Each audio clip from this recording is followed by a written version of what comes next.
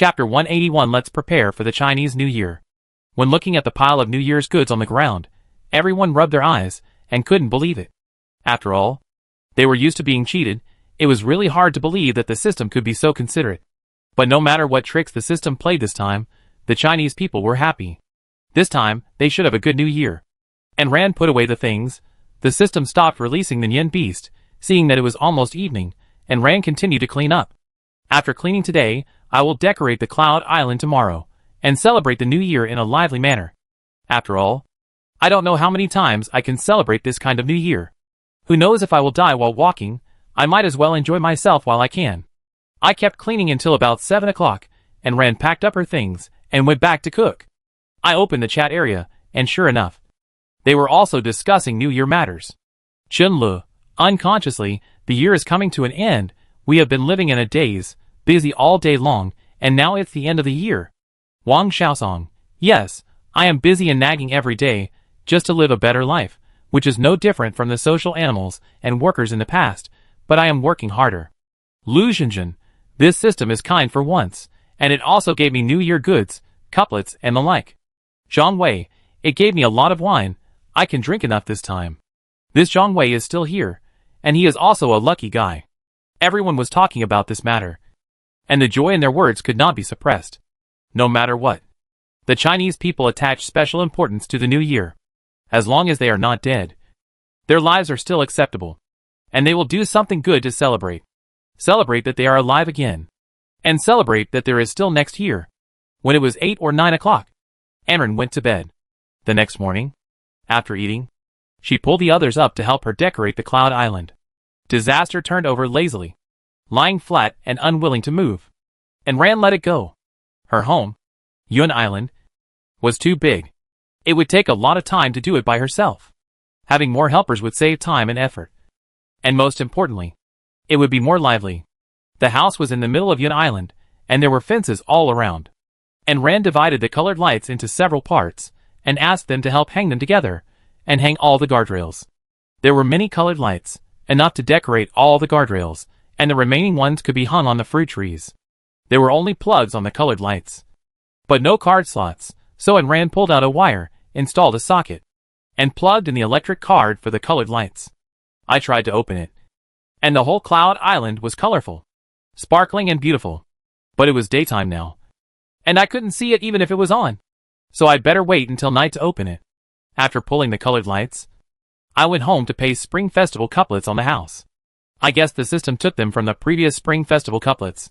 After all, it doesn't know how to innovate. I asked Lao Lu to help hold down a few corners, and she pasted tape on them.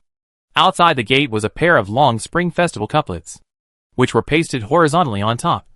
And then, there were hanging money, and 2 red lanterns were inserted on both sides of the gate. The house has only one main entrance.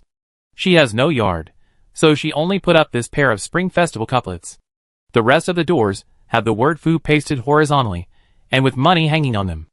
It took the whole family only half an hour to paste them. And Rand looked at the house with satisfaction, which was full of red.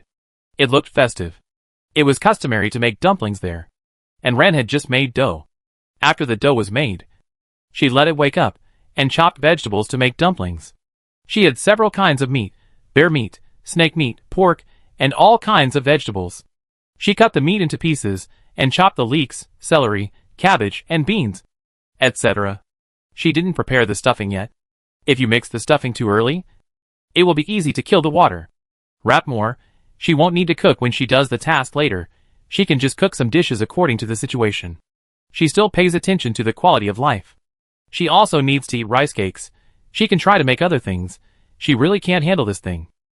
There is no Yen beast here, and Rand plans to go to the trading area to look for it. Fireworks and firecrackers will be set off on the New Year's Day. There is no rush now. After searching the trading area, she really found rice cakes, Korean rice cakes, Chinese rice cakes, and many styles. And Rand used 5 pounds of flour and 1 pound of vegetables to exchange for 3 pounds of rice cakes. Her family had many people, and they ate a lot. After getting the rice cakes back and waiting for the dough to rise, and Rand started making dumplings. She moved the panel and other things to the Kong in the bedroom, sat cross-legged, and made dumplings while watching the Spring Festival gala programs of previous years. Chong Jun turned into a human form and helped cut the dough. Seeing Ran making dumplings easily, he also felt itchy and helped.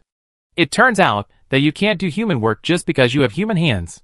Looking at the horrible dumplings, Chong Jun was a little autistic, and Ran laughed at him without any hesitation. Chong Jun obediently went to cut the dough. He couldn't wrap the food. There was too much dough, and it was not tasty. He was not good at making dumplings, but he was good at steaming them. He just asked him to watch the fire and light the fire. And Ran gave instructions from a distance. At least the dumplings were not steamed into hard dough. He spent the whole afternoon making and steaming dumplings. He asked Chong Jun to watch the fire. And Ran continued to make other dumplings. For example, rice cakes, egg fillings, sugar fillings. These were also delicious. If you have had enough of meat dumplings, you can change the taste. Thinking that she didn't have that much time to cook, she cooked a lot of dishes in the rice cooker. Potatoes stewed with chicken, kelp stewed with pork ribs, braised eggplant, braised pork, braised bear paws, braised goose, etc. After the stews were cooked, she packed some for tonight and packed the rest into her backpack. As for the New Year's Eve dinner, I will prepare it tomorrow and eat the stew today. It was already past 1 p.m. after steaming the buns, and Ran planned to fry twisted dough. When making the buns, she also made the twisted dough. Pumpkin, banana, apple, etc. were added to the flour. This is how they fry it here. She didn't know how it was made in other places. She only remembered that when her mother was alive, the fried dough twists were crispy and soft, with a light sweetness. She could eat several without any side dishes. Thinking of her mother who died young, and Ran felt sad and fortunate. She felt sad that she died young. But fortunately, she didn't need to enter this ghost game and risk her life to survive.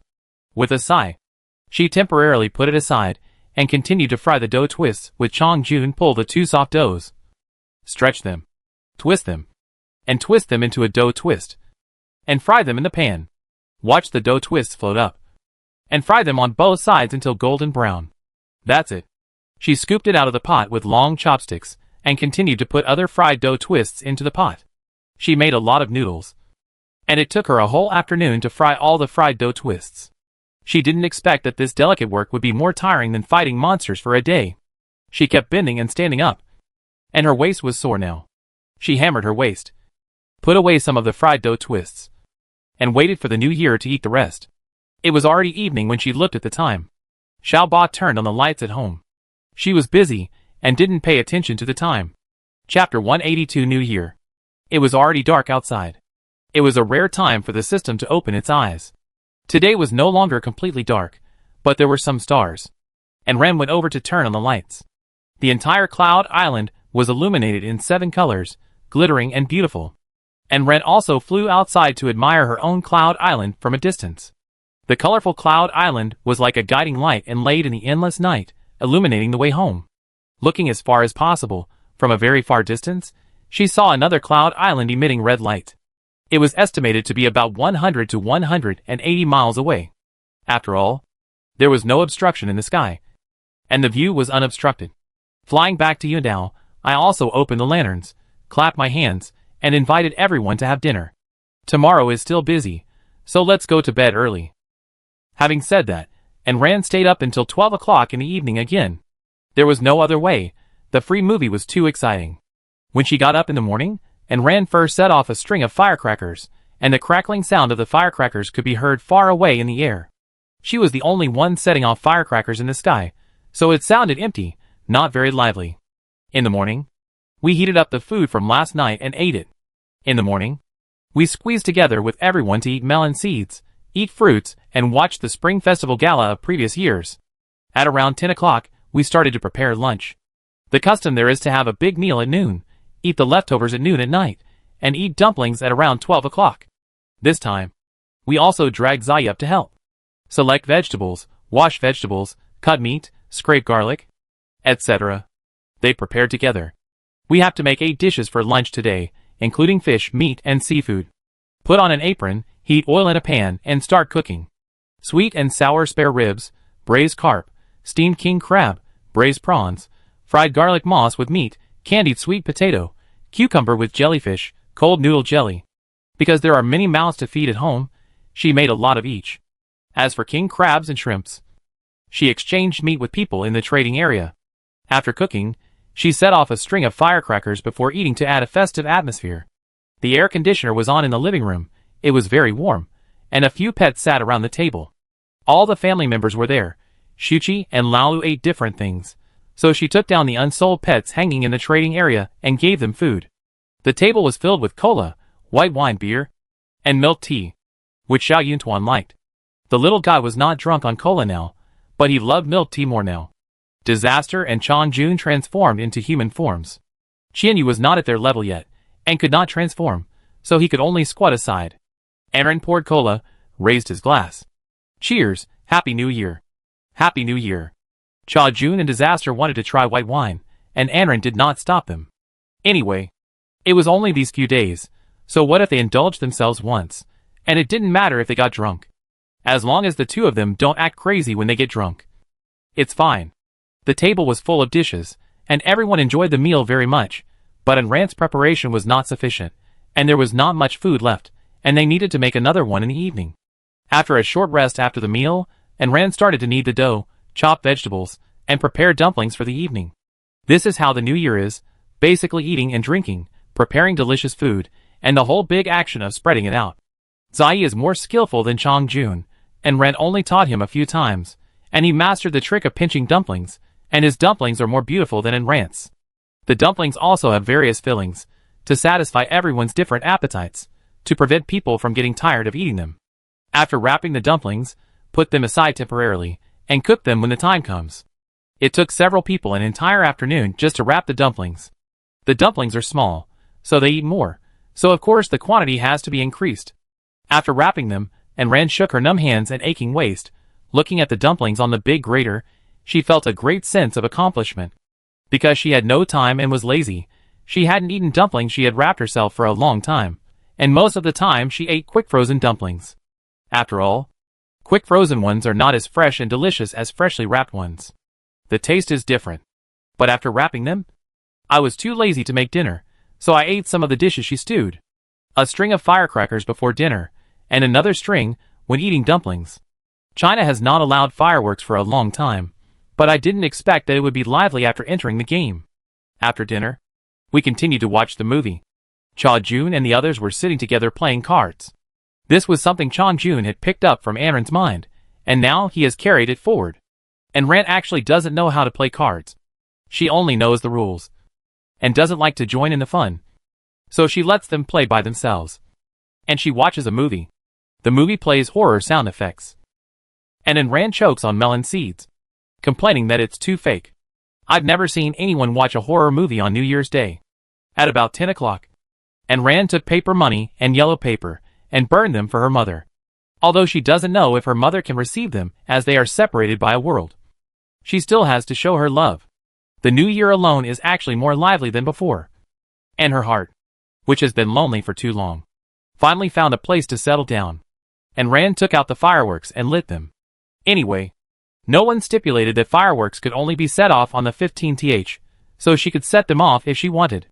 Amid the crackling sound of fireworks, the light shone on Anran's face. Amid the explosion, Anran loudly asked Chongjun and the others around her, "If one day I can leave the game, are you willing to leave with me?" Chongjun and the others looked at each other. Of course I am willing. When that time really comes, Anran is afraid that she has already left the game and become a god, and naturally she has the ability to take them away. Qianyu flapped its wings and rushed into the sky. Under its control, countless points of light rushed into the sky, just like countless scattered fireworks raining down from the sky.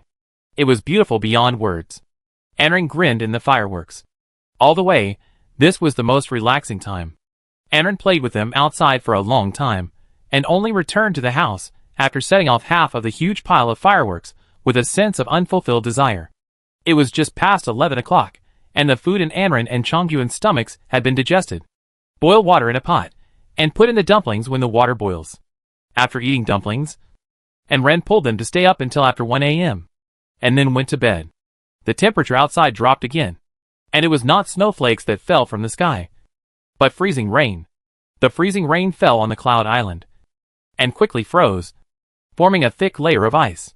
Everything was frozen, and even the fruit trees that Anran had built a greenhouse for were all frozen to death. The ice layer continued to spread, and directly froze the entire house in a thick layer of ice. The air in the house gradually decreased, and the airtight room that was frozen could not get any air at all. And Ran was suffocated and woke up. She resigned herself to her fate, and went out to shovel ice with her weapon.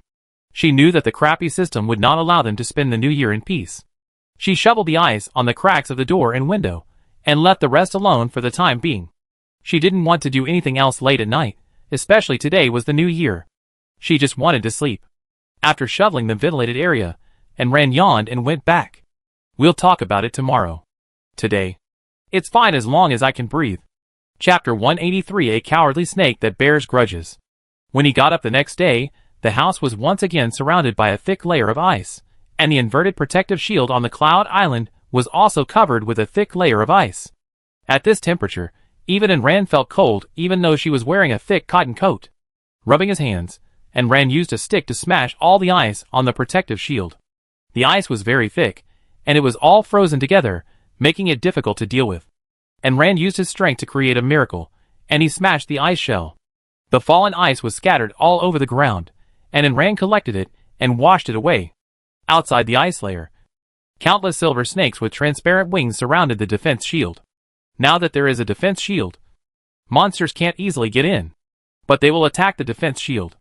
If your defense shield is broken, your territory will be declared breached, which is equivalent to losing your territory.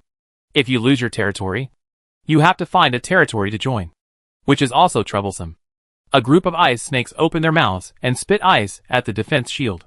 Countless ice spurted out of the mouths of the ice snakes, forming small waterfalls, rushing straight to the defense shield and Cloud Island. The attack hit the shield, and the shield was stirred up with ripples, and frost spread on the surface again. And Ran thought that the shield would freeze like before, but this time it was gradually cracking. There was no other way, and these monsters had to be cleared out.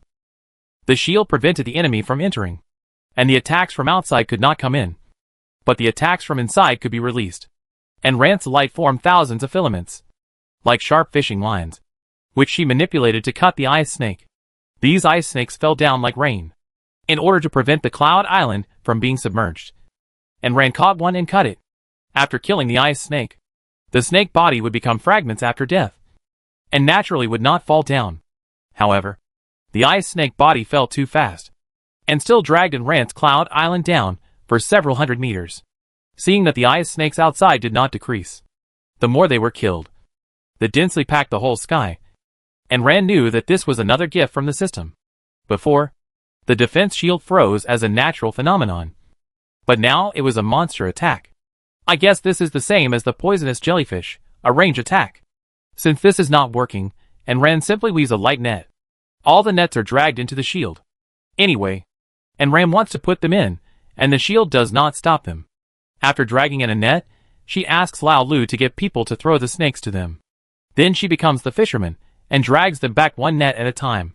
After Shaoqi parasitically grows, this time the flowers bloom with normal vitality, which just replenishes Ran's stock. Lao Lu is very happy to eat, after all. There are so many, no matter how much he eats, there is enough for Ran to burst supplies, so he can eat as much as he wants. What I didn't expect was that Cha Jun and Qianyu both liked to eat these ice snake disasters, and they treated them as food. They didn't mind that they were not cooked yet, and ate a lot. And Ran and the system probably didn't expect this. But on second thought, they were two dragons, and Qianyu was also carnivorous, so it wasn't that strange. And Ran resigned himself to being a fisherman, and he caught one net, and they ate one net. After catching an unknown number of them, all the ice snakes around the defense shield were caught, and the remaining ones refused to come over. And Ran hooked her finger at them provocatively, but the group of snakes didn't fall for it. One person, several pets, and a group of monsters stared at each other. The system obviously didn't want to help Ran feed the pets. If they don't come over, Ran can go over, and fly out of the protective shield with the other flying creatures in the house. A few of them pulled a corner of a huge light net, and flew towards the ice snakes in the sky, as if they were going to catch them all in one net. At the critical moment, the ice snakes fled in all directions, and then gathered again in the distance.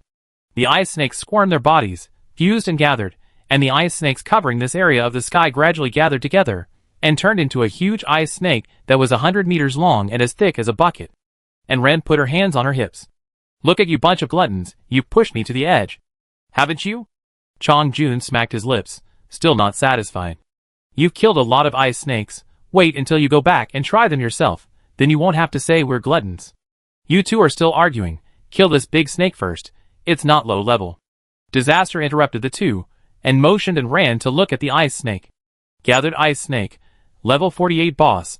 A boss made up of tens of thousands of ice snakes. Attack 850, defense 830, speed 920, health 1500. Knows ice magic. The value is okay, but not as exaggerated as that big bug. The snake has 20 pairs of thin transparent wings. Without these wings, it can't stay in the sky. It looks like a centipede with many legs. When flying, it wins from the front to the back. Seeing that Enran didn't take it seriously at all, the snake's vertical pupils were golden, and its pupil shrank to the tip of a needle.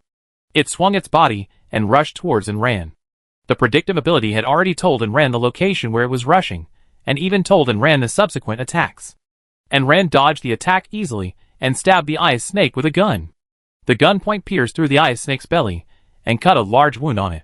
The snake was defeated and lost several hundred points of blood. The snake twisted its body and whipped its tail. Enran flew back a distance to avoid the attack. Enran was still planning to pursue the snake, but the snake missed and ran away. Enran and Chong Jun were a little dumbfounded. They thought the snake was going to fight her for 500 rounds. But the snake was scared just after the fight started. Enran was in tears and laughter as she watched the big snake run away, disappearing in the sky in an instant. She was too slow, and now she couldn't catch up. Who knew it was going to run after a feint? Enran didn't expect this to happen. It ran away, and the surrounding ice snakes were also merged with it, so there was no need to bother to deal with it. Enran landed on the cloud island, retracted her wings. Chong Jun said snake meat was delicious. Why not have a hot pot at noon? The big ice snake rushed a long way in one breath, and stopped only when Enran's cloud island was out of sight. Looking around, I don't know where I am. It seems to be a gathering place. The territory also has a defense shield. There are many people in the defense shield of several thousand square meters. There are also snakes attacking the defense shield. The big ice snake did not attack the defense shield, but opened its mouth, forming a wind hole in its mouth, sucking countless small ice snakes into its mouth. After the small ice snakes entered its body, they quickly merged with it, causing its volume to expand again. The ice snake ate all the ice snakes here, and continued to rush to the next territory under the dull gaze of everyone in the territory. Then it did the same thing, continuing to absorb ice snakes, until its body was 200 meters long and about 10 meters thick. And then the ice snake stopped. Its head turned to the direction from which it came, and its eyes were full of hatred. Damn human. I will eat you. Chapter 184. Kill the cowardly snake. This snake ate so many small ice snakes, and killed the snakes surrounding the two territories, before it flew back contentedly. Enran had originally planned to eat hot pot, but encountered that big ice snake coming here to make trouble, and messing with the defense shield outside. The idea of eating hot pot was put aside, and the stupid snake was killed first. This snake ate too much, and its body was too large, which caused other values to increase, and the speed to decrease instead. The hundreds of pairs of transparent wings on its body can hardly support this huge body. It took less than half an hour for the big fat snake to leave Anran Cloud Island, and more than an hour to return. It was just that exaggerated length and size swimming through the sky, which brought a great shock to the territories passing by. This kind of terrifying monster, if it really sets its sights on the territory, it will be a gift even if they have a large number of people. After all, having a large number of people does not mean that the level and attack power are also high. Some people enter the territory and concentrate on farming or salvaging clouds, and no longer continue to upgrade. Now looking at the value of this snake. Of course I was scared. But this big snake was just passing by. It had no interest in these people. The huge snake directly coiled on the shield, using its already powerful strength to squeeze the shield inward, trying to destroy the shield. The huge figure of the snake cast a shadow on the cloud island, covering the sun in the sky. When he went out safely, the attribute value of the big snake changed. Gathering ice snake, level 48 boss. A boss composed of tens of thousands of ice snakes. Attack 1000. Defense 1000. Speed 750. Health 2500. Can perform ice magic. Good fellow, the rest of the values have changed, but the speed has slowed down. I don't know what it's for. and Ran held the spear, flew to the top of the shield, and stabbed it out with a spear. With a ding sound, the spear stabbed into its thick ice shell, only splashing a piece of ice flour, and couldn't penetrate. The ice snake's huge head drooped, with its mouth full of fangs, as if it was laughing at Ran. This snake is not only cowardly, but also vengeful and immoral. And Ran decisively changed weapons. The disaster turned into a longbow, with the armor-piercing arrow as the carrier, and the burning black soul fire was entangled on it. And Ran drew the bow, and shot straight at the lower jaw of its big head. The distance was too close, and the speed was like a meteor. The big snake tried to hide, but was entangled by the light emitted by Chinyu, who had appeared in the sky at some point. The big snake took the blow. The armor-piercing arrow penetrated the ice shell and snake's skin, and went into its lower jaw. In severe pain, the big snake struggled desperately, broke free from Chinyu's restraints, and raised its head. That's why it didn't get shot through the brain by this powerful arrow. The armor-piercing arrow remained in the ice snake's head, continuously causing damage to it, and the soul fire in it burned inside it. The monsters produced by the system have no souls, only a bunch of data and simple intelligence. But the soul fire burns everything, not just the soul, and it will burn continuously when attached to it. The fire can only be extinguished when all the items are burned, or the piece of meat being burned is dug out. At this time, the soul fire attached to the head of the snake, burning from the inside out, and then surrounding the entire head. It was so painful that it kept rolling on the shield. The entire shield was vibrating constantly, and cracks appeared in some places. And Ran was shocked. She didn't want to join other people's territory, so she had to protect the shield. Old 6 and Little 7 attacked together, and the huge body occupied most of the Cloud Island. Dense vines rose up, like covering the sky and the sun, and fixed the big stupid snake in place through the shield. And Ran and the others took advantage of the victory to pursue, and Ran raised her spear, and the handle of the spear hit the exposed armor-piercing arrow. The armor-piercing arrow was hit hard by Ran, and completely penetrated the big stupid snake's head.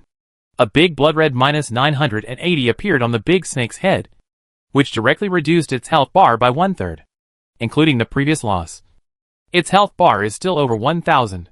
The big snake kept making a hissing sound, and opened its big mouth, and the ice storm sprayed out like it was free.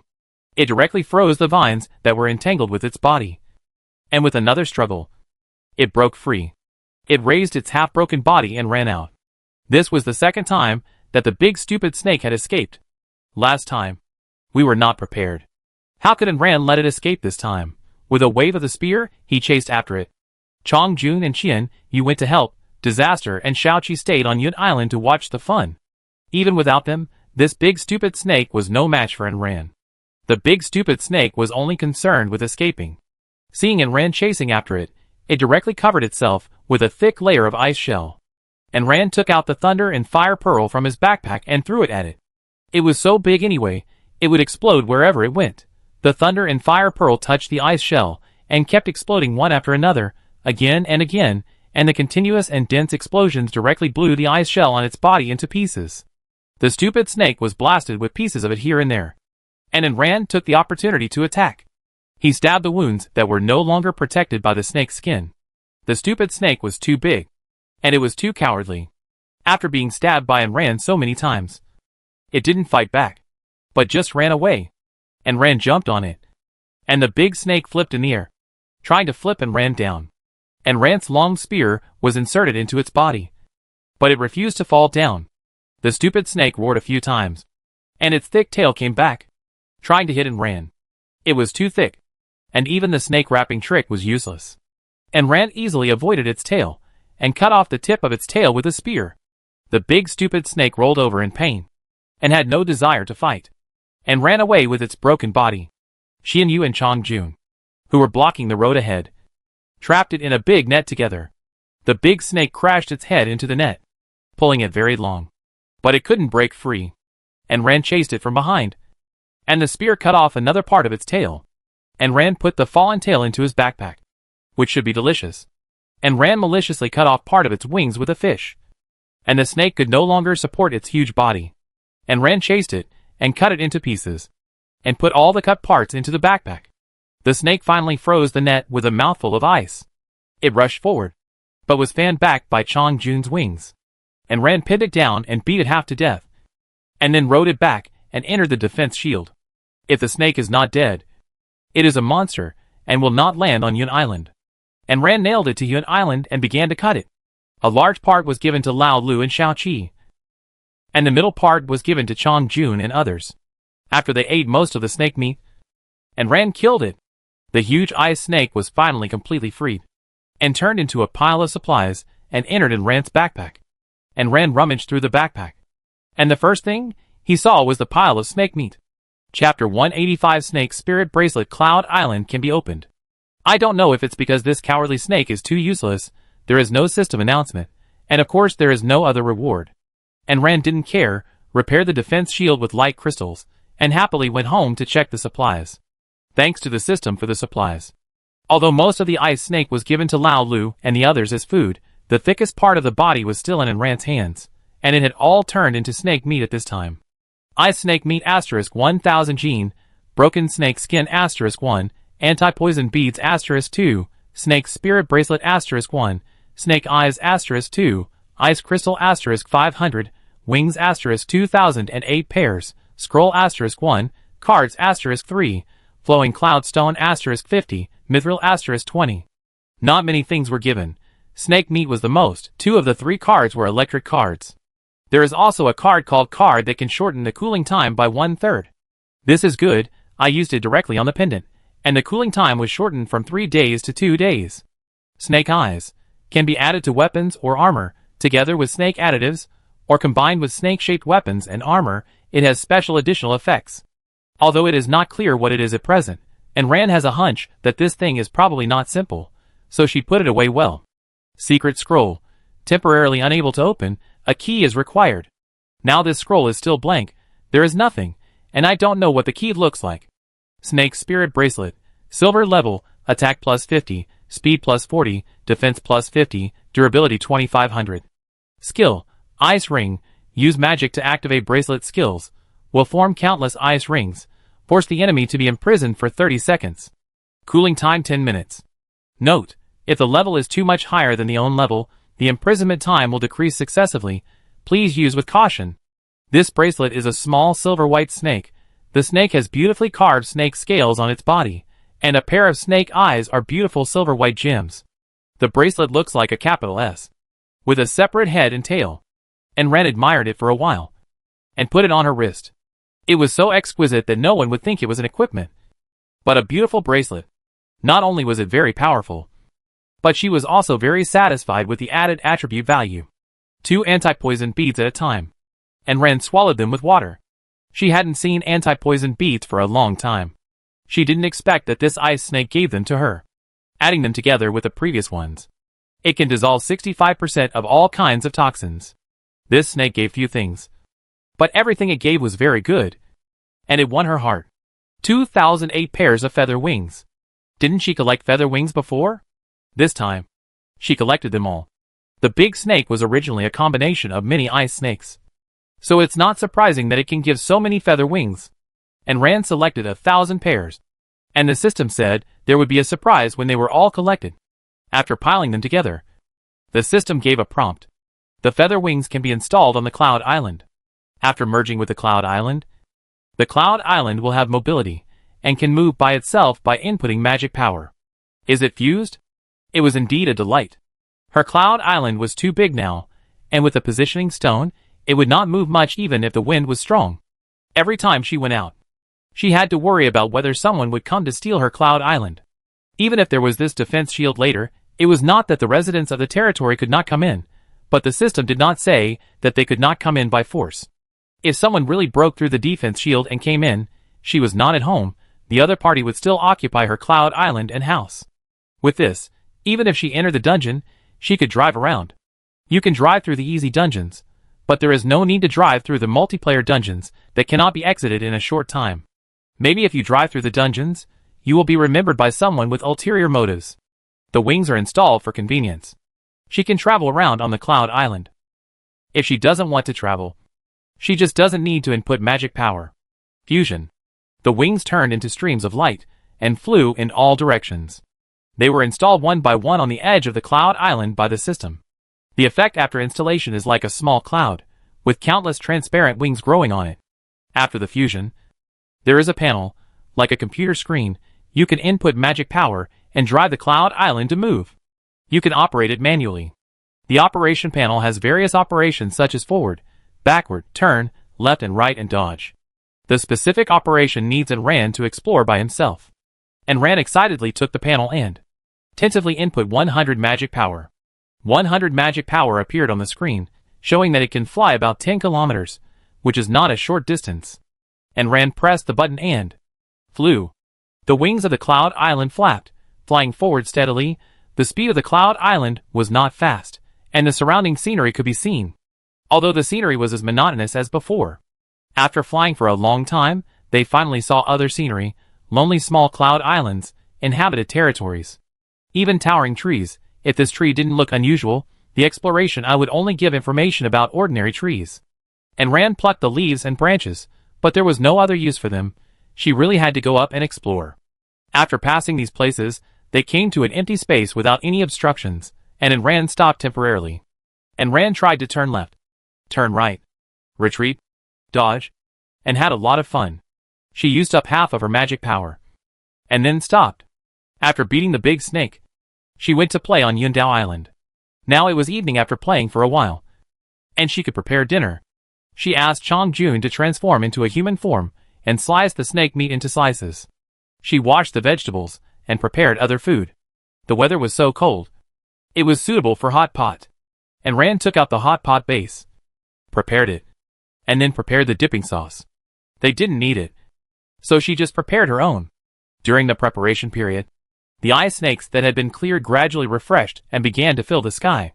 However, the big ice snakes ate a lot, and it would take a while for these snakes to fill the holes. Enran stuck his head out to take a look, not wanting to be attacked by the ice snakes again. He ordered Xiao Ba to open the Cloud Island and leave this area. As for the direction, Xiao Ba could play as he pleased. Just don't drive into the abyss. Xiao Ba, Xiao Qi and Lao Lu got together, drove the Cloud Island around, and paraded through the sky. They also passed by a certain territory. The busy residents in the territory looked dumbfounded at the Cloud Island passing by them, and pinched their flesh in confusion. There is no wind. How did the Cloud Island run away by itself? Xiao Ba completely treated the Cloud Island as a large driving car toy. It ran around in the sky until the magic power was exhausted and it stopped at a place. It was a shadow. There was nothing around. The huge shadow stopped in the sky, and it did not move. When the Cloud Island stopped, Disaster, Jinyu and Chongjun seemed to have sensed something and walked out of the house. The white clouds floated leisurely by the shadow, casting layers of shadows on the Cloud Island. The three of them, looking at the huge thing in front of them that could not be seen in its original appearance, suddenly their breathing became rapid. Chapter 186, the first of the 10 fantasy beasts in the past, the fantasy sea giant whale. When Enran saw that his helpers had all run away, he ran out too, and saw the three looking up at the sky. Enran looked up belatedly, and saw a huge shadow between entity and illusion in the sky. Maybe the distance was too close, Enran only knew that this thing was huge, like a small mountain, and could not see the whole picture. Enran asked them in confusion, "Why do you all have this expression? What's wrong? What is this?" Chongjun's tone was more serious than ever before. "This is the leader of the 10 fantasy beasts, the fantasy sea giant whale." Enran tilted his head in confusion. This giant whale is also a spiritual type or other type. How come there is only a phantom-like thing? Seeing that she was puzzled, Disaster began to explain. "If my guess is correct, this old whale has probably fallen, and now it is just the system projecting its image." Enran suddenly realized that it was something similar to the images projected in movies. However, the leader of the 10 fantasy beasts was killed by the system. How amazing is this system? The mist surrounding the big whale gradually moved away, and Enran still couldn't see the whole picture. She only knew that she was just a small ant in the shadow of this whale. You can imagine how huge its body is. Yundao gradually approached the whale. Enran reached out to touch it. As expected, it had no entity. His hand passed through the shadow. Enran rushed into the magic power and drove Yundao, intending to circle around to see how big the whale was. I remember the last time I saw Changya. Its body length had reached more than 700 meters. Now it seems that it had reached nearly 1,000 meters before it died. Chongjun and Disaster were discussing Changya's affairs. Anren listened while driving Yuntao around. How big is it? She wants to see it for herself. This huge whale spans the sky, covering a huge area. But it is just an illusion. And Ran circled around the whale. Because it is not a physical entity. The illustration did not give her any feedback. And Ran looked at the behemoth in front of her in amazement. And her heart became more entangled. Such a powerful beast died at the hands of the system. Can a weak chicken like her really beat the system? Since it is a beast standing at the top of the 10 fantasy beasts. How powerful must its data be? And Ran worshipped the whale. Stopped at its tail. And went back into the house. They were already dead. And she couldn't save them. Even if they were alive. It would not be her turn to save them. She should continue to do her own things. She hadn't finished eating her snake meat yet. Chong Jun and the others sighed for a while. And also went into the house. Although they were not friends. Seeing the old rival who suppressed them so much in the past fall like this. It would be strange if they didn't feel uncomfortable. Sighs, regrets, and all kinds of complicated emotions mixed together. But Ram was right, they were already dead. What else could they do? The few of them went in to eat hot pot. A gust of wind blew, and Yuntao slowly floated into the illusory image of the big whale. A gray black mark of a small whale, silently imprinted on the butterfly bone behind Ran's shoulder, and then quietly disappeared. The illusory image of the big whale seemed to open its eyes, and then close them again. The meat of the ice snake does not increase the attribute value, but it is really delicious. It was smooth and tender, the meat was chewy sweet, without any fishy smell, and the hot pot base made it even more delicious. And Ran had prepared a lot of other meats and vegetables, but in the end they only ate snake meat. This snake meat is addictive, and you can't get enough of it. After eating the hot pot, and Ran covered her bloated belly and spread it flat on the con. No, I'm too full. After digesting it for a while, and Ran went to clean up the mess. Alas, I need someone to help with the housework. Stopping at the phantom of the big whale. And Ran waited until the first day of the new year. And set off for the next dungeon early the next morning. Ghost Crying City? Ghost Crying City from the abyss. She always felt that something was calling her there. Making her unable to stay here peacefully. And wanted to find out. But what Ran didn't know was that the whale mark on her back echoed with the Ghost Crying City. However, since she set off, the calling sound disappeared. Which also made her not so anxious on the way. But she rushed there slowly. This time it was not a group copy released by the system. She was alone and did not know what was going on there. But she did not really want to meet others. If she met them, she would have to fight. Although there were many reasons to fight. She would still have to kill people in the end. She was not afraid of killing people. But she was tired of killing people all the time. If she continued like this, she was afraid that she would become numb. One day, she would feel that people were like ants and could be killed at will. At that time, would she still be herself? Therefore, it was best not to meet humans. No matter what the reason for killing people was. It was still killing people. So when encountering a territory later, and Ram would choose to take a detour. And would only kill the enemy if someone came up to rob him. And Ran did not fly very fast. And followed the arrow on the map all the way north. And he did not know how far he flew. He did not encounter many ghosts from the Ghost Crying City along the way. And the ghosts he encountered were all low level. During the journey, although Ran's level did not increase, his value did increase. Player Ran, level 435678/80,000 HP, 1000. Come on, the indestructible cockroach, you are the most tenacious. Strength 502 plus 100, you can compete with the Tyrannosaurus Rex. Speed 478 plus 40, running towards the sun, you are the Quafu Defense. 475 plus 50, you are as thick-skinned as a city wall. Turning a corner magic. 1020 can be used for subsequent skill releases. Now I don't have much experience in killing low-level monsters, and there don't seem to be that many high-level monsters. I don't know if the system deliberately limits the number of high-level monsters, not allowing everyone to level up, or if she hasn't encountered them. Anyway, the levels she has encountered recently are not high. The monsters she has killed along the way are not enough to give her enough experience. And Ran is anxious. Although the highest level on the leaderboard is 40, she is still anxious. Since she hit on it, she is no longer ranked first on the level list, although she is also a Chinese. It's just that this Chinese is also the first on the killing list, and the number of players he has killed has exceeded 500, which is even more exaggerated than in Ran's. And Ran couldn't help but wonder, whether his level was raised by accumulating human lives. After all, killing people does level up quickly. But this matter, it's not her turn to take care of it, after all. This person didn't set his sights on her. She's not a righteous army, and she can't even reach him. The second-ranked player is an American, who has killed one less person than the first player. Chapter 187 Entering the Ghost-Crying City.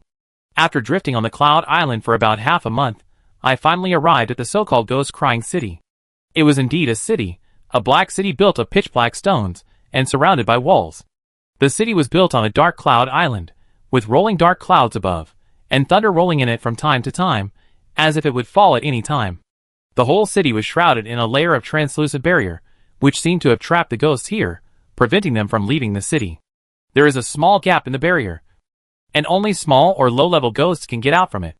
Before entering, and Rand's head was full of danger warnings. With such a warning method, it is obvious that there are dangerous things inside, and she cannot go in. But she has already reached the door, and she has promised to help the undead come back. Besides, the calling voice hurts her eardrums. She has to go in here. But she is not sure if she goes in rashly, and she doesn't get too close. She just sets up a cloud island outside, and uses a telescope to observe. The entire ghost-crying city was shrouded in layers of shadows, and it was hard to see clearly. But the ghosts and monsters that came and went inside were indeed ghosts and monsters. Some of these ghosts and monsters were humanoid. Some were other races. Some had physical bodies, and some did not. Anyway, they looked different from Rand. In this case, she would not be able to sneak in. After staring for a long time, the survival atlas automatically showed the information of this city. Ghost-Crying City, the natives from the abyss. There are all kinds of ghosts and evil spirits in it, and the population of this city is about tens of thousands. Note, this group of ghosts from the abyss likes to eat meat, especially humans and humanoid things. Enter with caution. From the outside, combined with the information obtained, this city probably has no humans. Right. And Rand touched his chin, racking his brains to find a way to get in. How can he complete the task without going in? Xiao Ba poked and Rand. Master, I have a way. And Rand suddenly realized. Why did he forget about Xiao Ba? Its ability has changed now. Enough for him to enter in shape-shifting. Xiao Baki turned into a hairpin, activated its power, and put a shell on Rand, transforming into a ghost in human form. And Rand came down from the Cloud Island, and to prevent it from floating away, it was tied to the Cloud Island of Ghost-Crying City.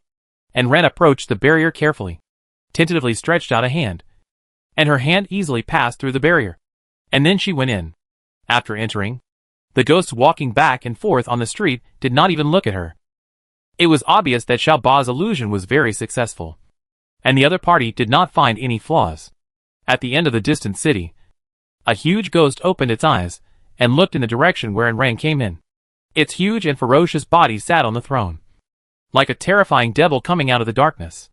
It seemed to want to kill Rand, but as soon as it stood up, a distant wail cry sounded. The ghost's huge body fell heavily back on the throne with the wail cry. The ghost closed his eyes unwillingly and fell asleep again. When the wail cry sounded, the huge barrier covering the city shook slightly, and the originally small crack expanded slightly. The whale's cry was anxious, as if urging something, and Rand heard the whale's cry in a daze, but listened carefully, and heard nothing.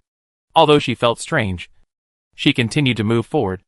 After entering here, Lao Lu's mood was extremely high, as if she wanted to crawl out and eat these ghosts. But they were now on the street, too conspicuous, and Rand quickly pushed Lao Lu down. After entering the Ghost-Crying City, Rand realized that this place was no different from the city where ordinary people live. The ghosts inside were also living a normal life. There were even various shops and facilities, except that the people walking on the streets were not normal humans. The rest was no different from ordinary cities. For example, the butcher shop in front did not sell pork or other things, but the corpses of other races other than ghosts.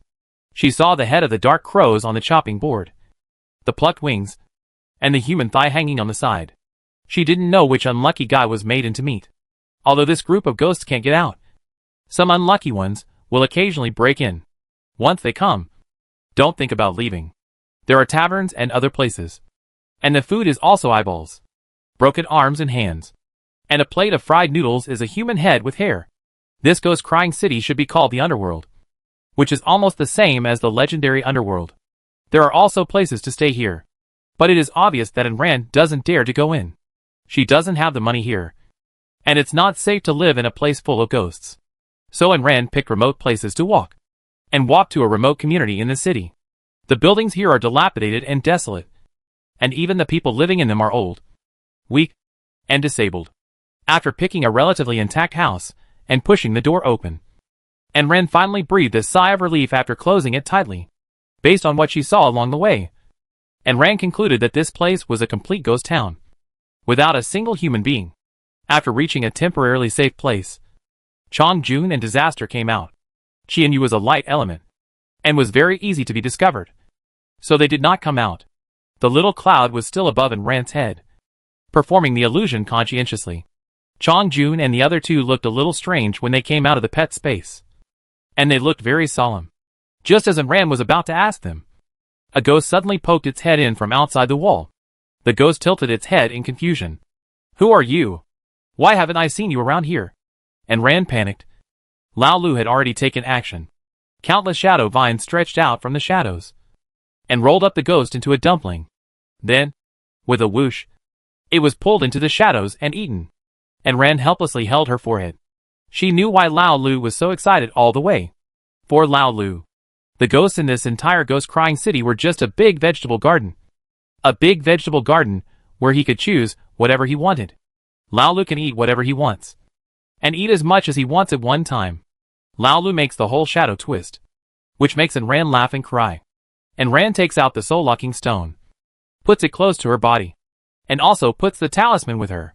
She can't stop the ghosts from coming in, so she can only be prepared and not be affected by the ghosts. Fortunately, this place is remote enough, except for the ghost that just poked its head in. No other ghosts come. Ghost Crying City is the same as night during the day. The city is pitch black, but ghosts are nocturnal, and they can still be seen without lighting. But Rand can't do that. Staying in the dark for too long will make her depressed. She took out a cardboard from her backpack and used tape to stick all the light-transmitting places firmly. After turning on the light in the room, Lao Lu went out to confirm that it was not light-transmitting, and then he turned it on boldly. Chapter 188 Gathering Intelligence. After arranging the place, Rand wanted to put out the cabin, but the peak of the cabin was higher than the wall, and Rand simply didn't take it. She had killed so many people before, and had a lot of tents and cabins, all of which were put on the trading area. Now no one needs these things, and they can't be sold. And Rand took down a bamboo house, which is more than 20 square meters, but it is a bungalow, so the roof won't break. Because of all the ghost marriages in Ghost Cry City, it is very cold here, no matter day or night, and the wind is cold. It was already 50 to 60 degrees below zero. And with the chilly air, even though Rand's physique was so abnormal, she was still shivering from the cold. She was going to light the stove to keep warm. Otherwise she wouldn't have chosen the wooden house, which was convenient for storage. It wasn't that she couldn't live here, but she probably wouldn't stay here for too long. And if she moved, it would be too difficult to clean up. After lighting the fire and warming herself up by the fire, Rand had time to ask the two people who looked strange, "What's wrong with you two? You've been acting weird since you came here." Chongjun flapped his wings, and walked to the cushion in front of the stove and lay down. "We can feel the breath of Changya here, filling the whole city." Changya is the dead whale. "Isn't Changya dead? How did you feel it? Could it be that it still lives here?" Disaster also walked over. Coiled up. Changya is indeed dead. But according to my and Chongjun's guess, Changya's body should be buried somewhere in this city. The barrier we passed by was Changya's work. He used his life to turn into a barrier, and seal the entire Ghost Crying City, so that the evil spirits could not leave here to kill people. But in the same way, this city also became a suppressing object, trapping Changya's soul here. And Rand frowned. If this is true, Changya's soul and this Ghost Crying City will become a reincarnation, restricting each other, sealing each other. Do you want to save it? Yes. Then what should I do? Kill all the ghosts in this city, destroy the city. This is the only solution we came up with after discussion. And Rand was speechless. She promised the pirate ship to let them return. The pirates told Rand to ask the city lord for mercy, and to offer their treasures when needed. But now these two violent people are going to demolish the city. What will happen to her mission? Chongjun glanced at her and said, If you destroy the whole city, without the city lord, no one will care whether they are exiled ghosts. And Rand nodded. It seems to make sense. But thinking of the illustration she saw in front of the door before, there are nearly tens of thousands of ghosts living in this city. And Rand felt that it was not practical to destroy them all. And there are too many dead ghosts. Will it really not attract their attention? When they come to your door and are besieged, it won't be so easy to escape. But there is no other way at the moment. So let's go with this, since she has to kill monsters to level up anyway. Maybe she can find another way after fighting. But before finding a way, you need to collect information first. The dungeons and survival games will not give you information. Unless you are inside, you don't know anything. The game won't let you take advantage of loopholes. Right here, there was no going out. And Rand put his hand on Lao Lu and closed his eyes. Lao Lu's shadow spread quickly, turned into a long vine, and meandered along the ground. This shadow opened countless eyes, extending in the ghost-crying city, turning around, sending everything it saw to and ran. It was just a pity that the vines extended by Lao Lu had no ears, so he could only see. This area was relatively desolate, and there were not many ghosts living here. It is probably the same as human society, with divisions and prosperous areas. It seems that the old, weak, and low-ranking people are driven here. Moreover, these ghosts not only eat human flesh, but also devour each other. That's right.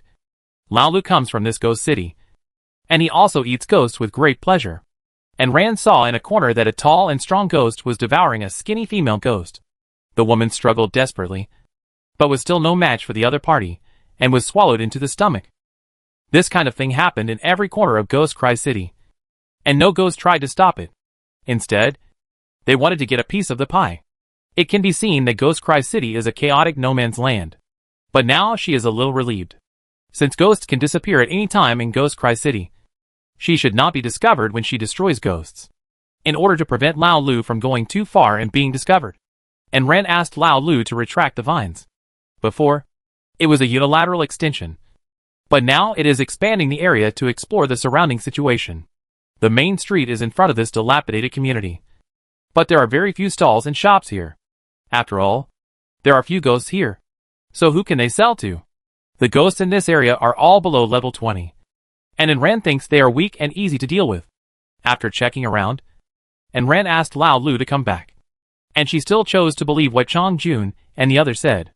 Although she didn't know if she could liberate Chanya's soul, she still had to kill the ghosts here. They had all been killed, so it didn't seem to make any difference whether she killed more or less. Anyway, her Cloud Island is right above her head. I will try to enter and exit the barrier of Ghost Crying City freely. If I can't beat her, she will run away. No one stipulates that we must stay here to the death, and no one stipulates that we must rescue Changyi. And Rand asked Xiao Yuntuan to help disguise herself, and tried it herself. The barrier here did not prevent her from leaving. It seems that it can identify whether she is a ghost or not. She left without attracting the attention of the ghosts. After all, low-level ghosts can leave. And Rand also noticed through observation that only ghosts below level 35 can leave here. The rest will only hit the barrier if they leave. A group of ghosts slapped the invisible barrier, which looked weird. After determining the retreat route and seeing that his Cloud Island was still firmly bound there, and Rand quietly returned to the house. As soon as he returned, he had a stare-into-eye confrontation with a half-grown ghost. The ghost was about to scream, but was burned to ashes by the soul fire of the disaster. The supplies given by the ghost flew into Rand's backpack, which was also a talisman paper. Hey, after killing the ghosts, the talisman paper that restrained them was given. The system supply explosion was also very strange. It took Rand an entire afternoon to put away the talisman paper, collect intelligence, survey the barrier, and find a safe house. It was already evening when he came back, and Rand felt that it might be even more unsafe at night. So he stayed in the house obediently and didn't run away. Chapter 189 Information delivered to the door. And Rand's guess was obviously correct. Although she did not go out, she could clearly see the situation outside through the eyes of Lao Lu, who stayed nearby. This group of ghosts was extremely excited at night, wandering in groups on the streets of Ghost City. At this time, let alone foreign players and races, some ghosts that were too weak were swallowed up. Even some stronger ghosts were besieged and swallowed, and nothing was left. These ghosts in the Ghost Crying City seemed to be able to strengthen themselves by devouring. And Rand watched for a while. It was a mess outside, Big ghosts ate small ghosts. There was no rule at all. The ghosts in the city disappeared at a fast speed. There were no rules and no order. Everything was based on strength. The strong preyed on the weak. And Ren nodded with satisfaction. A lot of ghosts died in one night. This meant that no matter how many she killed, the ghosts in the city would not be alert. She just had to be careful not to expose herself. Now that she had figured out the rules. And Ren also joined the ghost hunting. She did not go out herself. Nor did she use light magic or talisman paper. But asked Lao Lu to do it. Its ability was too suitable for lurking in such a place. So she killed it. And Ran said that she could just let it eat half and leave half for herself. Lao Lu immediately became excited, twisted his body, and poked his head out from the crack of the door. Countless dark shadows spread along the ground, turning into an invisible net, surrounding several ghosts that had escaped here. The shadow suddenly jumped up, burying several ghosts, and pulling them into the shadow. Lao Lu's roots inserted into the ghosts' bodies, digesting them bit by bit. It would bring back the extra ones, giving An Ran practice and exploding supplies. I dare not use light magic here. After all, there are ghosts everywhere, and the whole city is full of gloomy and dark atmosphere. Once light magic is used, it will definitely be exposed. And Ran used talisman paper. Anyway, the talisman paper will be exploded after killing the ghosts, so there is no need to save it. But the ghosts that were killed now were all low-level ghosts. And the materials that were dropped were talisman paper and female ghost hair. There was nothing else. The point that the abyss monsters could increase their attribute values was also broken. This was the first time I felt that the system was so deceptive. However, talisman paper and hair were also good things. Besides, regardless of whether there were good things or not, and Ran still had to kill all these ghosts. But this was a city, and there were so many ghosts. Lao Lu had been killing them for half a night, and he was tired even after eating. And Ran had killed enough of these things, and she needed to sleep in the second half of the night. So she stopped for a while. Anyway, with Zai and Lao Lu on duty, she was not afraid of ghosts passing through the wall, and Ran slept peacefully. But of course, she would also keep some of her attention outside. That night, a few ghosts came in, and were burned to ashes by the soul fire of Zai, who was on duty. They killed about 300 ghosts that night, and did not attract the attention of other ghosts at all. And Ran woke up early in the morning, walked out of the bamboo house, and had a stare-in with a ghost. And Ran is not in disguise now. There is no sunshine in Ghost City. It is always gloomy. So An Ran has no shadow. The ghosts here look like humans with entities. They are not translucent. I don't know if it is because we are in Ghost City. The ghost that came was a green monster with an eye on its head. It tilted its head in confusion. It seemed that it did not recognize An Ran as a human. It just thought her race was strange. Brother, what race are you? I have never seen your race before. Obviously, ghosts do not distinguish between genders. This one-eyed monster does not have particularly obvious gender characteristics, except that they can pass through walls in Ghost City. They are actually no different from humans, and their bodies are not translucent. I am a human, a new species. And Ran had already pinched the talisman paper in his hand, and was ready to kill it directly. But the one-eyed monster nodded thoughtfully. It's not surprising.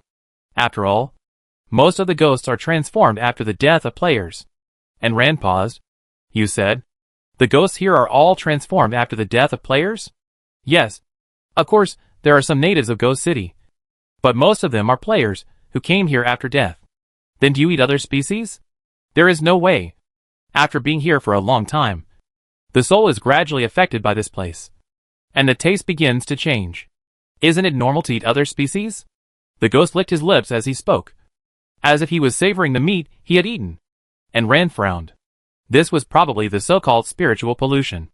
Moreover, after the souls of these players entered the ghost crying city, they would completely become ghosts. They even ate their own kind, not to mention their own kind in life. They were used to this, and had no sense of guilt at all. And Ran was still hesitating whether to kill all the ghosts here. But now it seemed that the souls of these players were no longer living creatures. They had been assimilated by the system into NPC monsters in the game, with only instincts left. If that's the case, why are there so few residents here? Has anyone attacked? The one-eyed monster rolled his eyes. We can't get out, and others can't easily get in, so whoever comes in is looking for death. The reason why there are so few residents here is because they kill each other, and die every day, How many residents can be left? Besides, there are several monsters here, and every time they eat, they have to eat a lot of ghosts, so there are even fewer residents. What monster? And Rand needed to get information. And she didn't plan to kill it for the time being. The one-eyed monster approached and ran and lowered his voice. You look like a newcomer, and you don't understand what's going on here. And Rand nodded, indicating that she was the one. The one-eyed monster looked out cautiously. There are several monsters in our ghost city that are fed by many dead souls. From the lowest to the highest. They are the ghost captain, the ghost deputy general, the ghost general, the ghost marshal, and, before the last one was finished, the one-eyed monster suddenly sniffed and looked and ran up and down in confusion. Brother, why do you smell like a living person? Obviously, they were too close, and in Rand's identity as a living person was exposed. The one-eyed monster looked at her strangely, and suddenly figured it out, and pointed at her. Oh, you are alive. Before he could finish his words, and Rand slapped a talisman on his head, and it started to burn. It burned out, and the talisman was fine after all. This thing can be used 3 times per piece, and it doesn't consume much talisman paper when dealing with low-level ghosts. Putting the talisman away, and Rand was a little annoyed. This idiot came back to his senses a little too quickly, and before he finished listening to her last message, it realized that he was a living person. This kind of person can't be kept, so he had to kill him. Chapter 190 Experiment, a bold decision. Next. Should we find other ghosts to get some information? During the day, these ghosts will go home. Even if there are dark clouds hanging over their heads, they are not afraid of light. They are not ghosts in the traditional sense, but they still go home. There are monsters on the streets, but not many, and they are not as numerous as the ghosts at night.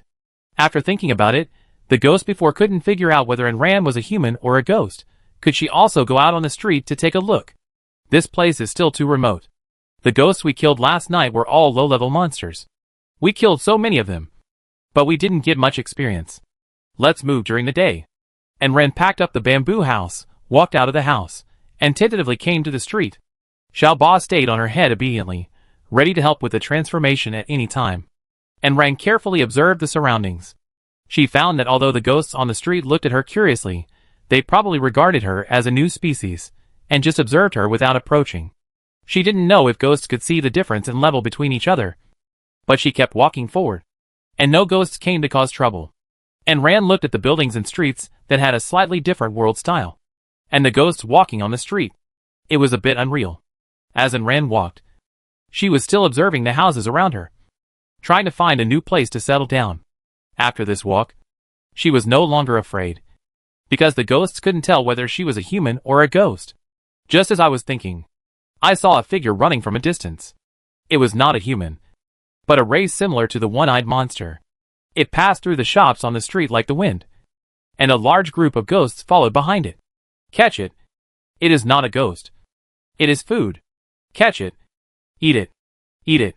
The street, which was originally somewhat orderly, quickly became chaotic. The ghosts who were originally busy with their own things showed their hideous faces together. A group of ghosts looked at the one-eyed monster running wildly on the street, twisting their bodies, and turning their heads 180 degrees to the one-eyed monster. Dropping what he was doing, he chased after them. On this huge street, a crazy killing show of chasing and escaping was staged. The one-eyed monster looked no different from the ghosts in the city, and no one knew how these ghosts found it. Anyway, in the end, the one-eyed monster was no match for the huge group of ghosts, and was eventually blocked at the end of the street and torn into pieces. And Ran watched the ghosts run past her. She did not participate in the chase, and the ghosts did not find her either. This made her feel confused. Remember the ghost last night? It was only when it got close to her that it realized she was a human. At a distance, it was also impossible to find out that she was not a ghost but a human. And Ren wondered, was she disguised in some way? But she really didn't remember any disguise on her. Even the small cloud group didn't give her an illusion. But Ran was still worried. She continued to carefully test for a while, and found that the ghosts really couldn't tell that she was a human, so she felt a little relieved. After searching for a long time without finding a place to live, and Ran randomly found a ghost, and asked it where to live. It was a ghost from the Dark Crow clan, and Ran was still a distance away from it. And it didn't know Ran's identity. You can live anywhere here. Just find a house and go there. Anyway, you are already a ghost, and you can live underground. You don't need to buy a house here. As long as you like it, You can move in. If there is a ghost inside, just kill it. And Rand smiled and thanked him. This place is really barbaric. But brother, do you know what taboos are here? Taboo. Don't go into the big house at the end of the street. There lives a ghost captain. Don't go to the center of the city. Don't go to the end of the city. You can't come back if you go. And Rand suddenly realized that it was probably the powerful ghosts that the one-eyed monster mentioned before. After sending it away, and Rand began to think, since the ghosts can't find out his identity, can he be bolder? After looking around the houses here, the ghosts' houses are ugly like earthen graves, built in strange shapes, and crooked. You said, can she occupy the captain's house? The Crow clan said, as long as she likes it, it doesn't matter if there are ghosts living in it, she can rob it. If she kills the ghost captain, does she become the captain? Look at how scared the ghosts here are of that ghost. If she occupies that position, can she act arrogantly? For example, let the ghosts below offer ghosts, then she doesn't need to look for them everywhere. Besides, people die all the time in the game, you can't kill them all, and she didn't think of killing them all, it's unrealistic. But if she could control this ghost town, or have some power or something, wouldn't it be more convenient? The more she thought about it, the more feasible it seemed to her. And Rand headed for the end of the street. She was going to replace the captain and become a captain herself. As she walked along, not many ghosts were suspicious of Rand's identity. They just watched her walk towards the captain and gathered together and whispered, another fearless person who is provoking. This is just delivering himself to others to eat. Do you really think the captain is a vegetarian? There are so many people looking for death recently, but have you seen anyone come out? You are overestimating yourself, looking for death for no reason. It's good enough that the captain doesn't come out to catch ghosts to eat, and there are fools who go in to die. You can't say that. What if she succeeds in the challenge? She might be the next team leader. Ha ha ha, when these ghosts get together to discuss, they are so loud that they almost want to hold a loudspeaker next to your ear and shout. Afraid that you couldn't hear them. They were just talking loudly, making Rand laugh and cry. However, the little bit of trepidation in her heart disappeared completely. It seems that there are many people who come to challenge this captain. Otherwise, why are these ghosts so calm? And even treated as a show? These guys who were discussing together just now swallowed up their partners in the next moment. This operation made Rand dumbfounded. These ghosts are really fickle, talking to you in the last second, and swallowing you as food in the next second. It can be seen that these guys have no so-called emotions at all. They only care about food and whether they can eat it. And Rand walked all the way to the end of the street, looking at the huge house on one side of the street. It was designed as a European-style small castle with a pointed roof, not as dilapidated and gray as other places. There were two ghosts guarding the door, and they looked a bit majestic. And Rand glanced at the two ghosts. Each of them was level 30, green-skinned goblins, and they looked very ugly. Chapter 191 challenged the ghost captain. When Rand walked over, the two ghosts did not stop him, but let Rand in. After Rand went in, the two were still sneering. Another one who overestimates his own abilities really thinks it's easy to be a captain. He's already been swallowed up by the captain, but he still doesn't give up.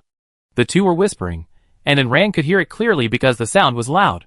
Rolling his eyes, Rand went straight into the small building. There was a garden inside, but the flowers and plants growing inside were not ordinary flowers and plants, but ghost trees, and flowers with ghost faces growing in the buds. These flowers and plants are all man-eating, and they are not good things. The ghost-crying city is full of ghosts. If a stranger enters it, he will not live for long. The garden is quite large, but it is gloomy, and there is no beauty that a garden should have. And Rand entered the small castle smoothly. The huge castle is full of ghosts on guard. A huge fat ghost is sitting on the seat. The fat body occupies the wide seat where 5 people sit side by side. It is long horizontally, but only 3 meters vertically. But sitting on the high seat, looking down, it brings a lot of pressure to people. When Rand entered, the ghost captain was eating.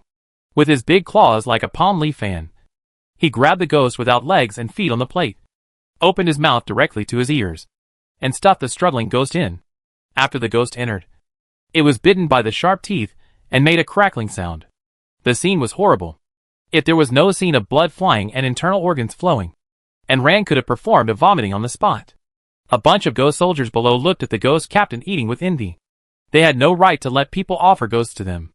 If they want to eat, they have to catch it themselves. The ghost captain looked at a delicate little shrimp coming in from the door, ignoring him, and just ate happily. Looking at it calmly, the survival guide automatically started. Ghost Captain, Level 40, Attack 320, Defense 350, Speed 380, HP 600. Note: physical attacks are useless against ghosts, only specific magic can cause damage to them. Good at mental pollution and soul attacks. No wonder no one can beat him, this fat guy is actually level 40. According to the level of ghosts she had seen along the way, she really couldn't win. And Rand stood under her seat. A group of ghost soldiers looked at Rand with a smile. This was another arrogant ghost who didn't know his own strength. Now there was something interesting to watch. They liked to watch the ghost captain tear the ghosts, who came to provoke him, into pieces and eat them. If they were lucky, they would get some leftovers as a reward. The ghost captain was still eating, so that the broken legs and heads of the ghosts were scattered all over the floor. He ate so thoroughly that he didn't take Rand seriously at all. And Rand put her hands on her hips. Since she looked down on him, then don't blame her for the sneak attack. It's better to strike first. The storm was wrapped in a circle of soul fire. And Rand had just taken out the spear and stepped forward. The storm was thrown out by Rand with all her strength. The storm drew a straight line in the air and stabbed towards the fat ghost captain like a meteor. The ghost captain, who was just eating, immediately felt the danger. The fat body tilted, barely avoiding the bullet in the chest, but because of the twisted body, it was stabbed directly into the shoulder. The spear brought Rand's powerful attack and penetration, and nailed it to the wall. The ghost captain opened his bloody mouth, screamed madly, and sprayed a mouthful of attack with thick black gas towards Rand. And Rand turned around and easily dodged it. In the early stage, she had fought a level 40 big bug, which was still a boss. For someone like you, your attributes are less than 1/3 of that of others, and Rand is not afraid of this guy. It's just that the mental attacks of these ghosts are too troublesome. The soul fire on the spear kept burning the ghost captain. Being a ghost, the fire made him feel so painful. And in just a moment, the soul fire burned off one of his shoulders. His right arm was separated from his body and fell off. The ghost captain didn't care about chasing Rand at this time. He grabbed the spear with one hand and pulled it off with great force. He threw the spear aside casually. The soul fire on it all ran to the big ghost. Without the burning material, it gradually extinguished. The huge body stood up from the seat. There was still soul fire burning on its left shoulder. It seemed to burn it to the last bit. Seeing that the soul fire could not be extinguished, the big ghost was also full of courage. He directly grabbed the burning place and casually caught the ghosts and monsters near it and swallowed them in one gulp. The guarding ghosts saw it and knew that a powerful one had come this time. Their captain was shot and half crippled. The captain started to eat them again. They were not stupid. They didn't need to say hello. They just opened the door and went out. A group of ghosts squeezed out in a mess. At this time, they even forgot that they could pass through walls. They all rushed out to the door. And Rand waved his hand to call back the storm, and with a tap of his toes, he stabbed the ghost captain again with a clear goal. The ghost captain was still eating the little ghosts to replenish his broken body. Seeing Rand coming, he casually raised a little ghost to block him. The long spear burning with soul fire directly pierced a little ghost into pieces. The ghost captain grabbed the little ghosts and threw them at Rand one after another, and he dragged his half-broken body to run. And Rand put on his armor, and with a flap of his wings, he passed the ghosts that were thrown at him and directly blocked the ghost captain. The ghost captain braked hard, and his fat feet made a grinding sound on the floor. And Rand realized at this time that this thing seemed to have a physical body and could not pass through the wall. Otherwise, it could just pass through the wall. But there was no need to flee in such a hurry. The ghosts who were fleeing behind remembered that they could pass through the wall, and they all ran away. Now only the ghost captain and Rand were in this empty hall. Seeing that he could not run away, the ghost captain opened his mouth and sprayed a rolling black smoke towards Rand. There seemed to be countless wrong souls and evil ghosts hidden in the black smoke, twisting and screaming as they wrapped around Rand's body. Being wrapped by this thing, not only will the soul be attacked, but the spirit will also be polluted, and there may be some negative emotions. And Rand did not dare to take it head-on, and quickly stepped away from the black smoke. But who knew that this black smoke was just like a tracker? When Rand turned, it also turned and chased Rand. Not only did the black smoke come towards Rand, but the ghost captain also rushed towards Rand with his sharp claws open. It seemed to tear Rand's body apart. The black smoke and the ghost captain blocked him from the front and back. And Rand squatted down, and with a sweeping kick, he kicked the ghost captain's ankle heavily. The ghost captain was kicked by this powerful kick, and lost his balance directly, and fell forward. And Ran squatted on the ground, and raised the long spear wrapped with soul fire all over his body, and stabbed it through directly. Chapter 192. And Ran, the domineering one. The ghost captain screamed extremely sharp and piercing, and the place where he was pierced was surrounded by soul fire. The soul fire burned slowly, but it continued to burn, and it seemed that it would burn it all. The black smoke sank down, and headed straight for Ran, but was whipped away by Lao Lu under Ran's feet. The ghost captain also took the opportunity to dig out the piece of meat, and staggered towards the door. It was now only half of its health bar. The soul fire of the disaster is simply the nemesis of these ghosts, and its lethality is huge. And Ran did not rush to chase, but Lao Lu spread over from underground, and countless tentacles rolled into a ball, directly twisting the ghost captain's legs. Amid screams, Lao Lu dragged the ghost captain back to the inner hall. Lao Lu broke it into several pieces, leaving only half of the body, which was burned to ashes by Ran. When the ghost captain died, the whole city trembled slightly, and all the ghosts knew that the ghost captain had been replaced by a ghost. Although Ran was not a ghost, he was here and received a notice. Actually, it wasn't a notification, just a wave of fluctuations, letting the residents here vaguely know that the captain had been replaced. And Ran didn't have to use much effort to kill the ghost captain. This place was not damaged much, and it was still intact. And Ran nodded with satisfaction. And she would live here. This place is better than any broken house. When it settles down, she will also ask those low-level ghosts to help catch ghosts. She also enjoys being a superior, commanding others to do things and serve, which is much faster than searching slowly by herself. Didn't the previous ghost captain do the same? Anyway, no ghost would suspect her, so she would naturally inherit this fine tradition. Let's take a look at what the ghost captain gave us first. This castle is divided into several parts. This is the most spacious antechamber. There is nothing else in it except a huge seat. Yes, they are all ghosts. They don't need to sleep, wear clothes or furniture. After all, they are not human. The whole castle is empty, and there is almost nothing. She killed the former ghost captain. The antechamber was empty for a long time. And then ghosts gradually came. Those ghosts that escaped, they came to flatter the new captain. They were the so-called lackeys. And Ran also needed ghosts to help her decorate her appearance, so she didn't refuse. Anyway, just like the previous ghost captain, she asked them to deliver ghosts to her for food. These ghosts were not strange, and they were used to this request. Just when the ghost captain was catching ghosts, they could also have a share of the pie. Seeking for protection was not for upgrading with the ghost captain or something. The biggest benefit was probably that they would not be eaten by the ghost captain. Previously, this group of ghosts followed the fat man for a long time without any problem. The ghost captain would not touch them even when he was hungry. Until Ran came to kill them, they were eaten by the ghost captain to replenish their ghost power. Although ghosts are not divided by gender, but Ran looks more friendly than the previous one, at least he will not eat them. In addition, there are other big ghosts above the ghost captain. They will also look for food, and if they follow the ghost captain, these big ghosts will not eat them easily. Although the ghost captain may not be as strong as the above ones, the other party will give them some face anyway. A big ghost occupies a place, without interfering with each other, and their subordinates can also walk sideways. In order to show off in front of the new captain, these subordinates took action at night, and captured a bunch of ghosts, and sent them over.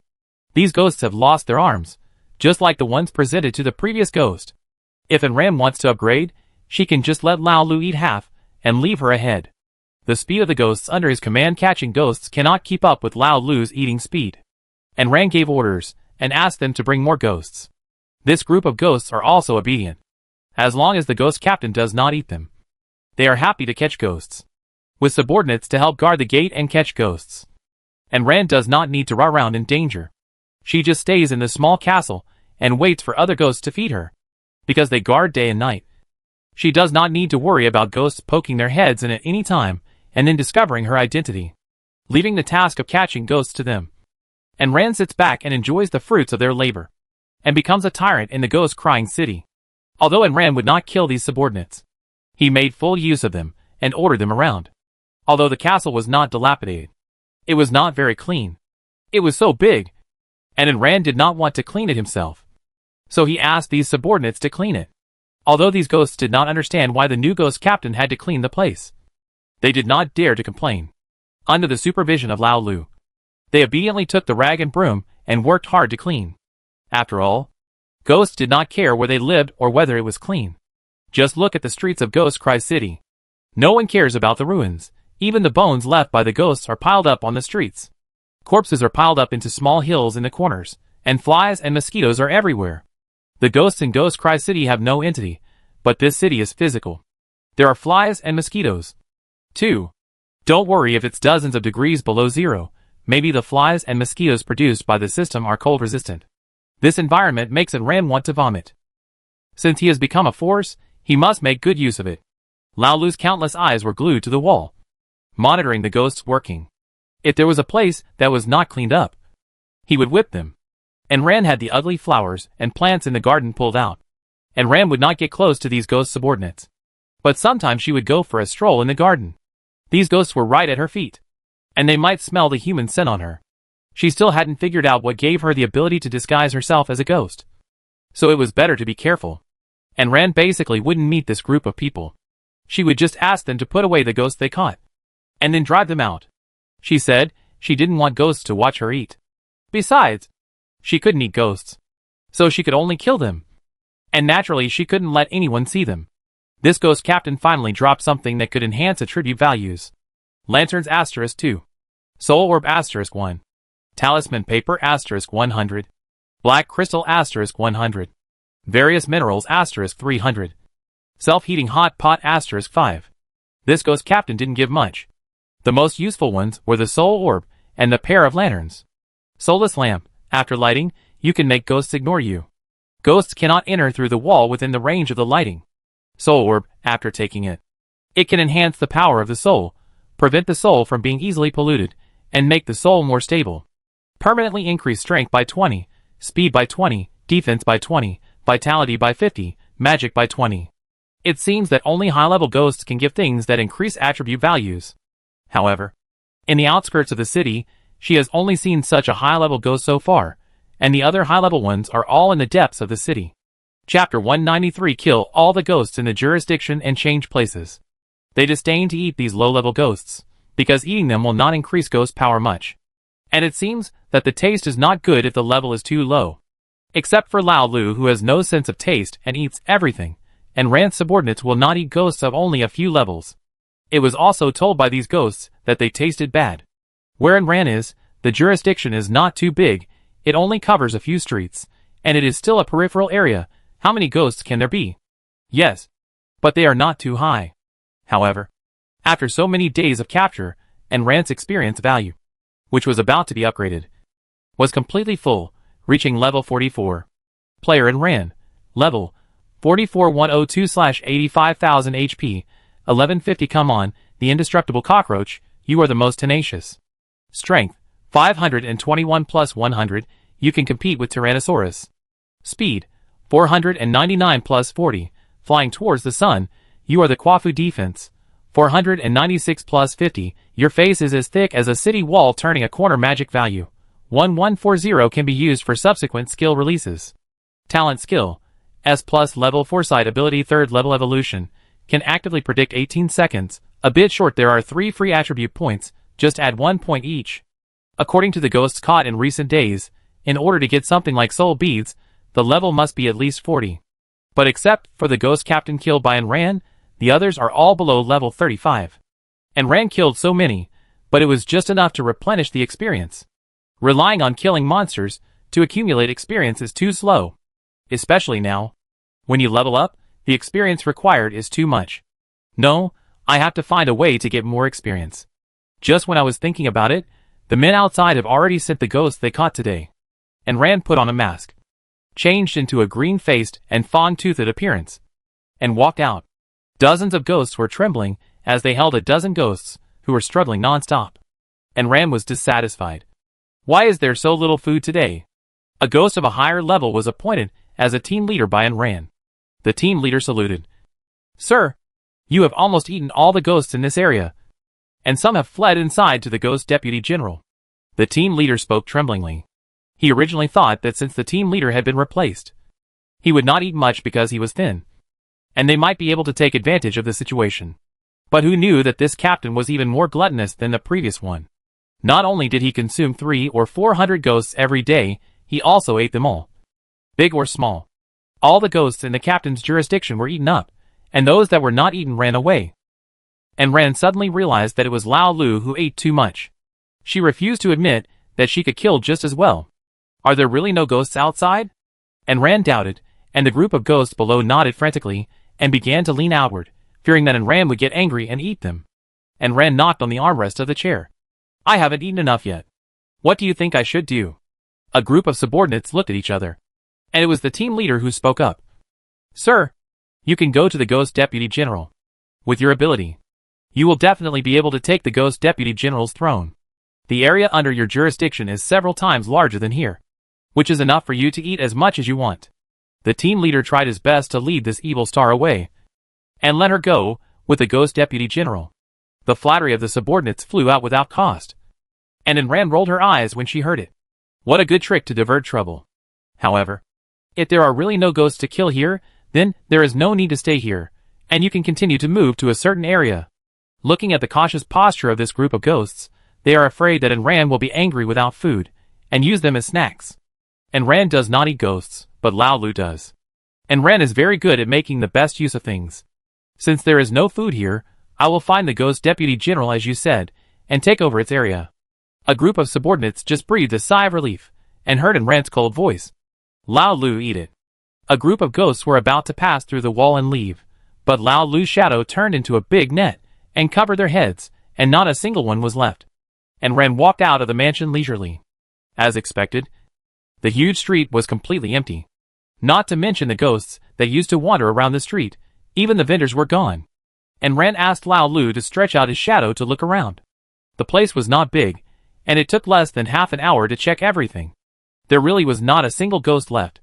It was probably because Ran had caught too many ghosts, and they were killed by others, and the ones that were not dead ran away. Ran had no choice but to continue walking forward. This place was basically a no-man's land, an area guarded by the ghost captain, where the ghosts were low-level. And also chaotic. Ghosts kill each other anytime and anywhere.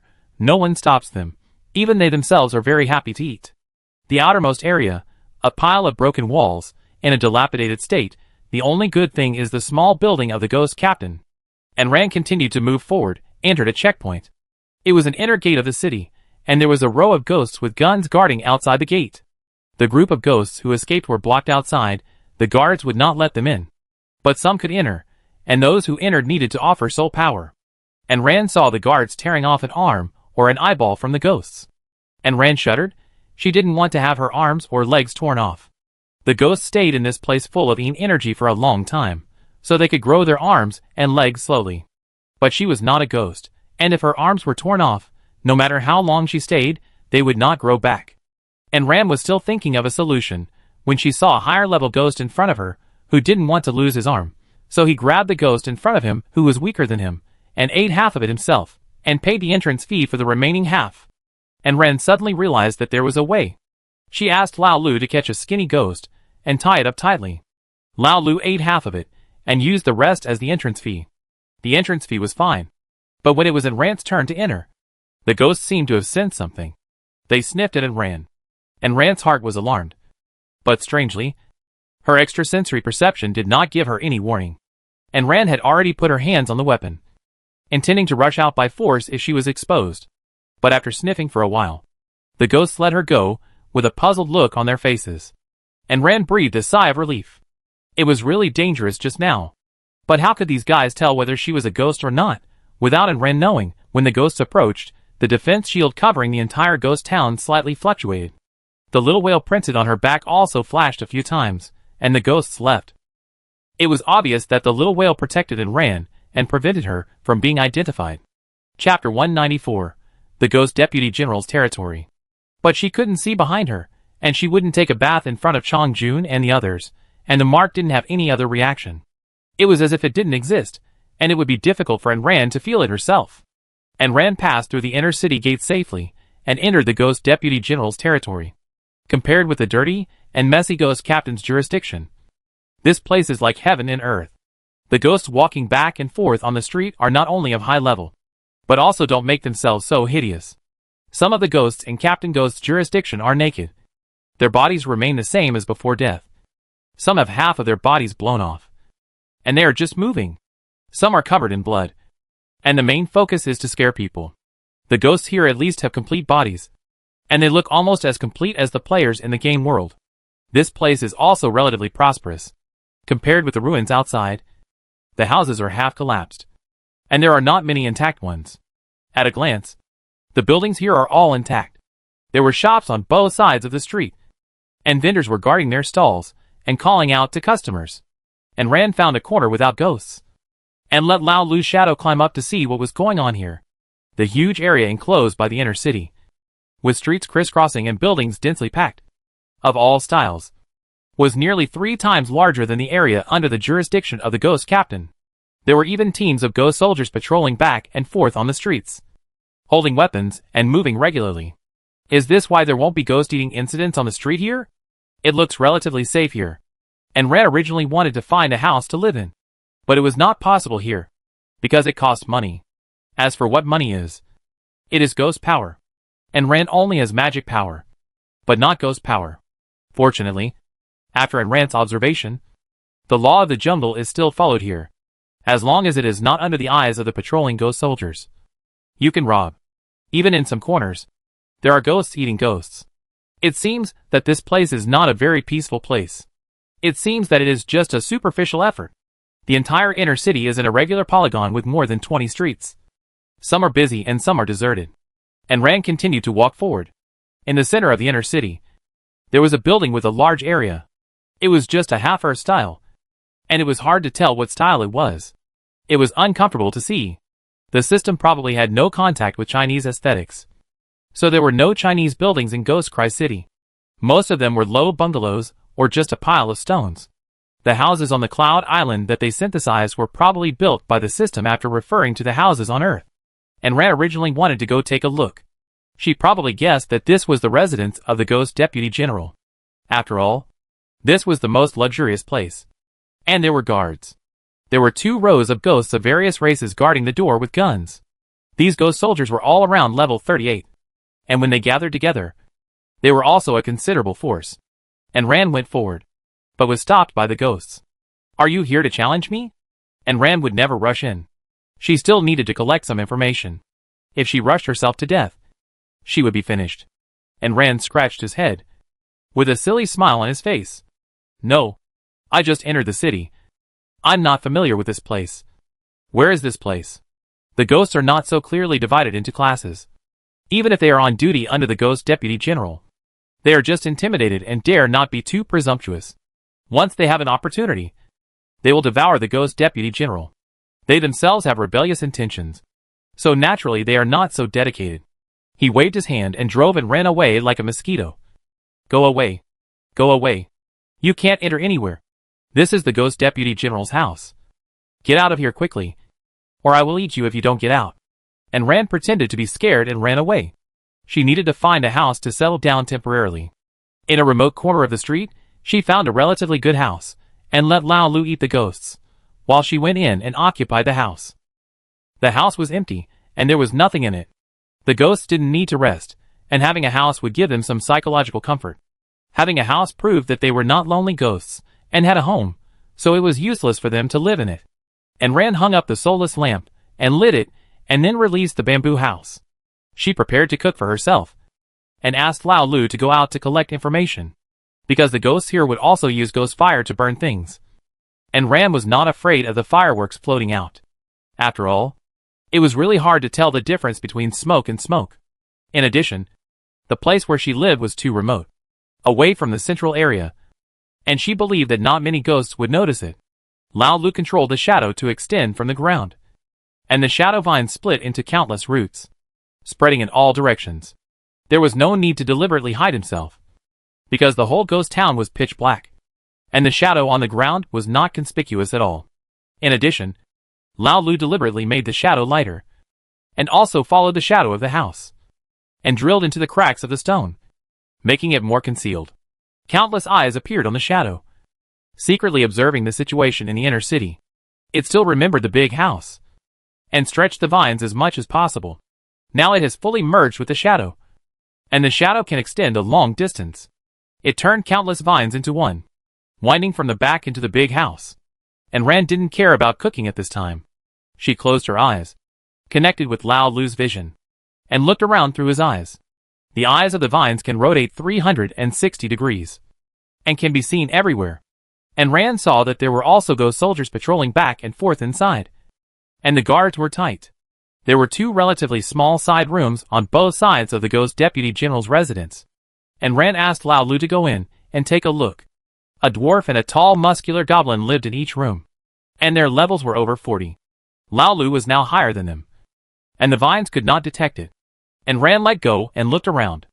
These two seemed to be the captains of the ghost deputy general, responsible for protecting the ghost deputy general and managing the patrol team. Yes, he is a deputy general. It is not uncommon to have two high-ranking captains under him. After leaving these two houses, Lao Lu went to the largest house in the middle. But before it could go in through the crack of the door, it was bounced out by something, and the ghost deputy general also chased it out. And Ran let it go back, so as not to be discovered. What is this thing that bounced it out? Wait until the ghost deputy general inside relaxes his vigilance, and then find out what is inside the house. Since she just came, there is no need to be so anxious, anyway. She has enough time. When Lao Lu came back, he caught a few ghosts for dinner, and retreated into the shadows, to enjoy the food. And Ran also called Qian Yu up this time. Since there is a lantern, there is no need for Qian Yu to shrink in the space all day. Chapter 195 Ghosts also love gossip. After a good night's sleep, and Ran got up in the morning and stretched, and began to stroll on the street. At present, it is unknown what the ghost deputy general is capable of, and what level he is, and Ran does not want to rush in. What if he is a being that she cannot defeat, plus the soldiers and guards in the yard? It will be difficult to fight. I didn't plan to do anything today, so I went to inquire about the news. I changed my appearance, and went to inquire about the ghosts on the street. When she saw people buying things, she also pretended to have nothing to squeeze in, because she didn't eat the food. Eyeballs, intestines, etc. of other races let her go. And Ran was flipping through the goods, while asking the stall owner about things. Big brother, I just came here not long ago. I heard that the deputy general here is very powerful. The stall owner did not doubt her. The one who can open a stall here must be eloquent, and quite gossipy. Of course, the ghost deputy general has just passed level 45, and is the top figure in our area. Many people who challenged it were eaten. It is also because of it that other areas did not come to our place to eat ghosts. The female ghost who was buying things in front of its stall joined the chat. It just eats too much. It needs to offer food every 7 days. You came at the right time. It just finished eating yesterday. It will offer food in 6 days. And Ran was puzzled. Offer food? The stall owner looked around, and saw that the patrol team had not come. He lowered his voice and said, Yes, the ghost deputy will keep our area safe. It can't be a free help. So, every 7 days, let the residents offer food. The female ghost lowered her voice and said, 300 each time. If there are no outsiders, then offer food to the residents. If you are chosen, you are doomed. Meaning, this ghost deputy will make the ghosts and monsters in the area automatically become food. The stall owner also nodded. My neighbor was chosen yesterday. My neighbor was not happy. The ghost cried and howled. But in the end, he was still forcibly captured by the ghost soldiers. He hasn't come back yet. I guess he's already eaten it. TSK. I personally gave my husband to the ghost soldier yesterday, because he beat me every day. He's dead, but he's still being bullied. Now there's probably nothing left. The female ghost grinned with her fangs, not at all sad about her husband's death. And Ran looked at her strangely. When she was outside before, she thought these ghosts were just puppets transformed by the system without their own consciousness. They didn't even distinguish between men and women and races. But now that the female ghost said this, and Ran couldn't tell whether this was the story background set by the system, or their own original consciousness. And it was obvious that they were also divided into male and female. And some were even together. And Ran was getting more and more confused about what these ghosts looked like. But even if they still retained their own consciousness, and Ran would kill them. After all, these ghosts eat people. After the female ghost finished talking about her husband, she suddenly smiled with her hands covering her mouth. And her voice was full of interest. Have you heard that our ghost deputy general has collected beauties again? Since killing the previous ghost deputy general, he has collected hundreds of beauties until now. The vendor chopped a goblin's thigh with a knife, and green blood splattered everywhere. Your information is inaccurate. Our ghost deputy general doesn't like beautiful women. He has a strange taste. He likes ugly ones. Then he gestured to and ran. Like this kind of ones, flat and without a figure. And Ram was wearing an ugly mask. Although her face was not flat, it was not that turbulent. The female ghost also looked at her and laughed. Yes. Yes. Yes, just like this kind of ones, same as a board. And Ran had dead eyes. If it wasn't in broad daylight, and on the street, she would probably kill these two guys directly. Are you polite? I never thought that one day I would be told by two ugly ghosts that I was ugly. The female ghost slapped her hands twice after she finished speaking. Don't mind it too much. The ghost deputy general might like you more, which is a good thing. And Ran was full of curses, but couldn't say them, and she was so frustrated that she kept twitching her mouth. But she hadn't finished getting the news, so she had to continue to waste time with these two, who knew that these two were addicted to gossip, and let Ran lead the topic to the ghost deputy general, but they didn't respond, and instead talked about her figure and face. And Ran left the stall in anger, and went to ask others. Not long after she walked, she heard the two ghosts laughing, as if they laughed her away with honor. And Ran asked for the whole morning, and heard most of the news.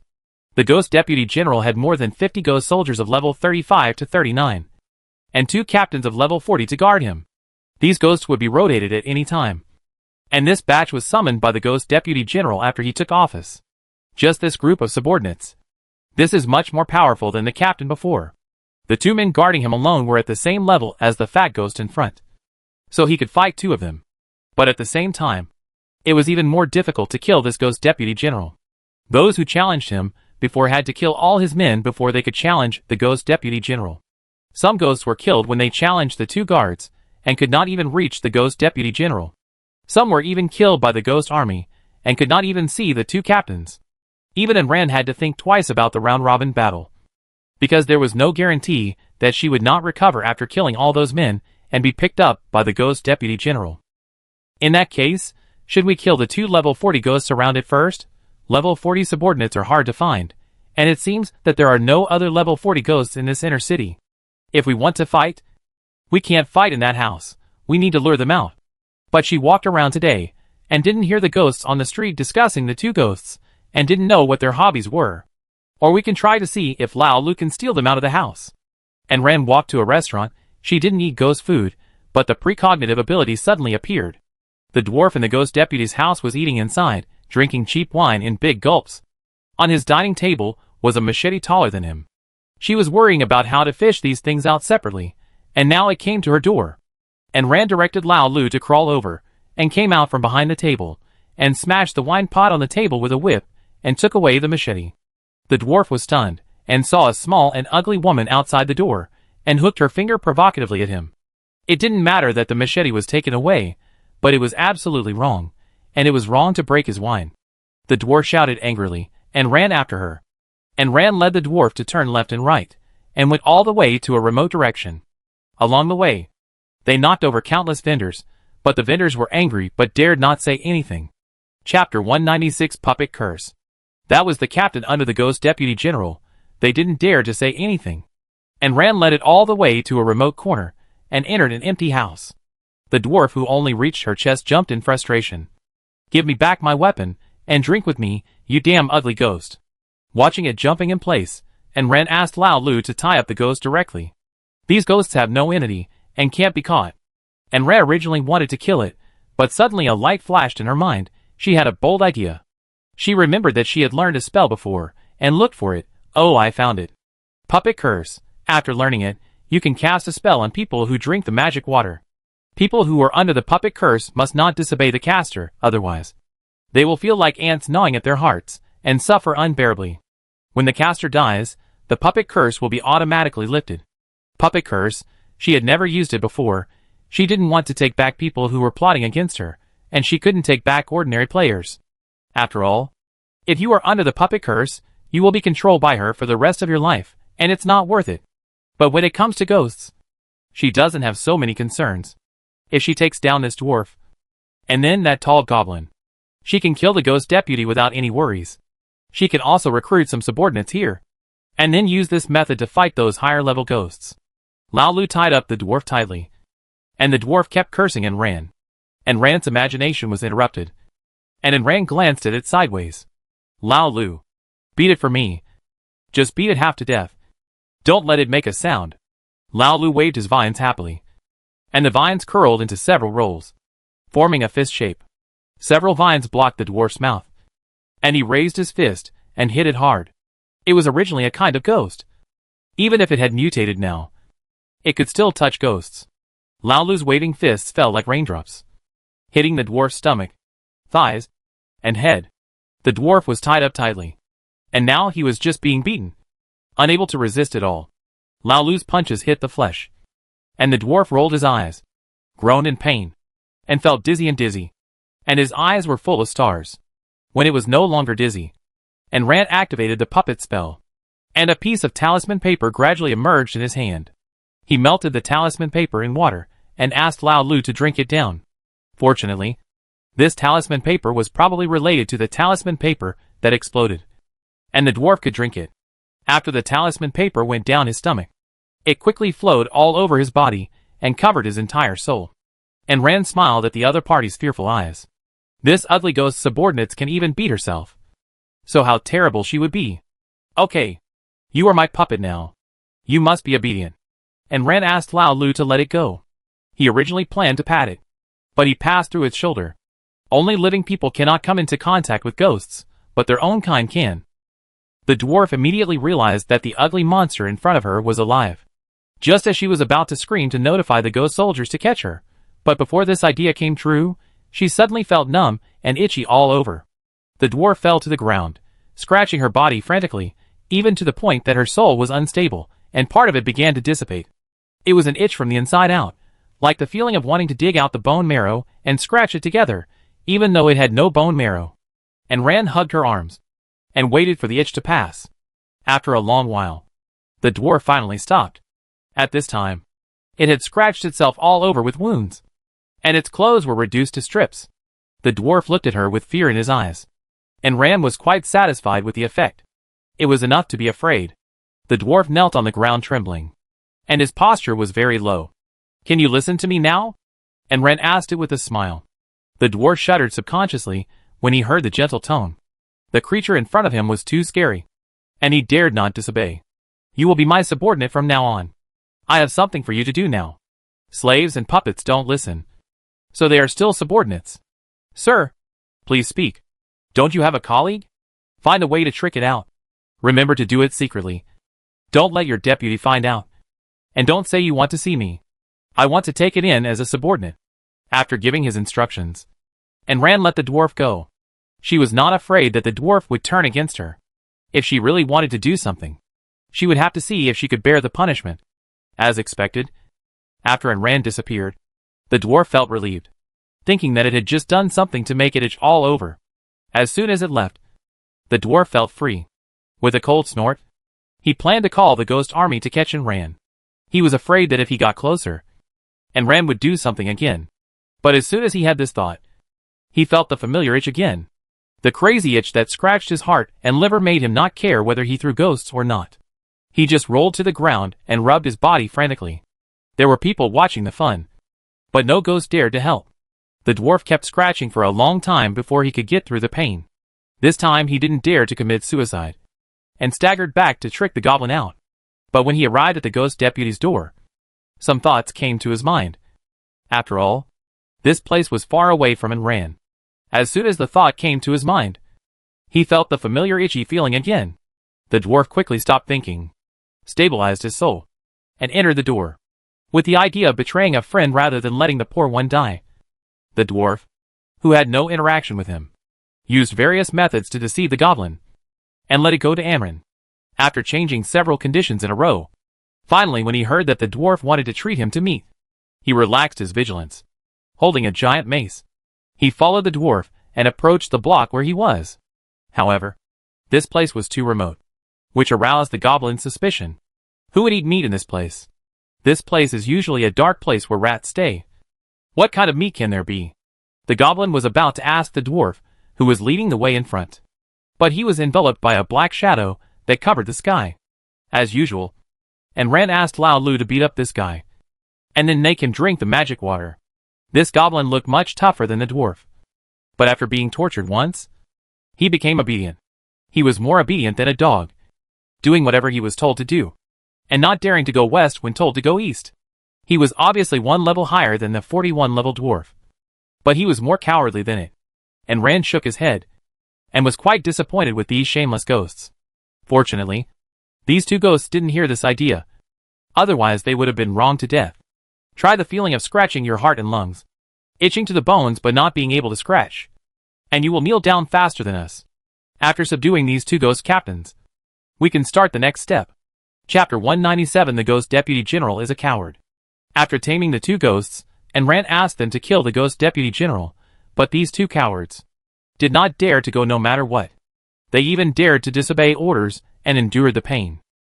Just by looking at their reactions, Rand knew that this Ghost Deputy General was not simple.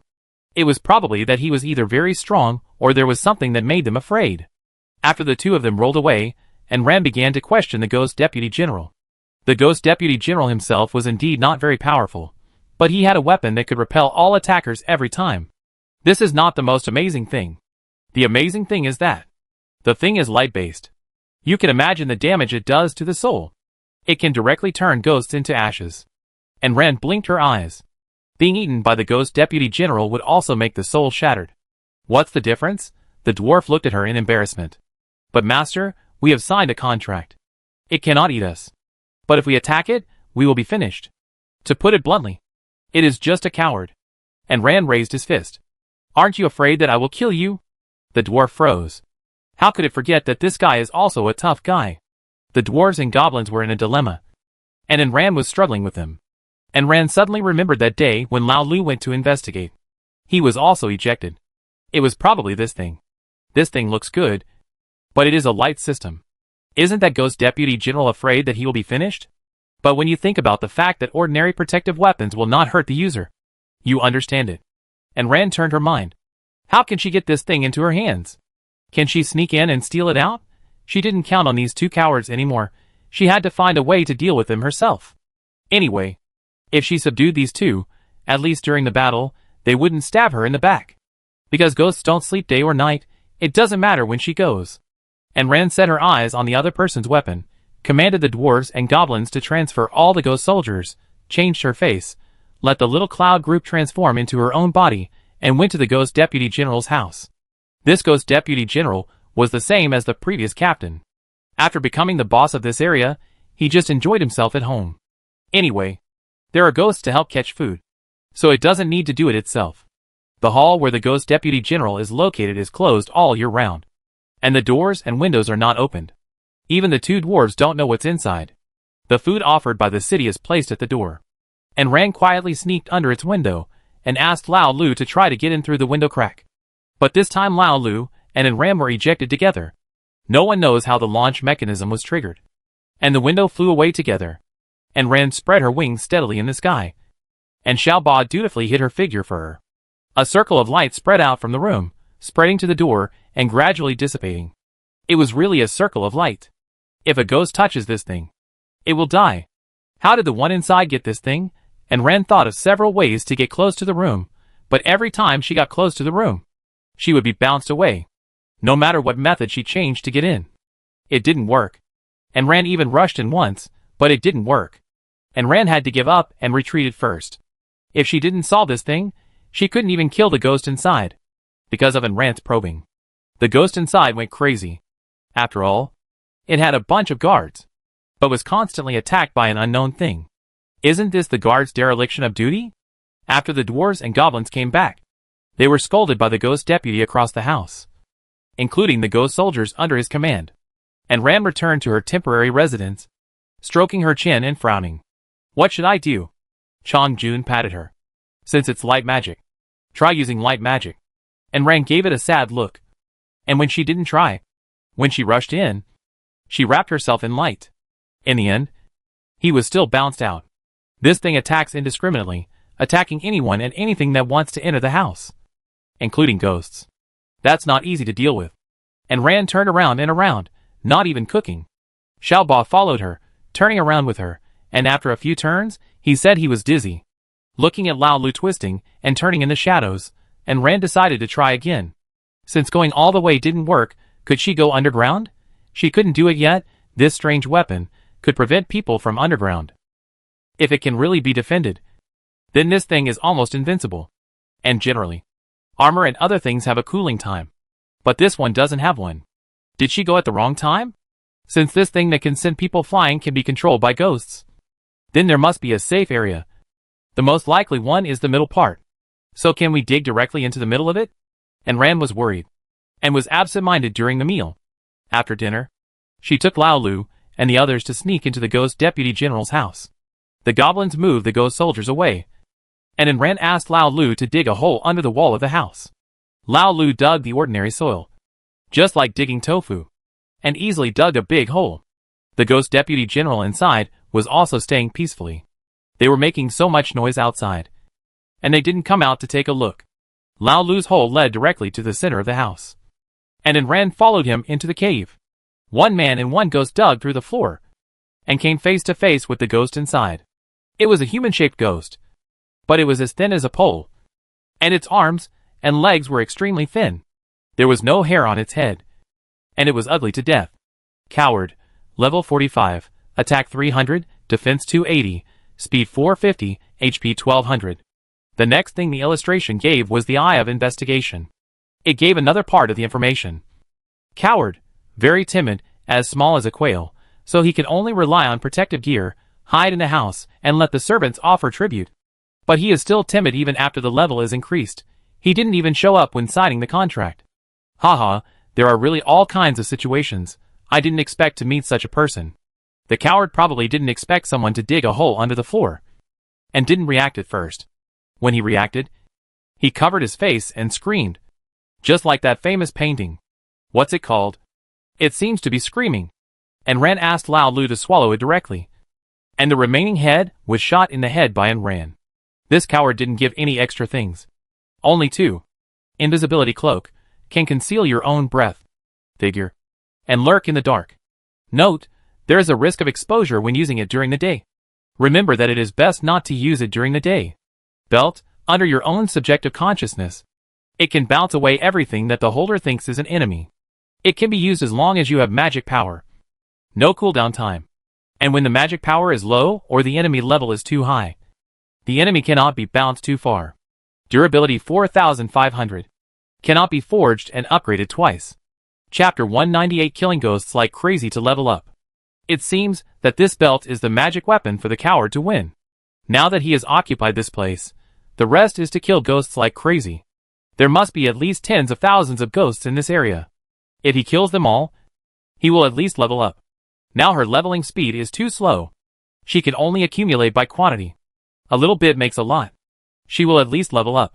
Moreover, the level of the ghosts here is not low. Most of them are around level 35 to 40. What a huge experience base. Do it. And Ran did not beat around the bush, directly ordered the dwarf and goblin to lead the ghost army to catch ghosts and send them in. The dwarf and goblin looked at each other. How could she? A living creature.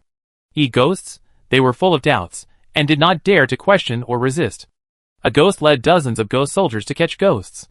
And Ran stipulated that at least 100 ghosts must be caught every day, with no limit on level, but they must be offered daily.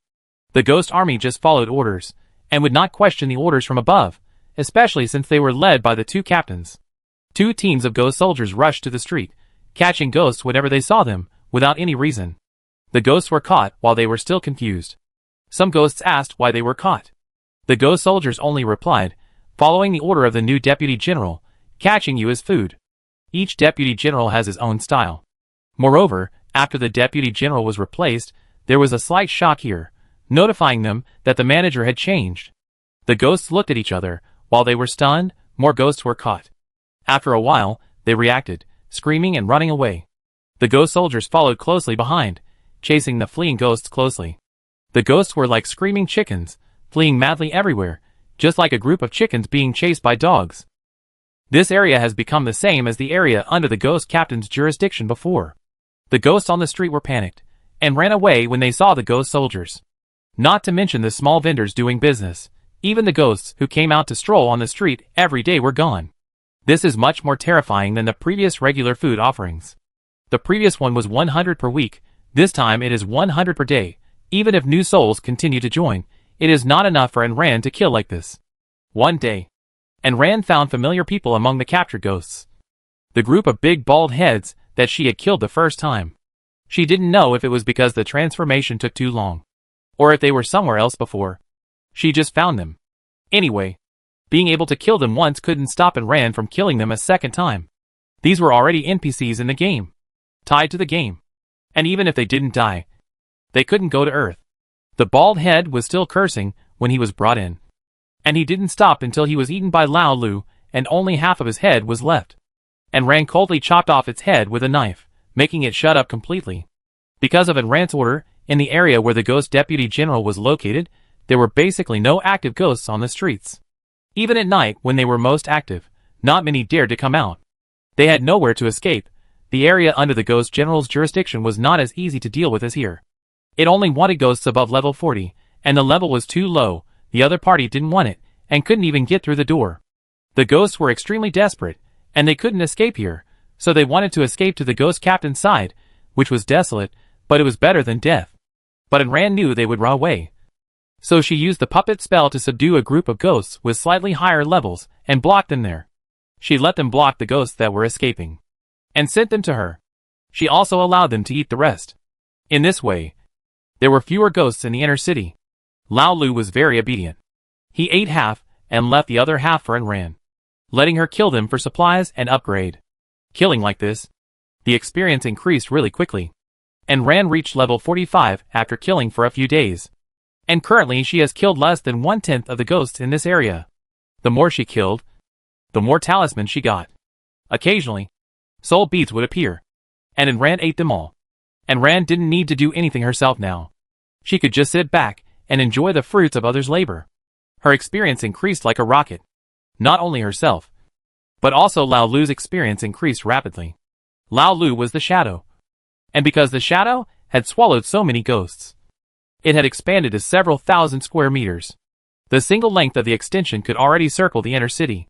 However, these ghosts were of little use to other pets. The biggest beneficiaries were Lao Lu and Ayn Rand. Xiao Yuntuan doesn't like eating these things anymore. So far, Ayn Rand has only found 2 recipes for it. One is the Thousand Eyes Evil Tree, and the other is something sweet. Xiao can parasitize. But don't think that this thing has life value as a monster. Once they die, they are dead. They are just a bunch of ghosts. They have no vitality. Even if Xiao parasitizes on them, vines can't grow. As for the other few, they don't need to eat ghosts to increase their levels. The other 2 are powerful. But Qianyu, I haven't seen it eat anything or practice. And Rand asked Qianyu, and it didn't hide it from her. I entered the temple, and got the energy of the entire tribe, which was enough to support me to level 99, and even the inheritance of the tribe. And Rand suddenly realized that since she didn't need to worry about anything, she could just focus on improving herself. And Rand felt that she had too few subordinates. So she used the puppet spell to subdue a large number of subordinates, and went to the streets to catch ghosts every day. The ghosts here were getting fewer and fewer, and they couldn't escape or fight. After all, the new Ghost Deputy General had hundreds of subordinates, and Rand stayed here for nearly half a month, and his level went straight to the 50th level. It was unknown whether Ayn Rand made too much noise, attracted the attention of the upper echelons of Ghost Cry City, or whether the upper echelons finally figured it out. One day, when Ayn Rand reached level 50, the gate to the next area suddenly became passable. The remaining ghosts tore off their legs and even parts of their bodies and fled in. Ayn Rand and the ghost soldiers were the only ones left in the entire Deputy General's jurisdiction. Ayn Rand was helpless. She was having fun killing people. What was that general doing? Yes, the next jurisdiction was the jurisdiction of the Ghost General. I don't know how much higher he was than the Ghost Deputy General. There were no more ghosts here to upgrade her. Ayn Rand planned to move to another location. She killed the low-level puppets, stuffed the remaining ghosts into her backpack, put on a mask, and blended into the fleeing ghosts. Ghosts themselves were not considered alive. So when Ayn Rand tried to stuff them in, she was judged as an item called ghost and stuffed in. Anyway, no ghost here had seen what she really looked like. So for the sake of caution, Ayn Rand changed her face and went in. The mask has a cooling time, but she hasn't been out recently. She has been staying in the house and has basically not used it. Chapter 199. being interrogated by ghosts. The scenery here of this ghost general is another kind. The most intuitive impression is that the streets are more orderly, the level of ghosts here is also higher, and of course the number is less. It seems that the largest number is in the jurisdiction of the ghost deputy general. Even if it eats like that, there are tens of thousands of them. And here, I don't know if there are fewer high-level ones, the number of people is reduced by nearly half. As soon as Rand entered this area, he felt something scanning over him, but there was no danger. The other party did not realize that she was not a ghost. After scanning, they left. The generals here controlled the place more tightly. And there were more patrols walking back and forth in the streets. They even wanted to kill ghosts in the corner without being noticed by ghosts. They could be caught by ghosts even when robbing a house. And Rand probably did not expect that one day she would be caught by ghosts and taken to the mansion for trial. There was no hope of meeting the ghost general. She was just a small robber who robbed houses. And people were too disdainful to meet her. She did not even see the captain. But the captain of the ghost army.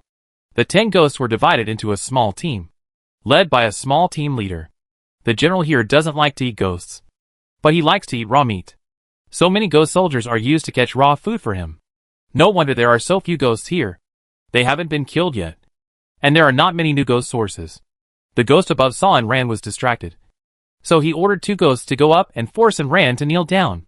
Usually ghosts can sense the level and gap between each other. And Rand gave it a feeling. No pressure but no weakness. It couldn't figure out what level Rand was. The 2 ghosts went up and tried to grab Rand's shoulders. But Xiao Lu, who had been waiting in Rand's shadow, caught them at once and tore them apart. The captain was stunned, and Lao Lu's vines rushed towards him again. In 2 or 3 moves, he entangled him so that he couldn't move. He was lifted up by hook and hit the ground 7 or 8 times. The captain was completely stunned. Lao Lu was about to eat him. But the captain begged for mercy. Sir, please forgive me. I was wrong. I am willing to submit. Be your team member. And you can take this captain's seat. She thought there was some order here. But after all this time, it was still the law of the jungle. But it was all lies, and Rand didn't believe it. He fed it the magic water directly, and the rest of the team members were also fed, and they became his subordinates. And Rand sat at the top seat. I have no place to live. Since you are the original team leader, you should have a way. The original team leader was a lizard man, a lizard that walked upright, rubbing his hands, and looked flattering after being subdued. If you don't mind, you can live in my original residence. And Rand motioned for it to lead the way. This small group of ghosts and monsters took a winding path and arrived at the 3rd road behind the main road. There was a large stone bungalow there. It was not bad, but the windows were a little too big, with square window frames. No doors or windows. And the construction was hard to describe. However, and Rand did not despise it. She took out the template and ordered the lizard to seal the doors and windows, and officially took over the place. And Rand's current mask was a clown mask, which did not change its form. Anyway, the ghosts here were not good looking, and her clown mask made her look pretty. There is nothing here. And Rand made a bunch of furniture, sat on the sofa, knocked on the back of the sofa.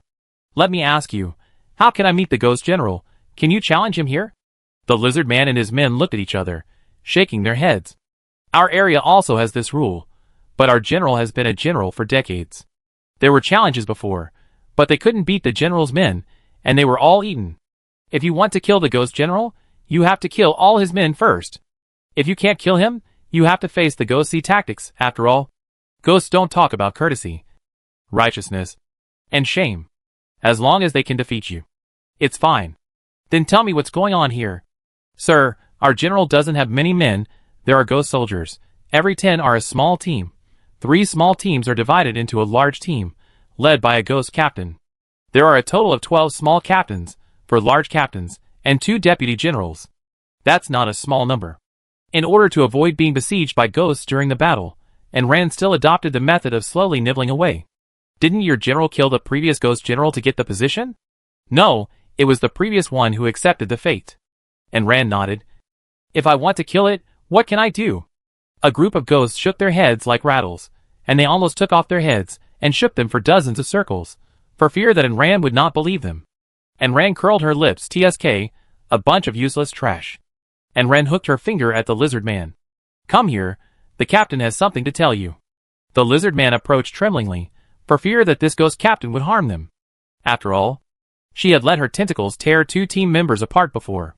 And he came to ask how to kill the general, which shows that he is not a good person. What if he doesn't like me and eats me alive? Then I'm done. And Rand leaned close to its ear and whispered. The lizard man looked at her in confusion.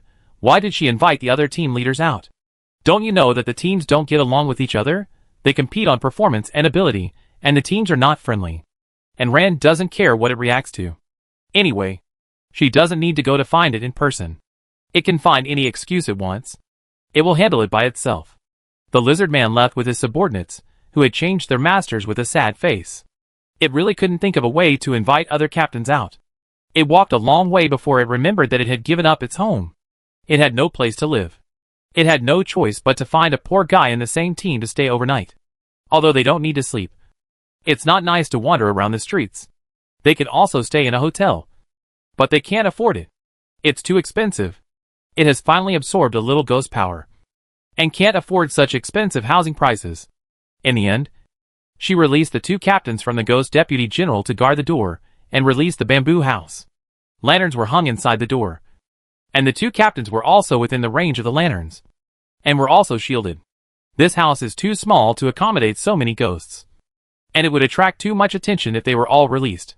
And Rand asked if these ghosts knew how to cook. But unfortunately, ghosts of other species could not cook human food. And Rand had no choice but to give up. She had too many ghosts under her command. And it was not good for them to occupy the backpack slots all the time. Anyway, they could not breathe. So she discussed with Lao Lu, and let them live in the shadow world. She told Lao Lu to eat. But not to eat at all. Because she would be useful. Lao Lu was not a glutton. Although it was tempting to put a pile of food in front of him. There was so much food in the whole ghost city. And it was not worth a few. Chapter 200. The Ghost General's power was being rapidly eroded. Because she hadn't completely taken down the Ghost General, and Rand didn't dare to make any big moves, nor did she dare to capture ghosts to gain experience. She secretly asked the lizardmen to find the captains of each team, and she subdued them one by one. But it's obvious, how could they be willing to do that? Submission to the Ghost General was a last resort, because they couldn't beat him. But now they have to become another person's subordinate, which is simply a great shame. And Rand doesn't care if you like it or not. If you don't obey, she will beat you into submission. Each of them was beaten half to death. And then fed with puppet spell paper. And the ghosts were not so stubborn. After being captured by the puppet spell, and tortured several times, they became obedient. At Rand's request, they obediently tricked the other team leaders to come over, and Rand fed them puppet spell paper. It took Rand nearly half a month to subdue this group of ghosts. All of which were above level 38. Because it was always done secretly, there was no large-scale publicity, and they were not allowed to rebel. The 4 captains did what they usually did. And they did not notice anything unusual. Until all the captains and their subordinates were subdued, and Rand started to target the 4 captains again. She found that her subordinates were easy to get things done, and they were very useful. If there was anything, she just had to give an order. Now Rand only had to give an order, and the rest of the time she would lie down at home. Even if she got bored after lying down for a long time, she would go for a walk on the street, and envy the experience points from walking. When will she be able to kill the Ghost General here? After killing him, she can start killing ghosts. She has also been ordered to go out to catch ghosts. Now ghosts below level 40 can go out. Before, only ghosts below level 30 can go out. Now ghosts at level 40 can go out. Which means that the cracks in the shield covering the ghost crying city are getting bigger and bigger. If the shield is really broken, these ghosts will come out in droves. Which is not fun. After all, these things can only be killed by magic except for talismans. If they really go out, they will be invincible. Physical attacks are useless. And how many players and other races are light type? They eat their bodies. And then, the eaten ones are transformed into ghosts. It goes on. And they are a group of endless ghost-making machines. Although Rand is worried, she can't really speed up. She doesn't know whether she can kill all the ghosts before the shield breaks. And even if they are all killed, there is no guarantee that the system will not continue to create them. Therefore, Rand is not so obsessed with killing all the ghosts. She still wants to kill them, because she wants to upgrade. This is definitely a holy place for gaining experience. The ghosts that left will catch those NPCs that are also monsters around Ghost Crying City, and bring them back to offer to the Ghost General. As for humans, Rand has rarely seen them. After all, if it is not a task assigned by the system, usually no one will run so far to deal with ghosts that are ineffective against physical attacks. Occasionally, there are people who are alone, and they accidentally get lost here. And Ran ordered the ghost soldiers to secretly release the people and drive them away far away. If they have no grudge against her, she doesn't mind saving their lives. After walking back and forth several times, the area under the jurisdiction of the ghost captain and the ghost deputy general in the outer city was still in a desolate state. It was empty, however, since all the ghosts in the ghost army were now in Ran's subordinates. She would naturally not report this situation. As for the area under the jurisdiction of the ghost marshal deeper in the city, the lizard men didn't know much. They only knew that the gate of the inner city had never been opened, and the ghosts inside had never come out. They had never come to their area. The areas under their jurisdiction were more like autonomous regions, each with its own governance method, and they had nothing to do with each other, and did not disturb each other, except for the ghost general, who has never been replaced. The ghost deputy general and captain outside have been replaced frequently, and no ghost has ever come to manage. And Ran suddenly realized that, in other words, if she made a big fuss here, no one inside would care. And Ran happily cut the snake meat into thin slices, preparing to stew it into soup later. At this time, and Ran had moved to a relatively large house, which was not as cramped as before, and it also had an independent courtyard. And Ran would sit here and read a book when she didn't go out. The lizard man who was conquered first hurriedly entered the door, closed the door carefully, and then came to and ran. Sir, in the first two areas you asked us to observe, there are suddenly many new ghosts, same as your race. And Ran's heart skipped a beat. The thing she worried about still happened.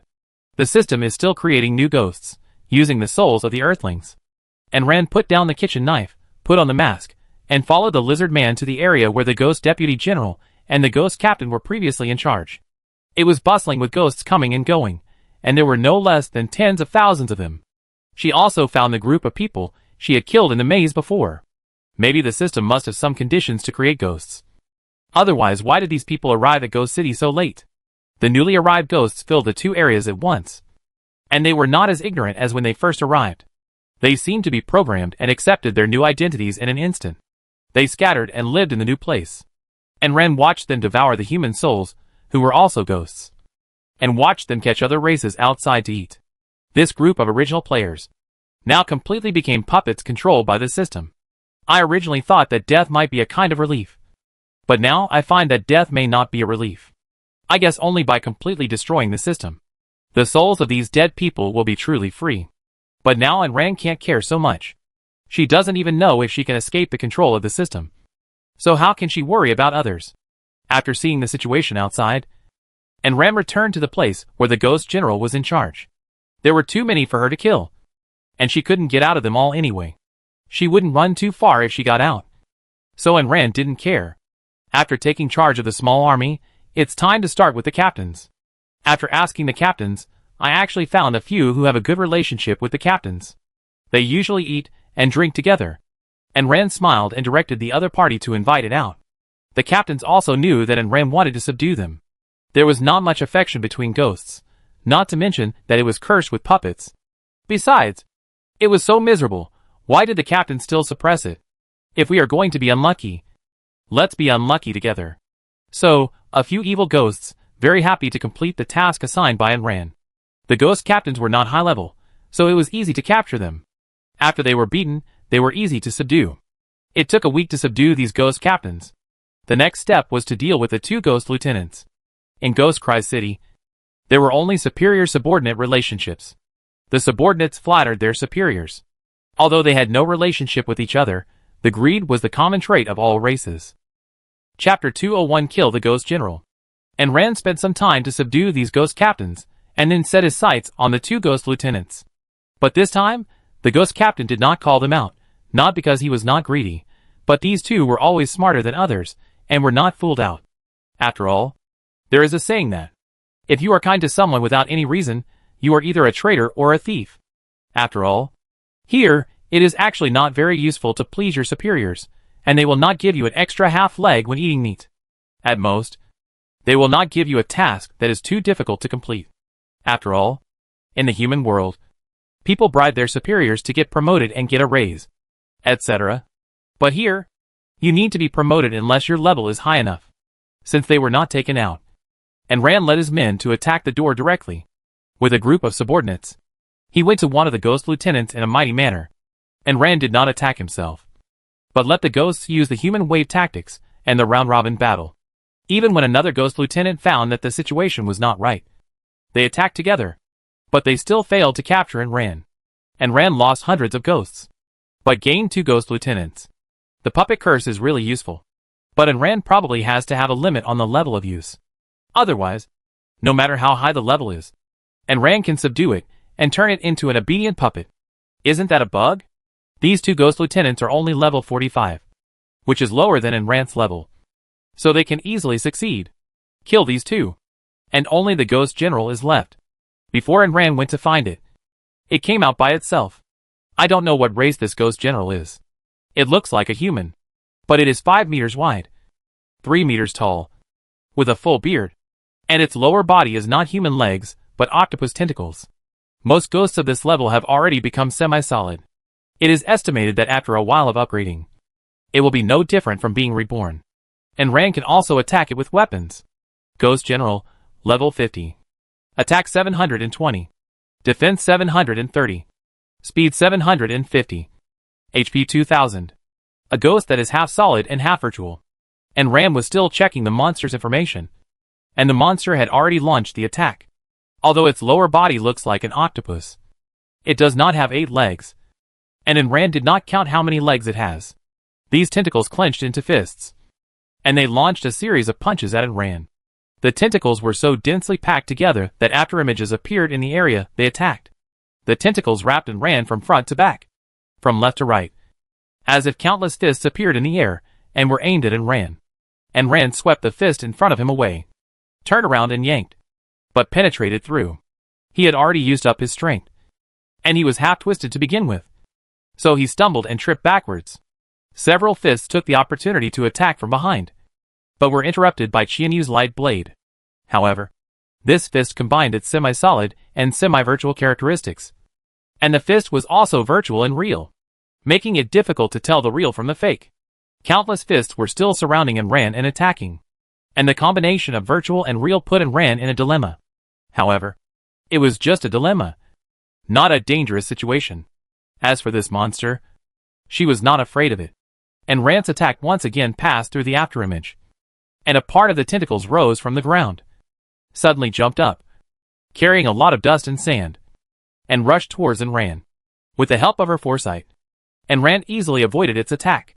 Later, she simply used her foresight to predict its movements, and practiced her foresight at the same time.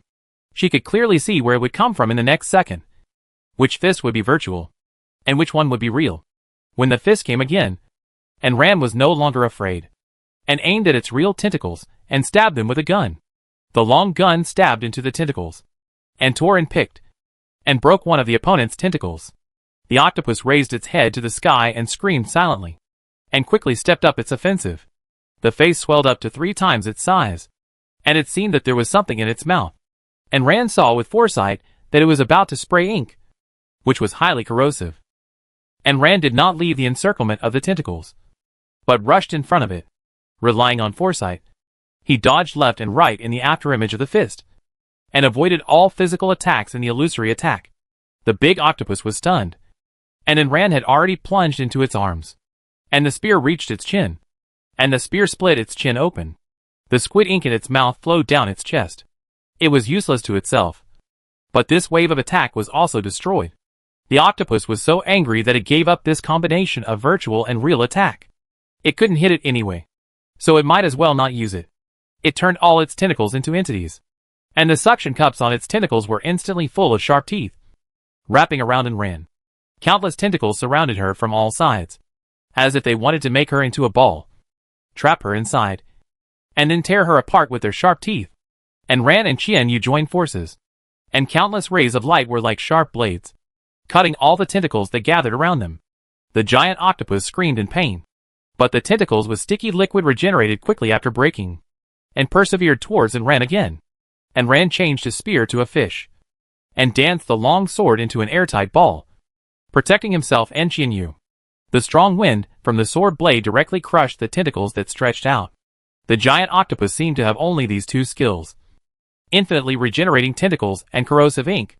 If these two skills were controlled by someone, it would have no power to resist. Seeing that he couldn't beat and ran, he turned around and was about to run away, and Ran chased after him. However, the big octopus in front of him suddenly stopped, twisted its body into a ball strangely, and something rushed straight to Ran's face. Although Ran had predicted it and avoided it in advance, the area covered by this thing was unexpectedly huge. It directly enveloped Ran's entire body, and Ran retreated backwards at a high speed. But this thing followed him like a shadow, retreating with Ran. Seeing that he couldn't avoid it, Ran casually pulled over a ghost captain who was watching the fun and sent him forward. That thing flattened the ghost captain into a pancake. Fortunately, it was a ghost, or else its internal tissues would have come out. The ghost captain turned into powder. After the attack, the thing flew back to the ghost general's body, and Ran grabbed it. And Qian, you took the opportunity to step forward and attacked with light magic, tearing the ghost general into pieces. Only his head was left after being eaten by Lao Lu. And Ran killed it with a talisman, and the thing struggling in her hand stopped. This battle didn't even cost Ran much blood, and she didn't even need to recover. And Ran dealt with the ghost general, and then she had time to look at the thing in her hand. It was a whale she had seen in the air before, with gray-black skin and about 2 meters high. It was no longer so flexible at this time, floating in the air and looking at Ran. Isn't this a mini version of the Phantom Sea giant whale? Chapter 202: Players attacking the shield. And Ran didn't use Chong Jun and the others to fight in this battle. They just watched the fun from the side. Now that the ghost general was dealt with, and Ran put the little whale in front of him, she said in a joking tone, "Is this the child of the Phantom Sea giant whale?" Chong Jun rolled his eyes at her. "Isn't there an illustration? This is not its child. Which fantasy beast do you think can give birth to a child for that big guy? There is no second giant whale. There is reproductive isolation between species." And Ran scratched his head. "Am I kidding? Deep Sea Mark, a special skill that looks like a giant whale, which can subdue the giant whale into the body and turn it into a mark. When activated, the mark can transform into a giant whale, rushing out of the mark reporter's body. The higher the level, the higher the attack power. This whale can continue to grow in size as the host upgrades. It is a hidden killer. Please explore the rest of the abilities yourself. The current attack is 500. This is also a personal skill, and it is not the kind that is put on the surface. It can indeed be a killer." And Ran nodded with satisfaction, and took it into the body. The little whale mark is on the left arm. But at present, it seems that the corpse of the giant whale in the Phantom Sea that Cha Jun and the others mentioned is probably really here. After all, the more powerful the existence, the less likely it is to disappear. Especially the existence at the top of this world. This general's attack power is not strong. Not as good as those deputy generals. So Ran did not want it as a subordinate. After searching for the things given by the ghost general, he gave another soul bead. In fact, Ran also wanted to kill the other ghost deputy generals to get the soul bead. After all, the things that increase the attribute value are not easy to drop. But she was afraid that she would not get the soul bead even if she killed it. Looking at the still closed gate to the next level in the distance, Ran temporarily gave up this idea. She still needed people to help her fight monsters, so she would not kill them for the time being. Talisman paper *50 or *500, dark crystal *50, soul fixing bead *1, crayfish *5 gene, island cloud *5, drawing *1. Soul fixing bead, taking it can strengthen the soul, stabilize the soul, not be affected by the mental pollution of ghosts, and can use a certain amount of ghost power, disguise oneself as a ghost. And Ran swallowed the two similar named ones with water. Thunder explosion bead blueprint, thunder crystal *10, special flame appropriate amount, 5 colored sand *10G, flowing cloud stone *1, ghost power appropriate amount. She doesn't have thunder crystal, special flame, she has the soul fire of disaster, she can use ghost power now. And Ran activated the ghost power, and it condensed into a glass ball-sized bead in her palm. Then, there is 5 colored sand, another new type of ore. I have been in the game for so long, and I have killed many monsters of all kinds, but I have never found a thunder crystal. There were many light magics, but no thunder magics. Thunder, naturally, restrained all kinds of demons and monsters, and possessed a variety of powerful and lethal abilities. Although other magics were also very lethal if used well. And Rand probably watched too many immortal cultivators, and preconceived that thunder magic was more powerful than others. Moreover, recipes hated the word moderate the most. And this one was no exception. And Rand went to the trading area to look for these two things. As expected, someone as capable of running and tossing as himself had never dropped thunder crystals and 5-colored sands. And the trading area didn't have any either. In their neighborhood, in the world of the poor, there is nothing. Hey, the system is really good at playing. There is no way. I can only put the blueprint aside. And Rand sat in the gorgeous general's mansion, guarded from inside to outside by a bunch of ghost soldiers and ghost generals, protected tightly. The defense shield in the sky suddenly shook, and then continued to shake. The shaking turned into vibration, and the amplitude became larger and larger. And Rand frowned. Is this defense shield going to break? It's not good if this thing breaks. Once it breaks, the ghosts in this city will rush out, and go out to eat people. She had almost wiped out all the humans. But who knew that the system had transformed a large number of humans into ghosts? Now there were about 30,000 humans, and ghosts gathered in the two cities outside. If it weren't for the suppression of the ghost soldiers under and Rand, they would have rushed out long ago. After all, their levels were all below level 40. So it was easy for them to get out. And Rand saved a human being while upgrading. With the way the shield shook, I believe the ghosts guarding the crack will send me news soon. About 10 minutes later, a team leader hurried over. Sir, there are a large number of players outside Ghost Crying City attacking the defense shield. And the gap in the defense shield is getting bigger and bigger. These ghosts were originally players, and they have retained their memories before they died. So they naturally know what players are. And Rand was shocked at first, and then frowned. Where did these players come from? If they wanted to come in, they could just pass through the defense shield. Why did they attack the defense shield? Don't they know that if the defense shield is broken, the ghosts inside will get out? This thing can't be killed easily. Why do they want to die? Go and explore again, and find out why they attacked the defense shield. This time and Rand waited a little longer, and about half an hour later, the team leader replied. Report to the Lord. The group of players said that it was a task issued by the system. As long as the defense shield is broken, the players who participated in the attack will be upgraded by 1 level. And Rand was so angry that she laughed. This damn system really kills the players in various ways, and the players are stupid enough to rush to die. And Rand frowned, for the first time. She felt that these people were not very smart. Pass my order, open the crack guard, let the ghosts in the city come and go freely, drive away all the stupid things outside, regardless of life or death. She didn't care. Whether the ghosts could be killed or not was none of her business. The players should just wish for themselves. The team leader who delivered the message swallowed his saliva, and was a little hesitant to speak. And Rand looked up. Speak. Sir, since you have already let the ghosts in and out of the city, can we follow them to share some of the spoils? They haven't eaten fresh meat for a long time, and they miss the taste so much. And Rand nodded. Just don't kill them all.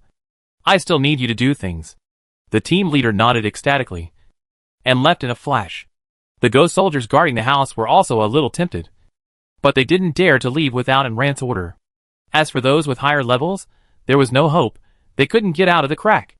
Not long after the message was passed on, the shield stopped vibrating. It seemed that the fight had already started. And Rand turned and went into the inner room. She had just got a bunch of crayfish. She was going to eat them. As for the shield, let the ghosts solve it. Since the players were looking for death, she didn't need to worry about it. But speaking of it, raising 1 level is indeed a very tempting condition. After all, there is too much experience in upgrading now. Each level up, it takes too long, and you need to fight dozens of monsters of the same level. Chapter 203 Players who are courting death. Now if you don't enter the dungeon, high-level monsters are rare, and the system will not send high-level monsters to attack players. It has started to boil the frog in warm water. Unless you are like her, you go to the dungeon by yourself. After all, other players don't know the pitfalls of the system, and they are still slowly upgrading and killing monsters to obtain supplies. They even start to build territories, and turn this survival game into a game of hegemony. If she didn't know the truth, she would probably join in, and have a lot of fun. Let the ghosts deal with the players outside. And Rand cooked lobsters at home. There were many people in her family, and 5 pounds of crayfish were not enough. She asked Zai and Chong Jun for help, and washed the crayfish, and made half of them garlic flavored. and the other half spicy. She also cooked noodles, and prepared to mix the noodles with the soup. Chong Jun and the others had their own hands to deal with the lobsters, and Qian Yu ate them directly, and Ran peeled the shells by herself. But she was not as fast as the three. After all, the three ate the shells directly. Lao Lu brought Xiao Qi to join in the fun. They might not eat people, but the fight outside was very lively, and Ran could still watch the live broadcast with the help of Lao Lu's eyes. The group of players who were attacking halfway, their shields were cracked everywhere, and when they saw that the shield was about to break, a bunch of ghosts came out from it. This group of ghosts, who attacked everyone they saw, came out from the cracks they smashed. This group of ghosts had no entity, and drilled in and out of your body, not only took away the heat in your body, but also filled your mind with a bunch of negative emotions. Some of them were drilled by ghosts too much, their eyes were not right, and they looked at people with a dead air. The ghostly cries of Wu sounded on the battlefield, like thousands of ghosts crying together. Terrifying and weird. The sobbing cries seemed to sound in your ears, constantly affecting your thoughts and nerves. It was like a constant whisper in your ears. You are such a waste. Why are you still alive? Go to hell. You are such a waste. You are so slow to level up. You are such a waste. Look at the kid next door. He is better than you in everything. And look at you again. You have accomplished nothing. You are just a piece of trash in society. People like you are better off dead than alive. A useless piece of shit, trash, garbage. A parasite of society. Trash is better than you, useless. The spiritual influence of the ghosts is like the whisper of the devil, repeating in the ears in a low and repetitive manner. In addition, the ghosts keep passing through people, reducing the strength of the soul, affecting the stability of the soul. Some people can't hold on any longer, and commit suicide directly. Some people hold weapons, and wave them around frantically, trying to kill the ghosts, who keep chattering in their ears. But ghosts have no physical form, and weapons can only pass through their bodies, but they hit the players around them instead. When a player is hit, it doesn't matter if you are affected or not, they just know that you hit me. They start to fight back, so a group of people don't kill ghosts, nor bother to attack the shield, and start fighting among themselves. Skills are flying everywhere, and screams are heard everywhere, and the players who were originally working together to attack the shield are now in chaos. It's as if they have some deep hatred for each other, and they keep attacking each other desperately, as if they will not stop until they kill you. Some were affected, and some were not. This group of people left the main group, covered their wounds, followed by a group of ghosts, and fled madly. They didn't stop until they could no longer see the shadow of the ghost city. A big bald man carrying a mace on his back spat fiercely. I knew the system wouldn't be so kind. Let us open the defense shield and upgrade. It turns out that these wrong ghosts are locked inside. A hot woman was chased and looked embarrassed. I told you that this system is not so kind. According to its previous nature, how can it let you take advantage? This system is calculating to kill two birds with one stone. We blasted open the defense shield, and let the things inside out. The things inside will swallow us directly after they come out. And they don't need to pay any price. And they can take advantage of our attacks and reputation for free. Damn, system, asterisk asterisk asterisk asterisk. A group of people were panting. And now they were thankful that some ghosts came out in advance, which made them see the system's calculations clearly. If the ghosts inside couldn't hold back and didn't come out, when they destroyed the defense shield, the ghosts inside would rush out all at once. If they directly faced the large army, they would die. What should we do now? What else can we do? Consider it bad luck. Let's go. If we don't leave now, we don't know what will come out of there. The remaining group of people drove various aircrafts without looking back, and drove away from this huge city at full speed.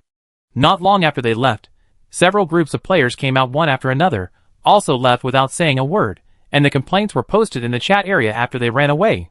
The outside of Ghost Crying City gradually became quiet. The bodies of the players piled up on the ground.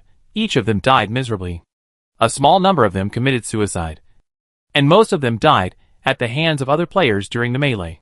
Some were greatly affected. Their souls were unstable, and they died with their souls torn apart. Only a few were frightened to death. The battle ended quickly. Of the thousands of players who came, half escaped and half died. The dead players, their souls were still intact and were taken away by the system, ready to be made into ghosts. And their bodies were eaten by ghosts. Some were so fast that even the system couldn't grab them, which made the system call it a mistake. The crack in the shield stabilized and stopped expanding. Although the system's conspiracy did not succeed, it also gained a lot of benefits. The crack at the city gate expanded. Because of some rules, it can allow ghosts of level 45 and below to enter and exit. It is conceivable that they don't want to return after leaving. But what's the matter with the pirate ship?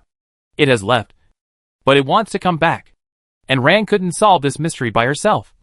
So she asked the Ghost Deputy General. I got the answer from it. It turns out that only in this city can there be a constant supply of ghost energy that can allow them to upgrade and guarantee their own existence. They have been away for too long. The flesh and blood of living creatures alone cannot guarantee their continued existence. Eating the flesh and blood of living creatures can only satisfy their appetite. This city is the foundation of their survival and existence. And Rand suddenly realized that it was no wonder that the pirate ship had to return. It turned out that if they left this city for a long time, they would dissipate. The ghosts that are released will come back to live for a while at regular intervals, and then go out to continue to cause trouble for ghosts.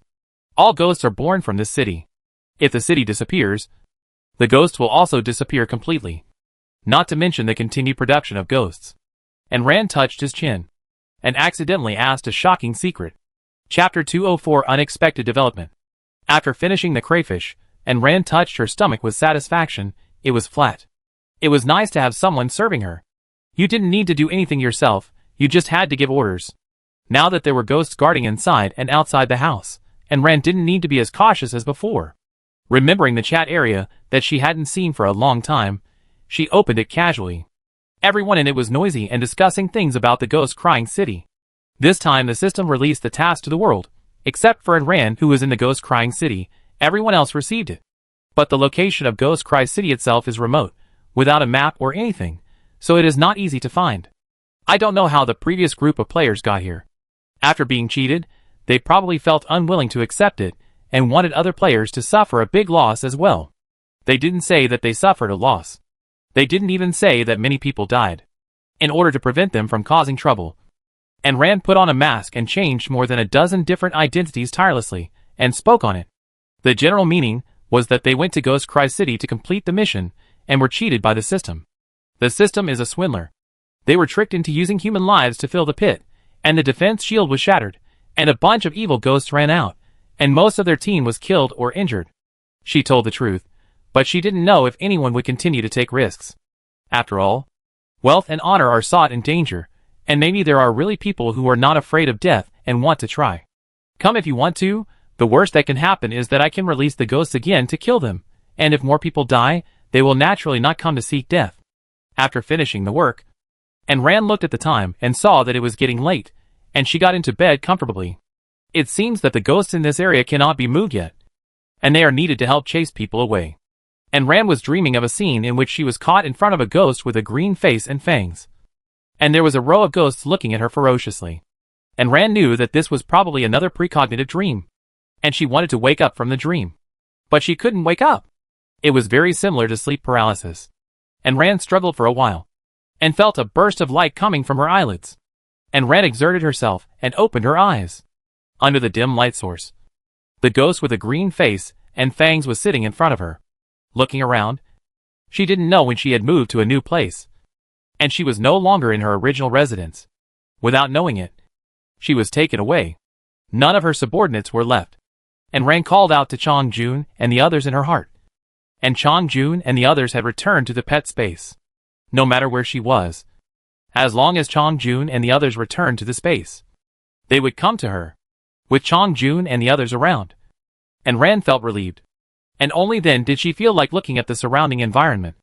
Countless green candles were lit in the wide hall, making the whole hall green and unusually dim.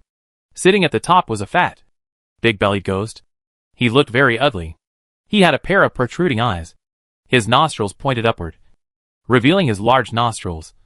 His lips turned outward, revealing his sharp teeth, and a pair of protruding ears. He only had a tiger-skin skirt around his waist. His upper body and 2 thick thighs were bare, and his hands and feet had sharp nails that were long and curved. Ghost Marshal, level 55. Attack 850. Defense 850. Speed 850. HP 3000. Note, it can be materialized or ghosted at any time. The 2 rows standing below are its subordinates. 2 level 50 ghost generals, 4 level 50 ghost lieutenants, 8 level 45 ghost captains. Small captains don't even count, and they are not qualified to enter the inner hall. And Rand looked at this lineup, and for the first time, she was scared, and it's not easy to deal with them. Especially since these subordinates are not the ghosts she killed before. Each of them is not weak, and their stats are also powerful. Within Rand and Chong Jun, it is estimated that it will be difficult to kill them. Since he captured me like this, and didn't kill me right away. There was a way. Let's see what this ghost wants to do first. And Rand made up her mind. She didn't show any fear on her face. Instead, she looked around in wonder. The ghost marshal above spoke in a muffled voice. As a living creature, you are really brave. And Rand was like a dead pig that was not afraid of boiling water. Anyway, it was already like this. So there was no point in being afraid. She was brought here in her pajamas. And when the cold wind blew, she shivered with cold. And Rand took out a thick cotton coat and put it on. Marshal. Right, since you didn't kill me right away, you must have something wrong. Ghost Marshal didn't say anything, his big copper bell eyes stared at her, and the invisible pressure spread. But unfortunately, it wasn't much higher than in Rand in level, and in Rand was confident, and was not afraid of its pressure at all. On the contrary, she stared back fearlessly, not afraid of it at all. As a result, the Ghost Marshal suddenly said something, which almost frightened and Rand to stagger. Beauty, how about you stay and be my woman? And Rand reacted, first blinked in confusion, and then let out a short, huh, sound. Looking at the fat man in front of him strangely, did she hear it wrong? They are of different races, and he wants her to be his woman. Did the system eat your brain when you became a ghost? And why don't you look at what you look like? Seeing that Rand couldn't react, Ghost Marshal. Please continue.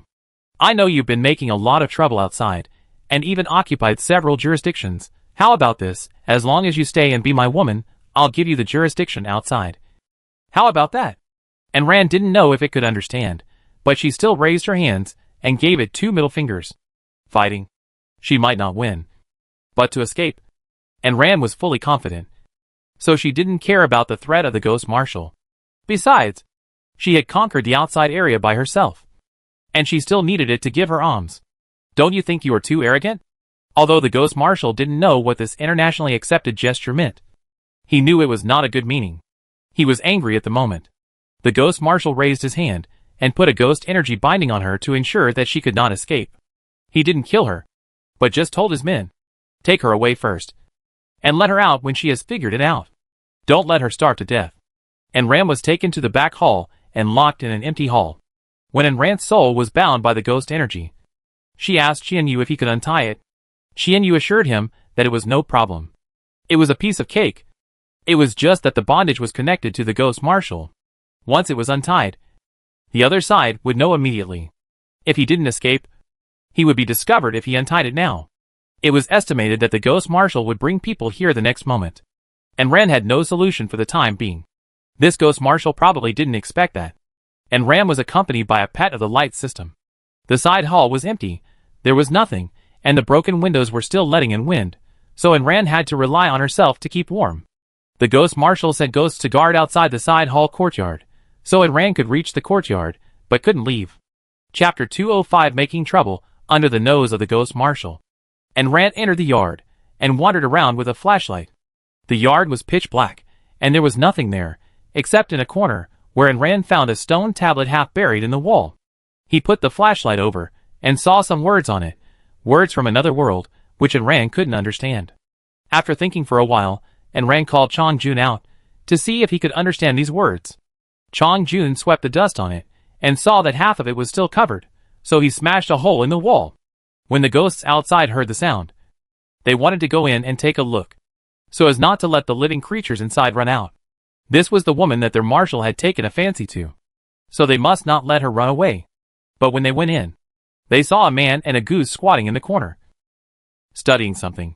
But they did not seem to be running away. And Rand heard a ghost coming in, but she did not care, and continued to study the stone tablet with Chong Jun. Chong Jun obviously knew the words.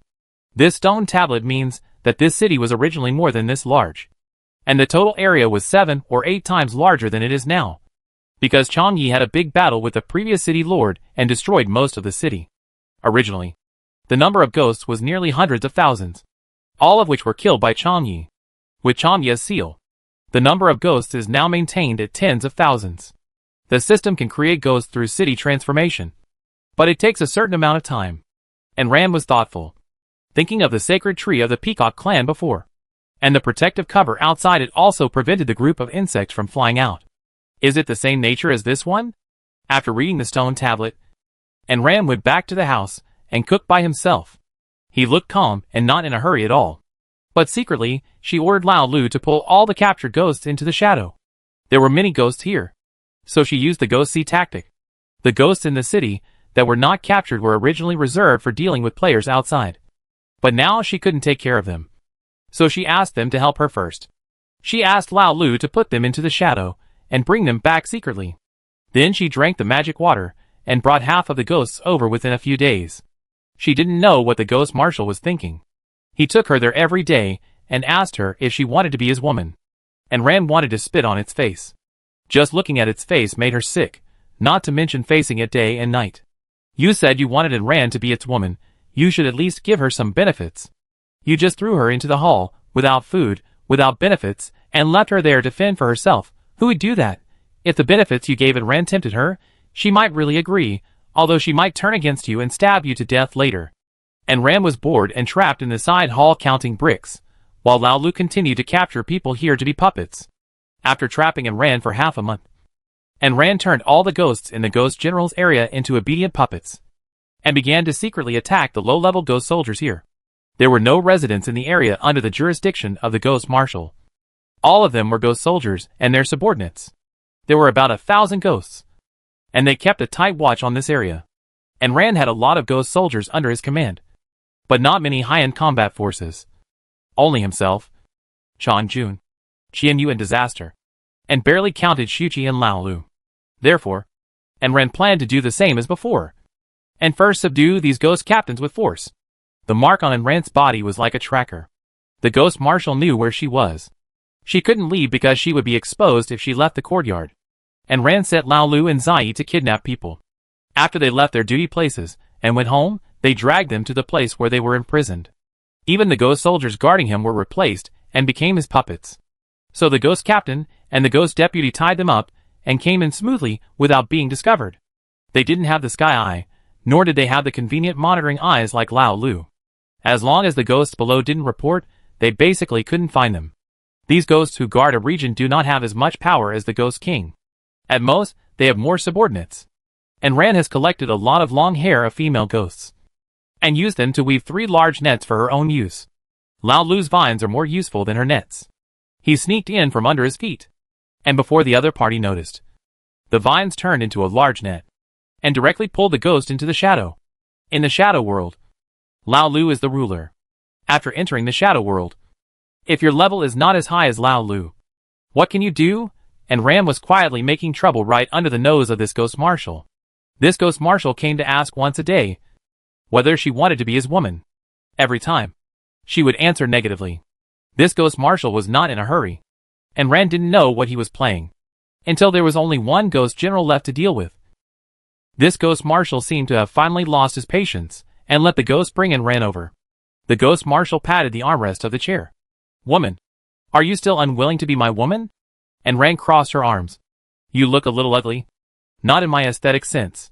She had almost conquered all of his subordinates, and now she was not afraid of him anymore, and could fight him head-on.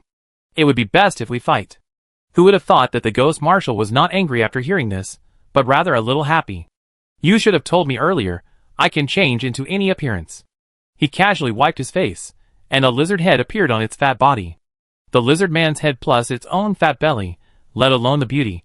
It was a good thing that Ran didn't vomit. And Ran watched it change 7 or 8 heads. Each race was different, but there was that huge belly underneath, which made Ran speechless. Waving her hand, she interrupted its head-changing technique, and was speechless. You want me to be your woman? You should give me some benefits. If you have nothing, I will follow you. The ghost marshal stopped changing his face, looked at her sinisterly. Are all women so materialistic? And Ran spread her hands. Then what else? What do I want from you? Because you are ugly, fat, not human, or poor. You have nothing. You can't even guarantee my happiness for the rest of my life. Why should I follow you?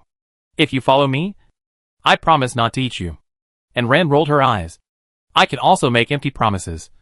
Since I can control all your former jurisdictions, it means I am not weaker than you. I should say what I should say. Get down from that position. Don't act so high and mighty. It makes me sick. This was the first time that the Ghost Marshal met someone who dared to talk back to him, who was not afraid of death, and who was still a human being. He immediately got angry.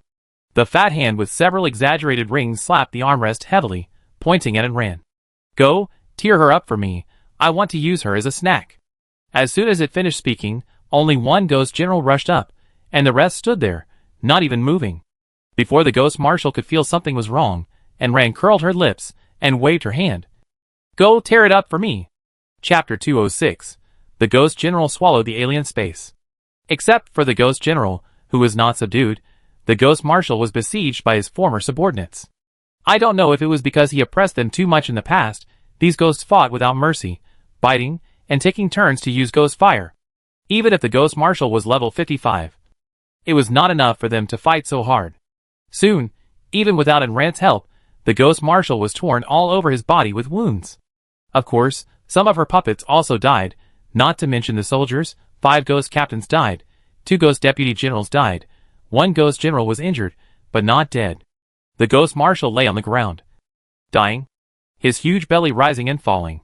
He obviously didn't need to breathe, but he was breathing heavily like a living thing.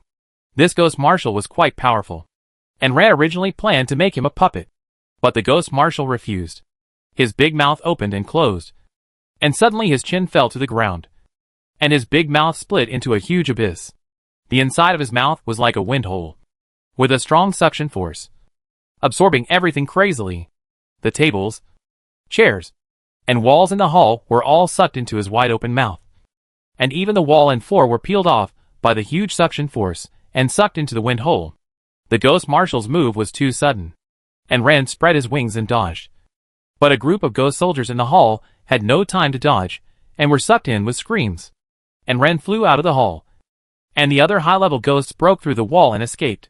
The Ghost Marshal continued to suck with his mouth open, and the whole hall was crumbling. The walls, ceilings, tiles, and window frames were all separated from the walls, and sucked into the wind hole. The whole hall collapsed in the crazy shaking, and the fallen ruins did not last long before being sucked into the Ghost Marshal's stomach.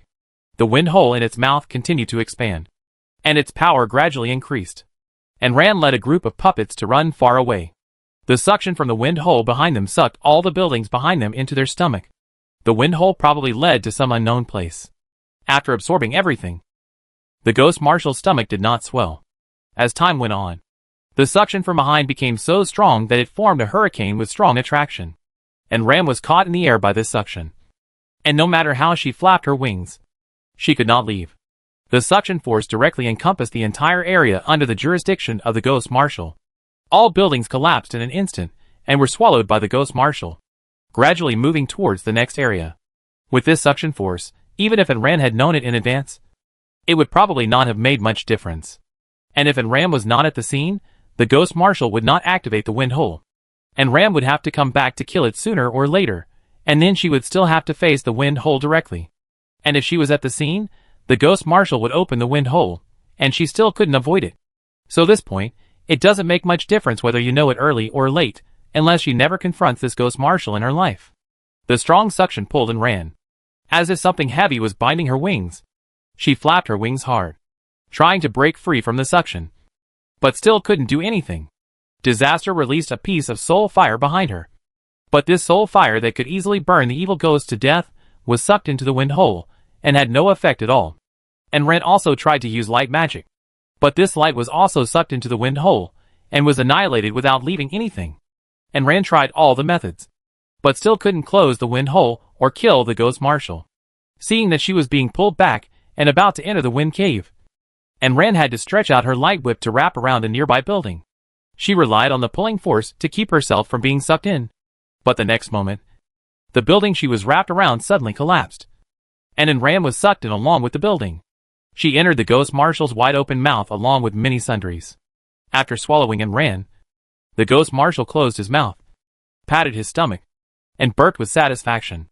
And Ran stopped in a chaos, surrounded by a colorful scene. Strangely, there was air in it, and she could breathe. If not, she would have suffocated to death in a few minutes. It wasn't dark inside, but she couldn't see anything clearly. So Rand turned on the flashlight. Rand looked around a few times, and found herself suspended in midair, with no way up or down, no sense of direction, and no way to find the exit. Chong-Jun came out of the space and looked around. This move is so familiar. Like Chanya's swallowing. It swallows things into its stomach, and there is an alternate dimension in its stomach, and no one knows where the swallowed things go. And Rand was shocked. Then can we still get out? Chong-Jun didn't hesitate, and answered decisively. Yes. You think Chanya's moves are so easy to learn. It's good enough to be able to use them. The level is too far behind Changyi. And he is not from the giant whale clan. He probably only learned the superficial things, but not the essence. And Rand thought it was a bit perverse. But she also felt it was right. Some moves, if not used by people from the same clan, would have a greatly reduced effect. Now let's look around here, and look for the node that can be seen out. I may not be able to crack Changyi, but I still have a way to crack this ghost. But you can look around here. I think it swallowed a lot of things. You may be able to find treasures. And Ren hit her right hand with her left hand. Why didn't she think of this? This place is so big, and she can't get out for the time being. Just looking for an exit and treasures at the same time. This space has buoyancy, and Ren can float in the air without the help of wings, but to move forward, she needs to flap her wings.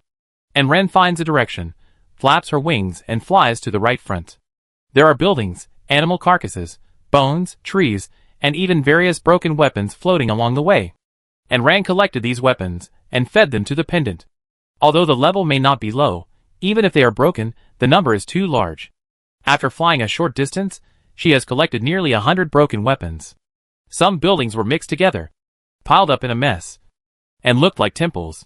And Ren picked them up to see if there were any good things. And Ren dug out a golden ornament from a pile of dust. And after cleaning it up a little, it turned out to be a golden giant elephant, with 2 curved horns in front, and a long hair all over its body. This is a golden statue of the mammoth family. Is this also one of the 10 mythical beasts? And Ren put the things away casually. It was golden and pure gold. She liked it very much. No, if their tribe was intact, maybe they could be ranked among the 10 fantasy beasts. But unfortunately the mammoth tribe ceased to exist a long time ago. And Ren continued to dig through the ruins. It was unknown when these ruins were built. They looked like ancient ruins. It was unknown whether they were swallowed by the giant whale or the ghost marshal, and it was unknown when they were stored. Chapter 207 Treasure Hunting in a Different Space. And Ren continued to search the ruins, but there was nothing inside except a golden statue. The illustration said that the golden statue was just a statue, and had no other function. It was very heavy in her hand, and Ren put it in her backpack. She searched the ruins, but she didn't find anything else good, so she had to continue flying forward. There were countless kinds of garbage floating in the air, and they were all gathered together in a mess. Most of them were ruins or broken weapons. There were piles of them here and there, scattered around in Ran. And Ran was not in a hurry to leave. And of course she could not leave for the time being. She saw 7 or 8 temples of various types here, which enshrined large lizards, winged western dragons, poisonous centipedes, poisonous scorpions, and even 3-headed lions. Some were fantasy beasts, which Chong-Jun recognized, and some he could not even recognize, and he did not know what they were. There were basically no powerful things in ordinary temples, especially those that were already broken. And Ran originally wanted to find something similar to the Peacock clan's protective shield. It would definitely be a good protective item if she found it. But unfortunately, she searched for several times, but couldn't find anything. There were also skeletons in this alien space, from various races. They were eaten, and only bones were left. The meat was gone. And Ran went over and pulled the bones. They were chewed cleanly. There was nothing. And since they were eaten so cleanly, there would be no good stuff. No one in her family liked to chew bones. There was no use for bones. Not to mention that these bones could not be used as weapons. There seemed to be nothing useful on this parallel line. And Ran flew forward for a distance, and encountered a pile of useless items again. She flapped her wings and flew upwards. She went up to see if there was anything else. She didn't find any good things. But there were a lot of broken weapons. It was estimated that this ghost marshal had swallowed a lot of players. Or maybe it was swallowed by the big whale before. Her pendant absorbed weapons and upgraded them all the way. Even if the weapons were broken, they would accumulate and cause changes in quality. The duration of the invincible golden body increased little by little until it reached 20 seconds. As he continued to fly forward, some more ancient and damaged buildings floated in the air. They looked older than the previous ones, and some places were eroded into rounded arcs. And Rand frowned. It seems that there are dangers here, and these things will also be worn away with time. I guess if I stay here for a long time, I will also be worn away. I still have to find an exit. And Rand looked around, trying to find a node, to see if he could blast a gap out, but it was obvious that there was no suitable place nearby. Continue to fly forward. This alien space is unknown how big it is, and Rand flew a long distance, but it is still the same dead look. If it weren't for the constantly changing scenery around her, she would have thought she was always spinning in circles. There wasn't much else along the way, but she collected a lot of gold. She almost collected 100 pieces, big and small, and a lot of various ornaments. But gold armor, weapons, etc., I didn't see much. And Ram was very happy to collect gold, although it was useless here. When she returned to Earth, if she could bring these back, she would be a little rich. There was nothing to take from above, all of them were similar, so Rand flew down. The things below were very heavy, and very large. Compared to those floating above, these looked more seriously eroded. More than half of them had been eroded away. In addition to the buildings, there were piles of corpses, and there were quite a few things on the corpses. And Rand picked them up, and the weapons that had not been eroded away, at least she had some skills. But unfortunately she guessed wrong. The weapons here were basically half broken, and the only things that had not been eroded away were the bodies, which Rand casually fed with pendants. And Rand collected as she went along. As long as it was a weapon, she accepted all of them. Then, there was a section of the road left, and suddenly there was nothing. And Rand continued to fly forward for a long time, and unexpectedly found a relatively intact temple. This temple was only half broken, and there was a huge square, with several broken stone pillars standing on the square, and a huge magic circle in the center of the stone pillars. In the center of the magic circle stood a stone tablet. And Rand flew on it, and against the backdrop of the tall stone pillars, and Rand looked extremely petite. And Rand looked up at the stone pillars. The patterns carved on the stone pillars were full of cracks. Some of the stone pillars were broken into pieces, with only half of them left. The erosion here was even more severe. All the corners had become rounded, without any corners. The patterns on the stone pillars were incomplete, and she couldn't tell what was carved before. And Rand stood on the magic circle, walked around and looked around. The lines carved on the ground were circular, with various symbols and words, which looked mysterious and complicated. And Rand pulled Chongjun out, pointed at the magic circle on the ground, and showed it to him. This was the same as the text on the stone tablet before, and Chongjun could understand it. It flapped its wings. Oh! This is a summoning magic circle. Put a black crystal in a fixed position, and you can randomly summon an abyss monster. If you defeat it, you can drip blood on the stone tablet and turn it into your pet. And Rand was eager to try, but Chongjun stopped her. This magic circle looks a bit old, and it has been in the alien space for so long. Whether it can be used is another matter.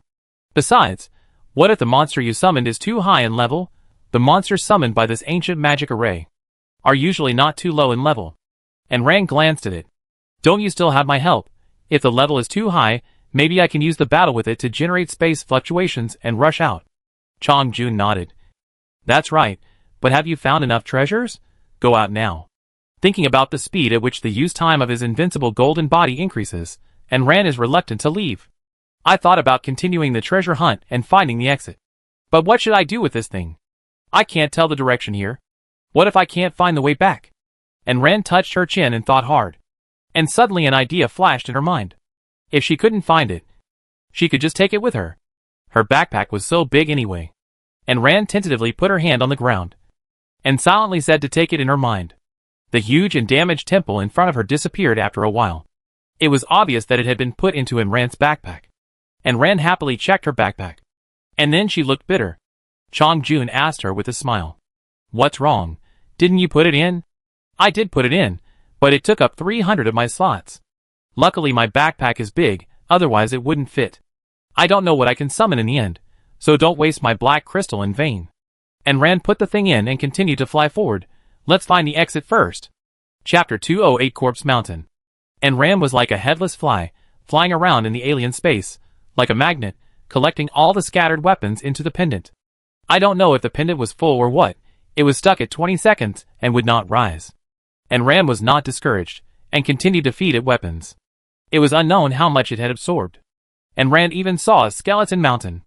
There were still a lot of weapons in the skeleton mountain, and Rand took them all away, walking forward all the way.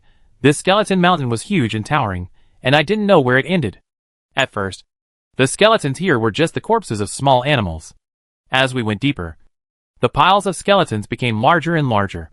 When we reached the middle part, looking at the piles of dragon corpses in front of us, and Rand was also a little horrified.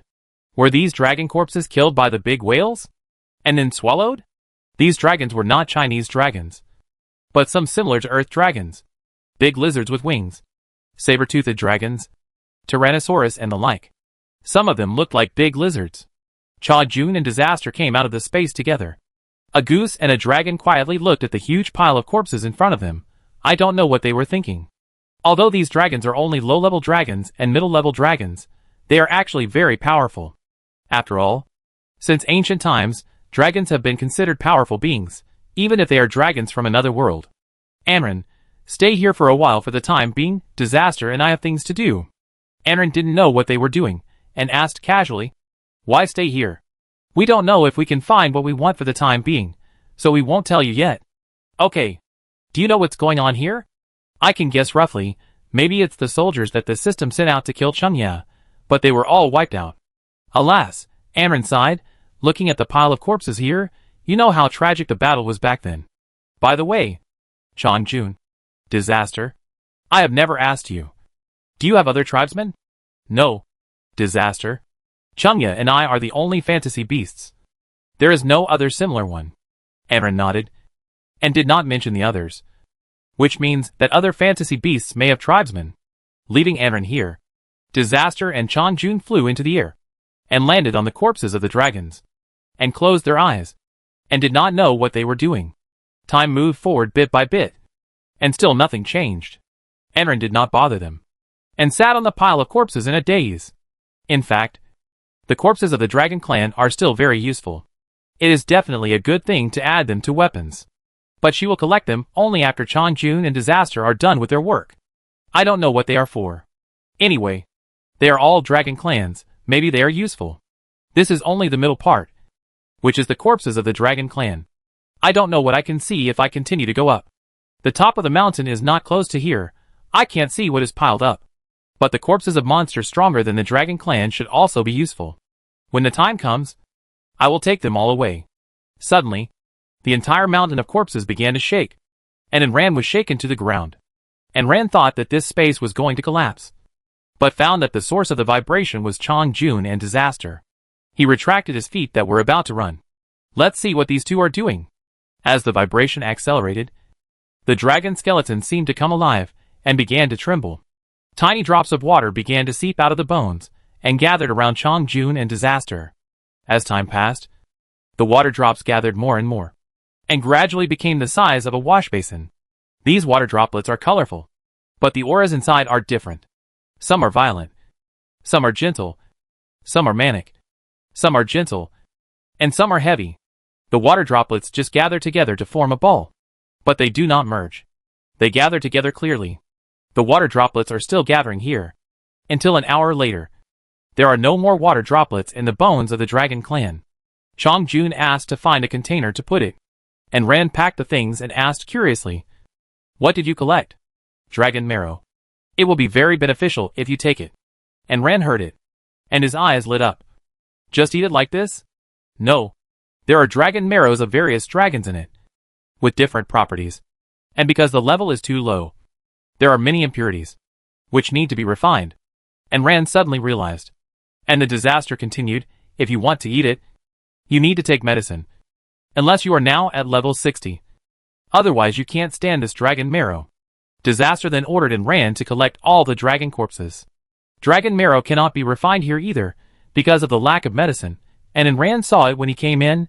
He could not connect to the chat area here, and at most, he could see his own attribute panel.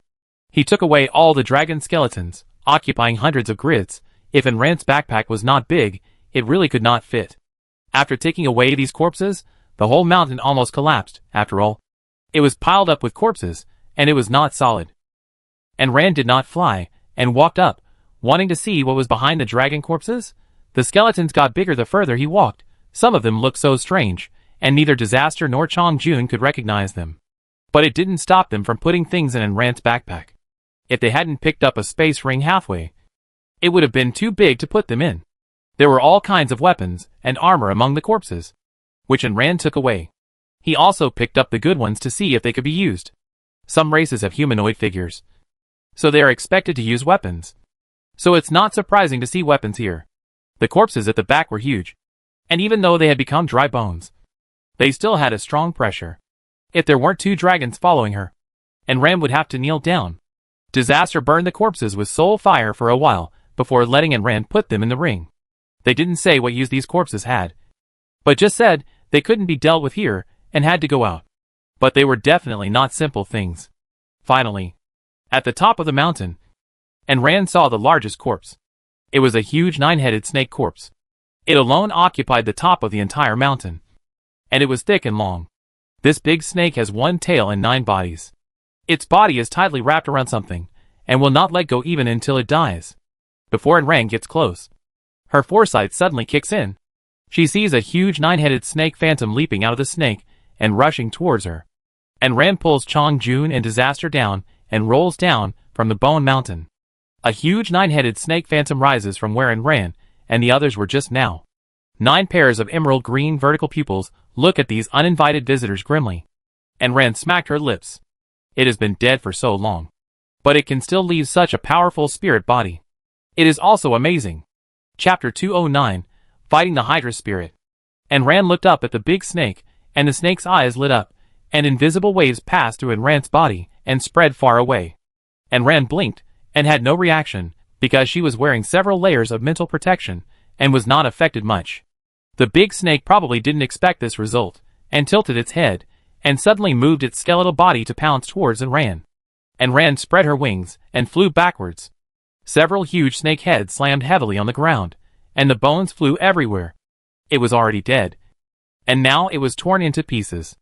Now only bones and spirit bodies were left of the snake. It could not use magic, and could only use its own hard bones to fight Enran, because it was just a spirit. The illustration did not show its information. The 3 bodies of the snake were entangled in a ball, and it used itself as a whip to swing at Enran. Enran jumped up and rolled, avoiding the attack, and the huge body of the snake fell to the ground again. Enran flew a distance away, and the snake could no longer attack. It was entangled in something, and would not leave. Enran went around to the side, poking it here and there, but not confronting it head-on. The big snake was furious, but it could not reach Enran. After all, it was only so long, and it could not stretch a section out of thin air. The angry snake opened its mouth on the middle head, and a small snake made of spiritual power swam in the air and rushed over.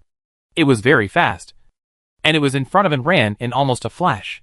Mental infection is useless to Enran, but it does not prove that mental attack is useless. After all, this mental power has become a physical entity. If it hits Enran, she will bleed from all 7 holes. Enran retreated quickly and changed many positions, but the snake seemed to have located Enran and kept following her. The target was very clear. At the critical moment, Xiaoba came out of the pet space, pointed with his little hand, and countless small clouds, like cotton balls, split from it. Like cotton balls, Enran could see that this was the embodiment of mental power, not a part of its body. Countless small cotton balls surrounded the snake, opened their mouths, and gnawed at the snake.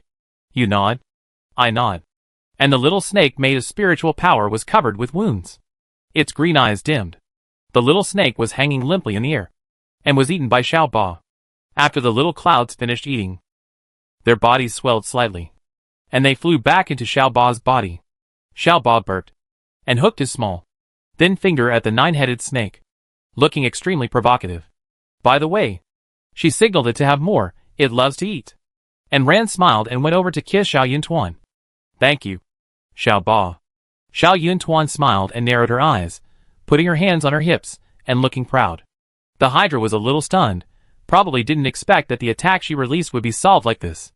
It is a spiritual body, condensing such a small snake, which consumed part of its spiritual body, and it dared not to do it again. In the end, it still had to attack physically. In fact, Ayn Rand could have run away, not fought with it, but she really wanted to see what it was protecting. It was already dead, but it was still protecting something so tightly. If it wasn't a treasure, it shouldn't be much worse. Right? She wanted what it was protecting underneath. Because this snake was not very powerful. Cha Jun and the others did not make a move, leaving Ayn Rand to deal with it herself. Seeing that mental power could not kill Ayn Rand, the 9 pairs of eyes of the Hydra turned green for a moment, and the bone mountain around it began to shake. Countless bones broke away from their original positions and gathered on the body of the Hydra. Then, like being attracted by a magnet, they stuck to the Hydra and could not fall off. The entire bone mountain gradually collapsed and fell apart. All the bones were attached to the Hydra, completely wrapping it up, forming a giant snake made up of countless bones. With this wrapping, the things it was wrapped in were naturally wrapped in it, and it could also leave the original place. The big snake was about 100 meters long, about 3 meters thick, with a pair of green eyes, and it swam vividly in the air. The giant snake swung its tail, driving its body to crash into Ayn Rand, like a speeding train, with an unstoppable impact. Ayn Rand reached the maximum speed, flapped its wings, and rose rapidly, and the big snake swung its tail over. This powerful and heavy blow brought a burst of rapid whistling sound in this strange space without wind. Ayn Rand turned her body and dodged downwards, avoiding the tail's blow.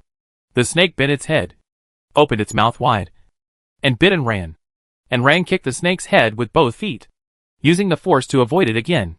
The tail was on one side, and the snake's head was on the other side, which meant that Ayn Rand was surrounded by the snake's body. On the snake's body, countless bones stood up, like bone spurs, turning into long spears and shooting towards Ayn Rand. Ayn Rand shuttled through the bone spurs, perfectly avoiding each one, and directly cutting off the ones that could not be avoided. The more bone spurs were cut, the more they appeared. After all, there were so many bones, most of which were fired by the snake. Ayn Rand's light magic turned into countless rays, cutting off all the attacking bone spurs. There was already a circle of broken bones floating around her. Chong Jun helped to cut off the bones that she didn't have time to break. This 9-headed snake had been dead for who knows how many years, and it was amazing that it was still so fierce. While Ayn Rand was cutting bones, the snake's head took the opportunity to rush over, opened its mouth, and swallowed Ayn Rand. The snake's belly contained the Hydra's body. Now that Ayn Rand had entered its territory, it would still be its turn to slaughter him. After Ayn Rand entered, his bones turned into lock rings, which bound his limbs and neck, and his weapons fell off. But Ayn Rand recovered them, so Storm could not lose them. The bone lock became tighter and tighter, as if it was going to strangle Ayn Rand to death. But it was obvious that the snake had forgotten that Ayn Rand had pets around him, and there were more than one. Disaster sprayed a mouthful of soul fire directly onto the bone lock, but it couldn't burn Ayn Rand anyway, so it was no big deal. Although soul fire is more useful for the soul, it actually burns everything, and it is still the kind that cannot be extinguished once it is lit. The second head started to erode, snatching control of a head, and was manipulating that head to bite other heads. Ayn Rand broke free. There was too little space inside. Ayn Rand changed to a Yu, and killed the Hydra body. During the battle, when you burst out 2 crescent-shaped wind blades, attached with the soul fire of disaster, and directly cut off the 2 heads of the Hydra. The 2 heads were gone, and the disaster once again deprived it of control of the 2 heads. Several heads entangled and bit each other, and their mental powers collided with each other. The Hydra had no time to care about the bones in its body. The big snake made of bones gradually collapsed. Chapter 210 Broken Medusa Shield Treasure Chest Mountain. Ayn Rand waved when you, and forcibly split the Hydra's skeleton, revealing the spirit body inside. A few cuts chopped the Hydra's spirit into pieces, which were picked up by Xiao Ba and chewed like candy. Its huge skeleton was put into Ayn Rand's backpack. This is not a monster in the concrete sense, and it does not drop supplies. The surrounding bones were scattered around, floating in the air. Ayn Rand picked up a large piece and sat on it, and only then did he have time to look at what he had in his hand. That was what the snake was determined to protect. A broken shield. The shield was huge, taller than Ayn Rand standing up, and heavier, probably about 100 pounds. With Ayn Rand's current strength, It was easy to pick it up. This shield was obviously the kind that stood on the ground, not held up. Medusa's shield. The shield was damaged by 2/3. Originally a diamond-level shield. But due to the long time, the war and other reasons, it was damaged. The current level dropped to gold level, and it will return to its original level as the shield is repaired. Defense 800. Additional skills. Petrification, inject magic, Medusa's eyes light up. Enemy who is directly looked at by Medusa's eyes will be directly petrified into a statue. Note, because the shield is currently broken, it can only petrify enemies 10 levels higher than its own level. If the level is too high, the petrification time will be shortened. The petrification ability is ineffective for the holder. Isn't this an invincible killer? No wonder the Hydra was determined to protect it. But what can be used to repair it? And Rand touched it a few more times, opened the panel manufacturing interface, hoping to see if there are any prompts or something. And Rand had just used the weapon repair fluid. The repair fluid only repaired the cracks on it. The missing parts could not be restored. Looking at the prompt again, it was still the same data, no change at all. It seemed that the repair fluid could not repair this thing. There was no prompt on the panel, and Rand used the Eye of Exploration again, and there was no prompt either. The shield was modeled, and on the shield was a banshee with snake hair. The banshee's face was covered with scales. Her eyes were green vertical pupils. There were 2 snake fangs on her lips. She was smiling grimly. The woman's face and eyes were intact, but the snakes on her head, some of the little snakes had lost their eyes, leaving only 2 holes. The shield was still missing nearly half. How could it be restored? This seemed to be an item left by the ancients. The system did not give you any hints. You had to figure it out on your own. Disaster looked at it carefully for a long time. I guess you need to restore it. After the ghost town, we have to go to the snake domain. This thing looks like it belongs to the snake clan. Right. Cha Jun. It was not sure, and asked Cha Jun, who also looked at it for a while, and nodded uncertainly. Although it may not be from the snake clan, it is definitely related to the Hydra. However, I don't remember that there is such a serpent in their clan. Especially this shield is quite old. And Rand knew that Medusa was a serpent in Western mythology. But she was not so strange. There was Yinglong. So it was not strange to have a serpent. But it seemed that her next copy had been decided. And she would go to the snake domain. Just by listening to the name. It was estimated that there were snakes in it. Thinking of these soft, ugly, cold mollusks. Countless of them gathered together. And Rand couldn't help but get goosebumps. Especially since she had to go deep into the snake group. She felt her hair stand up. She wasn't afraid of 1 or 2. But she was afraid of thousands of them. A light whale cry sounded in her ears. And then Rand looked up. A small whale that only she could see swung its tail and swam inside. And Rand followed the little whale as if possessed by a ghost. The little whale brought her to a huge mountain. A mountain of treasure chests. And Rand stared at the chests in front of her blankly. There were not tens of thousands. But there were definitely thousands. She was still wondering where the Ghost Marshal had swallowed so many chests. But then she thought, the Ghost Marshal was a former player. And the big whale should also be one of the players. They would naturally drop treasure chests when they killed monsters.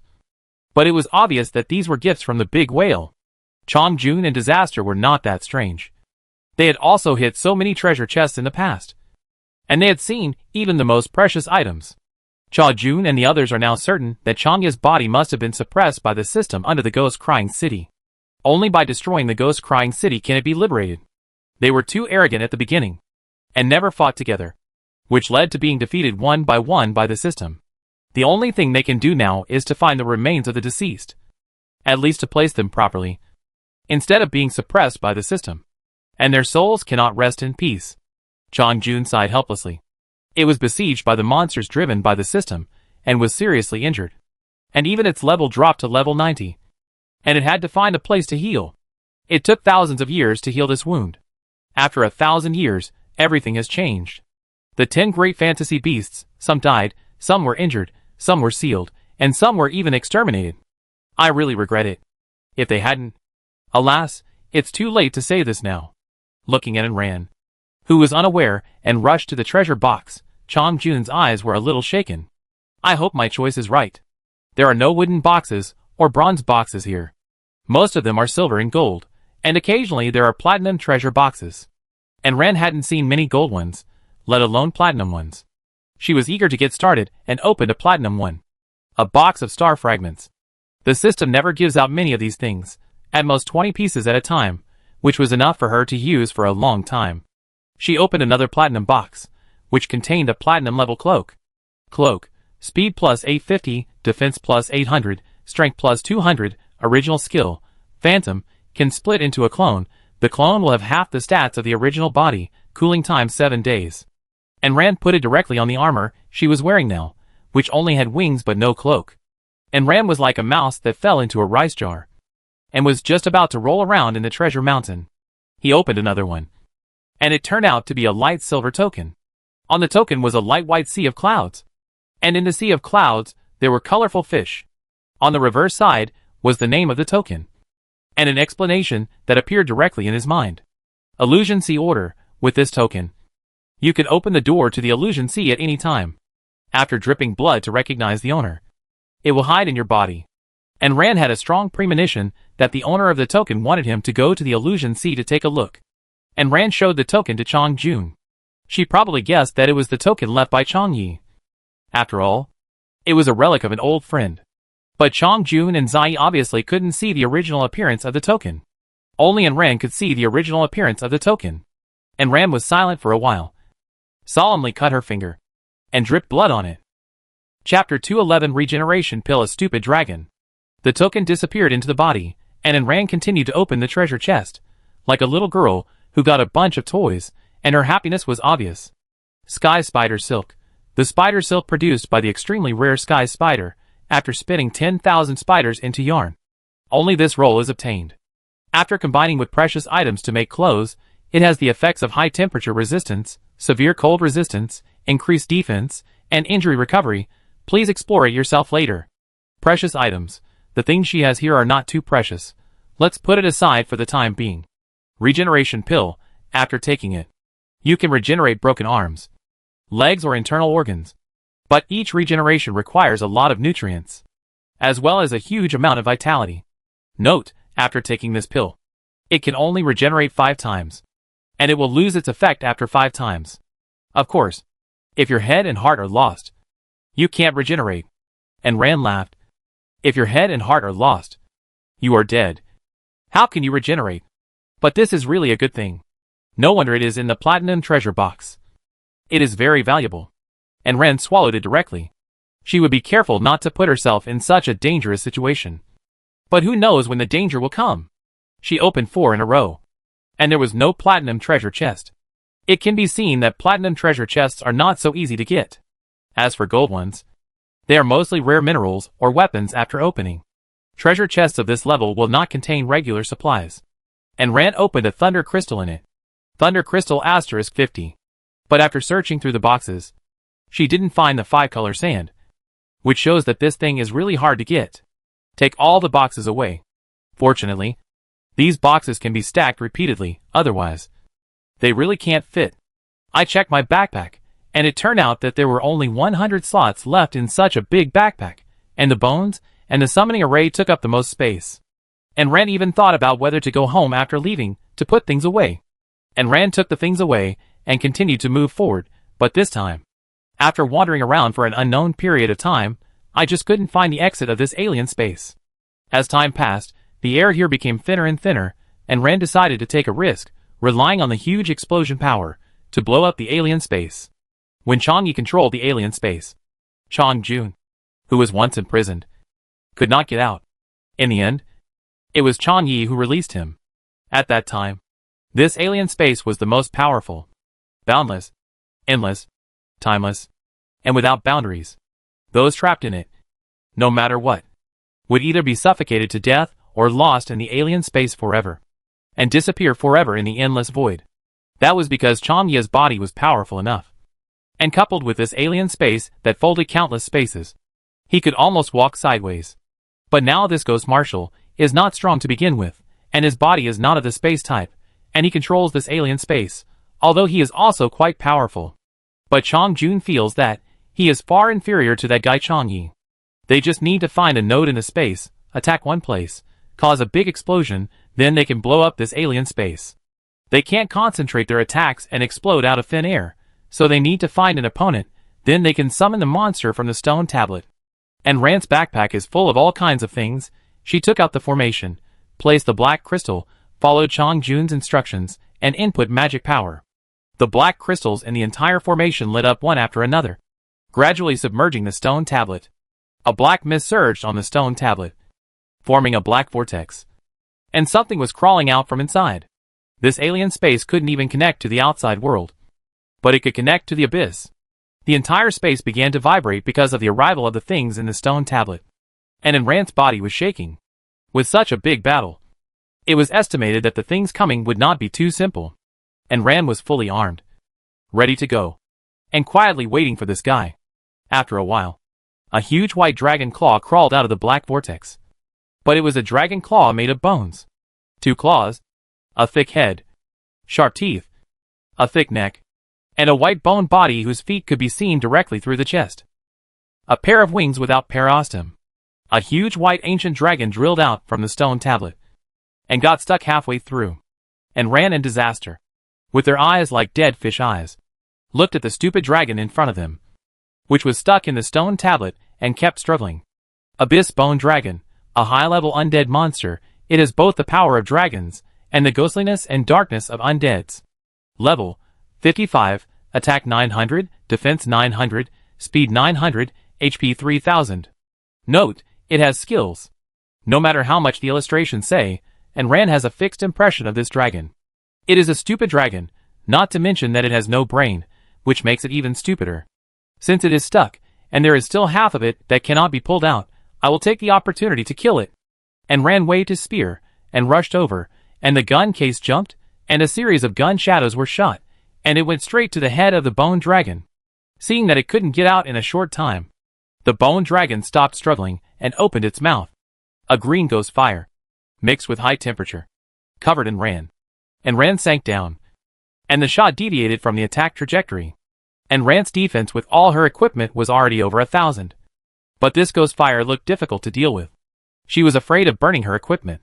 This bone dragon was just like the high-speed cannon, with its mouth wide open. And one after another high-temperature ghost fire was fired and ran like a cannonball. Or maybe it was actually dragon flame, but because it was a bone dragon, the flame it spewed out was this green. The high temperature distorted the air in the alien space. Because there was no buoyancy, the shells lost their target and floated in the air, flying around with Ran. The bone dragon was still chasing Ran and attacking him non-stop, and Ran was not able to dodge it every time. Occasionally, he was hit once, but he found that although this thing could not penetrate Ran's armor and defense, it could destroy the durability of the armor. 1 hit is equivalent to 2 hits. If you get hit once, you will lose 100 points of durability directly. How much durability does a piece of armor have? How can it lose so much? And this thing is a bit like the soul fire of the disaster. It is difficult to extinguish once it is touched.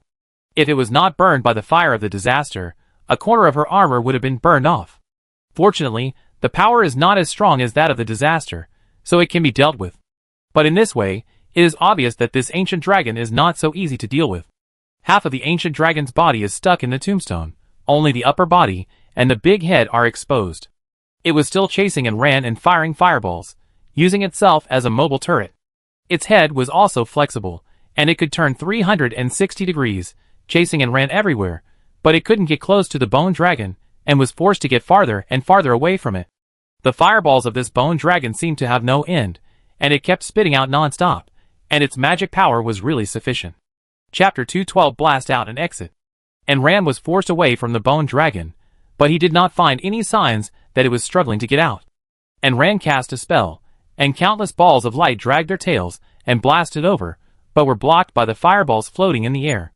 The two kinds of magic collided, making an explosion, and countless fireworks exploded in this peaceful space. Ran wanted to get closer, and the bone dragon once again sent out a bunch of fireballs to stop Ran from moving forward. Ran continued to release balls of light to clear the way. By now, Ran also found something wrong. She could use potions to replenish her mana. But this bone dragon seemed to have infinite mana and kept firing fireballs. Chong Jun realized something was wrong. Ran dragged it out. Its lower body was still in the abyss. It was absorbing the mana of the abyss, just like it had endless ammunition. Ran sneered. Okay. You dare to trick her. Then I'll pull you out. The stone tablet cannot be broken. Chong-jun said it was an entrance to the abyss. If it is broken, the abyss cannot be sealed. Then I'll pull you out. And Ran used the light ball to blast an entrance all the way, and directly inserted it into the pile of fireballs. Several rays of light wrapped around the bone dragon, and one of them was given to Chong-jun and the others. Xiao-Qi, Lao-Lu, and even Xiaoba came to join in the fun, and pulled the bone dragon out with all their strength. Although half of the bone dragon's body was in the abyss, it was originally summoned, and it got stuck there by itself. There was suction here, and with the power of Chong-jun, Qian-yu, Disaster and Ran, the body began to leave the abyss little by little, and appeared. The bone dragon was anxious. If they all left the abyss, it would lose its endless supply of magic power, and be subdued. It was only after it was summoned that it realized that the summoner was not easy to deal with. But unfortunately, it had a good plan. But it could not resist the huge strength of this group of people, and was pulled out of the abyss. As soon as it got away from the tombstone, it was shot in the cheek by Ran, and its bones were sunken. Then it was beaten by the group, and its bones were broken and shattered. The bone dragon struggled and rolled back and forth several times, avoiding this group of brutal people. And Ran took the opportunity to take the tombstone away. His cheeks were puffed up, and he kept preparing to launch a large-scale attack. And Ran was waiting for it to launch a large-scale attack. Seeing this, she and the others also prepared, gathered magic, prepared to blow up the alien space. In order to avoid killing the bone dragon directly, they did not use magic with all their strength. Almost all of them kept some strength. The reason why they released all the magic was that they wanted the collision and explosion of several kinds of magic to ensure that the alien space was blown up at once. The bone dragon held its head high, and its fleshless head didn't know how to store magic. Seeing its cheeks swell up to almost the same size as its body, the magic of the man and several pets over there was also ready. The bone dragon spit out a mouthful of green dragon flame. The dragon flame sprayed over like a pillar, carrying hot air, and the high temperature burned the hair. On Ran's side, she also aimed the magic in her hand at the dragon flame and threw it out. Several different magics collided with each other, collided, exploded, and exploded. The huge explosion shook the entire space constantly. Intense shock waves came from the center of the explosion, one wave stronger than the other.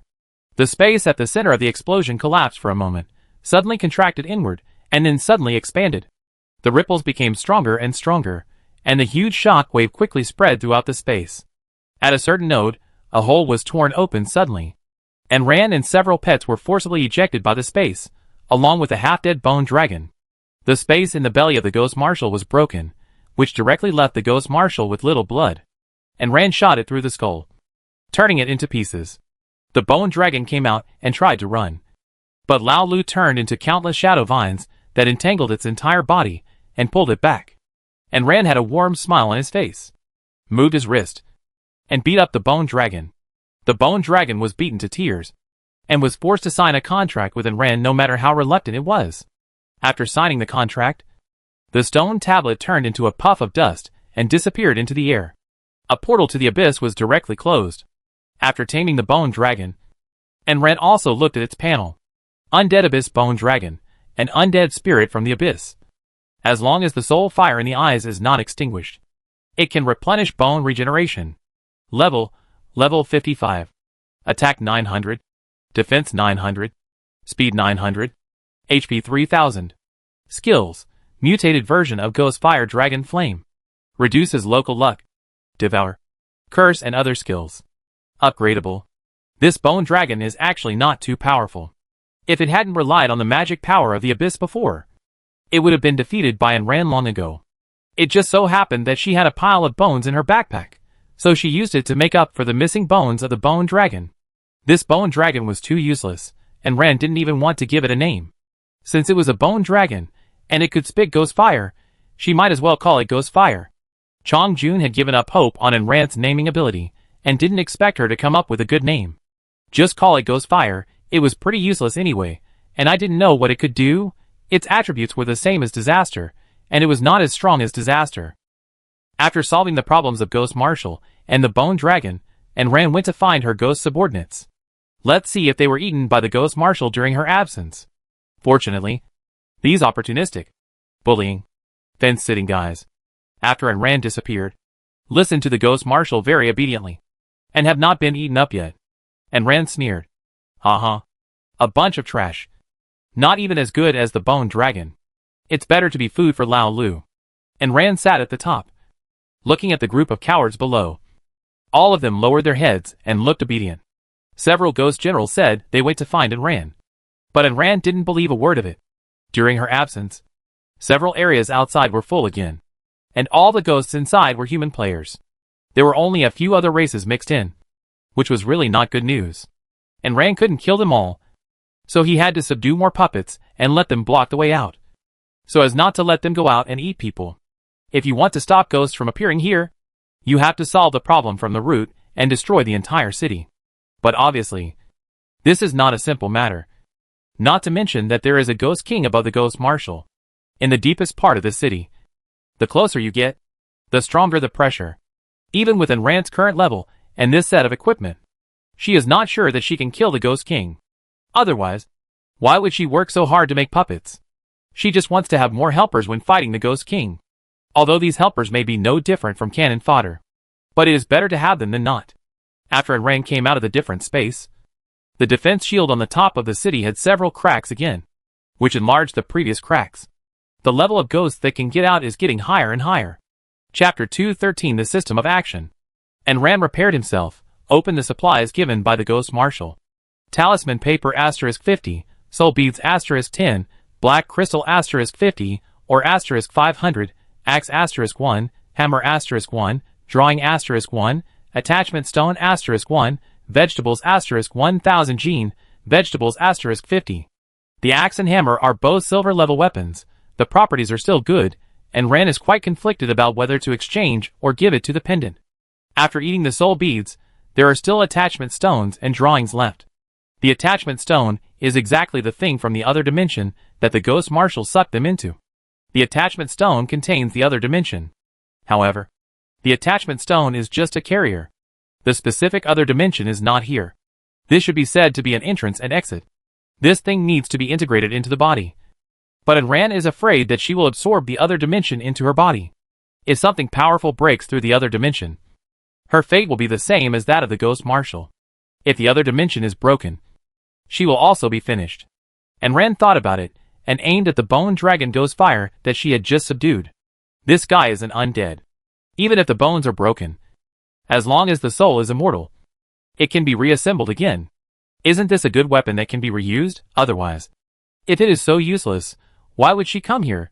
If this is not a bone dragon, but a complete dragon, I am afraid it would not be so useless, but it is a pity that it is just a bone dragon. Anran merged the attachment stone with the bone dragon. The bone dragon can open the entrance to the alien space at any time according to Anran's command, and can also release the things inside. Although the strength of the alien space also depends on the level of the fusion. If the level is too low, it is easy to break free. Just like Anran and the others escaped, using a powerful force to attack a little, you can blast open and exit. Fortunately, this bone dragon can be upgraded. Otherwise it would be a waste to put it in the other space.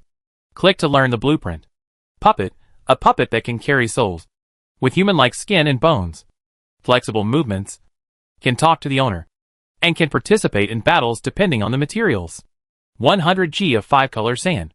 A large amount of flowing cloud stone. 2 mithril. A large amount of bones. An appropriate amount of human-like skin optional. 2 light crystals. And 1 soul this thing. And Ran pondered it for a while. This is different from the ghosts she forcibly signed with the puppet spell. It is probably the same as a human puppet. Ghosts can't touch real objects, but this puppet can. Does that mean she can have someone to help with cooking and housework in the future? She has bones and minerals. And even a soul. So she can just grab any ghost here and put it in. Compared to being killed by Anran as a monster. Being her babysitter should be much better. But the most important 5-colored sand is still missing. Anran has no choice but to put it aside for the time being. Anran was still thinking about how to kill the Ghost King inside. But she didn't expect that before she had time to cause trouble for the Ghost King. The system caused trouble for her first. The system is about to open the Ghost Cry City dungeon. Players will be randomly teleported. Players are requested to kill the Ghost Marshal, the ruler of Ghost Cry City. Those who succeed will be rewarded with a 3-level upgrade. Anran sneered. She thought that the system would cause her some trouble. After all, she was about to overturn Ghost Cry City. If the system did not move again, she would think that the system was weak. If she really destroyed this city and broke the seal of the long night, this city would probably cease to exist. The system would not be able to create ghosts anymore. Kill the Ghost Marshal. The ruler of Ghost Cry City. She had just killed the Ghost Marshal before. Instead, to kill the Ghost Marshal, isn't it just letting the players kill her? The system has a good plan. It not only lets Ran deal with the players, but also lets the players kill her. It's really good. But who is Ran? How could she let the system succeed? The Ghost Marshal doesn't have a seal to prove his identity, or an ID card or something like that. Ran asked her Ghost General to pretend to fight with her, and then she automatically admitted defeat and threw the ghost towards the Ghost Marshal's residence. Indicates that he has resigned. The Ghost General sat on the throne, looking confused. There was a sentence that he didn't know whether to say or not. Ran was even considering whether to kill the Ghost Marshal, the current Ghost General, and get the reward for upgrading to level 3. In order to avoid suspicion, Ran left the Ghost Crying City first, and temporarily returned to her own cloud group. She had too many things, and needed to put them away first. Not long after Ran returned home, tens of thousands of players were teleported to the Ghost Crying City by the system. Now the outside of the Ghost Crying City is full of ghosts transformed from dead players, and they are crowded in all the jurisdictions of the outer city.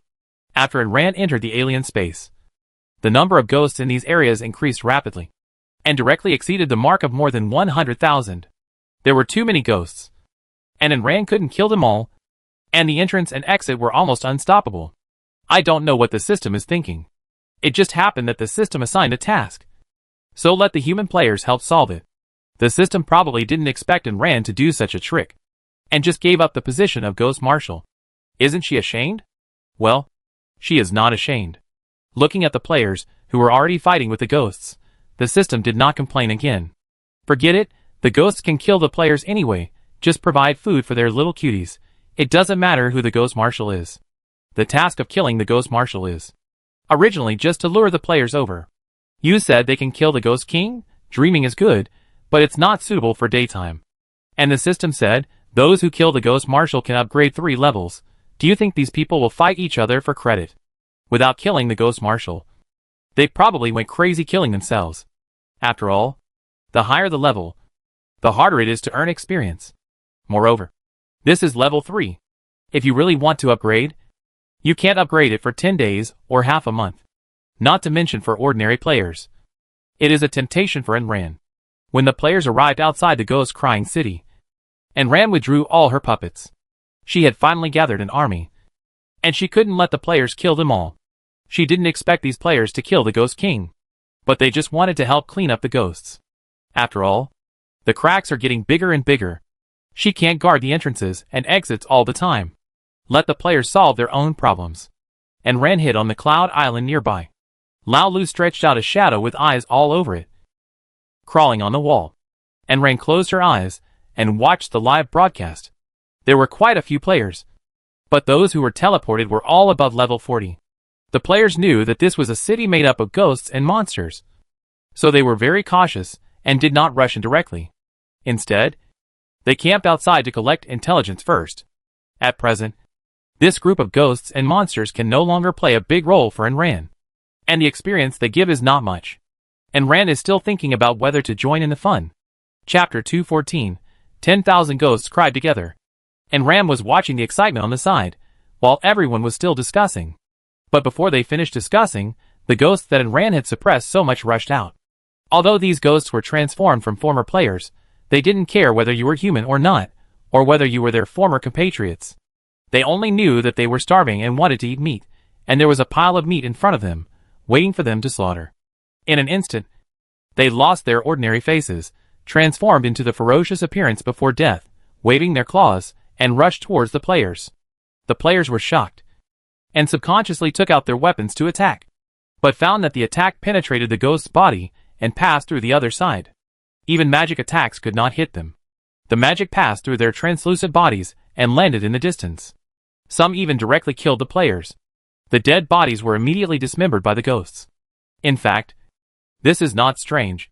They can't touch the entity, but they can pick up the corpse and meat to eat, and even eat it into their stomachs. If this is not a bug, what is it? But in the same way, they really can't touch living humans, and can only pass through their bodies. Could it be that people become like them after death, so they can encounter them?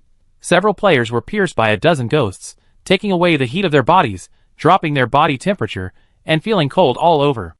They squatted down with their bodies in their arms, with negative thoughts in their heads, and felt that the world was hopeless, and that they could not see the light. They squatted in the same place, and the magic that was cast hit them, and they did not know how to dodge, so they died on the spot. Some people with weak spirits would commit suicide, and some smiled foolishly, as if they had seen something that made them extremely happy. The players swung their weapons to attack the ghosts. But they couldn't attack the ghosts, and could only attack the surrounding players. The scene was in chaos. From a distance, it looked like they were fighting each other. If it was an ordinary monster, physical attacks would work. But for ghosts, physical attacks didn't work at all. After attacking in vain for a while, someone finally came to his senses. Before he was affected too deeply, he quickly left the battlefield. If he was not penetrated many times, or if his mental strength was strong, he would not be affected too deeply.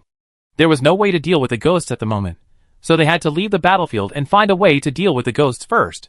Tens of thousands of people came, and thousands of them were trapped at once. Although the ghosts could not attack directly, they had many ways to make you collapse.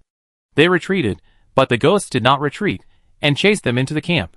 With so many people, it was impossible that there was no light-type person. When the first light-type person killed a ghost, the talisman paper exploded. Other light-type people also showed their power, and the first group of ghosts that ran over disappeared in the light. When the light magician saw that light magic was useful, he cast magic as if it was free, and defeated a group of ghosts. Then he found that talisman paper could fight against ghosts, and it could be used 3 times. It was like he had discovered a new business opportunity, and he started selling talisman paper. And Ran had been watching the battlefield from the side through Lao Lu, and saw them selling talisman paper on the spot. After thinking about it, she also put up the talisman paper to sell. She herself had light magic, and she also had Lao Lu and Qianyu, so she didn't need talisman paper. Besides, talisman paper was good for dealing with low-level ghosts, but it was useless for dealing with ghost lieutenants. Don't want anything else, exchange for herbs, or in the like, she has no shortage of food, the island cloud is not that important to her now. But she lowered it a little too low, and also exchanged some of it. Nowadays, players have more or less island clouds in their hands, and they are not as short of them as before. Selling an island cloud for 2 life-saving talisman papers is still cost-effective. And Rang got a lot of talisman papers, tens of thousands of them, but don't forget how many ghosts she killed.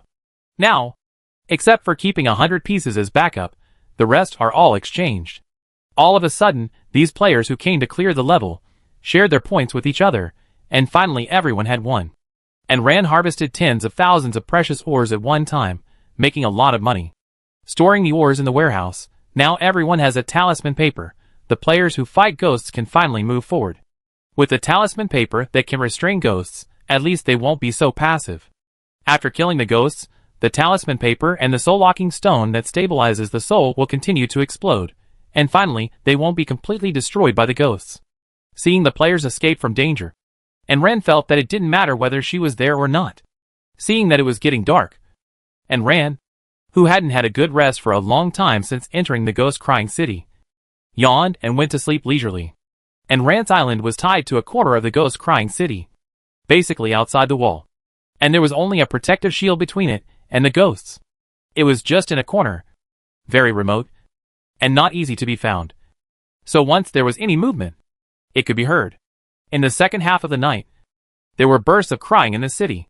At first, the sound was very small, but soon, the sound gradually became louder. The shrill cry woke and ran up from her sleep. She opened her sleepy eyes and looked blankly towards the ghost city. Who is crying in the middle of the night? The cry became louder and louder, shrill and resentful, and the sound was very much like the howling of female ghosts in supernatural movies. Lingering, resentful, shrill with an influence that makes people unconsciously empathize, rushing straight to the eardrum and brain. This kind of mental attack can't affect Enran, so to Enran, these ghosts just cried a little miserably. The crying became louder and louder. The whole ghost city was filled with howling ghosts. The listeners were moved to tears, and could not help crying along. It was as if all the ghosts were crying at the same time. The crying was deafening, and had a strong impact on people's psychology. Except for the players, who occasionally obtained the soul-locking stone, the rest of the players could not stand it. Old Six leaned out to see what was going on. He saw a bunch of players covering their heads and rolling on the ground in pain. Some were banging their heads against the wall frantically. The force was so great that it was as if their heads were not their own. Some players were tearing their hair, pulling their hair down in handfuls, with their scalps still attached, and it looked horrible with bloodstains. Some were scratching their heads frantically. Some looked like fools with their facial features flying around, and attacked each other with weapons. The mental attack caused by this wave of 10,000 ghosts weeping was really powerful. If Ayn Rand hadn't been wearing hairpins and rings when she slept, she wouldn't have been immune. Sleeping in such a dangerous place outside, she didn't dare to take off her equipment. Except for her armor and combat boots, she didn't take off the rest. Ayn Rand frowned, looking at the situation in the ghost city. Although she didn't like the players, she couldn't just watch them die. After all, if they all died, what was the point of her living alone? Chapter 215 Save People. But how to save people? Should she kill all the ghosts now? Or what should she do? Ayn Rand touched her chin. She couldn't think of a solution for the time being. If the ghosts wanted to kill people, she could still do something. She could sell talismans and make some money. But she couldn't handle the way these ghosts cried. She couldn't cover the mouths of the ghosts one by one. Forget it. Let the ghosts of the ghost army stop them. She would intervene as much as she could. If the players didn't run away by themselves, she couldn't do anything. These ghosts that were cursed as puppets by Ayn Rand, there was no need for Ayn Rand to appear and give orders directly. She could just give them orders in her mind. The ghosts in her ghost army were all high-level ghosts, and their combat power was quite strong. After receiving the order, they could not disobey the order, so they went to make trouble. They did not need to kill the crying ghosts, just disturb them, and prevent them from crying. This group of high-level ghosts were not affected by these ghosts, and now they were controlled by Ayn Rand. So to put it bluntly, they were no longer from the ghost-crying city. To disturb the ghosts, they directly launched a deterrent. This is the level suppression of low-level ghosts by high-level ghosts. In fact, it is also applicable to human players. But no one has used it. Deterrence is similar to intimidation, especially when thousands of ghosts are distributed in various areas and launched together. The crying of the ghosts really stopped for a moment. Taking this opportunity, the players who were not too affected did not care about anything else and ran away, no matter what the reason for the ghosts to stop. It is not the time to explore. Since we can leave, let's leave first. As for killing monsters, there will be plenty of time later. Some of the friends who have a good relationship with them even left with their depressed companions on the ground. Those who were too deeply affected finally recovered a little and staggered to get up and follow. They had obtained talismans before, which could suppress ghosts and monsters, so they thought ghosts were nothing special.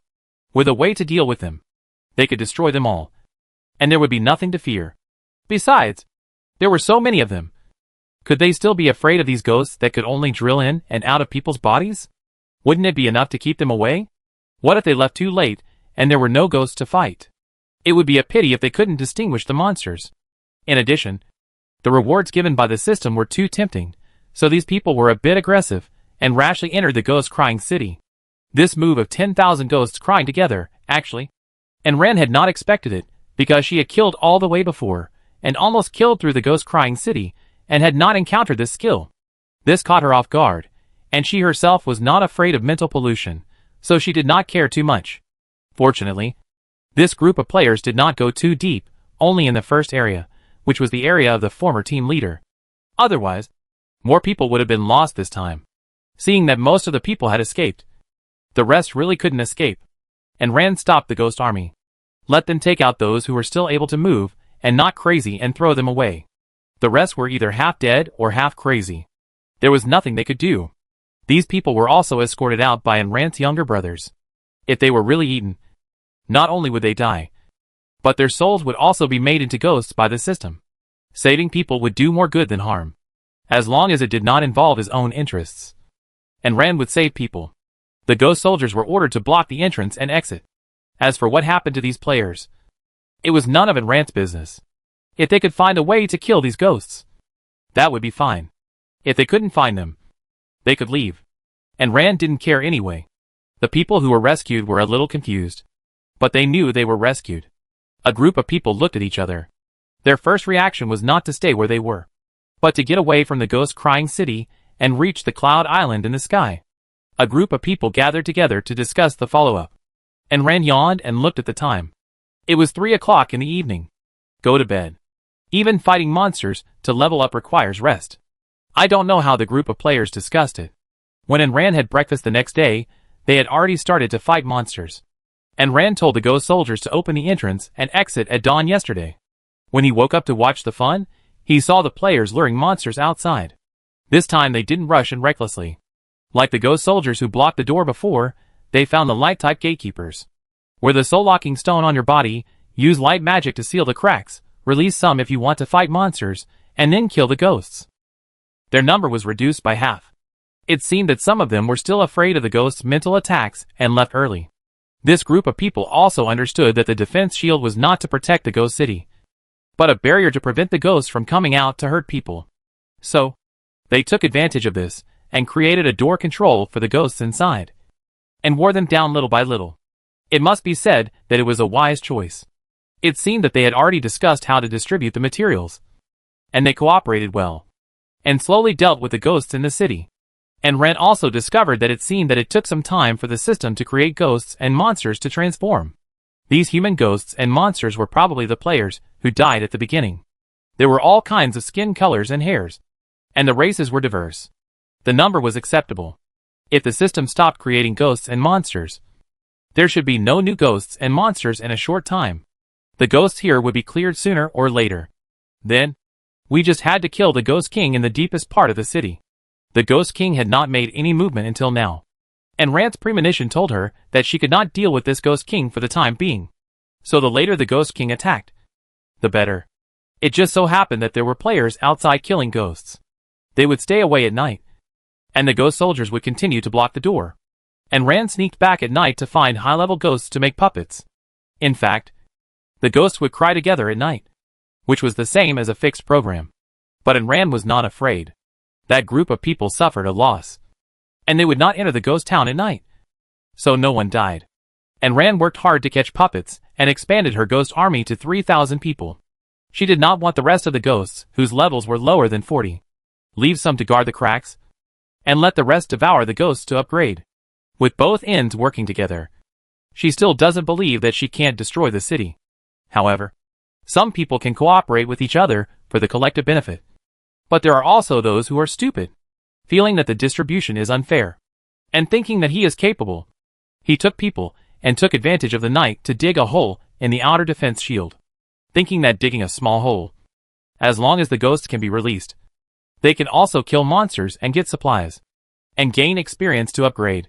There is no need to share supplies with others, killing 2 birds with 1 stone, as long as they control it properly. But don't forget, there's a saying that man proposes, God disposes. Chapter 216. And Rand fled in a panic. They didn't know where they got the earplugs from, which could not be affected by the crying of thousands of ghosts. They gathered hundreds of people, and used magic with all their strength to attack the defense shield. They thought they could control it, and only needed to aim at one point, and only need a small hole. But who knew that the defense shield on the city was already very fragile? Before Chang'e used his life to transform the defense shield, it had been through a big battle before.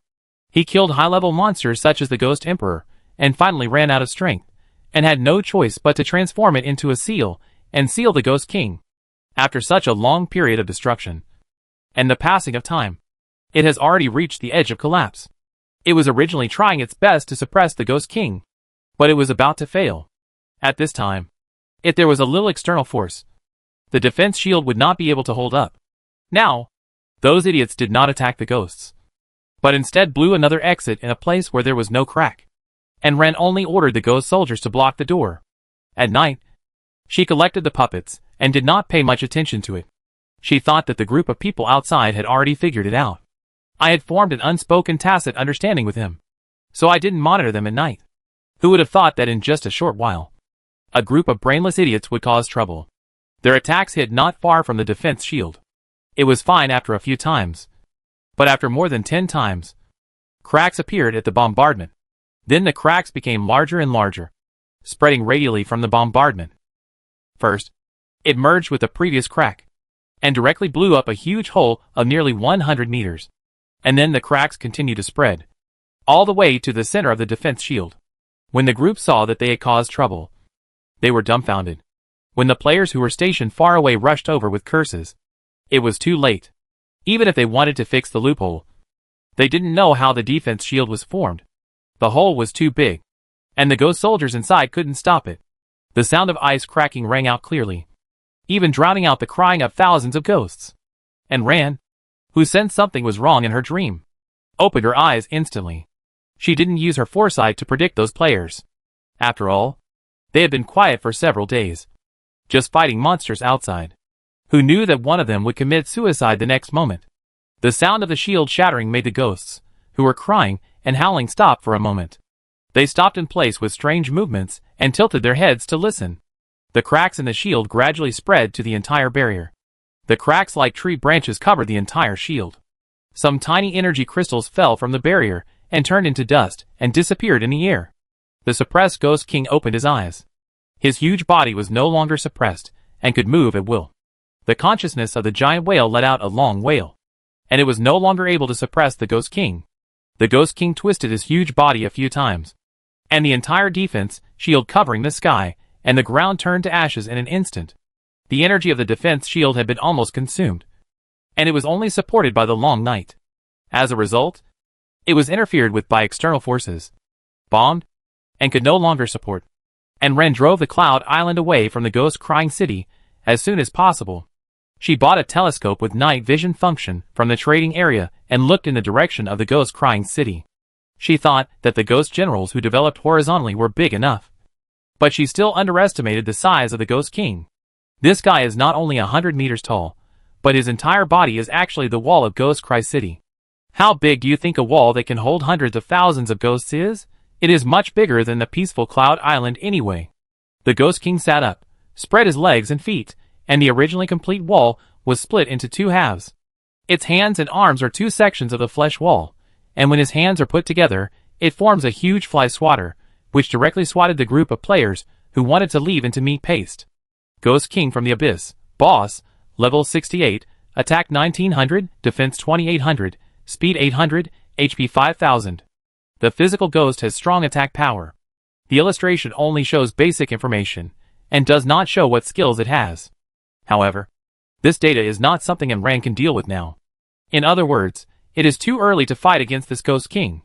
Without those idiots destroying the barrier, Enran would have to wait for a while before he could fight the Ghost King. Enran took the time to look at his panel. Player Enran, level 528580/1600000 HP, 2150. Come on, the indestructible cockroach, you are the most tenacious. Strength, 698 plus 300, you can compete with the Tyrannosaurus Rex. Speed, 621 plus 850, running towards the sun, you are the Kwafu Defense. 618 plus 850, you are as thick-skinned as a city wall turning a corner. Magic, 2140 can be used for subsequent skill releases. Recently, I have been working hard to upgrade, and work hard to increase attributes. But against this Ghost King, even with the violent attribute, and all the attribute values doubled, she still couldn't break his defense. And Ran felt difficult for the first time, swallowed her saliva, and prepared to slip away. If you can't beat it, rushing up to fight, that's not bravery. That's courting death. And Ran turned around secretly, drove the Cloud Island away. And behind her was the wailing and screaming of players. She couldn't take care of herself, and she didn't have time to save people at this time. For Chanyi, she could only say sorry. She vowed to release it at the beginning, but now she really faced the Ghost King, and she could only run. Although Cha Jun and the others were a little disappointed, they did not insist on letting Enran fight the Ghost King. After all, their lives were tied together. If Enran died, they would die too. Enran felt right. Even if they all went into battle, they would not win. Sometimes it is not the accumulation of numbers that can kill monsters stronger than you, even with the strongest disaster device, plus Enran's attribute value. They still could not break the defense. So, isn't it normal to run away when you can't win? It's just that Yundao is too slow, and Enran can't put Yundao in her backpack. I simply thought of a way. Since Yundao was very light, Enran became a horse to pull the cart. Tie Yundao to herself, and she flew in front, moving with Yundao. It was good that Yundao could move, but the speed of running away was really not good. It was also the first time that Enran fled in such a mess. She didn't even fight with others, and fled without fighting. But there was no other way. If she wanted to pass the game, she had to survive first. Besides, she couldn't risk her life to fight in order to pass the dungeon. Running away was instinctive, and the best way at the moment. The screams from behind continued. The group of players fled in all directions, but unfortunately they were too close, and were trapped in the city wall, and couldn't escape. Chapter 217 Large-Scale Ghost Wall. The trapped group of people could not see and ran escaping. And ran very far away, and only stopped when she looked back, and could no longer see the ghost city. She stroked her chest, which was beating like a drum, slowly breathed a sigh of relief, and continued to drive forward. Wherever her home, Yuandao, was, there was her home, so she didn't need to care about where it was exactly. She thought she had left the ghost city, and she was not driving very fast, but half an hour later, she actually saw the dark walls of the ghost city from afar again. And Ran frowned. What happened? She had been flying in one direction, and the distance she had flown was far enough. Could it be that this kind of ghost was like the evil ghosts on Earth, and could be trapped in a wall? And Ran turned around the cloud island unhappily, and continued to fly outward. A few hours later, she returned here again. The tall body of the Ghost King could be seen from afar, with faint screams that were almost inaudible. After all, there were tens of thousands of players, and it was not so easy to kill them. And Ran didn't want to fight. But she couldn't leave.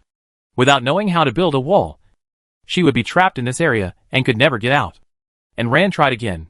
A few hours later, she changed sides and came to the position behind the Ghost King. But she couldn't leave. And Ran sat cross-legged on the ground and worried. It seemed that if she wanted to leave, she really had to kill the Ghost King. Yuandao was blown by the wind and swayed towards the Ghost King. And Ran dragged him back several hundred meters. Since we can't leave here now, then don't get too close. The Ghost King is still slaughtering the players over there. The players are fleeing in panic, and they have lost their previous vigor and vitality. I know that the system is not human, it's too bad, it's a direct pitfall. Everyone doesn't care whether they are opponents or not, they cooperate sincerely and fully, and escape first.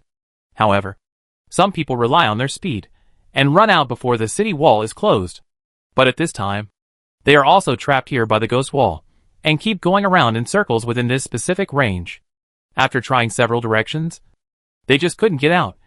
So they had no choice but to take out the Cloud Island they carried with them, and temporarily live there. And Ran's Cloud Island was too big and eye-catching. So some people became curious. Their Cloud Island was just cut off for short-term residents during the journey.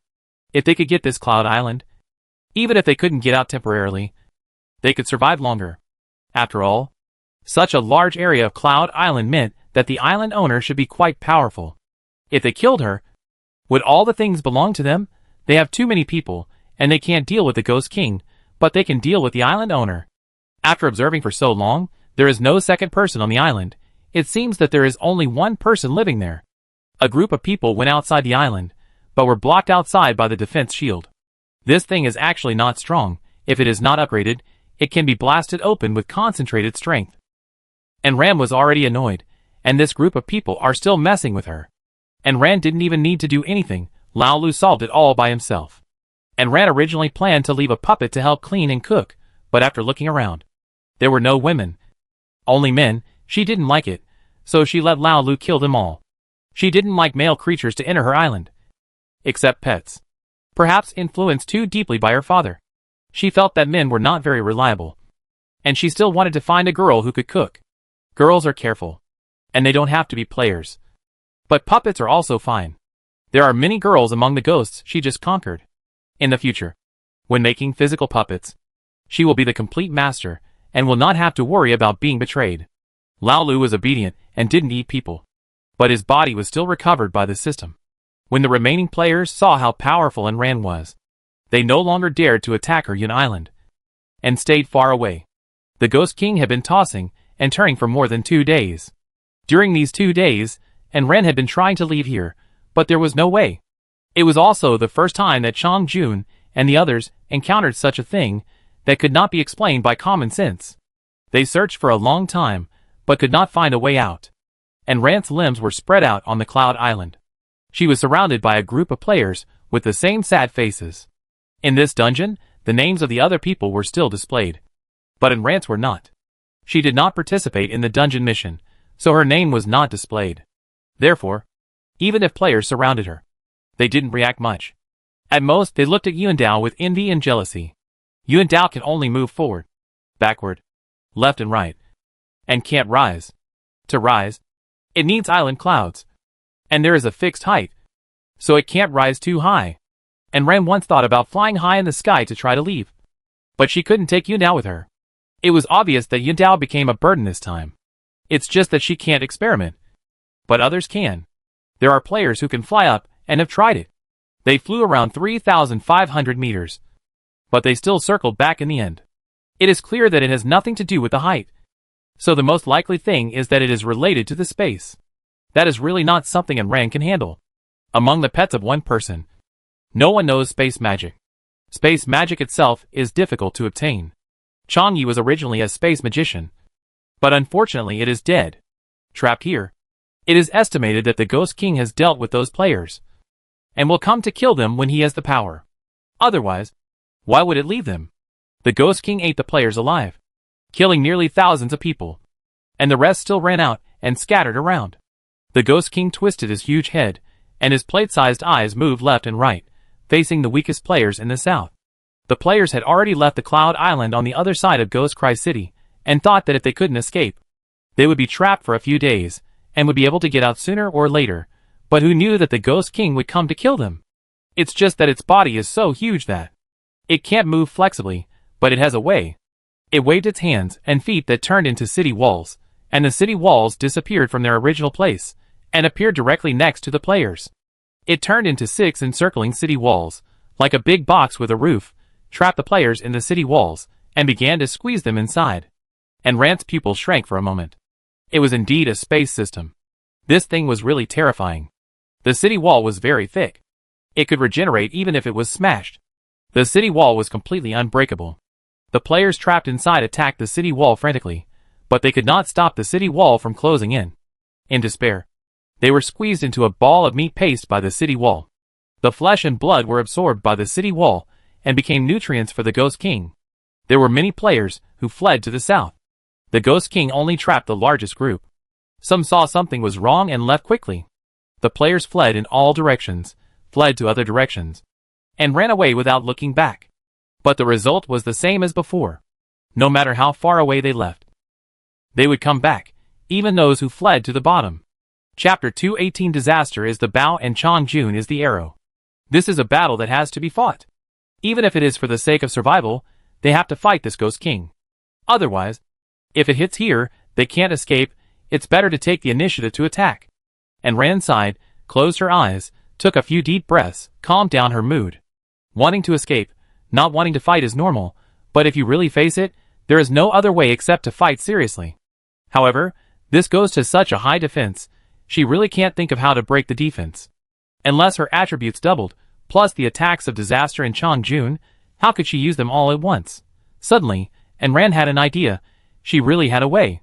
Looking around, it didn't matter if she attacked, but she was afraid that when she attacked, these players would treat her as a monster and attack her. When she fought to the climax, they would stab her from behind, which would be a loss. Should she negotiate with them first, or kill them all first, although she was also helping them leave? She didn't dare to gamble on human nature. After all, whoever gambled on human nature would lose. She had to get close to the Ghost King if she wanted to attack him. And Ran drove the Cloud Island forward, and the group of players followed her. And Ran had been here for a long time. She moved so suddenly that the players thought she had found a way to leave. So they followed her unconsciously. But the next moment, she went towards the Ghost King.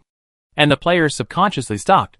They looked at each other, wondering if this woman was stupid. She didn't run away, but went forward. And Ran was happy that these people didn't follow her. Otherwise she would have to be on guard against them. And she couldn't really kill them all. Even if the Ghost King killed several thousand people, there were still more than 20,000 left. And she could still kill them all. She was still worried about this group of people. So she asked Lao Lu and Xiao Qi to watch the players. And if anyone came forward to attack, she would kill them directly. She went to discuss the matter with Chongjun and Disaster. After the method was explained, both nodded, as if this was the only way. And Ran took advantage of the Ghost King killing people in other directions, and drove Yuandao behind it. The Ghost King knew that something was coming behind it, But he didn't care. After all the small insects in this area were so small that it could kill them with a single blow. Seeing that the Ghost King had no time to pay attention to her, the group of players did not come over because she was too close, which made it easier for Enran to take action. Steadying her breathing, Enran once again prepared herself mentally. The previous escape did not affect her too much, because she was very clear-headed, and always knew what her position was. She was not a savior, and she would not risk her life unless it involved her own interests. If you can't beat it, just run away. It's not shameful. And now, you can't escape. You have to come back and face it. And try your best to kill it, which is also normal. Everything was just to survive. Putting on the mask directly activated the rage. Her attributes quickly doubled. She didn't hesitate. Calamity turned into a longbow, unfolded her body, and floated in the air. Cha Jun turned into a gun, and placed it on Calamity's bowstring. The bowstring was stretched to the maximum, and steadily aimed at the Ghost King's chest. On the Cha Jun gun, the wings at the head and tail of the gun were fully opened, eager to try. The flowing light on the weapon lit up half of the sky. The group of players, who were still discussing whether to go over, looked at the gorgeous and ostentatious weapon in the sky in shock. Even if you don't get close, you can still clearly feel the slight threat, like ice water penetrating your skin, with a chill that chills your bones. Those who survived the maze battle, and those who didn't get close to Enran Island instantly recognized the weapon. The longbow with great lethality. It's Enran. The crowd was in turmoil. A group of people whispered, and the heart that was hanging in the air suddenly settled down. Although I don't know why Enran suddenly disappeared from the rankings. I always feel that with Enran around, even this big Ghost King is no match. They seem to be saved this time. The threat from behind made the Ghost King stop killing and turn around. Enran pressed his hand down, and the longbow was released suddenly. The longbow transformed by the disaster could stack Enran's attack, plus its own attack and Chong Jun's attack, plus the soul fire, which was enough to break its defense. The long spear transformed by Chong Jun streaked across the sky like a meteor, and in a flash, it arrived in front of the Ghost King. The Ghost King urgently pulled the wall back, but its speed was slow, and Chong Jun and the disaster were too fast. If it was slow to call back for a moment, it would be pierced through the chest by Chong Jun, leaving a huge wound on its body. A huge blood red -1000, which took up 1/5 of its health bar, especially since the soul fire of the disaster was still in its body. The soul fire was the nemesis of ghosts and monsters, and it quickly ignited a large part of its body. This Ghost King was decisive and directly abandoned the burning part of its body. It was too late for the city wall to protect itself, and it was directly transmitted through space to Enran. He wanted to trap her to death in it, and like the previous players, squeeze her into a pool of blood and flesh. But he probably didn't expect that Enran would also teleport. Although the distance was short, it was enough to avoid the squeezing wall. The Ghost King narrowed his eyes slightly, and countless walls appeared in the air, chasing and intercepting Enran, blocking her way. Enran activated her precognitive ability, and teleported away one step earlier than the wall landed. With a wave of his hand, he recalled Chong Jun and wanted to launch a second time. However, the Ghost King had already caused great damage once, and he could not be stupid, so he naturally would not let Enran succeed. Countless walls seemed to be inexhaustible, chasing Enran everywhere, just to prevent her from stopping to attack. Enran's rage had a time limit. Since she was not allowed to use the longbow, she would just use close combat. After several teleportations, Enran arrived in front of the Ghost King, flapped her wings, accelerated her body, and stabbed the Ghost King. Compared with a 100-meter-tall Ghost King, her short figure was like a small ant and a giant elephant. However, the players watching the game could not say that Enran would definitely lose. After all, the attack just now gave them such a big shock, and they have not yet recovered. The Ghost King waved his arms. Its arms were also transformed from the city wall, thick and huge. He waved his arms to block Enran's attack, and opened his mouth. A green ghost fire burst out of his mouth, and instantly burned in front of Enran. This ghost fire was not the kind with high temperature. Where it passed, even the air began to freeze, the kind that could freeze the soul. Enran stepped hard on its thick arms with both feet, using the force to turn over and avoid its attack. But the next moment, the Ghost King's hand grabbed Enran's back, as if he could hold her in his hand. Enran teleported again to the Ghost King's eyes, and shot at the Ghost King's eyes. Chapter 219. Enran was hit by a local rat. The spear was already in front of him, and the Ghost King had no time to close his eyes, and his head tilted back slightly, and the spear rubbed his eyelids and passed by, leaving a bloody wound on them. And ran past, and did not look back, and directly stabbed the Ghost King from behind, and stabbed the back of his head. Because of the previous shot, the Ghost King's defense power decreased, but it was obvious that it still could not cause much damage to it. But it would still be injured, and it would hurt, and the Ghost King did not want to suffer this. Its back was covered with a thick wall, and Rand's spear stabbed it. Sparks flew. It was obvious that this Ghost King was really hard to deal with. At present, it seemed that this Ghost King had 3 abilities: Ghost Fire, Space, and this thick wall defense. The most difficult thing was this thick wall, and Rand couldn't penetrate the defense even with his long sword. If the defense was not broken, then there was no point in fighting. And Rand did a backflip and distanced herself from the Ghost King, but the next moment, she was surrounded. A space crack suddenly appeared on Rand's side, and a section of the wall emerged from the void, like a moving train, and directly hit Rand in the face. The speed was not fast, and Rand flew away from the attack directly, but the next moment, space cracks appeared in front, behind, left and right of her. Countless sections of the city wall appeared from the void, like countless hammers, beating Rand in the center of the encirclement in a disorderly manner. And Rand was the whack-mole. Her teleportation was almost at its best, but she still couldn't avoid the space cracks that kept appearing. Almost as soon as she teleported to the next location, space cracks appeared immediately. And Rand dodged left and right in the encirclement. Even if she teleported out of the encirclement, she would be surrounded the next moment.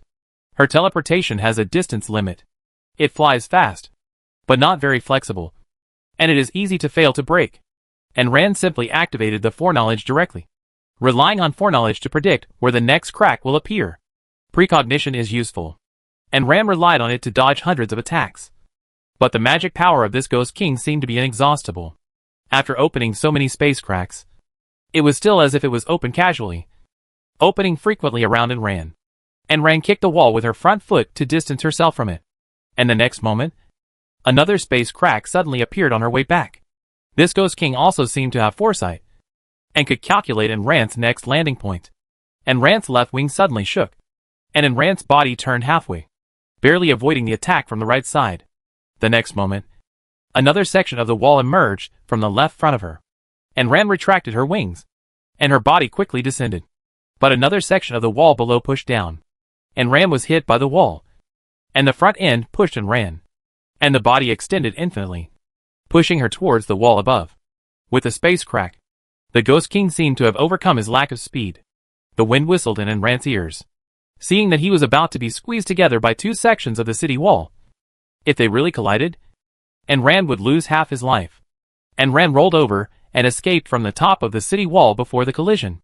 His body fell vertically, and his wings flapped, pulling Rand's falling body. A crack grew next to Rand's body, and a section of the city wall turned into a whip, and a heavy blow whipped Rand away. And Rand had 3 ribs broken on the spot, and her internal organs were injured. She screamed and flew out with blood spurting from the corners of her mouth.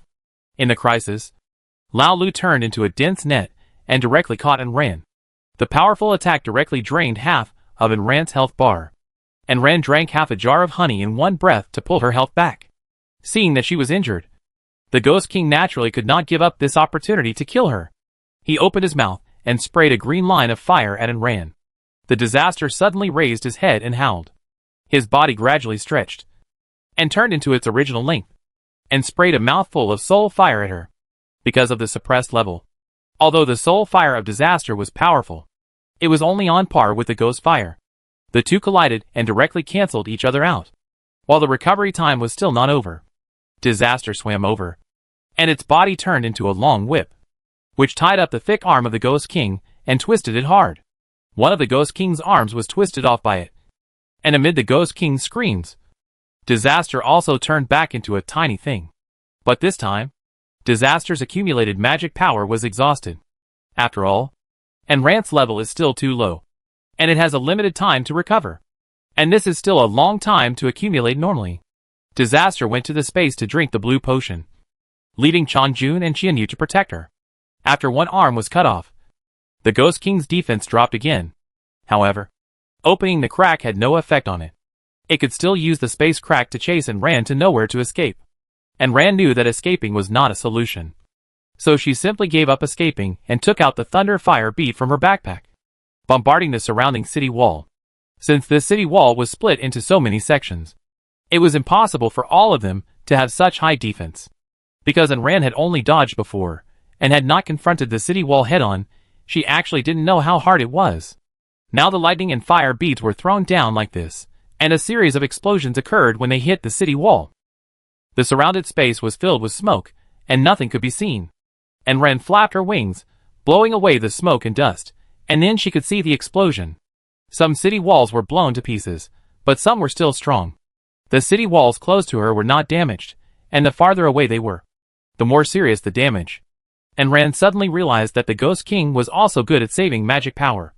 After all, it had no magic power to replenish. After this explosion, the wall that Ran was playing whack-a-mole was stopped temporarily. But the next moment, it started again. Blowing up, these walls formed by magic power obviously also consumed the Ghost King's magic power. Since he couldn't fight him physically, he would win by outsmarting and outnumbering him. And Ran turned around and shuttled through the irregularly distributed maze of walls. While dodging the attacks, she threw the lightning and fire beads without any cost. Wherever she flew, there would be explosions. The farther they fly, the weaker the wall becomes. And Ran will fight these bombs alone. They will consume all your magic power first. The violent explosions never stop. And Ran blew up the Ghost King's wall for half an hour. It was finally scared by the explosions, and stopped using this magic-consuming trick. And Ran covered her aching abdomen. The broken ribs were too painful, and the injury recovered very slowly. The internal medicine she took was slow to work. In fact, she was not afraid of it playing like this. She was afraid that it would directly open a space crack on her body, which was equivalent to tearing her body apart directly. She couldn't even block it, but it seemed that to open it on her body, it needed a certain coordinate, and the Ghost King couldn't open it on her. The most recent time was the one in front of her, which caused her to break several ribs. Chapter 220 Hard Fight. Big explosion. And Ran drank the blue potion to replenish his magic power. The Ghost King seemed to have no action for the time being, and Ran didn't dare to approach rashly. Stopped in midair, disaster turned into a longbow again, and the armor-piercing arrow was attached with soul fire. And Ran planned to hit it again. The Ghost King turned his head 360 degrees. Originally, he had his back to Ran, but now, he turned his head directly to face him head-on. And Ran was startled, and the armor-piercing arrow was still released. At the same time, the Ghost King's huge mouth split open, almost to the roots of his ears, and several black tongues shot out in front of Ran like lightning. Although Ran had predicted it in advance, its tongue was too fast, and arrived in front of him in an instant. And Ran had no time to dodge, and directly activated the invincible golden body. The tongue had a strong impact, and directly bounced and ran out. Fortunately, there were no buildings nearby. Otherwise Ran would be directly bounced, and hit the buildings. Knowing that this guy was difficult to deal with, and Ran did not dare to use up all the time of the invincible golden body. After the impact disappeared, he stopped. The armor-piercing arrow was frozen by the ghost fire spit out by the Ghost King's mouth, and fell straight to the Cloud Island. It was obvious that it could not be used this time, and Ran knew that this thing was difficult to deal with.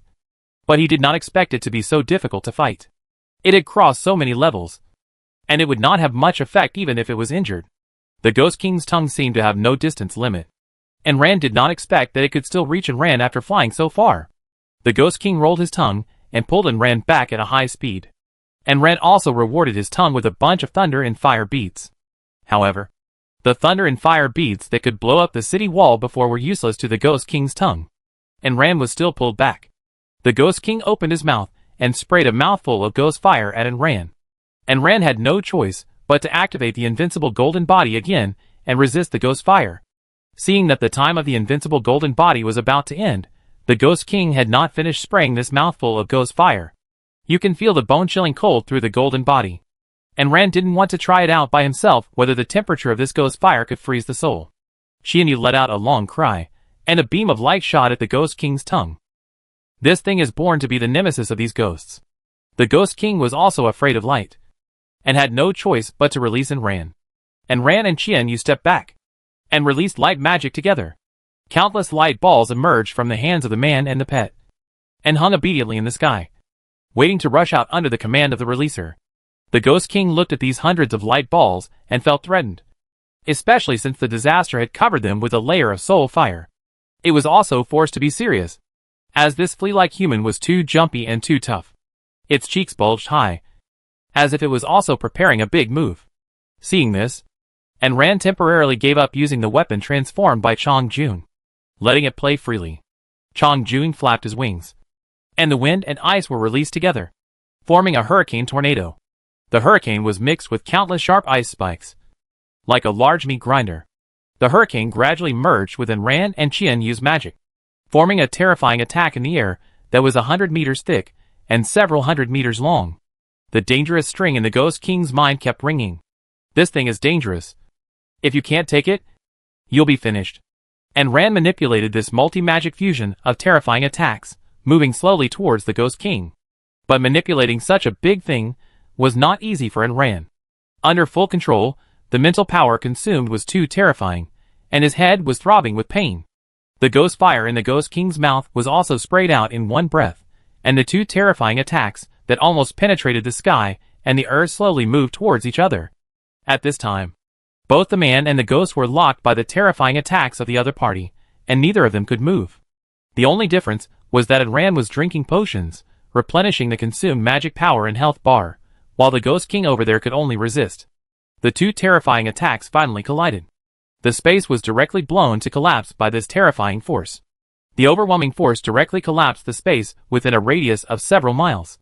The Ghost King, who was almost near the explosion, had half of his body blown off silently, and even his huge body was blown away from the original place. And Ran directly opened the invincible golden body. A violent storm blew out from the center of the explosion, and directly rushed a man and a ghost hundreds of miles away. And Ran carried the invincible golden body on his body, and took advantage of this impact force, and flew out with all his strength, trying to dissolve this powerful impact force. But this time, their magic power almost poured out. And so did the opponent. The levels and magic power of several people were not low, so it was conceivable how powerful this was. Even the players watching the battle from a distance were affected, and were directly rushed out. With screams, the players rolled in the air like rolling gourds, and went far away. When the time came, the invincible golden body was broken, and Ran subconsciously released the Medusa shield and turned around to hold the shield to resist the impact. But he was still hit hard on the shield by the violent impact, and 2 fingers of his left hand and forearm were directly broken. And Ran groaned, looking at the players who were seriously injured in the explosion. She could only say sorry in her heart. Watching the excitement is risky. Please be careful. After the aftermath of the explosion, Ran flapped her wings and rushed back to the direction of the Ghost King. If she didn't kill it, she still couldn't get out of this ghost domain. She had tried so hard until now. And if she didn't solve it completely, she would be sorry for the injuries on her body. Compared with Ran, who had protective gear, the Ghost King faced the explosion directly, which was much worse than Ran.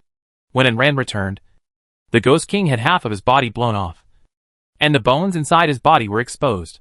But even so, it was still alive, with half of its head left. It even saw Ran coming back, and could activate the ghost fire. It is worthy of being a level 68 boss.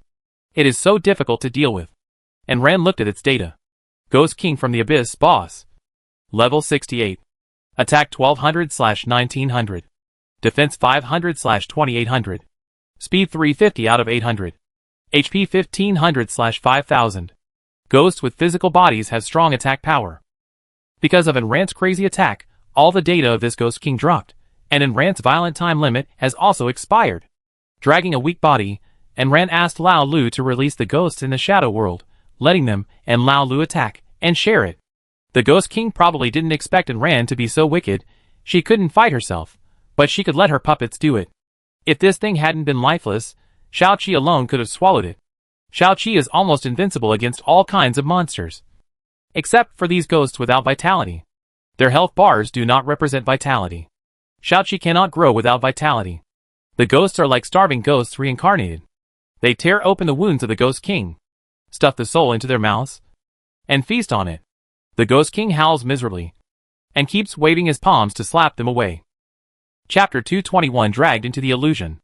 The Ghost King could not bear the annoyance, and directly wrapped a layer of ghost fire all over his body.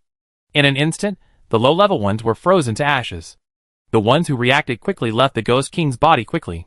Lao Lu was also afraid of this, so he could only leave it with regret. It just ate a little. This Ghost King is so stingy. It's almost dead. What's wrong with eating a little? The Ghost King was furious, with only one arm and one leg left, and the ground was shaking with his stomping. Looking at Rand, who was leisurely wasting time with it, he opened his mouth and sprayed another mouthful of compressed ghost fire. And Rand couldn't accept this now. She patted the bone dragon beside her. The ghost fire opened its mouth and swallowed the Ghost King's ghost fire into the alien space, disappearing without a trace. The Ghost King was stunned for a moment. Why did this human have so many tricks?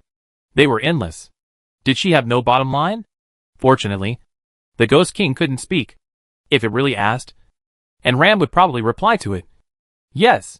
After all, she still had a summoned beast. Now both of them were half crippled, and a stalemate was formed. The Ghost King spit out a mouthful of ghost fire, and the bone dragon swallowed it. It can't kill her. It can't kill her either. It's just that Ran can recover, but the Ghost King can't. The players who ran back from afar saw the Ghost King like this, and they all thought that there was no threat anymore, and they all wanted to get a piece of the pie. Seeing how easy it was for the bone dragon to eat the ghost fire, they also thought that the threat was not big. Now the strongest in Ran has already fallen, and no one can stop them. So they went up, and the next moment, there were hundreds of ice sculptures of players whose souls were burned out in the air. There was no chance to even become a ghost. The players came with joy, and left with fear. Under Ran's eyes, they were like a flock of sheep being driven away. They fled into the distance again with a rumble. She paid the price of 3 broken ribs, 2 broken fingers, and a broken forearm. Isn't this thing hard to fight? However, the players made such a mess, and the Ghost King devoured hundreds of players. The originally broken body was actually repaired, and Rand's face turned black when she saw this operation. These players couldn't help, so at least they shouldn't make trouble. The Ghost King seemed to have found a way. He directly grabbed the ghosts on the ground and put them into his mouth. If he really ate hundreds of thousands of Ghost Kings, he would at least recover most of them. Grass, a kind of plant. And Ram was so angry that she cursed. She knew that this Ghost King would not be finished like this. She had to get rid of it as soon as possible. But after the battle just now, she was weak, and Chong Jun and the others had exhausted their magic power. She could not be relied on. It would take a while to replenish the blue potion. The Ghost King on the opposite side directly manipulated the ghosts to line up for him to eat. Compared with Ran, it was easier for him to recover. And Ran slapped the bone dragon on the head, telling it to increase its suction power and compete with the Ghost King for ghosts. They will all be absorbed into the alien space, and you can see where you can eat them. The battle has been going on till now, and both sides are almost exhausted, from the previous vigorous battle to the current childish food grab. This battle is like a joke. The bone dragon opened its big mouth, and a huge crack appeared, and the powerful suction sucked all the ghosts and the buildings left on the ground into the alien space. This power is comparable to that of a demolition team, and when it opened its big mouth, it was not too bad compared to the speed of the Ghost King swallowing ghosts. The Ghost King was furious. The other hand that had just grown slapped Yundao on the head. Cha Jun dragged Yundao away from the spot quickly. The Ghost King waved his palm in vain. The angry Ghost King almost fell backwards, opened his big mouth full of fangs, and roared at Amren. I thought it would roar like a lion or a tiger, but the sound it made was sad and resentful. It also carried the kind of resentment and melancholy that went through many twists and turns. Amren got goosebumps when she heard it. But it was also this cry that made Ran suddenly feel cold all over, especially her feet, which were as cold as ice. And Ran had a hunch that something was wrong. And when she lowered her head, she saw that countless dark ghosts had crawled all over her feet. They died miserably, with maggots crawling all over their bodies rotting, their arms and legs missing, their eyeballs falling out of their sockets, and only a nerve hanging there. They were half sunk in the dark and smelly water, stretching out their arms, climbing up from Ran's feet. Their arms wrapped around Ran, clinging to her tightly. The evil ghosts tried to pull her into the abyss, and Ran had sunk below the knees into the water, like entering a dark swamp, so heavy that she couldn't lift herself up. And Ran tried to cast light magic, but found that she couldn't mobilize any magic power, and couldn't even open her backpack. And Ran was shocked. Where did the Ghost King take her? Is she still in the game world, or has she already reached hell? And Ran struggled, but found that she was tied up tightly and couldn't move at all. In fact, Ran was still in the same place, not moving a step, but was dragged into the illusion by the howling of the Ghost King. When the howling of the Ghost King came, the thousand-eye hairpin on her head quickly took effect, resisting the mental pollution. But under the attack, cracks gradually appeared, and the durability dropped rapidly. After all, Ran's level was too far behind the Ghost King, and he could not completely offset all the mental attacks.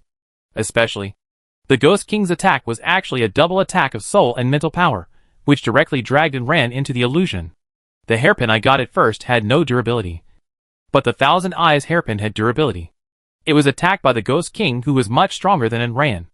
Its durability dropped like water, and it dropped to the bottom in a short while. After a long time, the Thousand Eyes turned into powder and disappeared into the air. The rest of them were also dragged into the illusion by the Ghost King's howl. If Ran hadn't taken the Thousand Eyes fruit and the hairpin that resisted 50%, he would have died in the illusion. The only one who was not affected was Xiao Ba. However, it was still not very skilled in using its mental power, especially since it had always been in a supporting position before. Now it was asked to take the lead, which was somewhat difficult for it. In addition, its mental power was not as strong as the Ghost King, so it really didn't know how to save people. Seeing Ran's face turning pale, the little guy didn't care about anything else. He gathered all his mental power, turned it into a spear that Ran often used, and stabbed the Ghost King. The Ghost King's mental pollution was not aimed at Ran alone, but affected the entire area. If Ran doesn't allow ghosts to eat, it plans to kill all the players in this area. It casts a wide net, and is too confident. Didn't it see that it couldn't even defeat that hateful, arrogant human? Not to mention the others, who all lay unconscious on the ground. Their eyes rolled back. Ordinary ghosts have mental attacks. How could it, a Ghost King, not have them? Chapter 222. Shocked the players and healed the wounds. It was just too arrogant. It had not met an opponent for so many years, and thought it was invincible. It disdained to use this kind of attack. If it was not forced to do so at the last minute, it would probably not use it. This was a method used by low-level ghosts. They had no other methods to use. It was the Ghost King. It was already very strong in physical combat. The Ghost King was complacent, thinking he would succeed soon. He thought about a lot of things, and seemed to have seen Ran's miserable end. He didn't pay any attention to the little cloud dumpling in the field, who looked weak, soft and light, and looked like a pet. Not even a battle pet. It wasn't until Xiao Ba's spiritual spear, Puff, penetrated the Ghost King's spiritual barrier, and pierced into his brain, that he was stunned for a moment. The spiritual pollution disappeared instantly. When this happened, the Ghost King and Xiao Ba were stunned for a moment. The Ghost King covered his head with severe pain, pulled his body out of the ground, and rolled around like crazy. The spiritual power it just released was like a full balloon, and Xiao Ba's spiritual power was the needle that punctured the balloon. The Ghost King's head was blown away by the backlash of spiritual power, and he stared at Xiao Ba fiercely. He no longer cared about the little magic power he had just recovered, and sprayed a mouthful of ghost fire at Xiao Ba. And Ran, who woke up in time, slapped the bone dragon and swallowed it into the alien space again. So, this man and the ghost continued to consume, and it was unknown who would consume the other to death in the end. In the end, Ran still won. Ran had a weak period, but Xianyu, Chongjun and Disaster did not. They came out of the illusion and drank a lot of potions. Angry, very angry, angry at themselves, but also glad that Xiao Ba saved them. After regaining their magic power, they bombarded the Ghost King, and finally killed it. At this point, the battle was completely over, and Ran relaxed, and her ribs and broken bones hurt. This was the longest battle she had fought, and it was also the most serious battle so far. All the Ghost King's things were put into her backpack, but she still had the pirate ship mission and the matter of finding Chanya's body, so she couldn't leave here for the time being. Once the Ghost King died, the invisible ghost domain covering this place dissipated, and the rest of the players could leave. And Ran applied a bone-recovering plaster to her broken fingers and forearms, and asked Chongjun to help wrap them with wooden boards to fix them. They could be reconnected, but it was obvious that her body needed to rest for a while before it could fully recover. She could not fight at a high intensity in a short period of time. Seeing the Ghost King disappear, the group of players were ready to move again. Seeing Enran slumped on the ground, she looked weak. Thinking about her powerful strength and the level of the Ghost King, there must be a lot of good things. If you can kill her. Global announcement. Congratulations to player Enran for killing the level 68 boss Ghost King. Special reward. Territory defense shield upgraded by 3 levels. Territory can bless 3 points of luck. Level +2. 5 color sand *1 gene. Drawing *1. Repair fluid *500 ml. Oral medicine *500 ml. Prescription *1. Because of the 15 level jump. Special reward. A special copy. You can go at any time. Global announcement. Congratulations to player Enran for killing the level 68 boss Ghost King. Special reward. Global announcement. Congratulations to player Enran for killing the level 68 boss Ghost King. Special reward. Enran curled her lips. The system was really generous this time. It was just that she was unhappy that her level was announced later. Ghost King is level 68, jumping 15 levels. Doesn't it mean that he is level 53? Dead system. She finally disappeared from the leaderboard, and it spread it again.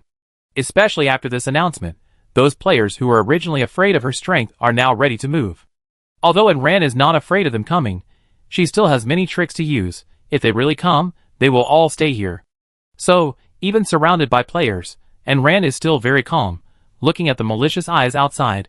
Enran narrows her eyes slightly. She was weak, not disabled, and she could still use her magic. Although she had used too much, her body and head were throbbing with pain. This was due to excessive consumption. But it did not mean that she could not fight. She could not defeat the Ghost King. But she could still destroy these humans. Especially since there was a newly upgraded defense shield outside, which could also hold out for a while. Disaster. Chang Jun and Qianyu protected Enran, while Lao Lu and Xiao Qi spread their claws and fangs all over the cloud. Xiao Ba lay on top of Enran, tilted his body, and was ready to release mental attacks at any time. Players who had seen the terrifying killing power of these pets before subconsciously took a few steps back. Some had already retreated quietly, not participating in the siege. Perhaps they could die more slowly. Some relied on their prestige and took the initiative to stop the players from going to their deaths. You should calm down. You have seen how powerful her pet is, and you are still rushing to die. Some people advised, and some people refuted. But they released so many attacks before, I guess they have no magic power. If you don't go now, what are you waiting for? Yes, it seems that now is the best time for her to kill. The voices of discussion outside did not avoid Enran at all. Enran sneered and gave orders directly to Xiao Qi. Xiao Qi, kill those who said they wanted to kill me. Ghost Crying City has not been helpful. And Xiao Qi is unhappy. Now it is finally his chance to show off. And of course, he has to show off well. The seeds that are invisible to the naked eye follow the wind into their wide open mouths, absorbing vitality in an instant, and growing all over the subcutaneous tissue. Under Xiao Qi's command, they broke through the restraints of the skin and crawled all over the body. In an instant, these people became the petri dishes of the parasites, and were sucked into mummies, deader than dead. The incident happened suddenly, and before the players could react, the people who had been instigating the killing of Enran died. With a scream, the crowd left the vicinity of the mummies in a flash. They looked at Enran, who looked calm.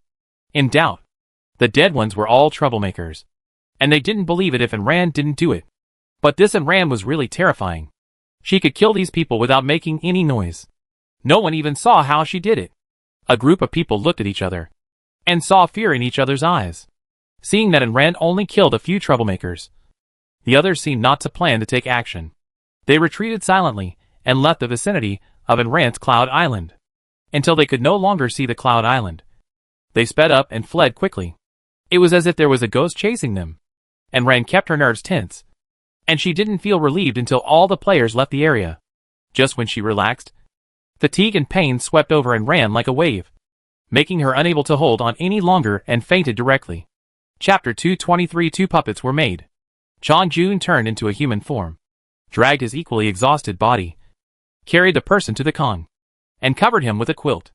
Then, he couldn't hold on any longer, and went to the 3rd floor with Qianyu in disaster, and fell asleep on the bed. Xuqi and Lao Lu surrounded the house, and quietly guarded Yun Dao. Enran slept for a day and a night, and then woke up, but the whole body was in pain, as if a truck had run over it back and forth. and it hurt when it moved. And Ran sat up with difficulty, supported by one arm. Even if she is in good health now, a fracture is actually a broken bone. She needs to heal the wound after taking medicine. She also needs a lot of nutrition. She doesn't want to cook for herself in this state. She can't do it. Thinking about her own drawings, she has collected the 5-color sand. She will make 2 puppets. See if there is a chef. One more puppet is needed to clean up. Puppet, a puppet that can carry souls. It has human-like skin and bones. It is flexible. It can talk to the owner. It depends on the materials. It can participate in battle. 100 g of 5-color sand, a lot of flowing cloud stone, 2 mithril, a lot of bones, an appropriate amount of humanoid skin optional, 2 light crystals, 1 soul. Pile up the materials. Let Lao Lu release the human ghost. Ghosts have no entity, cannot touch anything. You can only make a puppet for it to use. And Ran sat at the door with one arm hanging. Did you have a chef who could cook when you were alive? After asking this, there really were some. One was a chef in a restaurant, who could make stewed dishes, Sichuan cuisine and Cantonese cuisine, and the other was a woman. She was a pastry chef. And Ran thought about it, and made 2 puppets. The rest was easy. She didn't know how much Lian stone was needed. But considering its ductility and softness, it was probably used to make muscles for external support. And Ran tried to put 50 pieces in. After synthesis, the puppet only reached her waist. It was too short and looked uncomfortable. She put another 50 pieces in. This puppet could be adjusted later, which made it convenient for her to adjust it later if she was not satisfied. She had the most bones, so she was not afraid of wasting them. The more bones she had, the taller the support would be. Seeing that the puppet was at least 1.8 meters tall, then he stopped. There were 2 puppets, one tall and one short. The male one was just a big character, without any male characteristics. The female one had breasts, but to be honest, these 2 looked nothing like humans, and were not afraid of being mistaken. The silver light flowing mineral body, with crystals as eyes, with a mouth and nose, but not for breathing. The body was soft and flexible, and could bend down, squat, or even lower back. Although there were no gender characteristics, it didn't look good to be naked, so Ran found some clothes and let the 2 people who entered the puppet bodies put them on. The female one usually doesn't make cakes, so she goes to help clean the house, because she needs to take care of Ran personally, and wash her underwear, leaving the house to her. The chef needs to clean up the island after cooking, and Ran is a scoundrel, making the best use of everything. Anyway, puppets are not people in nature. They don't need to sleep, rest, eat, drink, defecate or urinate. But Ran felt awkward, so she built a wooden house for each of them to live in. Puppets have memories of their previous lives, so taking care of people is still easy. It's just that these 2 need to be named. Otherwise it's hard to call them. The girl is called Xiaomei. The boy is called Xiushui. Cha Jun was once again disappointed with Anran's ability to name. These 2 puppets are just stronger at most. They are at the same level as before they died. One is level 38. The other is level 35. Compared with the current game, they are not very useful, especially after becoming puppets. They can no longer use skills. They are just stronger. As puppets, they will never betray. So Anran also assured to open the use of the warehouse at home to the 2. In addition to restaurant dishes, the chef also knows how to cook home-cooked dishes. Her family members were all injured, and they consumed too much energy, and needed to supplement a lot of nutrition. Xiao Shui was just right for her. Xiaomei helped Ran change her dirty clothes, threw them into the washing machine, and helped her to the bathroom to take a shower. Xiao Shui took the wound medicine to apply to Chang Jun and the others, and then went to cook. If they hadn't been injured, there wouldn't be so many trivial things at home. And Ran originally wanted to make another puppet, so that she could plant. But she thought that there was not much 5-color sand, so she didn't do it. She had enough food and fruits and vegetables, and she didn't need to grow them specially. However, Ran had one arm hanging, and her ribs had not grown well yet. In the end, Xiaomei helped her with the bath and hair. Xiaomei helped Ran put on her home clothes, dried her hair, and repaired the weapons, and cleaned the house under her command. And Ran sat on the heated Kong and watched the movie. Chang Jun and Zai came down tiredly, and sat on the Kong, waiting for dinner later. And Ran knew that she would need a lot of energy this time, so she asked Xiao Shui to make more. This person is also honest. He cooks a large table, and pays attention to the balance of vegetables and meat, and nutritional balance. And Rand's left hand is injured, but her right hand can still move, except for the shelling that needs Xiaomi's help. She can still eat the rest by herself. Cha Jun and the disaster transformed form are men after all, so it is not easy for them to take care of her personally. It is better to have someone to serve her. After dinner, Xiaomi cleaned up the things, and then Rand no longer had to wash the dishes and pots. With her body in this state, there is no way to find Changya's body. So Rand looked at her own panel first. The system just upgraded her by 2 levels. With the experience gained from killing the Ghost King, I wonder if it's enough to upgrade her to another level. Player and Rand. Level 55144580/1900000 HP 3150. Come on, the indestructible cockroach, you are the most tenacious. Strength 798 plus 300, you can compete with the Tyrannosaurus Rex. Speed 721 plus 850, running towards the sun, you are the Kwafu defense. 718 plus 850, you are as thick-skinned as a city wall turning a corner. Magic points 2140 can be used for subsequent skill releases. Talented skills. S plus level precognition level 3 evolution, can actively predict 20 seconds, a bit short magic resistance, can be immune to all 10% of magic damage, can be immune to 20% of fire magic. Luck value. 9 territory bonus plus 3, personal luck value cap 10. Profession, weapon soul master. Light magician, independent of profession secondary profession, to be opened. Professional skills, transform pets into tools, use light magic, current pets, Changjun, Qianyu, Xiaoba, Xiuqi Laolu, disaster, Wilson's fire. After calculating, adding attribute points after level 50, each attribute is plus 50 points for each level. That's right, it's too bad to have little by little. Chapter 224, Ghost King Supplies. Given 6 free attribute points, directly added to strength, her attack is still not enough, otherwise it wouldn't be so difficult to break the defense. While I can't do anything now, let's see what the Ghost King and the system have given me. Soul Orb *20, Willow Fire *1, 5 Colored Sand *1 Gene, Scroll *1, Platinum Treasure Box *1, Key *1, Heavy Hammer *1, Flowing Cloud Stone *100, Ghost King Orb *1, Mithril *20, Xion Gene *50, Upgrade Card *1, Island Cloud *20, Cloud Yarn *1, Thousand Weight Gold *5, Black Crystal *500, Moonstone *50, Vegetables *200, Snacks *100 Gene, Various Foods *200 Gene, Chip *25, City Wall *10, 000 square meters. This is what the Ghost King gave me. What is this wall? And Rand looked it up. Isn't this wall the thing that the Ghost King used to block Rand's attacks? The overall defense reached an exaggerated 800 points, almost catching up with Rand's own defense. Defense wall. When placed in the territory, it can enhance the defense in the territory. When combined with the defense shield, it can increase the defense level of the defense shield. I'm sorry, she shouldn't despise it. It can increase the defense of the territory. It's a good thing. And Ren installed it with one click. Although it can't cover the entire Cloud Island, it can be placed in a smaller circle as long as it can surround her house. Will-o'-the-wisp can be thrown out at critical moments as a means of attack. It is also a kind of cold fire, can be used to refine weapons or medicine. Will-o'-the-wisp is placed in a transparent big belly jar, emitting a faint green light. Disaster scratched it twice with his claws. The flame is too inferior, not as good as my soul fire, refining weapons, and so on will bring ghost energy, which is not good for the body. And Rand poked the bottle. What should I do then? Give it to the bone dragon. It lacks effective means of attack. It will be upgraded later anyway, and it will become stronger sooner or later. That's fine, and Rand fused the will-o'-the-wisp with the bone dragon, and sent it to refine the will-o'-the-wisp. The ghost fire of the bone dragon is high temperature, but not as powerful as the ghost fire of the Ghost King. I hope that the two ghost fires can be combined to become more powerful.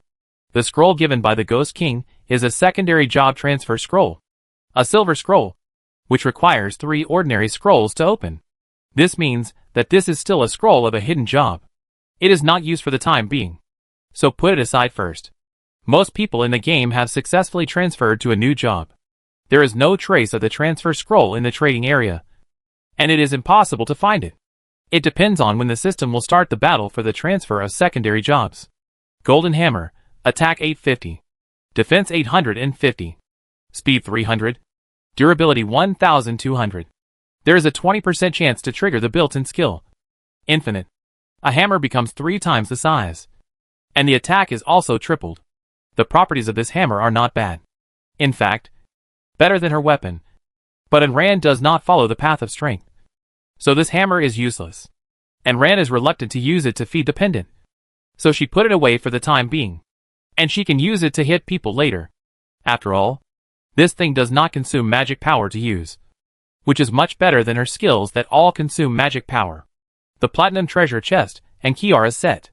The key opens the treasure chest, and there is only one scroll inside. Medusa Shield Repair Blueprint. Do you want to learn it? How can I not learn it? Learn it. Medusa Shield is a divine artifact made by an ancient fantasy beast.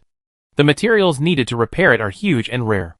5-color sand *50 gene, moon frost essence *100 ml, hydra pupil *18, relic gold *2, mithril *2, flowing cloud stone *100, hydra bone *1000, phantom sea relic pearl *20, all series crystals 5 pieces each, 7-color glass *5, phantom sea earth core cinnabar *500, flowing silver pearl *200.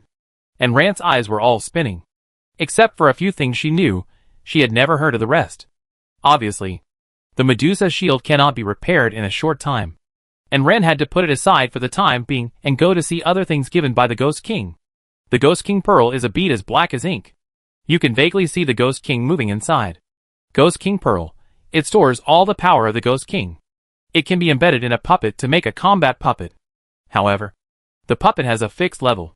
No consciousness. Can only fight. And cannot be upgraded. That is also a powerful combat force. Okay. You know how much effort she spent to fight the Ghost King. Now she has a Ghost King as a combat force for free. Which is enough for her to be happy. However, ordinary puppets are unlikely to be able to bear all the power of the Ghost King. To make this puppet, it will probably consume a lot of materials. Let's look at the materials first. Cloud yarn. Like clouds and yarn.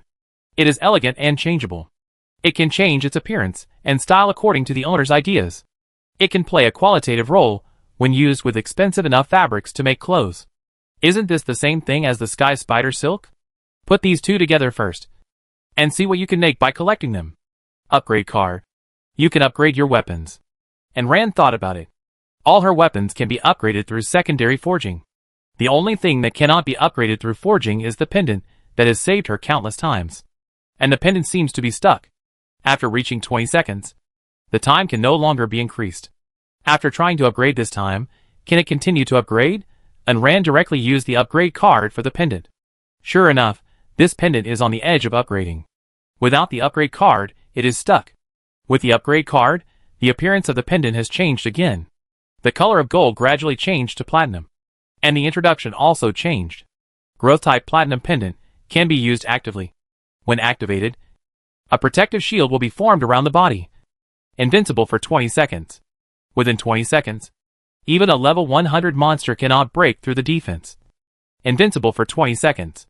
Cooling time is 1 day and 1 night. The pendant can be upgraded later. Please find the details by yourself. The number of seconds has not changed. But the level has changed from gold to platinum. And the cooling time has been reduced again. This thing is her life-saving magic weapon. If nothing else, she must upgrade it. She has basically finished reading the things given by the Ghost King. As for those ores, they are almost the same. Looking at the quantity given, she knows that they are basically precious minerals. After reading the Ghost Kings, she will see what the system gives. The rest are obvious at a glance. There is still a blueprint, a prescription and a special copy left. She is interested in the special copy. Since it is a reward, it means that it is a copy that belongs to her alone. What could it be? After finding it out, she found that the previous teleportation scroll, after opening it, there was only a formation, with no explanation, which means that she can only know what copy she is in after going there. And Ren had no choice but to suppress her curiosity and continue to look at other things. Chapter 225 Demon Soul Pill. Dig out the long night. Diamond level Demon Soul Pill. Resurrection Flower *20, Green Heart Leaf *150, Demon Soul Grass *100, Mint Leaf *200, Lark Grass *100, recovery grass * 100, demon star grass * 200, water * 3000 ml, blood vermilion fruit * 2. After taking this medicine, no matter how high the level is, it can instantly restore half of the magic power, and then restore 100 points of magic power every 10 seconds, for 20 seconds. It also restores 800 health points. The system is so awesome that it gave me something good. This thing is worthy of being a diamond level existence, higher than platinum level. It is awesome. It's just that most of the things here, she has never seen them, let alone seen them. She has never even heard of them. Shouldn't she be thankful that her magic power and health bar are not high now? She can still replenish them by drinking more blue potions and honey. If they were high, she would probably have to hold the medicine jar and pour it in. The blueprint is actually not bad. It's a silver level heavy sword. Although she can't use this kind of heavy sword herself, she believes that the blueprint can still be sold for good things. Generally, good weapon blueprints can only be made once, which is also to prevent the proliferation of high-level weapons. If everyone has a high-level weapon, this game will be unplayable. And Rand didn't plan to make it. It was not worth wasting precious metals for a weapon that she didn't need. After all, the higher the level of the weapon, the rarer the ore it needed. This weapon would require the 1,000 gold she just got, which was really not much. She posted the weapon blueprint in the trading area and asked if she wanted it, and Rand went to get the Ghost King's puppet. The puppet was still the same thing. She just got the 5-color sand, which seemed to be the key to how much power she could use. 5-color sand, as the name suggests, is sand of 5 colors. Although it is called sand, it is more like metal. Each grain is distinct. Some are light, and some are heavy. One grain of sand has 5 colors, like a small, colorful Rubik's Cube. It is very beautiful. If you look closely, it is still translucent, as if there is a layer of smoke and fog floating inside. This thing seems to be a specialty of the Phantom Sea, so not much is given, to be safe. And Rand still asked Chong Jun in Disaster how much 5-color sand is needed to make puppets for the Ghost King. After all, only 100 G is needed for the 2 puppets. Unexpectedly, neither of them knew about this, but this matter was recorded in Qianyu's inheritance. 250 G will do. The 5-color sand is very powerful. And Rand blinked her eyes, then she held these 5-color sands in her hand. Wouldn't she be rich? But you should choose the bones of the Dragon Clan. Don't put those of other races. They are more durable. This thing can't be upgraded. It can only be repaired, so it can be used for a longer time. She also needs to save the Hydra bones for the Medusa shield. Can't waste them. Take the bones, the 5-color sand, and the required materials. Put the Ghost King pearl in, and click on synthesis. It takes 5 hours to make a puppet. It seems really difficult to do. I have never seen a system take so long. Then let it make it by itself. It has been delayed for a long time. She is not in too much pain. Let's go and see if there are any corpses of Changyi under the ghost crying city. Call Chong Jun in Disaster. The rest stay at home to look after the house. Xiao Ba lies on Rand's head and won't let go. He must join in the fun. And Rand had never been able to refuse it. And since there was no danger, they went together. There was no point for Rand to fly by herself, as her ribs could not bear the pulling force when the wings were flying. Disaster took the initiative to be a mount, carrying her to the place where the ghost crying city was. He also brought the 2 puppets down with him to dig the ground. The old side of the ghost crying city had become a ruin, with only rubble and broken walls, and some dilapidated buildings. Disaster shook his head, and the soul fire swept across the buildings, and the whole area burned. The burning property of soul fire is too strong. It will not stop until everything is burned. It also burns quickly. It burned for less than half an hour. And Rand had not finished reading a comic book before this place was burned into ruins. However, although Ghost Crying City was mostly destroyed before, the remaining area is not small. If they were asked to dig, they would not know when they would finish. They could also use violent means, but they were afraid that Chang Ye's corpse would be blown to pieces. It was impossible to locate it. Just when she was worried, the little whale on Rand's shoulder broke away from Rand's back, cried softly, and turned into a small phantom, piercing the ground where the Ghost King used to be. And Rand touched her back in horror, and asked Chong Jun to help check if there was anything else. She was relieved when she confirmed that there was nothing else. This Chang Ye's ability was really terrifying. He silently left a mark on her. She didn't know until today when it took the initiative to leave. She had no choice but to follow the little whale to the location. And Rand was the injured. So she directed Chang Jun, Disaster, Xiao Mei, and Xiao Shui to dig. But Chang Yi was buried too deep. Or the whole city was actually built on Chang Yi's bones. They dug nearly 100 meters, but still couldn't dig it out. Finally, they resorted to violent means, blowing up the ground, and then digging a few meters down, and finally found Chang Yi's body. Chang Yi's body was surprisingly well preserved, except for being a little stiff. There was no sign of decay. Looking closely, this huge gray-blue whale gave people an even more shocking feeling. Even though it had been dead for so long, a strong pressure still came over them, and almost made Ran kneel down on the spot. It is conceivable how powerful this terrifying whale was when it was alive. But even this terrifying whale was killed by the system, which made Ran somewhat lack of confidence. Chang Yi was so powerful, but he could be killed. Could she really kill the system and leave here? It was obviously not a good idea to leave Chang Yi's body here. Should she burn it or take it away? Just as she was struggling, gray-blue dots suddenly appeared on the whale's body. The dots gradually gathered and turned into a whale about 2 meters long. The whale turned into a handsome man with long gray-blue hair. He seemed not to be used to this form. He tilted his head slightly and smiled at Ran. Little friend, can you give us some time? I want to talk to Cha Jun and Disaster. Ran nodded. It seems that it doesn't want to be there. It probably wants to reminisce or have something to say in private. Ran walked aside obediently, not listening to them. Chang Yi waved his hand to create a barrier, covering the three of them. Chang Jun, Disaster, you are finally here. I have been waiting for you for a long time. Chang Yi also sighed in his heart. Although they are not friends, they are rivals who appreciate each other. Who knew that after the final separation, the next meeting would be like this? Chapter 226, What Chang Yi Left Behind. The few people didn't know what they talked about. They chatted for a long time in a low voice. Ran almost fell asleep sitting aside. After chatting for about a few hours, Chang Jun and Disaster came out of the barrier, and Chang Yi's figure became fainter and fainter. When Ran looked over, Chang Yi smiled at her, bowed slightly to her, and completely disappeared into the air. Ran stuffed the strawberry into her mouth, clapped her hands and stood up.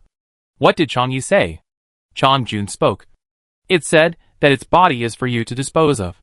The high-level fantasy beast is full of treasures. Don't waste them. We will help you find the useful parts. Ran was stunned. Let me dispose of it. Chang Jun nodded, and jumped directly onto Chang Yi's body. Disaster patted her shoulder. The fantasy beasts don't have so many rules. Generally, if they die in battle, their bodies will be left to their tribesmen to maximize their benefits. Ran suddenly realized that the fantasy beast world does not have the idea of burying the dead body in peace like humans do, after all. It is different from humans. But Ran still felt a little awkward. After paying a good respect, she followed Chang Jun into the big pit. In fact, what Chang Jun and Disaster didn't say was that the long night had just dissipated, completely disappeared between heaven and earth, and it would not be received even if they paid a respect to it. Burying the dead is just a way to give the living a place of comfort, not to mention that the phantom beasts don't have these ideas. But to make Ran feel uncomfortable, they still said nothing. When Chang Yi was alive, it was the most powerful in space and defense. It asked you to peel off its skin and use it to make clothes. The meat cannot be eaten. It was poisoned, so you can burn it. The energy beads condensed in its body, and the rest of the things you can take away. Chang Jun didn't care much about what he said, and Ran was still awkward for a while, and then he started to cut. But she obviously underestimated the hardness of Chang Yi's skin. When you cut it, and it almost broke directly. Chang Jun was stunned. How could he forget this point? And Ran's current strength probably couldn't break through the defense. Forget it. Let the disaster come. The soul fire of the disaster turned into a fire blade, cutting a hole in Chang Yi's skin. The skin on Chang Yi's body needed to be peeled off bit by bit. After all, it was not Ran who killed it. The system prepared it for her directly. Chang Jun and the others didn't let Ran do it in the end. They came by themselves. After cleaning up Chang Yi's body, the disaster ignited a soul fire and burned Chang Yi's body.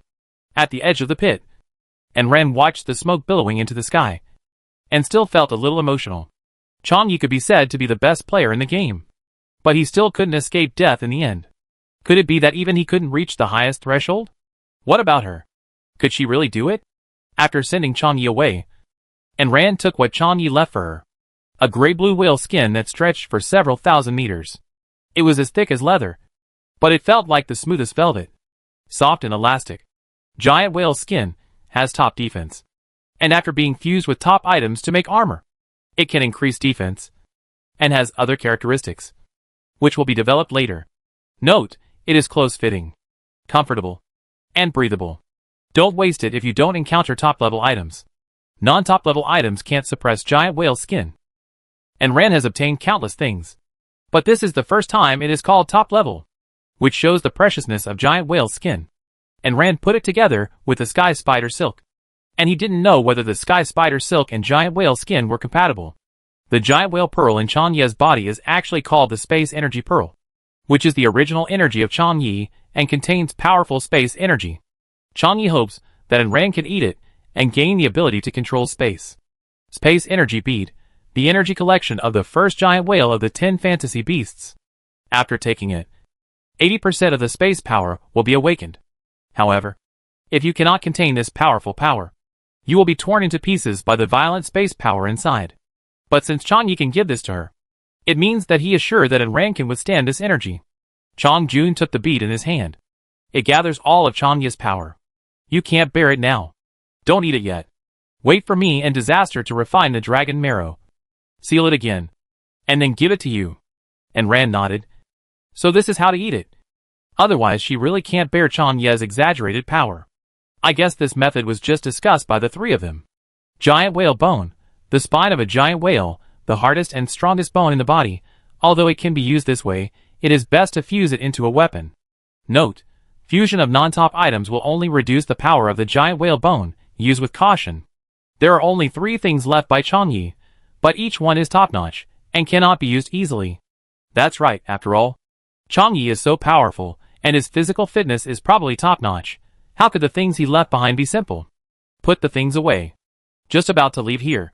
Suddenly remembered. She still had things to do. Press the mark left by the pirate ship. Summon them to come. How could she forget this?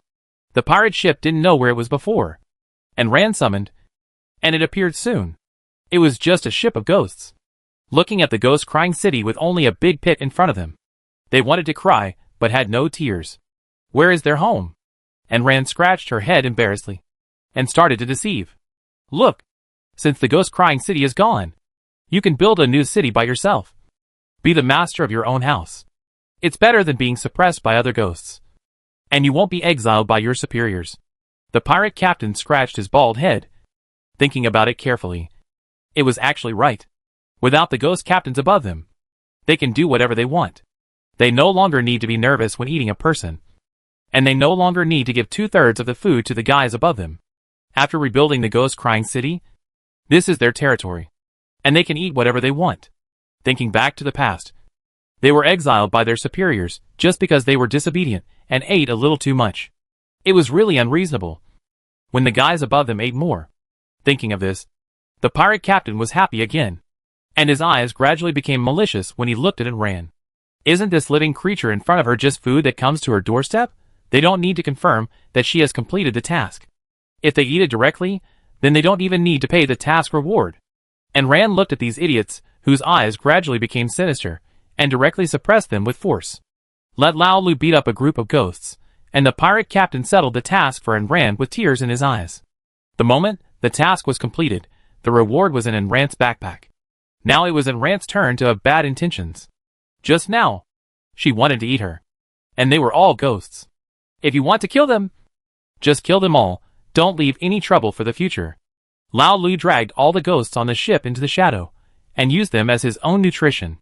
At this point, Ran's journey in Ghost City was completely over. Chapter 227 System Notification. Back to his own cloud island, the puppet was finally refined. It was full of tendons, about 3 meters tall, and made of silver ore. It was different from the previous 2 puppets, with descriptions and levels. It was the same description as the Ghost King, nothing changed. Forget it, this thing will not be upgraded in the future, and has no other functions. It can only understand commands, and cannot speak. It is just a combat puppet. And Ran stretched, and halfway through, his ribs and arms hurt. And Ran groaned, and stopped moving. It hurts. It is unknown how long it will take to recover from this injury. It is said that it takes 100 days to heal a broken bone. It is estimated that it will not be healed in the short term. If the injury is not healed, She has nowhere to run, and can only be a little pig who eats and sleeps. Driving the Cloud Island, swaying here, swaying there, drifting around aimlessly. And Rand took the tablet bought in the trading area to plan her itinerary. The confirmed itinerary currently includes the Fantasy Sea and the Snake Domain. Chong Jun played cards with Xiao Ba, Xian Yu and others. After playing enough, they came to and ran to watch. Because the system only translates the language but not the text. Chong Jun couldn't understand it. So he asked casually, "What are you writing?" "I'm thinking whether to go to the Snake Domain or the Fantasy Sea first." "Don't go to the Snake Domain first. You'll be dead if you go now." "Why?" and Rand asked. Chong Jun sat down. It seems that he planned to have a good talk with her. The name Snake Domain is wrong. It must be full of snakes. I know. Otherwise, can it be called Snake Domain? You don't know. The top person in the Snake Domain is the Hydra clan you met in the alien space. Almost all the high-level positions are Hydra clan. The one at the top is the sixth fantasy beast in the past. They were once members of the ancient fantasy beasts. Even older than the game. If they hadn't betrayed you, you might have been safer. Their most powerful weapon is not attack and magic, but poison, which is extremely poisonous. The detoxification effect of the poison-repelling beads on you is useless against the Hydra clan. If they bite you, you will die. Although Rand guessed that the snakes in the Snake Domain might be poisonous, she didn't expect them to be so poisonous. Chong Jun was still giving a science lesson. Chong Ye's flesh is full of toxins, thanks to the Hydra clan. Even it can't cure it. Can you go there? If it weren't for the deadly poison of the Hydra clan in his body, with Chong Ye's almost top strength, how could he be killed so easily by the system? During the battle, he was attacked from behind by the Hydra that had already rebelled, and thus fell in Ghost Crying City. And Rand was stunned, said so scary by Chong Jun. Then could she still go to the Snake Domain? Looking at Rand's silly look, Chong Jun knew that he was probably too scared, even though he was telling the truth. "It's not that I won't let you go. You have to go to the Snake Domain eventually. You have to go to repair the Medusa shield, but not now. When you are fully prepared, we will go. Before that, don't act rashly." Okay, if the leader of the Snake Domain is one of the 10 mythical beasts in the past, she is so weak now that she would die if she went there. She should stay quiet for a while, and fight monsters outside for the time being. Since she can't go to the Snake Domain, she is left with the Illusion Sea and the special dungeon. The Fantasy Sea is Chong Ye's territory. To be honest, we have never been there. Before Chong Ye disappeared, he told us that the Fantasy Sea is also the only place that the system cannot enter and rule. The system probably never thought that the token to enter the Fantasy Sea is not on Chong Ye, but in the alien space that has been absorbed and transformed. This place can be discovered at any time. Is it safer the more dangerous the place is? And Rand felt that it seemed that there was a will of heaven, and all kinds of opportunities and fate were concentrated on him. Ever since Chong Jun came to her side, she seemed to have started walking along an invisible line. And Rand actually noticed something.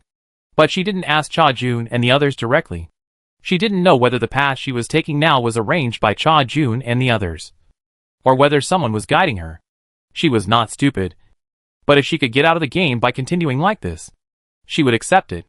Although she would not save the world, she would not mind saving the world while upgrading. After all, even if she didn't save the world, she would have to leave the game.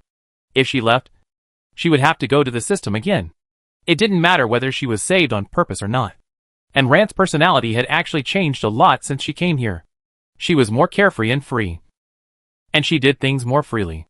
And Rand thought it was pretty good. And she didn't think about changing it. You can go and take a look at Huanhai. Since Chong Ye gave you the token on purpose, he would definitely not cheat you. And Rand actually thought so too. After she recovered from her injuries, she would go to Huanhai first. She was extremely curious about Chong Ye's hometown. After coming out, enter the special dungeon to see what is inside. Anyway, the current goal is to upgrade. Upgrade. Upgrade. Become stronger. Kill the system. And leave the game. Sometimes, plans cannot keep up with the speed of change. Just when we have made great ambitions, the system is making trouble again. Ding dong. Long time no see. Dear players, you are having fun. Nowadays, players have basically settled down. And we haven't held any activities for a long time. Except for the Funyun Beast during the Chinese New Year. When has it held any activities? It has held many crappy dungeons. I believe everyone has seen the second profession on their panel. Now is the time to activate the second profession. This time we will play differently. No more fighting monsters. Players will fight each other directly. As soon as this was said, the whole world was shocked. The dead system did not hide it at all. Is it going to kill people? Don't panic. Don't panic. Since we are going to start the battle of job transfer, we will not let you die. We will play the ring match. We will stop each other. All players above level 45 must participate. The ring match is divided into free-for-all, promotion match, ranking match and finals. The detailed rules will be announced on the day of the tournament. Now, players above level 45 are requested to gather at the tournament venue. The battle will be broadcast live to all players, and anyone can watch it. The top 100 will receive rewards, and the top 3 will receive rewards of 3, 5, and 10 level upgrades. Even the first place winner can choose the second career they want. And Ram was originally dismissive, but now she is tempted. If she gets the first place, not only can she be upgraded by 10 levels at once, but she can also choose the second career she wants. These 2 points alone are enough to make it tempting. And Ran has to go even if she doesn't want to. Chapter 228 on the way. There is a map on Enrant's panel. Just follow the map. Look at the distance. It's still far. When she arrives, it will be enough for her to recover from her injuries. In addition to the players who are fighting, others can also go to watch the battle. After all, live broadcast is not as good as watching it in person. Although due to venue restrictions, it is impossible for hundreds of millions of people to go. On the way, Enran ate all the soul beads. Although the experience did not increase, the attributes increased a lot. Player Enran, level 55144580/1800000 HP, 3550. Come on, the indestructible cockroach, you are the most tenacious. Strength, 954 plus 300, you can compete with the Tyrannosaurus Rex. Speed, 881 plus 850, running towards the sun, you are the Kwafu defense. 888 plus 850, you are as thick-skinned as a city wall turning a corner. Magic, 2540 can be used for subsequent skill releases. With her current stats, as long as she doesn't encounter an overly powerful enemy, she can almost walk sideways in the game. She was in a good mood, humming a song, and driving Yudao slowly towards that place. There was a countdown on the panel, and it would take about 15 days for the second job change battle to start. After all, this game is so big, and the players are scattered all over the place. It takes a certain amount of time to gather together. She is now in a very peaceful state of mind, especially after becoming stronger. She is in a peaceful state of mind when looking at everything. For example, the group of players in front of her who were driving various vehicles and wanted to rob her. And Rand didn't even have to do it herself. She solved it by herself. Leave the driving to the Ghost King. Anyway, it just can't communicate. It can understand her words and understand the route. Her own pets and puppets can share the panel. Just let it drive. If there are any obstacles, just kill them directly. There are many players on the same path as in Ran. Not everyone wants to rob others and get something for nothing. Although there are not many players who have reached level 45 now, there are still many. There must be at least a few million players among the hundreds of millions. After all, with such a large population base, at the very least, some capable players can be found. Imagine millions of players fighting each other. That scene would be spectacular enough. And Ran is not afraid of fighting against other players, nor is she afraid of players plotting against her. After all, she has the strength, and can defeat 10 players with 1 strength. And Ran hasn't been to the chat area for a long time, so she went there to check it out today out of boredom, and sure enough, all the discussions were about players' battles. Chinlu. Fuck, the system is really good at playing. This time it doesn't let the monsters fight, but directly starts a battle between players. By Xiaosong, I guess this time it's a battle of mutual slaughter, after all. With so many players gathered, this is a lot of experience and supplies. Li Feifei, didn't the system say that killing is not allowed? Zhang Haohao, is the one above stupid? It only says that you can't kill people during the ring match, but it doesn't say that you can't kill people after the match. When not competing, they definitely fight harder than when competing. Xiao Gang, to put it bluntly, the system is still creating opportunities for players to kill each other, and it gets corpses from them. Zhang Le, but it's normal. If you want something, you can't get it if you don't fight or grab it. Fang Rou, that's right. There are many people who died fighting monsters. Although it's not as direct as fighting players. It's a direct way to kill people and take things. Zhang Mei, alas. Do you think Ran will also participate in this battle? And Ran flipped through it for a while. Why is the topic about her again? She has disappeared from the leaderboard. And there are still people who remember her. Zhang Haohao, I don't know what level the boss is now. I tried to find the boss to enter her territory a few times before. But she just ignored me. This is amazing. Is she looking down on people? Zhang Lu, does she owe you anything if you go to her? Will she pay attention to you? Is it wrong for the boss not to let people enter her territory? Zhang Haohao was blocked by Zhang Lu and didn't say a word. After a long time of stammering, she stopped being sarcastic. And Ran looked at Zhang Haohao as if she was looking at a clown. Maybe when her realm reaches a certain level, some people who jump in front of her are no longer acceptable to her. Skip this paragraph. And Ran continues to read. Li Xiaoxiao, what place do you think Ran will get if he really goes? Lu Xinjin, if the system opens a betting game, I will definitely bet on Ran to be the first. Chen Lu, the little fangirl is here again. Lu Xinjin snorted, I am happy. I am not clinging to her. Nor am I trying to curry favor with her. I am just an idol. Isn't it okay to be a goal to work hard for? Chen Lu, she is also my goal. Alas, I don't know how far I can go in this battle. Lu Xinjin, not in the top 10. But I hope to be in the top 100. There will be rewards there. And opened the leaderboard belatedly. And found that Chen Lu and Lu Xinjin were both on the list. One of them is level 45. And the other is level 46. Without me at the top, the first place was taken by a person named Long Fei, whose level was 49. If she had upgraded normally, without the system giving her the extra 2 levels, she would only be level 53 now, which is only 4 levels higher than others. This person named Long Fei is already very powerful, and he probably has had some adventures. However, the first place in the equipment ranking list is not him, but a foreigner named Tom. His weapon is a gold level equipment called Earth Armor, which, from the name, means it has strong defense. She looked back again. And Long Fei was ranked second in the equipment ranking. The second in the level ranking was a girl, Xiao Wu, who was also level 49. The reason why she ranked lower than Long Fei was probably because of the difference in experience. She looked through the rankings from the beginning. And they were all people she didn't know. She was actually quite glad that she was not on the list. Otherwise, at her current level, she would be targeted by everyone before she even went to the ring. After all, the higher the level, the better the equipment and supplies. Which is common sense. I searched the trading area for the 5-color sand. But as expected, I didn't find any. After all, Chong Jun said it was a specialty of the Fantasy Sea. The system couldn't even enter the Fantasy Sea, so it probably didn't have much. It was good enough for it to give some to Ran as a reward. And Ran didn't understand the system's thinking. It probably looked down on her. And the system didn't defend herself. After all, so many powerful fantasy beasts fell at the last step and didn't kill the system. As a small shrimp, with such a low level, it's normal for it to look down on me. Fundamentally speaking, the system is arrogant.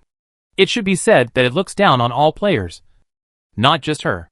And Ran didn't find the 5-color sand. But she did find some standalone games. And Ran bought a bunch of them and started playing.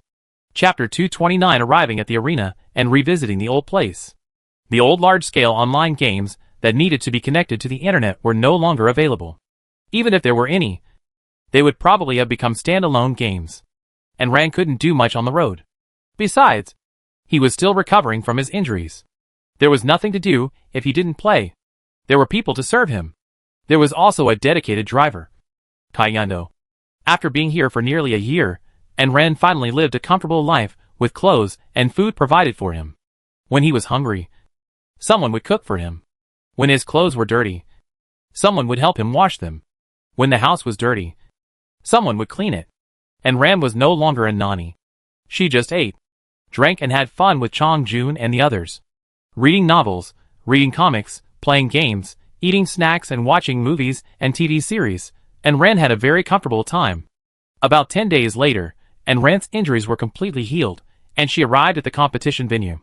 A cloud island specially divided by the system, with lush trees and large areas of green, which looked pleasing to the eye.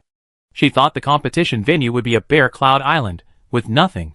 After going up, there was actually a special receptionist on the island, although the receptionist had a wooden face, no expression. Like a puppet. There was a sign on the receptionist's chest, which read receptionist number 7777, with no gender characteristics, and it was impossible to tell whether it was a man or a woman. It was probably a puppet arranged by the system. Hello. Player, please park your vehicle at the designated location. There will be special personnel guarding during the game, so you won't suffer any loss. And Ren followed the receptionist number 7777 to Yun Island, where many large flying vehicles were already parked. There was also a paralyzed receptionist guarding the parking lot, and he kept walking back and forth. But Enran was probably the first one to drive here from Yundao. After thinking about it, Enran left the Ghost King to guard the house. With its level, when they fought the Ghost King, they were beaten half to death. If someone really wanted to go to the island to rob, they would probably be courting death. The Ghost King was a puppet, he didn't need to sleep or eat, and he was the best existence to guard the house. So, Enran left Yundao with peace of mind, and told the Ghost King to kill anyone who trespassed. The receptionist waited for Enran to park the Cloud Island, and guided Enran inside. The system was quite serious for this competition. Tree houses were built on the rows of tall trees. There were 3 houses on one tree, with staggered floors. Each house was small and exquisite, like a small Western-style building. There was a house number on it, and a fingerprint was needed to open the password lock. The small Western-style buildings all look similar, except for the different colors. The 2-story buildings look pretty nice. There is a large circle in the center of the Cloud Island without any trees. It is all white island clouds, and there are arenas built on it. The trees with small Western-style buildings grow around this circle of arenas, growing in a step manner, and gradually rising. The receptionist indicated that Enran could choose a house to live in. Enran chose the light green Western-style building at the top of the second row of trees on the east side. Enran has lived in his own home for a long time, and it is not bad to live in other places occasionally. The 2-story Western-style building is about 50 square meters per floor. The downstairs is the living room, kitchen, and bathroom. The second floor is the master bedroom and guest room. And there is also a small greenhouse. The system is actually quite well arranged. The second circle is not far from the ring. And there is a chair in the greenhouse on the second floor, so you can watch the game while drinking tea. You can see it clearly without going out. It's really good. Release the 2 puppets from the backpack. They are not living creatures, so they can be taken away in the backpack. They only take up 1 grid. Let them change all the bedding in the bedroom, and replace it with their own. The guest room is given to Cha Jun and the others. Xiaomei cleaned the bedroom, and Xiushui was responsible for cleaning the living room and kitchen. There were stairs leading to the small Western-style building, although the players didn't need them very much. They were still needed if you were injured or couldn't jump up. And Ren arranged her home. The players were still rushing over here. There would be no arena competition in the short term, so Enran was just wandering around the island. Because of the competition, the players went out with their names on their heads. Enran used to cover her face, but now, she was too lazy to wear a mask on her face. If she recognized him, she would recognize him. She didn't care, and she wasn't afraid of being remembered. She was used to being remembered anyway. Enran wandered around the island. Besides the treehouse area and the arena area, there were large mountains and forests behind. Perhaps the system didn't deliberately build a cloud island for the competition, but just randomly divided an island into a competition venue. Because there would be a large number of players on the island, there were no precious medicinal herbs or trees in the forest, just ordinary trees and weeds that barely covered the ankles. The weeds were full of wild flowers of various colors, which added a little fun to the monotonous scenery. And Ran casually spread a mat on the ground and lay back, lying in the flowers and grass. The temperature has gradually risen recently, slowly transitioning from the cold winter to warming up. Now the temperature is around -20 degrees. At this temperature, Ran can survive without turning on the air conditioner and sleeping on the heated Kong. Even if sleeping on the heated Kong is comfortable, it will still burn the Kong, excluding the vast area in the front where the ring competition is held. The area in the back is not small, and it always looks a little familiar, although they were all the same flowers and plants. And Ren always felt like she had seen them somewhere before. She didn't go into the mountain, but walked to the side, and she actually saw a familiar place. The cliff where she first met Chang Jun. The emotional system reused the venue of the first job transfer battle, changed the scenery and scene, and used it again for the second job transfer battle. It was quite economical. Remembering that when I was chased by the things at the bottom of the cliff, I fled in a panic, and I didn't go too deep into the bottom of the cliff. Now that I'm back to the old place, I can go down with Cha Jun and the others to have a look. This is where Cha Jun recuperated. At the beginning, he suppressed the monsters inside by himself and dared not move. There are also many powerful monsters inside. Let's see if I can use it to increase my experience. I heard that there are many good things. It's better to rob them. And Ran laughed maliciously while walking back. It was almost noon, and she went back to eat. She was planning to get the things under the cliff. But she didn't know that she was also being targeted. Who made her have such a bright name on her head? She was the former #1 in the game. And she was a girl. How could people not miss her? Especially now that the territory is open, players have entered the territory, which is more suitable for robbery and killing. Not only have hunting teams reappeared, but their numbers have gradually increased. Originally, it was not easy for players to meet each other, unless they were in dungeons, but now that there is a territory, the residents in the territory are the best prey. Chapter 230, Long Fei came uninvited. In the next few days, players came from all over the place, gathered at the competition venue, and it was crowded and lively. Except for Ran, who chose the house herself, the rest were arranged by the system. Originally, the row of houses closest to the competition stage was reserved for Ran, but she did not play by the rules, and did not go there at all. She went to the second row by herself. Not that there was anything different in the Western-style building, the layout and everything were the same, the only difference was the location. And Ran didn't plan to explore the bottom of the cliff during the game. She thought she didn't have enough time. She planned to wait until the game was over. So, she lost the desire to explore this forest. In recent days, she has been reading novels and watching TV series in the house, being a qualified homegirl. She has everything she wants. This period of time is probably the best time since she joined the game. The temperature continued to rise, from the cold winter to the spring temperature, and then suddenly jumped, it was summer. It was still around 10 degrees yesterday, but now it has suddenly reached around 30 degrees. It was so hot that Ren had to wear a skirt. She used to have some extra fat, but was just slightly fat. Her flesh was loose and flabby. When you touch it, it feels soft.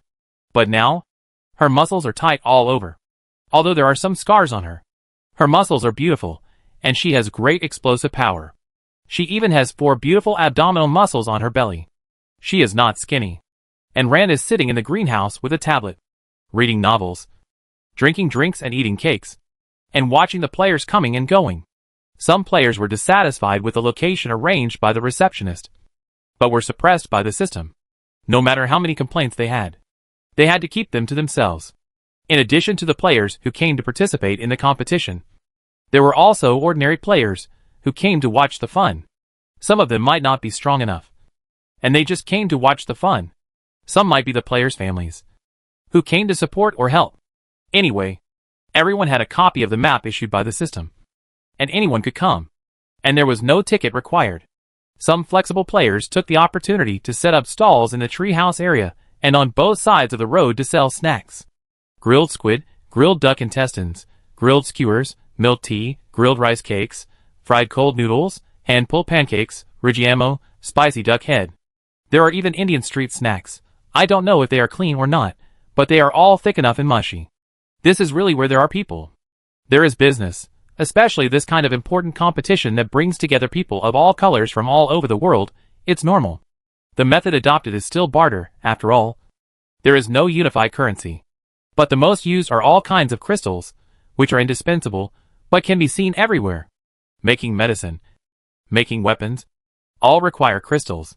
It's not important, but it's necessary. The rarer the crystal, the more valuable it is. For example, the earth crystals that have never appeared, the thunder crystals and the like. On the contrary, the light and dark crystals are not very important, and everyone has some. And Ran had seen enough of the excitement, and went down to the snack area. But the name on her head was too eye-catching. Of course, there are people named Ran, and there are quite a few. But there is only one person here, and Ran had always been at the top of the charts before.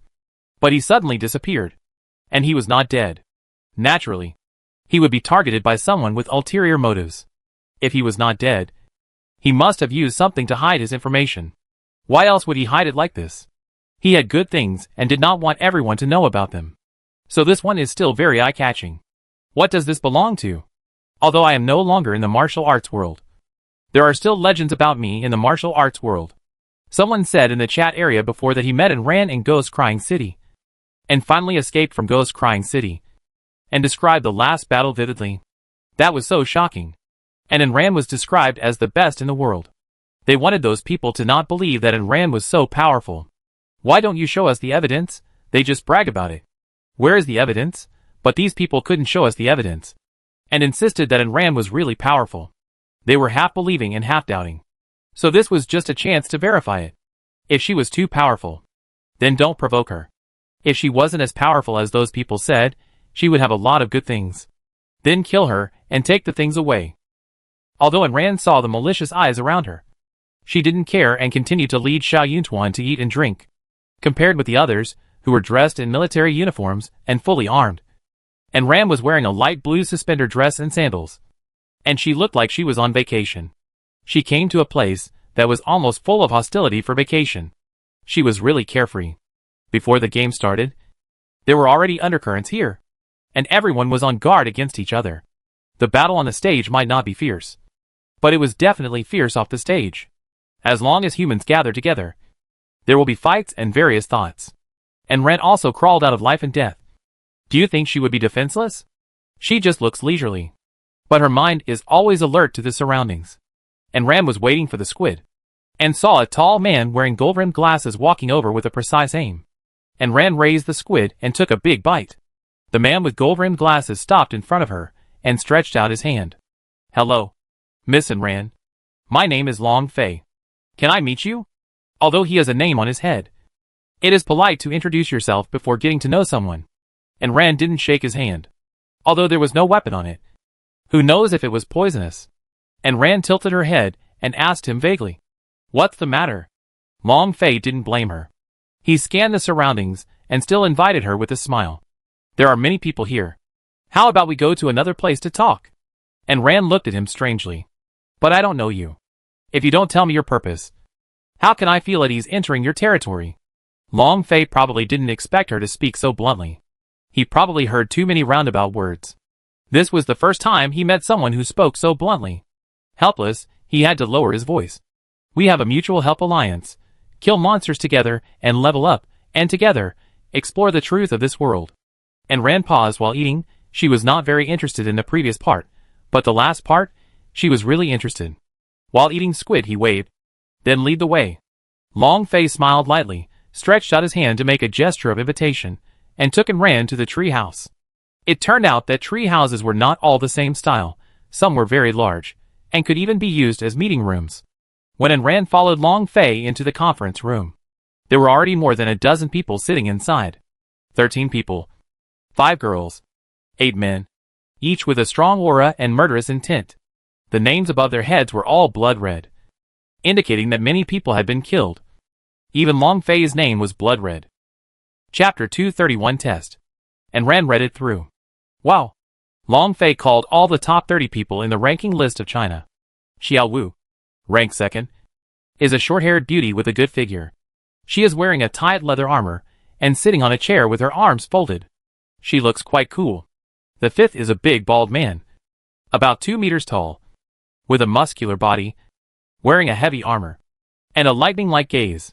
There are scars all over his face, and a name on his head. Wang Ku, which is quite elegant, which doesn't match his face. The oldest person in the group was the bald guy, who looked to be in his early 30s. And Ran was looking at the group. And the group was also looking at her. And Ran let them look at her, and took another bite of the big squid in her hand. Her innocent face and not very tall height were very deceptive, especially with a white and new name on her head, and no aura of a strong person around her, and wearing a suspender skirt. She looked even younger. She looked like a fresh-faced college student. At that moment, several people looked at her with suspicion. This person didn't look like the former number 1 in the game. Even Long Fei, who had come to find her, was a little suspicious. After all, there were too many people named Enran in China. There were many players who came to watch the fun in the competition venue. Could it be that they really found the wrong person? Long Fei narrowed his eyes slightly and signaled Wonka with his eyes. Wonka stood up from his seat. He was tall enough when he was sitting, and when he stood up, he almost touched the ceiling. The pressure of height was even stronger. A few strides brought him to Enran's side. Enran's petite height made her look like a dwarf next to Wonka. She only reached his chest. Enran looked up at him. Wonka grinned, circled around her a few times, with a playful look on his face. You are the legendary #1 in the game, who is even better than Boss Long. Do you look like that? You are so small and short.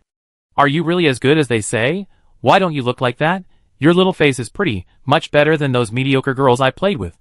Enran took another bite of the squid calmly, to see what this idiot is up to. Also, you have revealed that you are Long Fei's man. Generally, when a master hears someone say this, he would almost start to get angry. But the one in front of him, not only did he not get angry, he even looked at the bald man with his innocent big eyes, and did not stop eating. The bald man glanced at Long Fei, and Long Fei signaled him to continue. Wonka smiled. With Long Fei's signal, he could be bolder and continue to commit suicide. After all, Long Fei would protect him at the critical moment. Besides, his boss is so strong, the one in front of him, who looks delicate and weak, may not really be Enran. Others also wanted to test Enran's authenticity. After all, Enran had never exposed her face, nor uploaded any videos. Therefore, they all watched coldly, and no one took the initiative to help. Little beauty, you look really good. This competition is so dangerous. Don't compete. Follow me. I guarantee you will have a good life. How about serving me with the beauties under my command? I don't know if he really had this idea in the end. Originally, Long Fei just asked him to test Enran's strength. But this idiot really got the hang of it. She stretched out a pair of palm leaf fan-sized hands and touched Enran's face. Enran ate the squid and grabbed Wonka's wrist. Wonka's wrist was several times thicker than Enran's, but being grabbed by Enran's slender fingers, he couldn't move at all.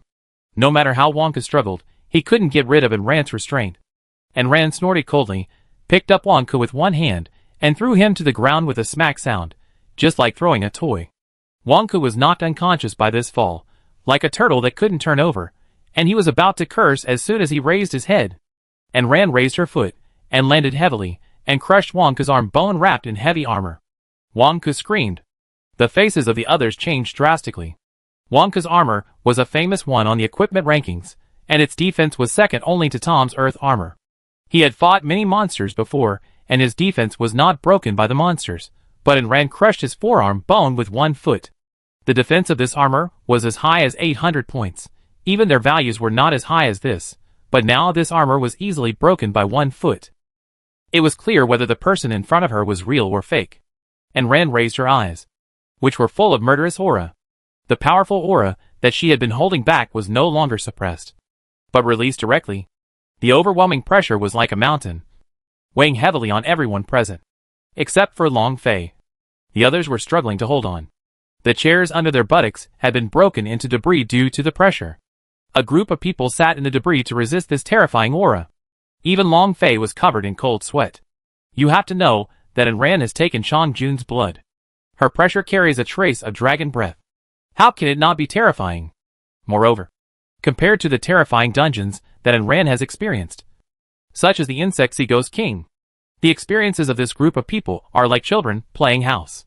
Although Enran went to most of the dungeons by herself, the different experiences also created an unequal level gap between them. Enran is indeed cheating. But what she has experienced, are you sure it won't make ordinary people collapse? Feeling Enran's momentum, Lao Lu, who has been in her shadow, quietly spread from under her feet, silently crawled all over the conference room, and surrounded everyone. As long as Enran gave the order, they would start the attack and kill these people. Enran sat at the head of the group leisurely, and withdrew her pressure. Long Fei, you don't need to find such an idiot to test me. If you are really sincere, you don't need to play so many tricks. Long Fei pushed his glasses awkwardly and smiled. Miss Enran misunderstood. Enran said huh, and didn't mention the topic again. She also let Wonka go. Wonka got up, and didn't dare to talk nonsense anymore. He endured the severe pain in his arm and bowed. I'm sorry, Miss Enran. I'm a bad mouth. I didn't recognize the real man. I'm blind. I'm sorry. Please forgive me. and Ran glanced at him. Forget it. You're not the main culprit anyway. Long Fei was even more embarrassed. He didn't expect that he could be caught by others with just a few glances. And Ran just wanted to know what these people knew about this world. She was not interested in anything else.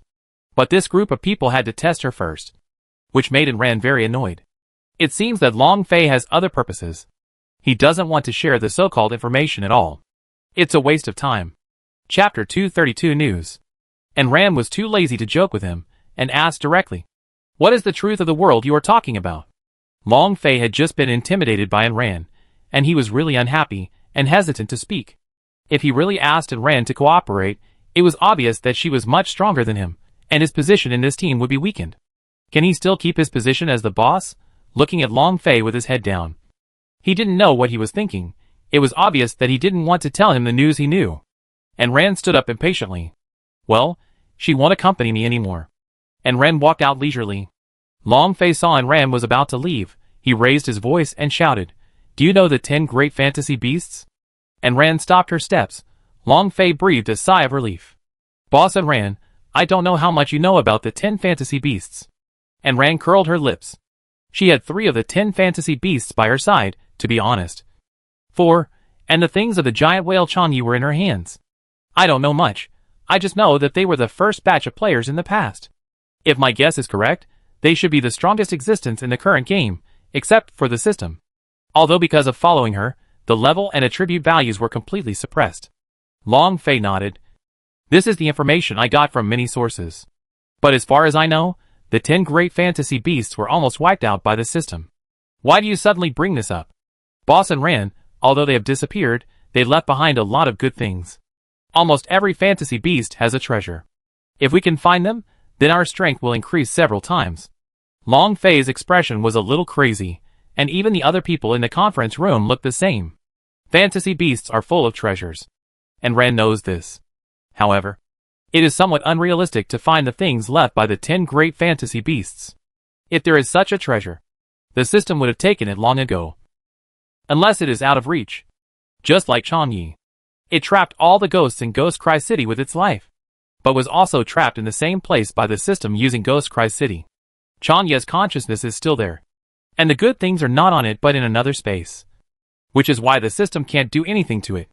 The most important order of the Fantasy Sea is on Ran. So she is the master of the Fantasy Sea. For Changyi, this is the most important thing. And it is also the only piece of pure land that has not fallen. This expression of Long Fei. I don't know if he is dreaming, or really knows the whereabouts of other fantasy beasts and treasures. And Ran quietly waited for Long Fei and the others to finish their tantrums. Whose treasure did you find? The 6th fantasy beast in the past. The Hydra. The snake domain. And Ran had dead fish eyes. This guy is really bold. Isn't he afraid of the poison of the Hydra? Or does he have something on his body that can avoid the poison?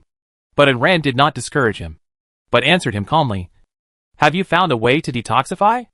Long Fei's excited expression paused for a moment. Xiao Wu was puzzled. What detoxification? And Ran spread her hands. Don't you know? The Hydra is extremely poisonous. Even the anti-poison beads can't detoxify it. Xiao Wu's excited expression calmed down instantly. His eyes sharp. Long Fei, you never told us that the Hydra is extremely poisonous. You are going to let us take the risk for you. Long Fei was not in a hurry. Still looked calm. Ms. Ran, don't talk nonsense without evidence.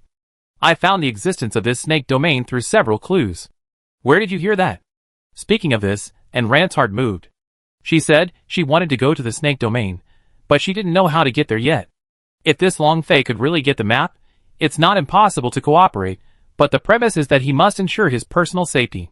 If he really knew that the snake domain was the territory of the Hydra, and knew that the big boss of the snake domain was one of the 10 mythical beasts in the past, then it would make sense for him to find someone to go with him. Because if he went alone, he would probably be swallowed up in minutes. I know that the Hydra is poisonous. Of course, I have my own channels. Mr. Long, are you willing to tell us the channels through which you got the clues? If you are willing to tell me, I don't mind telling you. And Ran didn't explain whether it was poisonous or not. She was not familiar with this group of people. So she naturally wouldn't tell others that there were 3 great fantasy beasts around her. Just like Long Fei wouldn't tell others how he knew about the 10 fantasy beasts. Long Fei obviously didn't want to say it. But some people didn't follow the script and liked to spoil the show. Long Fei, don't be so mysterious. She also has 10 fantasy beasts around her. You can't fool her. Long Fei's expression was extremely awkward. Perhaps the stupid teammate was referring to the people around Long Fei. A figure gradually emerged from the void, and Rand's muscles were tense, looking at the person warily. It was a woman with a snake tail and a human body. The upper body was a plump woman with a gorgeous face, a pair of pointed ears, green vertical pupils, and a forked snake tongue. The woman's chest was surrounded by scales. There was a kind of inhuman weird beauty. It twisted its body and slid to Rand's side, circling around her. You smell like Chong Jun. Is it your collaborator? Call it out. We haven't seen each other for a long time. Let's catch up. And Rand saw this strange woman, and her heart was alarmed, and she asked in confusion, You are? If Chong Jun was really by your side, he should have mentioned me to you. My name is Huan Nu, and I am the second illusionary demon of the 10 illusionary beasts. And Rand suddenly realized that. When Chong Jun first introduced the 10 illusionary beasts, he did mention me. Then I'll ask it, and see if it will come. Cha Jun and Zai have been obsessed with Earth TV series recently, and they keep watching the TV. They don't follow Ayn Rand when she goes out. Anyway, as long as they return to the pet space, they will be back with Ayn Rand, and there is no big danger here. In addition, Ayn Rand is strong enough, so they are not worried at all, and they don't follow her all the time. Ayn Rand sent a message in her mind, and Chong Jun and Zai responded quickly, without Qianyu, and only the other two came. Here, Long Fei served Huan Nu very attentively, giving her fruits, milk tea, and snacks. Long Fei acted like a running errand boy, and Huan Nu lay quietly on the recliner, waiting for Long Fei to like her. But these were the 10 fantasy beasts, and the people present probably knew how powerful the 10 fantasy beasts were. They didn't look down on Long Fei at all, only envy him. If they were also chosen by the 10 fantasy beasts, they would kneel down and be slaves. And Ren had no reaction to the way they got along, because it was someone else's family affair, and she didn't need to meddle in it. But when you think about the way she got along with her own fantasy beasts, it was much more casual, and they also followed their own opinions, and at most they would make some suggestions. Chapter 233 Meeting an Old Friend. Cha Jun and Disaster came very quickly. When they came out of the pet space, Huan widened her eyes in astonishment. She was surprised that Ran had 2 10 fantasy beasts around her. And she was also surprised that they were Ran's battle pets. You know, she and Long Fei were just partners. They said they had signed an equal contract. But they also saw that Long Fei was almost her servant. However, by signing an equal contract, Huan could keep all her strength. And Long Fei had to pay a price when he borrowed it. He also had no power to command Huan Nu. And even in many cases, he had to listen to Huan Nu. Even so, he still climbed to level 49 with Huan Nu. It must be said that Long Fei's ability was also very strong. After signing the battle pet contract, Chong Jun and Disaster's strength and level were suppressed, and they could only be gradually unlocked as Ran upgraded. Moreover, it would take some time for their true bodies to descend, and Ran would need to reach level 90. Before that, they would only appear for a short while. The player's level, before level 90, was about 10 levels higher, but after reaching level 90, it was basically 1 level higher. If Cha Jun and Disaster are to be completely unsealed and switched to another form at will, Aaron must reach level 99. Long Fei can borrow some of Huan's power, and Aaron can use the power of the sealed Cha Jun and others. If we don't compare, we don't know which one is stronger. Because of the arrival of Earth players, all the fantasy beasts have become monsters. Although they are very autonomous, they cannot help humans with all their strength. To help human players, there are only 2 choices. One is to sign an equal contract with humans and let humans borrow their power. Another option is to become a player's battle pet. It is obvious that Huan Nu chose the former. The former, it cannot actively help the player. Even if Long Fei is about to die, it cannot help. If it really wants to help, it will be like Xiao Yuntuan, being wiped out by the system, although it is possible that the system cannot wipe it out. Long Fei can only borrow Huan Nu's power. This is the content of the contract they signed. Huan Nu cannot break it. Huan Nu is equivalent to Long Fei's human plug-in.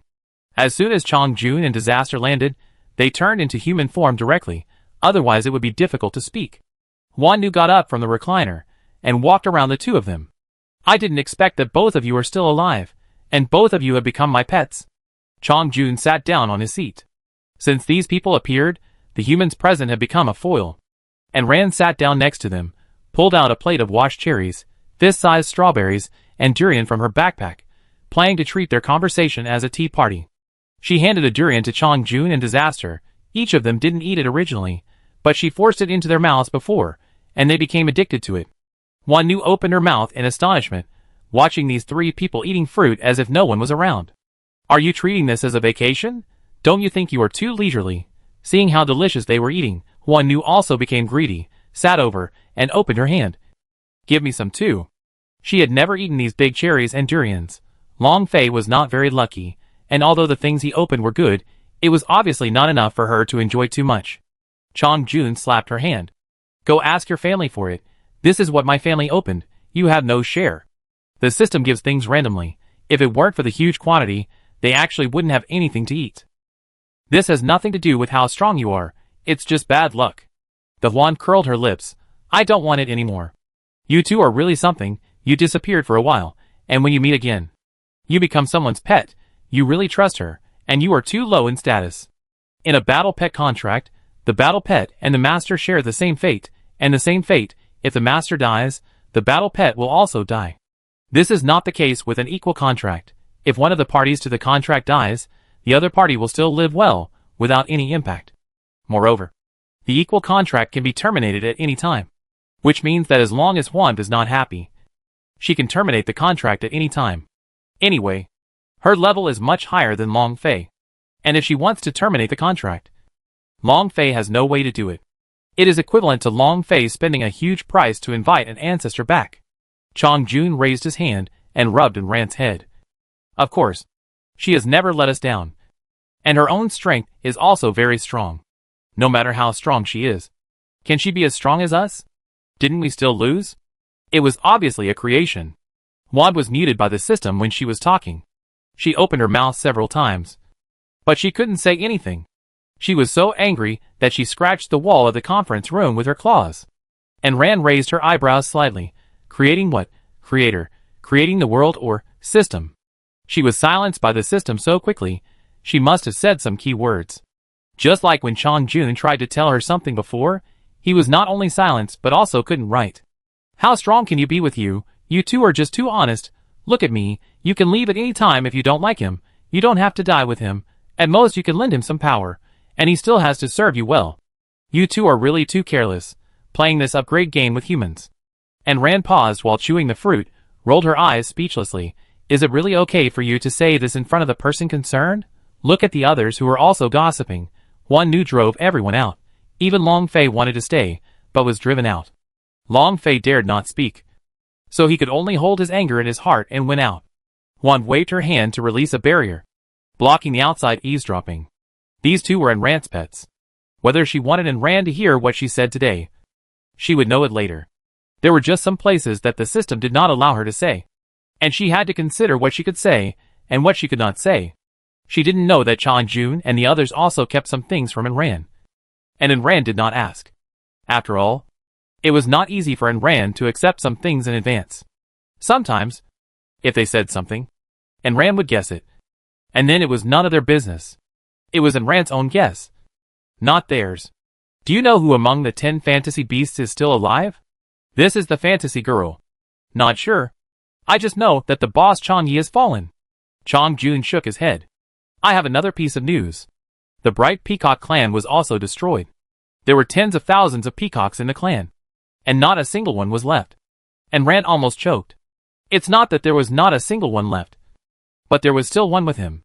Chongjun and Disaster looked at each other. At present, Long Fei didn't know what the purpose was, so they didn't reveal that Xinyu was with Anren. Just nodded, in a calm tone. We have been to the sacred tree of the Peacock clan, which has been destroyed by the black devouring insects. Wanyu sighed. Without the Bright Peacock clan, this game will be more difficult, and in addition to the Hydra clan, the 10th one also rebelled. Chapter 234 News Summary. The 10th of the 10 fantasy beasts is the Sky Spider clan, the same clan that produces Sky Spider silk. As for the 7th, the 8th, and 9th fantasy beasts, it is obvious that the fantasy girl has no news either. At the beginning, the 10 of them were independent. Their territories were far apart, so naturally they had no way of knowing each other's news. Chong Jun sighed silently. Then you told Long Fei about the group of poisonous snakes. Yes, I told you that the group of snakes were poisonous, but Long Fei refused to tell you, and I couldn't do anything about it. There is no master-slave relationship between the two of us, it's just mutual benefit. He provides everything I need, and I provide him with strength. I have no obligation to tell him everything. This is also the reason why she talked to Long Fei and Chong Jun behind their backs. To put it bluntly, the two of them just use each other, and they don't really trust each other. The three of them summarized their messages, but except for some things that were banned by the system, and Ren already knew most of the rest. When Huan Nu heard that Chong Yi had fallen, she was depressed for a long time. I didn't expect that the strongest among us would also fall. If they had been less arrogant and cooperated with each other, they would not have ended up like this. Huan Nu, I remember you have a way to control the poison of the Hydra. Huan Nu nodded. I have a prescription for detoxification. But what can you exchange for it? She had a prescription for detoxification. And she also told Long Fei that she was not satisfied with what Long Fei gave her. And Long Fei was in a hurry to go to the snake domain. So he simply asked someone to go to the minefield. Knowing that the Hydra was powerful, they even went straight to Ren. What do you want? And Ren thought that no one in the game knew how to detoxify the Hydra venom, but she found it all of a sudden, which was a bit unexpected. The Phantom Girl pondered for a while. What if I want Chanya's body?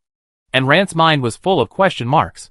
Why did the Phantom Girl, who was also a phantom beast, want Chanya's body? Did she eat it? Chong Jun was silent for a while. Change the conditions. Although the giant whale's skin was in Ren's hands, she couldn't use it after all. It was so big, but they didn't want the Phantom Girl to know that Chanya's things were in their hands.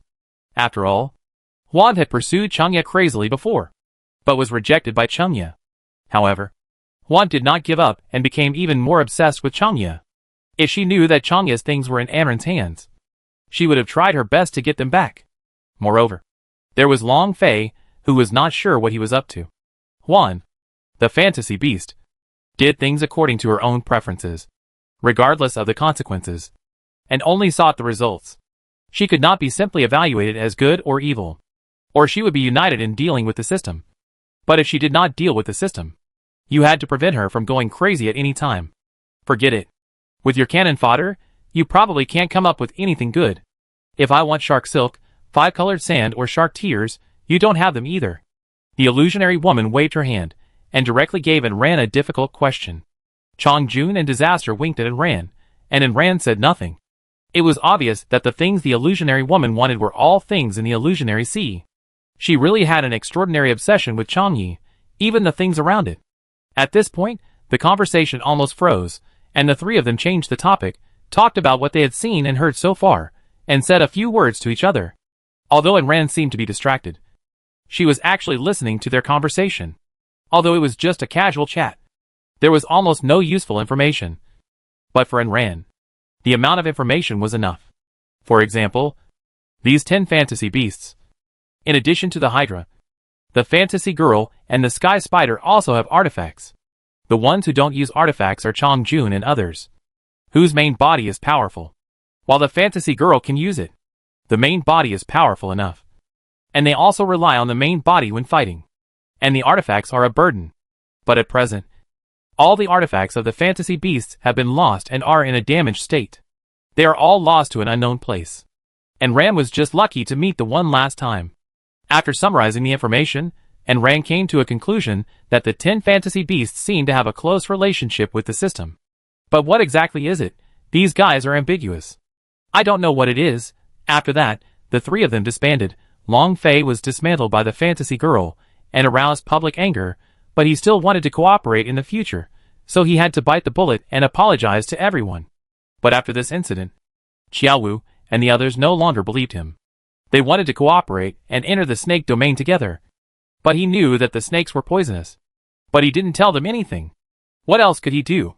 He was so angry with Huan Nu that his intestines turned green. But he still needed Huan Nu to provide him with strength and couldn't turn against her. The snake domain was probably not a simple place. So he could only find those people at the top of the list to cooperate with. Compared with him, foreigners were even more unreliable. In order to avoid making things too ugly later, he had to bleed a lot once, using his own supplies to apologize and calm everyone down. He didn't dare to go by himself. Besides, one knew he only had another pet at level 40, who couldn't help much, so he didn't dare to go by himself. Speaking of the things in the snake domain, the others were still tempted, and they also wanted to go, so they couldn't completely break up with Long Fei. They just took his things, which was considered to be forgiving him. As for whether it was really forgiven, who cared? And Ran took the 2 fruits that Long Fei gave her that increased attribute values, and took a bite. Each pill adds 10 points of strength, which is not bad. Since we need to cooperate later, let's sell it well, and don't tear each other apart. After 2 more days here, I also agreed with Long Fei that after the job transfer battle, we will go into the snake domain together. If we meet in battle, we will show mercy, and we will still rely on our own abilities. But we can't kill people. Their precarious cooperative relationship was established. 2 days later, almost all players above level 45 gathered on this cloud island. I didn't feel it before, but this gathering of millions of players is like returning to the bustling city of the past. The crowds are rolling, bustling, and lively as if I were in a vegetable market. The names on everyone's heads are basically red. If they can reach this level, how can they not have a life on their hands? And Ran's flawless name is extremely eye-catching. In the crowd, at first glance, she stands out, and Ran simply didn't go out, lying on the window and looking out at the players coming and going, boringly destroying the leaves of flowers and plants. Ding dong. I am your lovely system. Now the players who meet the requirements of the job transfer battle have basically gathered here. Our job transfer battle will begin soon. The rules are as follows. Please listen carefully. Chapter 235. The game begins. 2 cliffs down. First is the audition. Every 1,000 people are in one arena. Each arena will have 100 people left at the end. There is no limit to the means of attack. Battle pets, poisons can be used, but there is only one thing: no one is allowed to die. After the audition, there is the elimination round. Each group of 20 people, those who are eliminated will not have the chance to rematch. Each person only has 1 chance. So, who to team up with is also a test. After the elimination round, there is a round-robin tournament, until the top 100 are selected. Finally, there is the qualifying round. The top 100 players will fight against each other in a cycle, and the points will be calculated based on the winning rate. The person with the most points will be the first place. The second place will be the second place, and so on. In other words, if a person wants to be the first, he must fight with the top 99 players. Isn't this a pure waste of time? Will there be any rewards after the battle? Or can you change your job after the battle? And Ran complained, and the system sounded again. Due to the special nature of this job change battle, as long as the players who participated in the battle, regardless of whether they were eliminated or not, as long as they did not die, they can successfully obtain the job change scroll. That's fine. But the system is not done yet. The following players will not participate in the first 3 battles, but will directly participate in the qualifying round. And Ran, Long Fei, Xiao Wu Good Boy, the top 10, and Ran skipped the previous auditions, eliminations, and round-robin matches, and directly entered the qualifying round. It seems that she and Long Fei will definitely meet in the qualifying round. There are nearly 3 million players coming, and it will take at least a month to complete the round-robin match, or at least 2 months if it is slow. During this period, Ran has nothing to do, and because she had to be prepared for the competition, she couldn't enter the dungeon to fight monsters, because she didn't know how long it would take to conquer a dungeon. After all, she spent nearly half a year on the maze, and nearly 2 months on the ghost-crying city. Each dungeon was a big project, and the dungeon given by the system would probably not be too small. She couldn't leave the job transfer battle here to conquer the dungeon. Then she could go to the bottom of the cliff to bully the monsters there. She could come up at any time, and it was not far from the competition venue. According to Chang Jun, the monsters under the cliff are not simple either, but they are not as abnormal as the Ghost King. And most importantly, there are more herbs there than in other places. The herbs that Chang Jun and Disaster need to refine dragon marrow are there, so she has to go there. Anyway, the competition can be watched on the personal panel. She can follow the competition at any time, and come back at any time. It is obvious that Ran is not the only one who has the same idea as her. Long Fei, Xiao Wu and others who don't need to compete have all gathered at the edge of the cliff. It seems that they don't want to waste this time. They are not like Ran. They can enter the dungeon at any time. They can only find the nearest monster den to fight. It seems that none of the people who can climb to the top are lazy. If they rely on flattening and lazy, and don't have a system, they can climb so high, they have to rely on themselves. A group of people came to the edge of the cliff at the same time, but they were wary of each other and didn't trust anyone. Anyway, the cliff line is so long, and they don't have to go down from one place. A group of people tacitly dispersed on the edge of the cliff. There was no reference point on the cliff, and Rand spread her wings and landed at the bottom of the cliff. The pressure was slightly released. The low-level monsters nearby did not even approach her and fled quickly into the distance. The plants at the bottom of the cliff were lush and green. There were tall trees and green weeds all over the ground. Because the weather was getting hotter, the weeds at the bottom of the cliff, which were already better than other places, were like hormones, covering everything in sight. Monsters flashed through the weeds and the woods, and some even lay behind the trees and looked at her. And Rand was not in a hurry to move forward. Anyway, the monsters in the first half were all below level 40, and they could not cause any harm to her. Just take it as a place to enjoy the scenery. Chongjun and the others all came out to relax. In the competition area, there were many people and eyes, and Rand did not want to expose all her cards. Qianyu had been in the space, and had been feeling anxious. Now that they were in this place, no one was watching, the scenery was nice, the air was good, it was just right for them to come out and relax.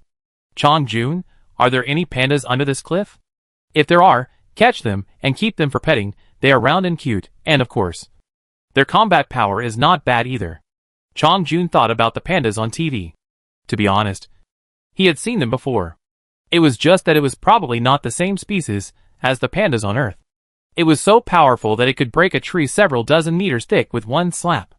It looked like a panda, but it was obviously much more powerful than a panda.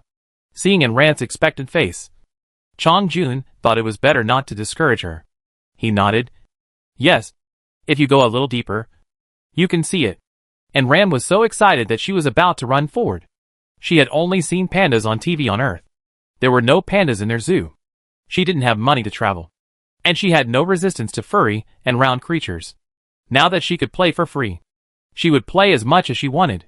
On the way, Chongjun asked her casually, "What are your plans for your second career?" Seeing Rand like this, she was ready to take first place. After all, she could level up 10 times in a row and choose her own career. And Rand had the ability. So why didn't she fight for it? She didn't become strong before, so she had to hide and grow. Now that she is strong, she naturally doesn't need to hide and dodge. And Rand is determined to win the first place, so she can start to consider the second profession. In fact, there are 2 professions that complement her first profession.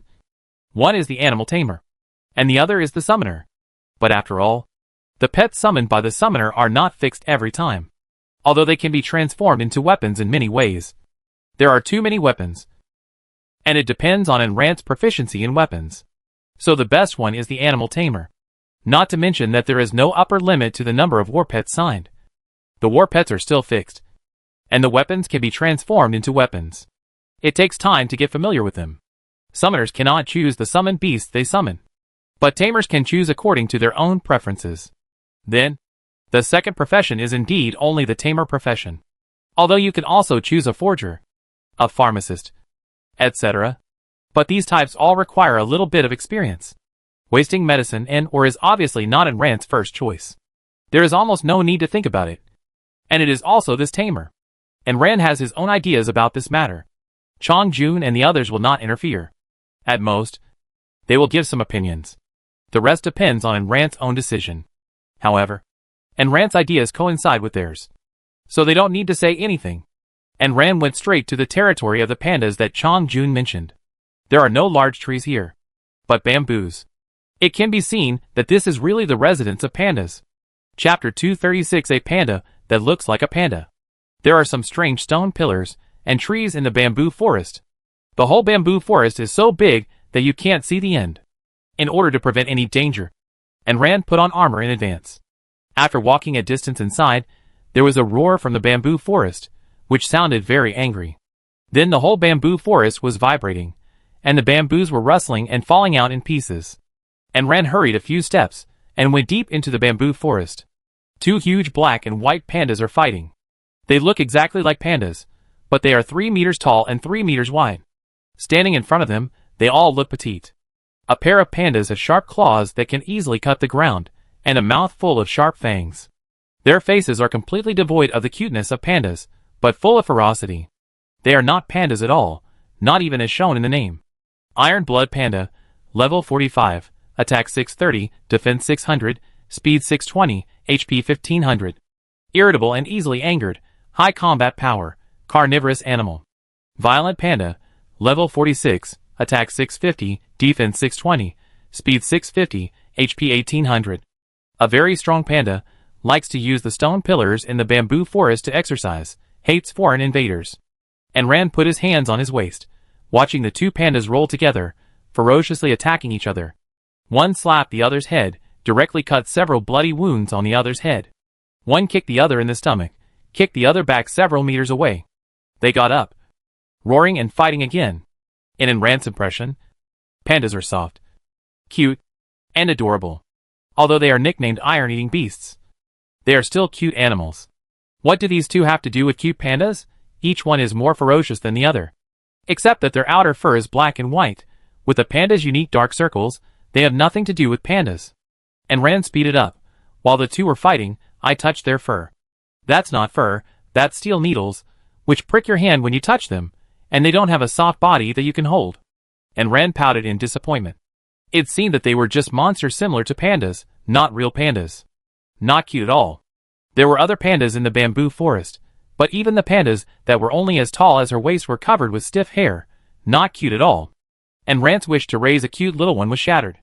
She walked out depressed with her head down. Forget it. Since they looked so much like pandas, she would not harm them. The two pandas over there seemed to have discovered and ran, and they stopped fighting, and united against the outside world, and ran directly towards and ran. When they crouched down and walked, they looked more like big black bears. Not pandas. The two pandas blocked and ran from the front and the back. And Ram was already in a bad mood. And these two guys were bringing bad luck. The iron-blooded panda condensed two boxing gloves on his fists, and punched and ran. The violent panda lifted a stone pillar next to him, and smashed it on Enrant's head. These two guys are indeed violent. They are ruthless to their own bears, and even more ruthless to Enran. Enran spread his wings and easily avoided the two pandas. But the next moment, countless bamboo joints turned into attacks, fell from the sky, and buried Enran. These two pandas have such cool names. I didn't expect them to be plant-type. This is the first time she has encountered a plant-type monster in such a long time. Enran drew her sword, and slashed horizontally. The wind from the sword turned into sword energy, and the sword energy turned into a streak, cutting off all the bamboo joints. She hadn't used her sword for a long time. The panda saw that it didn't work, and slapped the ground with its four paws, and countless vines swayed from the ground, turned into large nets, and covered Enran. Enran's hand had a light, like a cutting machine, cutting the vines into pieces. There was a subtle sound of breaking air behind him. The bamboo was transformed into countless fine needles by the two pandas, and they were densely shot at Enran. Enran took out her shield, and all the bamboo needles hit the shield. Because the attack power was not strong, they did not even break the defense. They fell from the sky to the ground like rain. But this bamboo was made from local materials, and it did not waste too much magic power, so the bamboo needles were inexhaustible. From all directions, they turned into countless fine nets that enveloped Enran completely, covering her in all directions. Enran used one hand to defend with a shield, and the other hand to dance with the fish, like a large meat grinder, to cut all the bamboo needles. But there were too many of them. After one wave was eliminated, another wave came. It seemed that the entire bamboo forest had turned into a sharp weapon to fight Enran. There were at least tens of thousands of bamboo needles, as if they were free. From the beginning, Enran had been in a passive state of being beaten. Seeing that the bamboo needles were endless, it was difficult for them to land. They were stuck in her hair and feathers, almost turning her into a hedgehog. Enran stopped cleaning the bamboo needles. She accelerated and dived, rushing directly to the panda. At this time, she didn't care whether the pandas were injured or not, because they were not real pandas anyway. A fish stabbed the big head of the iron-blooded panda. Her attack power and the attack power of the fish. The sword was solid, and the panda was directly shot in the head. At the critical moment, the panda's head lowered. It didn't have a neck, and now it directly retracted its head into its chest. Enran flew over the big head of Ita. and faced the stone pillar smashed by the violent panda. And Ran turned around and stepped on the stone pillar, avoiding the attack. The stone pillar just stopped when it hit the Iron Blood Panda's head, and Ran got behind the Iron Blood Panda. But the violent panda turned around and threw the thick stone pillar out. The Iron Blood Panda caught it, turned around, and threw the stone pillar over. Oh! These two guys seemed to be fighting fiercely, but they cooperated very well. The continuous attack made it impossible for ordinary players to react. But Ran had a cheater, so she was flying in the air, and the stone pillar could not hit her. The iron-blooded panda threw the pillar to the ground, pulled up the violent panda and turned it around, and suddenly threw it towards Ran. And Ran had never thought that these two would have such a trick. While laughing, flashed his wings, flew upwards, avoiding the panda's attack. The panda, whoosh, ran past Ran's feet. It fell heavily to the ground, leaving a long mark on the ground, raising countless dust, and plunged into the bamboo forest. It didn't move after plunging in, and no one knew what it was doing. And Ran flapped his wings, and wanted to go down and kill it. When he was halfway down, the bamboo forest rustled. One by one, the pandas poked their heads out of the bamboo forest, hiding behind the bamboos, and looking at Ran fiercely. Chapter 237 Pandas attack together. A bunch of pandas of all sizes looked at her, as if she were a rare object, making Ran feel like a display being visited.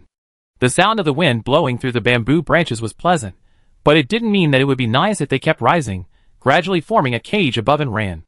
This cage formed by the bamboo array, and Ran could easily break through, and could escape. The entire bamboo forest seemed to be alive, with bamboos rising up into the sky, growing taller and taller, gradually forming a circle in the air, covering Ran. And Ran no longer wanted to catch a panda as a pet. This wasn't a panda at all. It looked more like a bear. And Ran was about to break through the bamboo formation and leave, but was stopped by Chong Jun. And Ran, the medicine we need, the heart of bamboo, is probably here. Okay. She couldn't leave again. It sounded like this medicine was related to bamboo. I wonder if it could be found by killing a panda, or if the so-called heart of bamboo was in the bamboo forest. Anyway, no matter what, she had to stay. And Ran looked at the dense bamboo formation in the sky, which blocked all her escape routes. But this is bamboo, just cut it open. But Ran didn't expect that. This bamboo formation was the first step for the pandas to encircle her. The bamboo formation was not to encircle her, but to serve as a springboard for the pandas. Pandas of all sizes climbed onto the bamboo formation, using all four limbs, and stepped on the densely curved bamboo. They pressed their bodies down hard, and the bamboo was pressed to the lowest point, and then bounced up hard, bounced the pandas on it, and flew out. Groups of pandas were fired like bullets, raising their sharp claws, and pounced on Ran in midair. Groups of pandas formed a net, surrounding Ran from all sides. Ran was not prepared for this, and after a brief surprise, she was about to escape from the encirclement. As a result, the flying pandas wove a dense net in the air.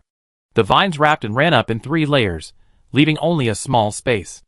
Ran lost his air power, was wrapped in the vine ball, and half knelt on the ground. These pandas also knew how to fight as a team, and they were very skilled in helping each other, which showed that they had practiced many times. The big ball fell to the ground, and the pandas held up thick stone pillars, and hit the big ball like a ping-pong ball. Ran was beaten, and rolled along with them. These guys couldn't hurt Ran, and at most they made Ran dizzy.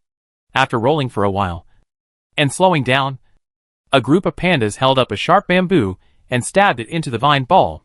If it was stuck firmly, Ran would become a hedgehog. Ran, who was trapped inside, was not injured except for feeling a little dizzy.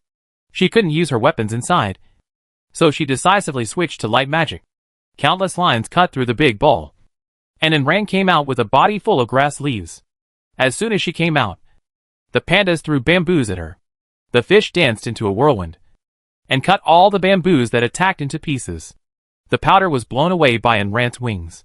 Until now, Ran has been almost passively beaten. She didn't intend to kill these panda-like things, but now they are chasing her and beating her. Ran was angry, and the 1,000 feathers turned into feather fans, and countless light blades floated in the air, becoming more and more as time went by. As Ran waved his hand, it rained from the sky. Light blades are often called knives from the sky. The attack power combined with Ran and Qian Yu's attacks, which was very strong. The dense rain of light easily cut through the bamboos on the ground, crackling and breaking all over the ground. The light blades fell on the big and small pandas. Those with high defense levels were fine, but those with low defense levels were cut by the light blades and covered in blood. The black and white fur was covered with bloodstains, and the ferocious face of the panda looked more terrifying than those ghosts. And Rand's wave of light blades did not kill any pandas, but only injured them. And Rand's injury to the red panda completely angered the giant pandas. The giant pandas touched the ground with their hands, and countless tall trees rose from the ground, covering the bamboo forest. The trees gradually merged and turned into a giant tree that was dozens of meters high and had many branches and vines. Under the control of the pandas, the giant tree waved countless vine whips and whipped towards and ran, facing these hundreds of vines that would continue to regenerate. And Rand could not eliminate them all.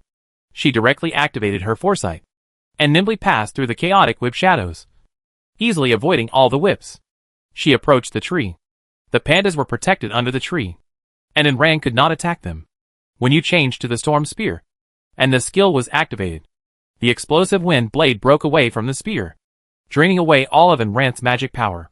Countless wind blades rolled into a huge tornado, and under Rand's control, the entire tree was rolled in. Endless wind blades spun, strangling, and the powerful force directly shattered half of the tree into pieces. The tree was shattered in half by this attack, and the pandas drew magic power again, trying to repair the tree.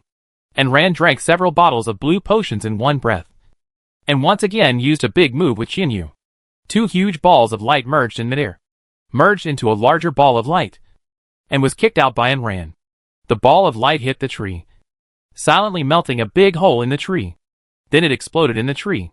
Countless rays of light, like random rays, cut wounds on the tree. A huge tree was cut into pieces, and with a bang, it exploded into pieces and dissipated into the air. The tree disappeared, revealing the stunned pandas underneath. And Rand let go of Chinyu, and the disaster turned into a longbow, with a giant light arrow on the bowstring, which was the attack that killed hundreds of people in the maze. The disaster's body was a dragon, and even if it was transformed into a weapon, the pressure of the superior was still there. In addition, this giant arrow posed a threat to them. If they didn't admit defeat, they would be killed. The pandas looked at each other, and knelt on the ground at the same time, admitting defeat very sincerely. And Rand originally thought that it would take a long time to completely defeat these pandas, but they were very self-aware, and they knelt before Rand could finish her moves. They surrendered, so Rand couldn't kill them all. She had to stop. But looking at their reaction, it was obvious that these pandas were not NPCs created by the game. Those created by the game would fight you to the end even if they died, instead of admitting defeat when they should. Like them, Disaster turned back into its original form, and stood on the left and right with Chai Jun, doing their best to be Rand's left and right protectors, helping her to intimidate these pandas. Chapter 238. A few landlords. If they want to get medicine, they have to stay here for a while. The use Huxin that Chai Jun wants is not the core of bamboo, but a kind of medicine of the tribe. Although it is also made of bamboo core, it is obviously not made by just pulling up a bamboo. It must be made by the pandas. Anran and the others stayed in the bamboo forest temporarily. The scenery in the bamboo forest is quite nice. In addition to the bamboos everywhere, the ground is also covered with patches of small flowers. A small river meanders through the bamboo forest. This is where the pandas drink water. And Rand also put the wooden house on the shore. You don't need to wear so many clothes when the temperature is high. But there are more snakes, insects, rats and ants. There are many mosquitoes in summer, not to mention living by the water. In the evening, the mosquitoes can eat people. And Rand hung screens at the door and windows to prevent mosquitoes from entering. After eating some fruit for dinner, and Rand began to wander around in the bamboo forest. A few fireflies appeared in the bamboo forest and the grass by the river, dragging their sparkling tails in the air, illuminating the entire bamboo forest hazily, which is quite unique. At this time, the pandas were still working overtime to break bamboos, to find the bamboos needed by Use Huxin and process them into medicine. Cha Jun and Zai, like a contractor, watched others make medicine. Of course, they would not let them sleep all day, just work overtime. The three landlords enslaved the pandas without mercy. The pandas dared not to be angry, because there were two big bosses above them, so they could only work obediently. At about 8 o'clock, all the pandas went home to sleep. And Aaron also went back to the wooden house. Opening the panel, I was planning to see if there were any more matches. After all, there were so many people participating in the competition. If it was only during the day, there would not be enough time. I didn't expect there was a replay function. The system was so considerate. And randomly clicked on a video to watch, without even looking at which arena it was from. I saw thousands of people crowded in the center of a huge arena. Everyone was an enemy. They aimed their skills at all players and bombarded them. As a result, I used up all my skills, ran out of magic power, and before I could blow up a few people, I didn't have time to drink medicine. And I was blown off the arena by others, becoming one of the eliminated. And Rand shook her head. In this kind of melee, you should find a few people to unite, first team up to beat the others down, and then the remaining few people will see their own skills. Who can stay on the stage in the end, it depends on the real ability.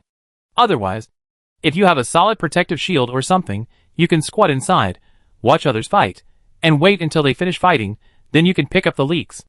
Anyway, the system stipulates that there are no rules, any means can be used. Naturally, you have to choose the easiest way to achieve it. At worst, you can have wings, fly up to the sky, anyway. As long as you don't admit defeat, and don't fall off the stage, you don't lose. The system announced the rules of the ring match before. As long as someone voluntarily admits defeat, or falls off the ring, they will be considered as losers. If you don't voluntarily admit defeat, you will also be considered as losers if you lose consciousness, but you are not allowed to kill people. I don't know if the system has changed its nature, and set such a rule. Looking at the chaos in this ring match, the exploding skills are like countless blooming fireworks. They are colorful and beautiful. But there is no method, and you fight randomly, not only wasting magic power, but also wasting physical strength, and it won't do you any good. This group of people don't seem to know how to fight in a group. He turned to another screen with disdain. In this one, there are several small teams with their backs to each other. Each team has more than a dozen people, protecting each other's backs, and knocking down the others first. And Rand watched for a while. This video can also post comments. The system really keeps up with the times. The fighting here is very lively. And Rand fights monsters every day. I haven't seen the battles between players yet, and I am enjoying it. It feels even more attractive than TV dramas. Although I will give up halfway through and switch to other arenas, I still enjoy watching it. It took a while to watch this, in the second half of the night, and Rand rubbed her eyes. Chong-Jun and the others were all asleep, and Rand was the only one left. And Rand yawned, and reluctantly turned off the panel. Anyway, this battle will always be in a corner of the panel. As an entertainment program, it will not be deleted by the system, so I will watch it later.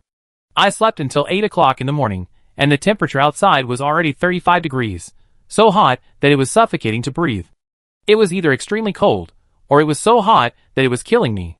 And Rand didn't want to go out in such hot weather, so she installed an air conditioner in the wooden house, plugged in the power card, cut a piece of watermelon, and lay on the recliner to watch today's live broadcast. There was no wind in the bamboo forest. The wind could not blow through the bamboo forest, making it even hotter and stuffier. The pandas, with their thick fur on their backs, were pressed by Chong-Jun to work. At about 10 o'clock, they all stopped. And Rand was afraid that everyone would get heat stroke, which would mean that there would be no pandas to help make medicine. But what she didn't know was that the pandas had been like this for nearly 100 years, and had long been accustomed to the system's capricious weather. It can only be said that Rand's skinning was not that serious. This Yuju heart is very difficult to deal with. Only a little bit of the essence of each bamboo is taken, and then mixed together by some means. It took Rand about a week to get the heart of the bamboo.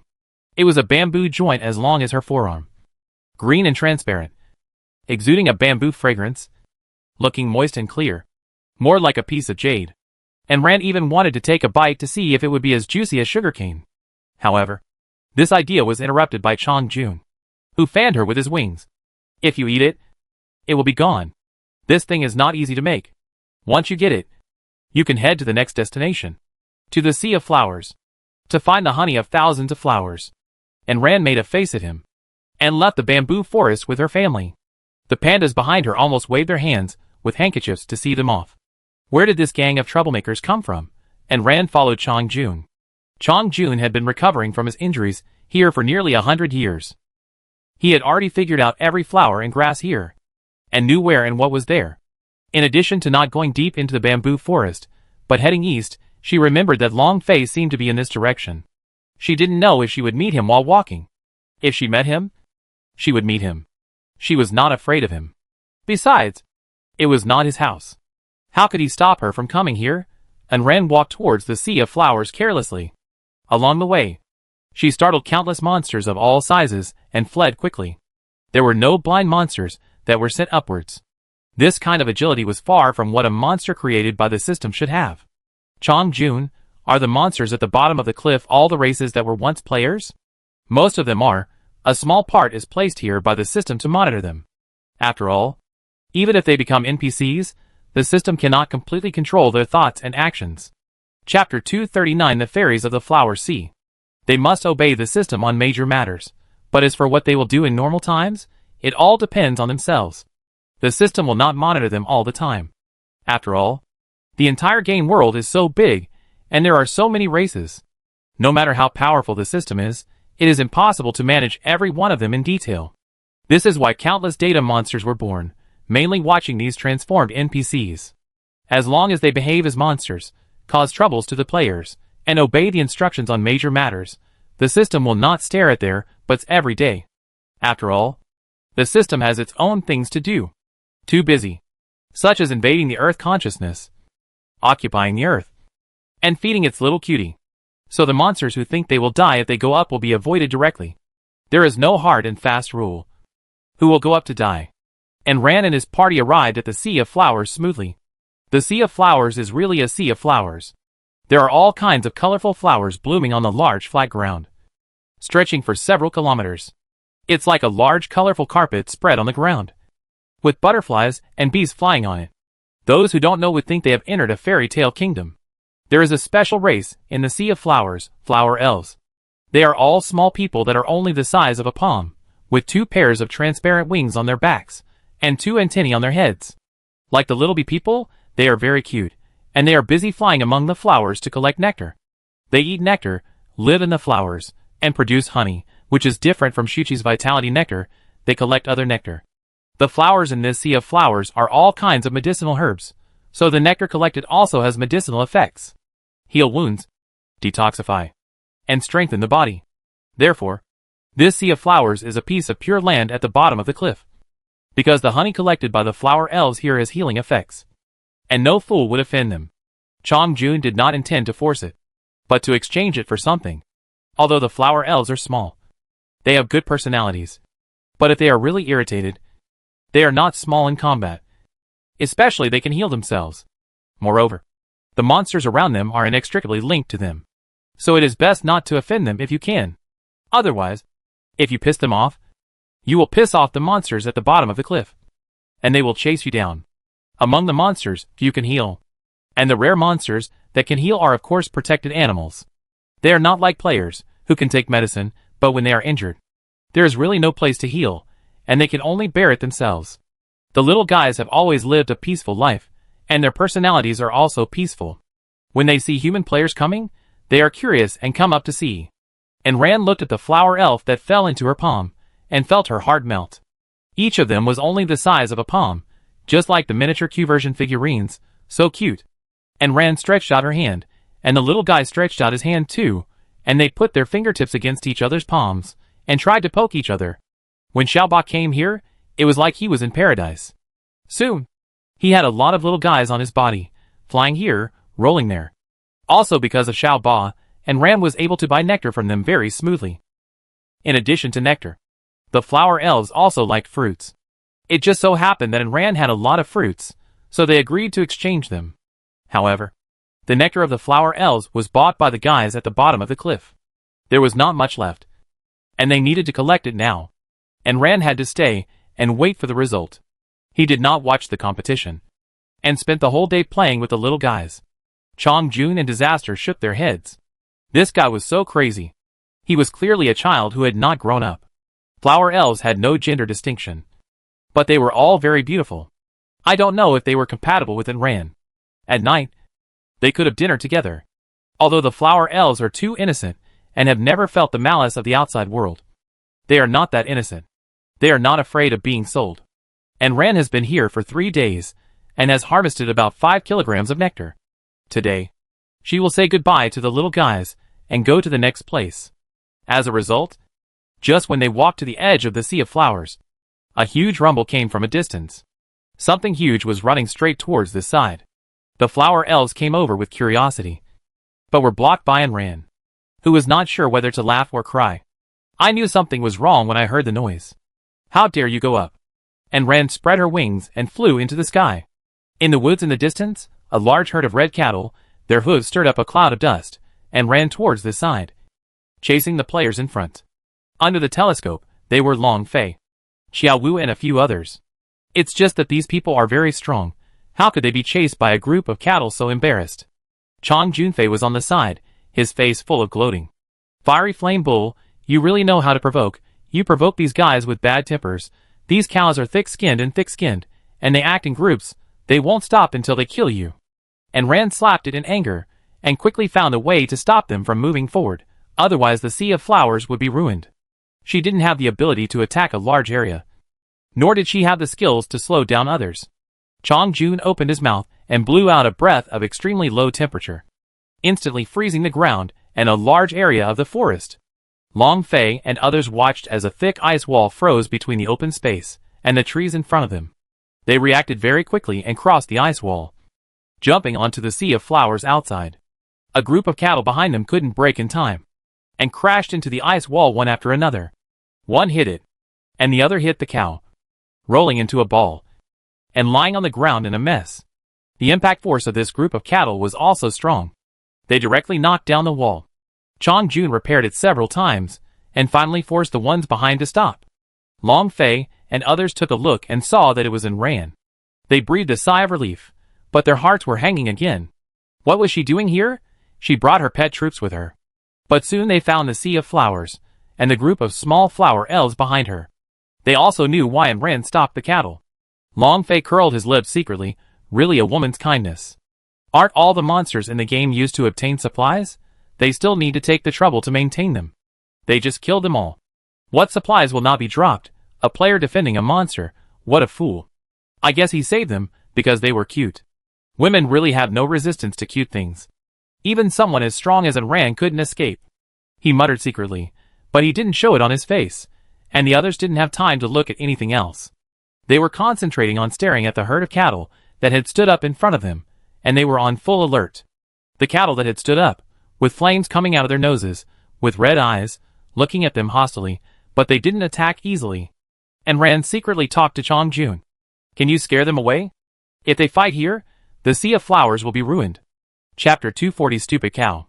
No way, you need the horns of these cows. I guess you can't drive them away, you have to fight. Looking at the cows paddling their hooves and breathing fire from their noses, and Ran was helpless. You were so happy before, gloating and laughing at others, now, the unlucky one has become her. But if we want to fight, we can't fight here, we have to lead them away, and take them to a farther place. If we start a war here, the skills they release will destroy the sea of flowers. And Ran liked those little elves very much, and didn't want to destroy their homes. Long Fei.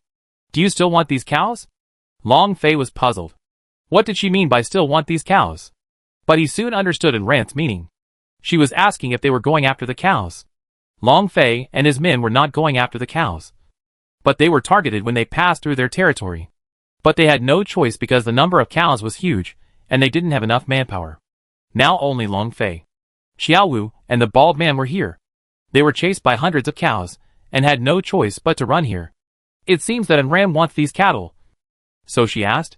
After all, if they are other people's prey, and Ran can't snatch them from them before they finish fighting. Others may have no sense of public morality, but Ran still wants them. Long Fei waved his hand. These things are all irritable, thick-skinned, and their group level is not low. Apart from eating beef, they are not very useful. The most important thing is that there are too many tribes, and it is not easy to kill them. Seeing them waving their hands, and Ran asked Chang Jun to drive them far away. She flapped her wings and chased after them. Long Fei looked at her armor with envy. This must be what the 10 fantasy beasts found for her. Looking at the texture and wings, it must be a good thing. It would be great if I could get it. And the 2 fantasy beasts beside her, they must be very strong, and very obedient. Compared to the ancestor beside him, these two are really cute. I wonder if they are willing to abandon and ran and follow him. You have to know that a powerful fantasy beast can take the initiative to cancel the contract, although it will cause the fantasy beast to be seriously injured. But following him is better than following a woman. Juan has been paying attention to Long Fei. What she has not told Long Fei is that she can read Long Fei's thoughts. After all, her mental power is so strong. So this can be regarded as a small skill. Juan narrowed her eyes slightly. It's strange that there are still people who look down on women after such a long time in the game.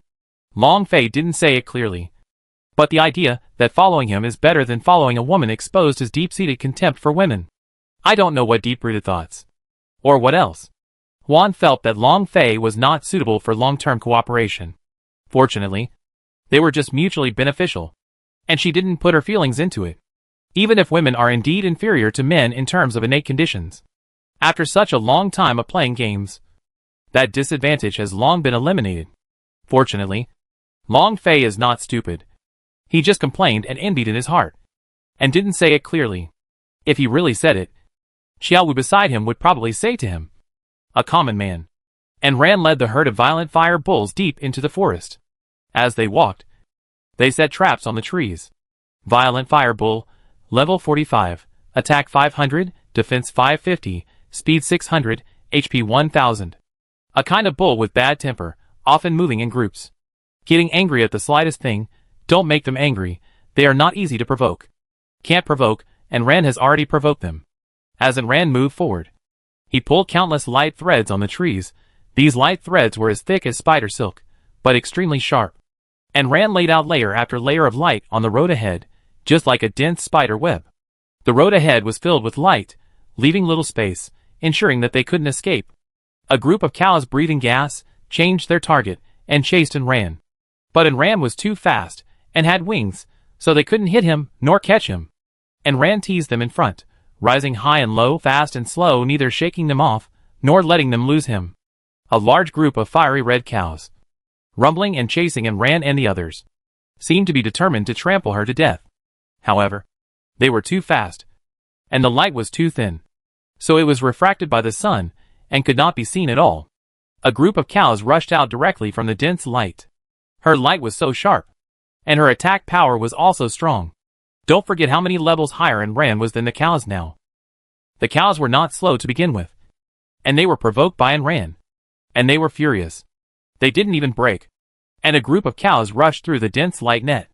Soon, their forward speed slowed down, their limbs were torn into pieces by the light, and their entire bodies were cut into pieces.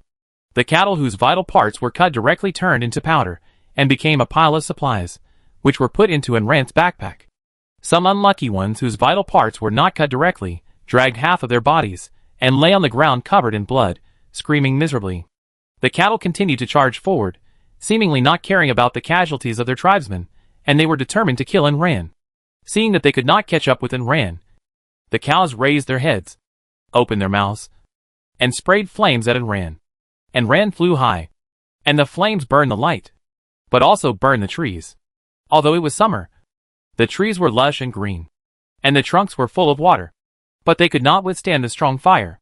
Besides, they were ordinary trees, which were naturally not fire-resistant and would catch fire at once. Under the control of these stupid cows, the fire quickly ignited a large area of trees, and the fire spread, surrounding the entire area. The burning flames did not burn Ran in the sky, but surrounded them. These cows are not afraid of fire. After all, they are fire attributes. However, the wind helped the fire, and the flames quickly ignited the area of several kilometers, burning all the monsters inside. These stupid cows went crazy and didn't care about anything else, as long as they were satisfied with burning. And Ran was so angry that she asked Chong Jun and others to help put out the fire, and she rushed down waving her spear. The stupid cows who set fire randomly just beat them up, and Ran beat these thick-skinned and stupid cows like sandbags. But the more you beat them, the crazier they get. In the end, the fire got out of control and ignited 1/3 of the area at the bottom of the cliff. Chong Jun couldn't put out the fire as fast as they set it. Even if all the monsters involved came out to help, the fire couldn't be suppressed in a short time. Later, Ran stopped beating them and went to help put out the fire. If it really burned out, What would she do with the herbs she needed? These stupid cows. Chapter 241 Collecting Herbs. 2 hours later, with the concerted efforts of all monsters and players, the fire was finally put out. A group of monsters and players looked at each other's miserable appearance and black ash, and for the first time, they tacitly did not fight. Instead, they turned around and joined forces to beat up the stupid cows. A group of stupid cows lay on the ground and screamed, and they no longer had the majesty they had just now. Looking at the mess in front of them, the bare, black ground that was burned, the desire to beat people that had just been suppressed rose again. And Rand slapped his forehead, not knowing if his herbs were burned out. He wanted to kill the cattle, and it was normal for them to fight back. And Rand would not say anything. He just wanted to burn the cattle in another place. The place where the cattle lived was a bare hillside, with a very high temperature. There were no trees, flowers, or plants within a radius of hundreds of miles. If Longfei had not led them out, and Rand would probably have gone to find them, and then confronted them in their hometown. When they fought, they could spray as much flames as they wanted, but at least it would not affect the trees and flowers. After all, it was Longfei, who was good at making trouble, who brought them out for no reason. And Rand collected 100 horns, and gave up on them. She and the other monsters drove the cattle back to their own homes, and then they dispersed. And Rand continued to walk forward on the dark grassland. Longfei didn't know what to think, but followed her. Xiaowu left after putting out the fire. She had to hurry up to upgrade, and didn't have time to waste with Longfei. She was just accidentally walking with Longfei before, and was implicated. Longfei followed her for a long distance, and then Rand began to get annoyed. Wherever Rand walked, he followed her. The bald guy was loyal. Wherever Longfei walked, he followed her. The two of them followed her, and Rand continued to go deeper and gradually no longer saw the black on the ground, which meant that they had walked out of the fire area. And Rand was getting impatient with being followed, and turned around to look at Longfei. Mr. Long has been following me. Is there something wrong? Longfei didn't know how to start. Could he say that he wanted to see Rand's pet, and then persuade the pet to leave Rand? If he really said it, the fragile alliance between them would be broken. But the pets around Rand couldn't leave her side, and they couldn't stay with her alone, and there was no way to persuade them to leave. Longfei smiled awkwardly, scratched his head. My destination is also here. I didn't follow Missin on purpose. All right. And Rand spread her wings, flew directly into the sky, and quickly became a small dot. Invisible. Longfei was dumbfounded, and finally spat in hatred, and led his subordinates away. He originally thought that he could follow until night, find a chance to persuade her. But Rand didn't give him a chance at all. Since Rand is unkind, don't blame him for being unjust. First, just one is enough. When in the snake domain, he must find a way to kill Rand and snatch the pets around her. Thinking about the good things on her, Longfei was tempted, but she was so strong, he couldn't confront her head-on. That would be the stupidest thing. He had to think of a way to kill her. There was no hatred or resentment, but she wanted to kill someone after meeting her a few times, except that wealth moved her heart. She couldn't think of anything else. It would be difficult for him to rely on himself alone. He had to ask Huan Nu to help. She had such a strong mental power. I think it would be easy to kill Rand. I have to think about it. Is there anything that can lure Huan to help me? I have to clear myself of all the blame.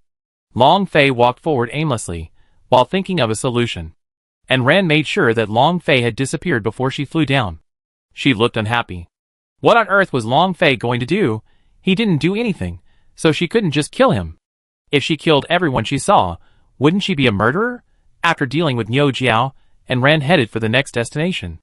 Chong Jun and the others needed a lot of materials.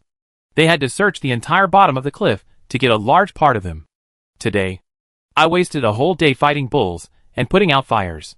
At night, Rand stopped on a tall tree, looking down at the surrounding environment. After dinner and bathing, I watched the game with air conditioning on. This game was so exciting.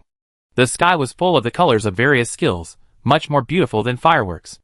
This is a real fight, much more beautiful than the current martial arts dramas, slow motion, close-ups, circles. And Rand ate ice cream and watched the video. Life is quite comfortable. The ring competition has just entered the audition stage. After all, not much time has passed, plus there are too many people. The audition stage alone, it is estimated that it will take a long time. Chong Jun is listing the items he needs. Tell Enron some of the items in advance. let her prepare them slowly according to the list. 3 gene of nectar, 50 flaming ox horns, 1 gene of jade bamboo heart, 200,000 pearl fruits, 50 pure heart grass, 10 gene of eyes heart, 500 snake scale grass, 500 ghost beads, 200 sky grass, 200 red flame heart. This is only part of it. The follow-up depends on the situation in the ring competition. Some things are not available here. Looking at this situation, it is estimated that there will be no trading area. After looking at the list, some of the herbs required were indeed quite large. It seemed that to refine the dragon marrow, a huge amount of medicine was needed. Forget it. Let's take our time to look for it.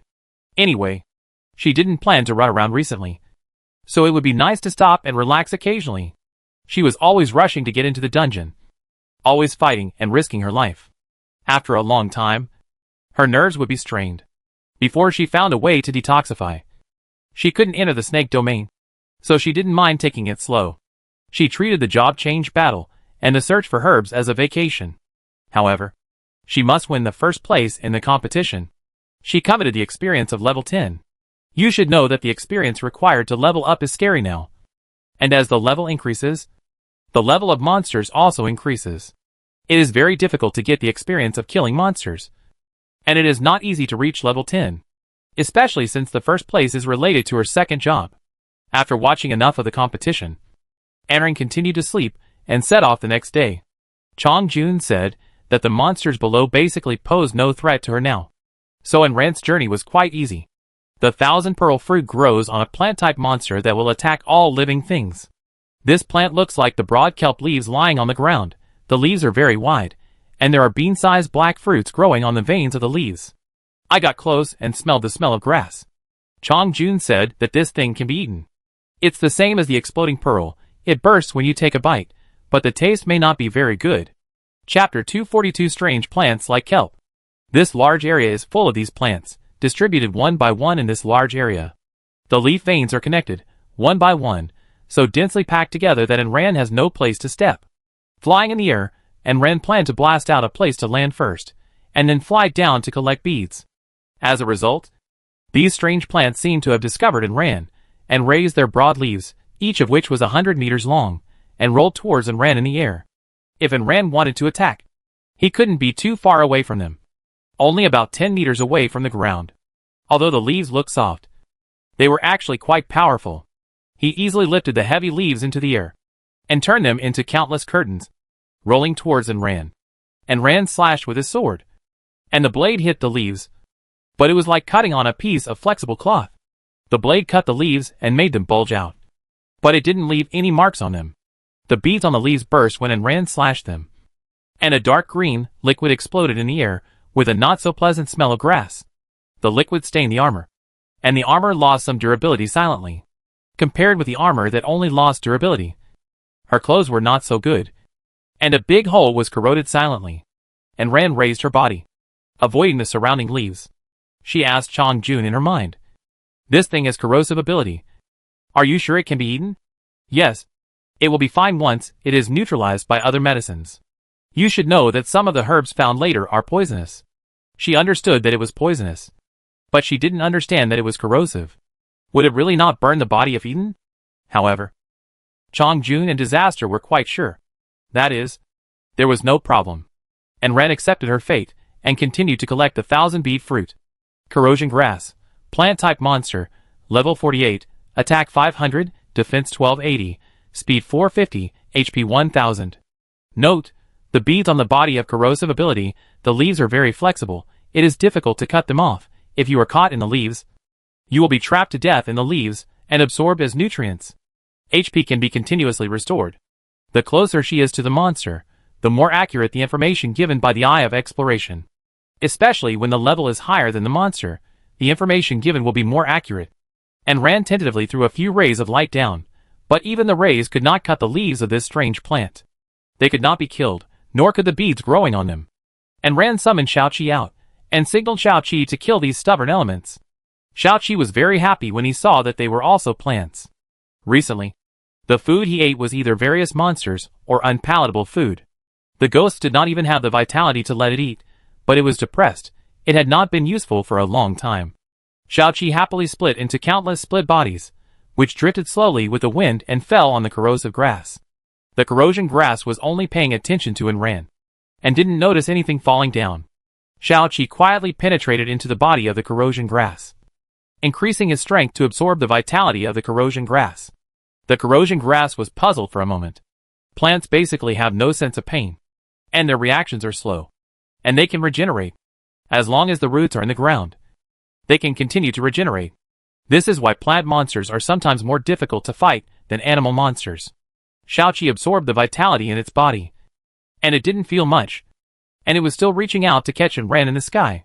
It was the first time that Xiaoqi encountered something with such a huge vitality, and he absorbed it with great pleasure. And because he was also a plant, Xiaoqi also absorbed its characteristics, and small particles began to grow on his body. These small particles also had corrosive properties, which was another means of attack for Xiaoqi besides parasitism. Xiaoqi's split body grew a vine from the corrosive grass. And then 3, 5, 10, and 100. It grew hundreds of them. And finally it sucked out the vitality of a corrosive grass, and completely withered it. The vines on the corrosive grass bloomed with countless tender green flowers, emitting a faint fragrance. In addition to the flowers, the vines were also covered with green particles the size of glass beads. It was Xiaoqi who stole someone else's moves, the kind of explosive beads that would burst. However, Xiaoqi's moves could not be used as medicine, they were just a pure means of attack. Looking at the countless green flowers, and Ran knew that she had life force honey to collect again. Recently, because she had been staying in Ghost Crying City, she had consumed too much honey, and had not replenished it, so it was almost gone. Just in time for this replenishment, and Ran landed, the things transformed from the corrosion grass went into her backpack. She needed to collect Xiaoqi's flowers herself. Seeing that Xiaoqi seemed to love these corrosion grasses very much, she let it eat by itself, and Ran followed behind to pick up small flowers. Just don't look at the many beads that grow on the corrosion grass, but the explosion rate is not very good. Xiaoqi killed one, and only gave 20 fruits. I don't know if this thing is too rare, or there are any special conditions for obtaining it. To get enough, at least 10 corrosion grasses need to be killed. If the problem of refining failure is taken into account, more preparations need to be made. And Ran and Xiaoqi continued to harm these corrupted grasses. But Xiaoqi rushed ahead, and she followed behind to pick up the leeks. The man and the pet cooperated well. There were about 30 or 40 corrupted grasses in this large area. This thing was a monster created by the system. Even if Ran was done harming them, he would not feel guilty. So Ran stayed here all day to get the 1,000-pearl fruit. In the evening, he watched the competition and time passed. In the evening, he lightly clicked on the spoils, and got a total of 700 fruits and 5,000 nectar. It can be seen how powerful this kind of corrosion grass is that can restore life points. It just benefits Ran and the others. The next morning, Ran continued to move towards the next destination. Long Fei arrived here a step late. He only saw the mess. He finally exchanged the antidote prescription with the things that made Huan Nu excited. The first stop was also this kind of 1,000-pearl fruit. But he didn't expect that he was a step late. And Ran took away all of them. This kind of monster created by the system will refresh, but it is unknown when it will refresh. Long Fei kept moving forward with a sullen face. He was heading in the same direction as Ran. They probably had a lot of duplicate herbs. Who could get them depended on their speed and fighting ability. Long Fei didn't know that it was Ran who was fighting with him. Even if he knew, they would still fight. Although they had already discussed entering the snake domain together, their cooperation relationship was not solid. Moreover, they were not even partners. So they didn't even have to give in to each other. Even if they entered the snake domain, they would not give in to each other when it came to interests. Fighting was inevitable when it was time to fight. Chapter 243 Qingxing grass meet Long Fei again. And Ran looked for this herb, specifically drilled into the densely planted areas. There were no monsters that could hurt her. But the more lush the plants, the more insects and other things there were. All the way in, she was annoyed by snakes, insects, rats and ants. And Ran waved her hand to slap away the fist-sized mosquito that flew in front of her. It was so big, was it mutated? It was clear that nothing made by the system was normal. Another poisonous snake jumped out of the grass, bit Ran's leg. But the poisonous snake of only a few levels couldn't even break Ran's defense, let alone inflict a wound on her. It didn't leave any marks. It even broke its teeth because of excessive force. The poisonous snake was dumbfounded. This two-legged monster was really hard to bite. It ran away. As a result, before its body could react, it was stepped on to death by Enran. Killing these little things would not bring Enran much experience points, if they were not annoying. Enran would not even bother to kill them. Pulling aside the leaves in front, Cha Jun came out of the space. They came here to find Qingxing grass. But Aaron didn't know what the herb looked like. So Cha Jun had to come. Cha Jun only remembered seeing this medicine here when he was healing. But they had to find it slowly. As a result, Aaron's whole family went out, pulling apart the dense grass one by one, turning it over bit by bit. Qingxing grass has heart-shaped leaves. And the plant is not big, just a dozen centimeters. The leaves are green around, and the center is red. There is a heart-shaped red fruit in the middle of the leaves. And Rand thought that this appearance was so easy to recognize, it should be easy to find. But there were actually quite a few strange plants that looked similar to Qingxing grass. If it weren't for the survival illustrations, it would be impossible to distinguish them. It was impossible to find a lot of them at once, so we could only waste time digging slowly. The family squatted in a circle, each one was digging, even Lao Lu. Xiao Qi and Xiao Ba joined in. Although Xiao Ba thought it was a family game. When Long Fei arrived a little late, he discovered the situation of this family. Long Fei's first reaction was not that the herbs had been taken away again, but that he was shocked by the number of pets in this family. Whose family could have as many pets as Enran's? A cloud that looked soft. 2 vines that looked harmless. A goose. A peacock. And a 2-headed dragon. He knew that the goose and the dragon were the 10 fantasy beasts. And as for the others, he had no idea what they were. But compared to the 10 fantasy beasts, they were probably just used to make up the numbers. Enran and the others searched for a long time. And later Enran dragged a stool to sit and search. But they only found 30 plants among the group. Enran originally wanted to look for it in the trading area. But there was no Qingxing grass or even Qianzhu fruit. It seems that these things are special products at the bottom of the cliff. And they are not available anywhere else. Long Fei stepped into the forest. And Enran stood up, biting a few fruits found here. Seeing Long Fei, she was a little speechless. She had met Long Fei so many times in the past few days. If you say he has no purpose, Enran probably won't believe it. Mr. Long? What a coincidence. Enran smiled kindly. It's such a big cliff bottom. And she can meet him wherever she goes. What a coincidence. Although Long Fei did not follow Enran on purpose, he did have some unspeakable feelings for her. He wanted her pet. But they met here, which was a bit awkward. He could only touch his nose and make small talk. Yes. What a coincidence. Are you here to look for herbs too? Enran smiled, did not continue to talk, and lowered her head to continue searching the bushes. Long Fei was bored. But he still bit the bullet and came over to look for herbs in the bushes. He said he was looking for herbs too, so he could not pretend. But as he was searching, he kept trying to get close to Cha Jun and the others, and even tried to talk to them. Cha Jun, Xianyu and Zai could talk, but they communicated with Anran's consciousness faster, and they were used to this mode. At this time, Long Fei approached to talk, and Cha Jun looked at him strangely, swaying his body to avoid him. This man talked about all sorts of things, approached them, tried to get close to them, and didn't know what he wanted to do. Anran was looking for herbs while watching the fun, to see what Long Fei wanted to do, while receiving Cha Jun and Qianyu's complaints in his mind. He could hardly hide his smile on his face. Didn't Long Fei talk to his pet in his sea of consciousness? Relying on the distance from him, he said everything. I didn't know that Cha Jun and the others had broadcasted the situation live in his sea of consciousness. Besides, if he didn't broadcast it live, he would tell me later. I don't know what Long Fei thinks. But Enran listened for a long time, and didn't hear the point of Long Fei's words. She only knew that he was trying to get close to her, and didn't know what he was up to. So she didn't pay much attention to it.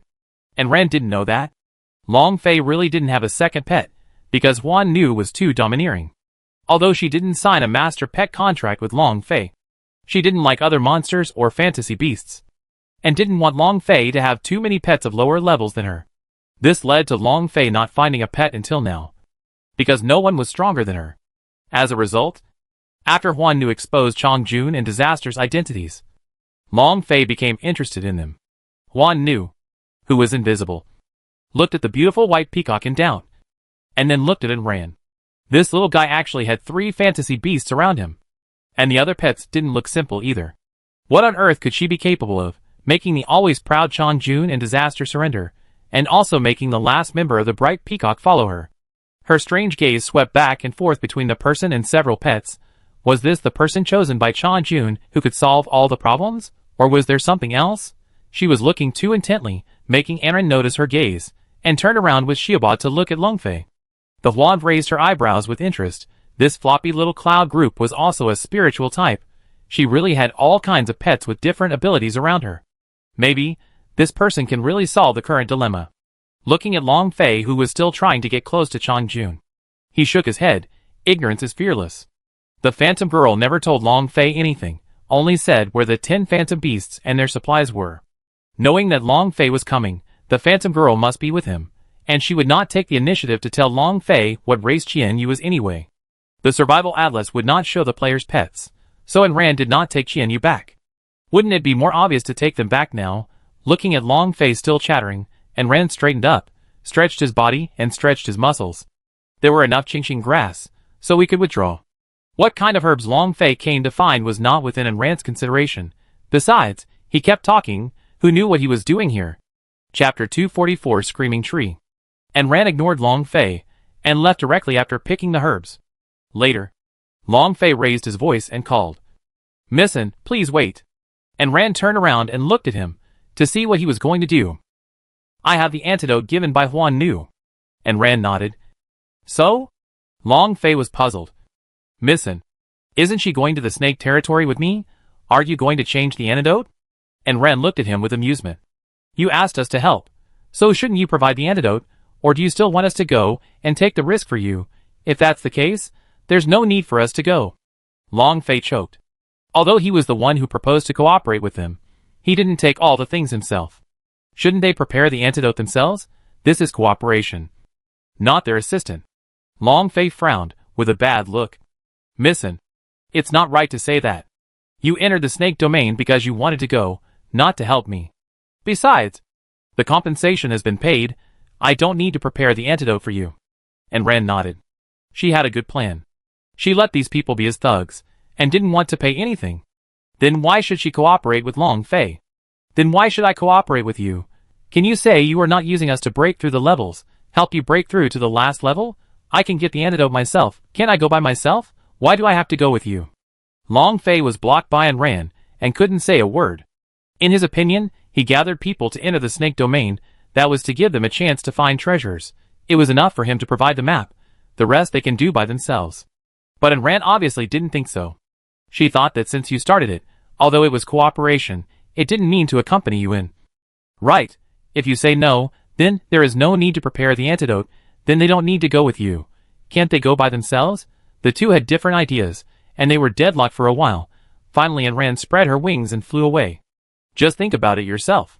If he wants them to help, but he doesn't provide the antidote, then he's just letting them help him for nothing. You know, the snake area is full of poisonous snakes. You'll die if you're not careful. You can see that Ran doesn't dare to go in easily. He doesn't give anything, but wants a group of people to follow him and risk their lives. It's like in those TV dramas, you have to pay to hire people to find treasure together. Ran continued to fly towards the next destination. No hurry. If it doesn't work, she can trade with Huan Nu herself. I didn't go in with Longfei and the others, to avoid being stabbed in the back. After flying forward for a distance, the sky suddenly darkened, and the sky on the ground was gloomy. Chang Jun reminded, "We have arrived." Ran stopped in the air and looked down. On the dark land, there was no grass. Even the river water was black, exuding a gloomy and strange atmosphere. This piece of land was incompatible with the green land outside, and it appeared very abruptly. There were black trees on the black land, without a single leaf, and the twisted trunks looked like a human body twisted into a hemp rope. All the branches grew toward the sky, dividing into countless small branches, looking weird and smelling bad. It was like a piece of meat left out for a few days in the hot summer, and emitting a foul smell. The smell rushed straight into Ran's mind, and the stench almost made her fall in midair. She took out her gas mask and put it on, but it didn't reduce the nauseating stench much. The ghost bead she needed grew on these twisted trees. Ran rose from the ground, raised her height, took a few deep breaths, and finally mustered up the courage to land. The ground she landed on was sticky and soft, and blood-red liquid would ooze out when she stepped on it. This place was even more disgusting than the ghost city. She put on a layer of rain boots over her sandals, and walked into the woods with disdain. But the tree was bare and there was nothing, nor the ghost bead she needed. And Ran wanted to get closer to the tree to take a closer look, but the tree next to her suddenly moved. 3 cracks suddenly appeared on the main trunk, revealing a mouth and 2 eyes. A pair of eyeballs without pupils, staring wide, like a pair of copper bells. It stared at Ran, who was standing by the tree. And then the slit-like mouth opened as wide as possible, making a piercing scream. The scream was sharp and thin, with the effect of piercing through clouds and splitting rocks, rushing straight into your head, like holding a sharp spear and piercing your eardrum. As it screamed, it seemed to awaken all the strange trees, and hundreds of trees in the whole forest were screaming. This scream is even more terrifying than mental pollution. It's like the feeling of a few children screaming in a quiet atmosphere, but the bear parents pretend not to hear them. And Ran was so noisy that she squatted down with her ears covered. Damn, it's so noisy. Screaming tree, level 45, attack 660, defense 500, HP 600. It is good at attacking passing creatures with sound, killing them, and dragging them under the roots of the tree as nutrients. The attack of one tree may not be great, but if there are many trees, it will be a disaster. The Eye of Exploration is right. The scream of this thing is simply a sonic attack. And Ran's chest was in great pain, and her temples were throbbing with pain. Her eyeballs were bulging, as if they were about to burst, especially when the trees were screaming together. The sound made your blood and chi churn, and you felt that your organs were about to be tangled up.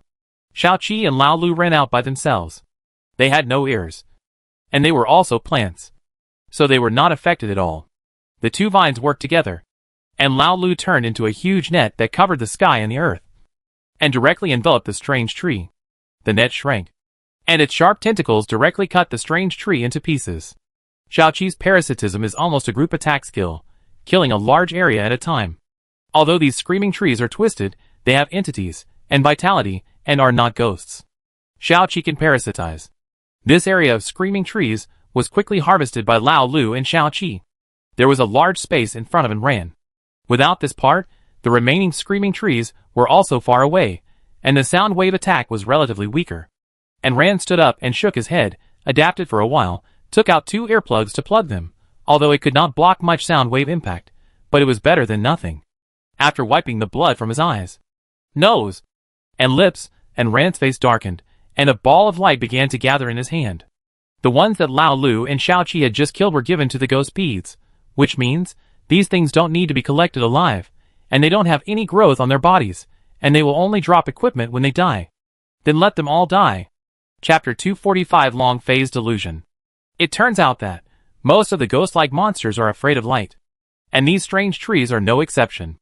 And Ran manipulated the light, using it as a cutting knife, with Lao Lu holding the other end, and in Ran holding the other end.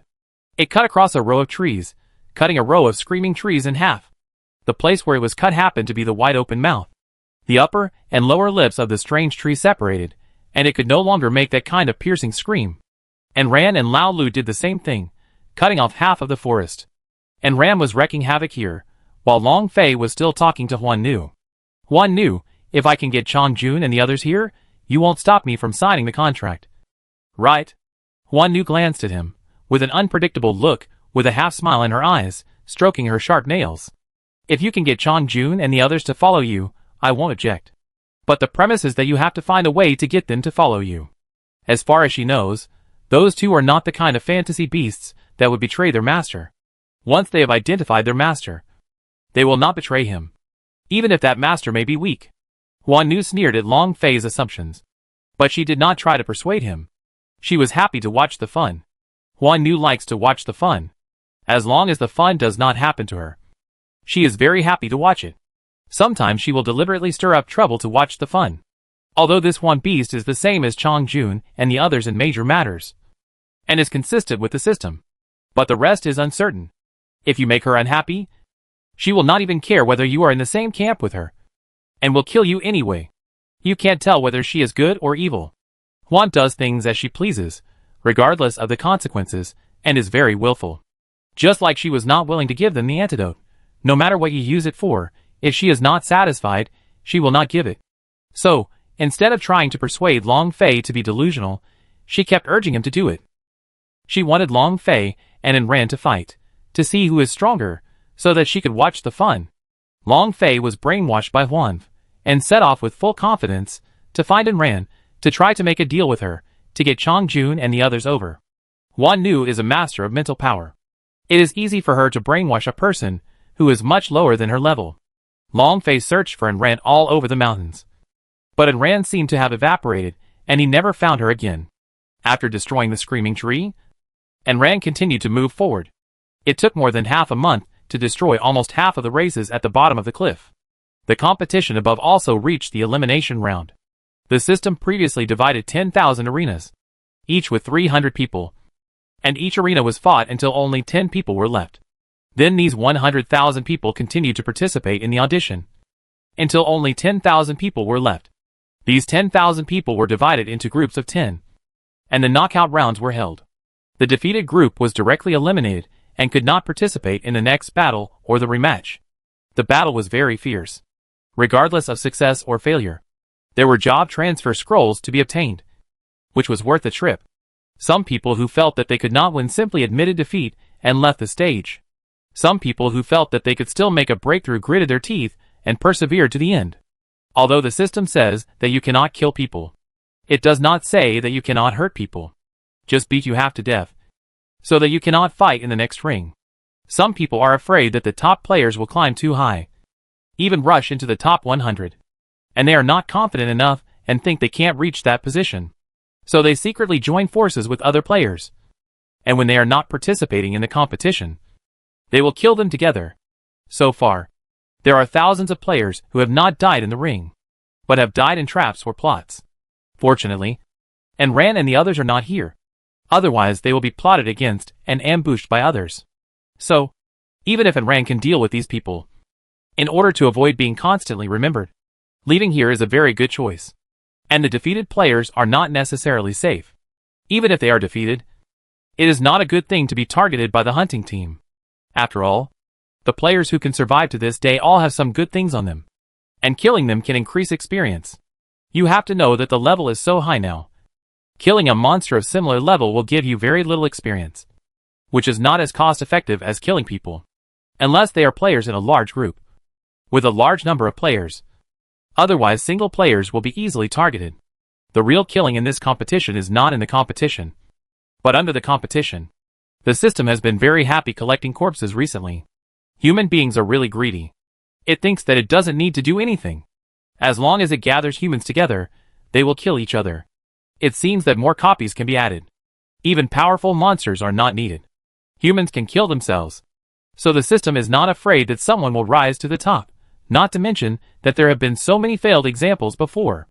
Even humans, who only do things that hinder them, what is it afraid of? So, it dares to give things generously, and let them upgrade generously. In its view, this group of greedy humans will eventually bring itself into a desperate situation, even without it having to do anything. As for the only human who ran too fast, it is not afraid either. As a lone person, even if you have many pets around you, you can't fight against these monsters that are like a sea. Especially since these humans are not united, each of them is on guard against others, who are stronger than themselves, and have more things than themselves. The auditions were over, and Ran stopped for a day. She was now treating the search for herbs as a vacation, and she didn't need to risk her life to fight. Anyway, the herbs couldn't be gathered in a short time. And even if they were gathered, it would take a long time to refine them. So there was no rush. Don't even think about refining them during the competition. There was no rush. But Ran wanted to wait for Long Fei to catch up with her, and then trade the antidote with Huan Nu. Although she asked Long Fei to prepare it, she was still worried about the life-saving medicine being in someone else's hands. If she had to wait for help, and Long Fei used drugs to control her, she would be doomed. So she prepared herself to be at ease. She was afraid that Long Fei would not be able to find her. So she sent him a private message. Recently, Long Fei was brainwashed by Huan Nu very successfully, and he was also frantically looking for Ran, wanting to exchange the prescription for Chongjun. They both happened to meet each other, and when Long Fei saw Ran's message, he didn't care about anything else and went straight over. He knocked on Ran's door. His face was red, and his face was full of excitement. Did you agree to my conditions? And Ran was confused by the question. What conditions? Long Fei's eyes were red with excitement, and he wanted to grab Ran. But she dodged him. Long Fei's voice trembled with excitement. Did you agree to exchange Chong Jun for the prescription? This sentence confused Ran. This Long Fei's brain was filled with water. When did she say that she would exchange Chong Jun for the prescription? Chapter 246. Huan Nu went crazy. When did I say I wanted to exchange Chong Jun for the prescription? And Ran was not very happy, and finally understood why this person had been trying to get close to Chong Jun and the others. So this was his plan. Although Long Fei was brainwashed deeply by Huan Nu, his mind was not completely washed away. Seeing Ran was unhappy, he also realized that he had said what he thought. He smiled awkwardly, scratched his head. It's a slip of the tongue, I didn't mean that. Heh. And Ran sneered. Long Fei wiped the sweat off his forehead. And Ran bypassed him, and talked to Huan Nu. Huan Nu, I know you have a prescription for detoxification. Come out, and let's talk. Huan Nu had no more fun to watch. She showed up unhappily, and swung her tail. I gave my prescription to Long Fei. You can ask him for it. Didn't I say I want Chanya's stuff? I don't want the rest. And Ran was angry and amused. Then why don't you ask Long Fei for Chanya's stuff? Huan Nu spread her hands. He is my contractor after all. Besides, he can't take it out. Why should I make it difficult for him? So, you make it difficult for me. And Ran was almost pissed off by this woman. It wasn't that she was reluctant to give Chanya's things. She couldn't use up such a large piece of whale skin. It was just that according to Chong Jun, Huan Nu was crazy about Changyi. If she really took out Chanya's things, this woman would go crazy. No matter whether Ran killed Changyi or not. She would think that Chanya's death was related to her, and would chase her madly to get Chanya's things back. Therefore, Chanya's things could not be revealed at all. Although Ran had Chong Jun and others, she was not afraid of Huan Nu, who could not take action directly. But being pestered by a madman all the time was not a good thing. Even if Cha Jun and Disaster were to negotiate, Huan would still only want Chanya's stuff. And Ran asked Long Fei again. And Long Fei didn't beat around the bush this time. And just wanted Chong Jun. These two are a pair of psychopaths and delusional. Get the hell out of here. And Ran was so angry that she simply didn't want them. She still didn't believe that she couldn't get the antidote with her luck. So why did she have to waste her life on these two psychopaths? It's not a coincidence that these two got together. It's purely because they are not from the same family. Knowing that Long Fei was planning to target Chong Jun and Zai, and Ran simply didn't go even though they had agreed to cooperate. Anyway, Long Fei didn't provide a map, and didn't give her any benefits. So why should she go with him? No one would care if she went alone, because she flew too far, and guessed that the round-robin competition would start soon. And Ran spread her wings and began to return. She would continue to look for the rest after the job transfer battle was over. Long Fei watched Ran fly away in a rage. And Huan Nu also watched Ran leave with a gloomy face. If she hadn't sensed Chanya's existence in her body, why would she be so persistent in getting Chanya's things? Although she knew that Changyi was probably in danger, she still wanted to keep something about Changyi. They were not together in life, but at least they could be reunited after death. But that damn girl just wouldn't give it to her, even though she clearly sensed it. Huan Nu's face was twisted with hatred.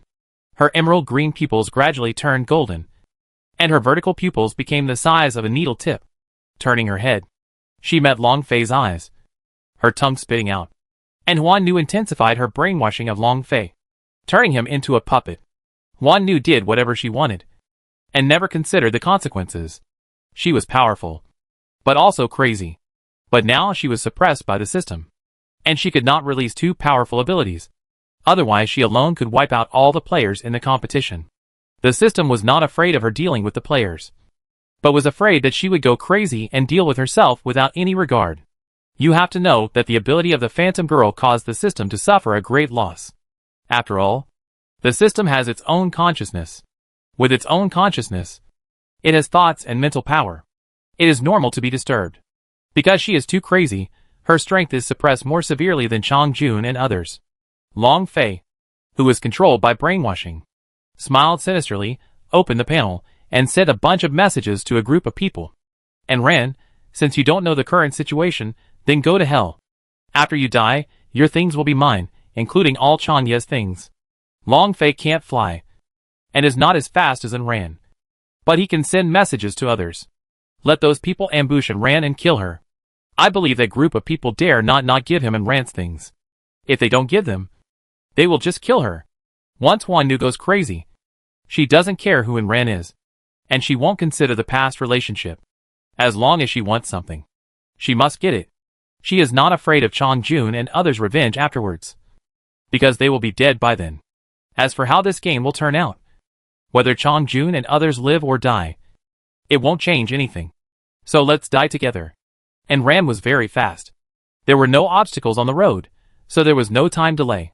The big circle she made did not mean that the distance she left was also large, especially when flying in the sky. It was a straight line, and she returned to the top of the cliff very quickly. But no matter how fast she was, it would take some time, and this time was enough for those who received the notice to do something. For example, they ambushed under Ran's tree house. The two families under the tree house were killed, and now only Ran's family was left. They hid in the two families below, and some went into the bushes and leaves, quietly hiding inside, waiting for Ran to come. When Ran was halfway through her flight, she passively received the foresight, and saw the group of players ambushing on the tree where she lived. And Ran was disdainful and also curious. How did these people know that she would come back today? Or had they been ambushing here all along? Someone had been watching her letter, and would notify her when they saw her coming back. But she was still halfway through her flight, and the group of people had already ambushed her. How did they know in advance? After all, she didn't mention it in the chat area. Then the only possibility was that someone notified them in advance, and asked them to come and ambush her. And she had been at the bottom of the cliff the whole time. No one knew her whereabouts. The only one who knew she was coming back was Long Fei. He should be sure that he would come back. After all, everyone who had left the bottom of the cliff had to go back. After all, the elimination round was about to end, and the qualifying round would start soon. All the people who had gone out had to come back to participate in the competition. But Ran couldn't understand why he did this. After all, if she died, he would get nothing. Not to mention that Chong Jun and the others would die with him. His things would also be divided up. And Ran probably didn't expect that she actually didn't offend Long Fei, but Juan Nu. She offended a lunatic. And who knew what she would do? But Ran was not afraid of this ambush. Without slowing down, Ran flew back at the scheduled time. She didn't even change her direction and trajectory. Chapter 247. The qualifying match begins. Before approaching her tree, countless magics were like countless colorful meteors, dragging their tails and rushing towards Ran, intending to catch Ran off guard. Ran seemed to have calculated it well, drawing a gorgeous trajectory in the air, perfectly avoiding all attacks.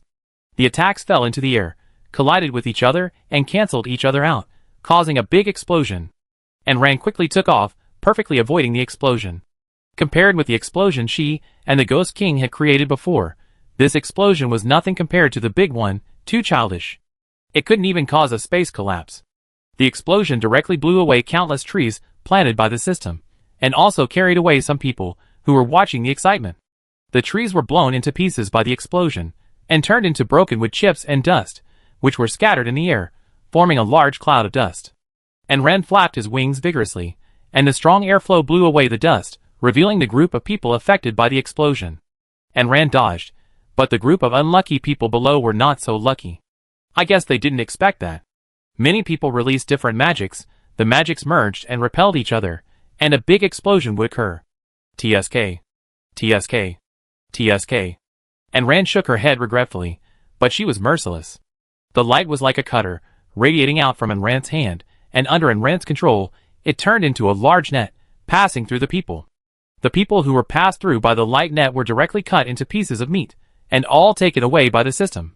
This was the first time that Ran used such a cruel method, and she herself was a little uncomfortable watching it. But others want to kill you, and you still want to let them go, then you are a fool. Secondly, Ran was also trying to deter those players who were ready to make a move. If they didn't do something ruthless and scared them, there would be endless trouble. People's greed is endless. It's not that they won't do it if they think they can't beat you. But as long as they see a gap, they will go up and bite a few times. Didn't you see that there are so many empty tree houses? Most of them died under the ring. Not on the ring. It's almost the same as the system's premonition. As long as people are put together, they can destroy themselves if they don't make trouble. Especially now that there are no legal constraints. Kill that group of players, and Rand's own treehouse is also gone, and she has to move to another place to live. Anyway, there are so many vacant tree houses now, you can live anywhere. No one dared to object. About a day later, Long Fei and the others all rushed back, just in time. The elimination round ended in the evening, and the round-robin tournament officially started the next day. They didn't have to participate in the round-robin tournament, but there were not many people left. The system opened hundreds of games every day, and the round-robin tournament would end soon. And Rand's current location is in the first row. Coincidentally, Long Fei's residence is just a few rooms away. This place was arranged by the system at the beginning. Unless the house is broken, you cannot change the location. Seeing Long Fei coming back, and Rand raised her hand and greeted him with a smile, although the smile did not reach her eyes. Long Fei, who had almost become a different person in his shell, looked at her gloomily, and the murderous intent in his eyes almost solidified. It's a pity that Rand was not afraid of his murderous intent at all, and still smiled cutely. Long Fei's eyes were dull and lifeless. He was probably manipulated by Huan Nu. This killing intent was probably from Huan Nu. And Rand didn't understand. What had she done to offend Huan Nu to make her so hostile to her? And even hate her to the point of wanting to kill her? Chong Jun pondered for a while and guessed. Is it possible that she knew that Chong Yi gave his body to you? And Rand was horrified. How did she know? Could it be that she smelled like Chong Yi? No matter how she knew, she already had killing intent towards you. So treat her as an enemy. If she really wants to attack you, disaster, and I will not let her go. Phantom Girl is actually powerful in mental strength, but her combat power is not strong, and because she cannot fight and Rand directly, she can only rely on Long Fei to fight. Although she can exert her full strength, it depends on how much Long Fei can borrow. This is the same as Chong Jun and Disaster's level drop after signing the contract. Most of the powerful monsters in the game are created by the system, or those from the abyss. The rest, most of them are suppressed by the system. Long Fei turned back to his house. Before he could step in, his house exploded. Long Fei quickly retreated. After retreating a few hundred meters, he was surrounded by people. Long Fei took out a crescent-shaped sword. It was a long sword. The blade and the handle were almost the same length. It was very heavy, and it was very powerful when wielded. With one strike, he cut the man in half. With the acceleration of gravity, the attack power should not be underestimated. And Rand watched a battle for free. People with high levels are still quite powerful. And Long Fei is one of them. Unlike in Rand's all-round development, Long Fei paid more attention to attack power. Especially when using this kind of broadsword. Without strength, it would be impossible to wield it so skillfully. Long Fei relied on a crescent-shaped sword to kill the attackers step by step. He also showed no mercy to the hunting team. His handle can be swung. The blade can be slapped. And the blade can be chopped. The broadsword is very powerful. Even if the attackers escaped, some body parts were left. Because Rand was watching, Long Fei did not show too much of his ability. After all, they would definitely face each other later. So he should not expose too much. Probably because the two killed so fiercely, the next few days were peaceful. No one came to cause trouble, and Rand slept soundly. On the fifth day, the qualifying competition officially began. The 89 people selected, plus Rand and her friends, who were given a bye, were randomly combined, until everyone had fought. That is to say, each person would fight against 99 people, and the ranking would be determined by the winning rate. Divided into 50 arenas, and Rand was arranged on arena number 1, Long Fei was on number 2, Xiao Wu was on number 3, and Baldi was on number 5. The system arranges and controls it. It is estimated that Rand will not meet Long Fei until the finals. On the number 1 ring, Rand did not wear armor. The weather was too hot, and the armor was thick. It was not a life and death fight, so there was no need to be so exaggerated. After Rand went up, a transparent cover rose around the ring and covered her. The opponent would be randomly teleported in. As soon as the first opponent came in, Rand had not yet raised his sword, the man fell to the ground and shouted loudly, "I give up." Rand put down her step before she could raise her step forward. If someone surrenders, she can't attack anymore. The surrendered player is teleported away by the system, and goes to fight the next person. As long as they don't fight Rand, they can retain their strength and power to defeat the next opponent. Anyway, the top 100 will get rewards. So there's no need to fight a bad guy. This woman is too cruel.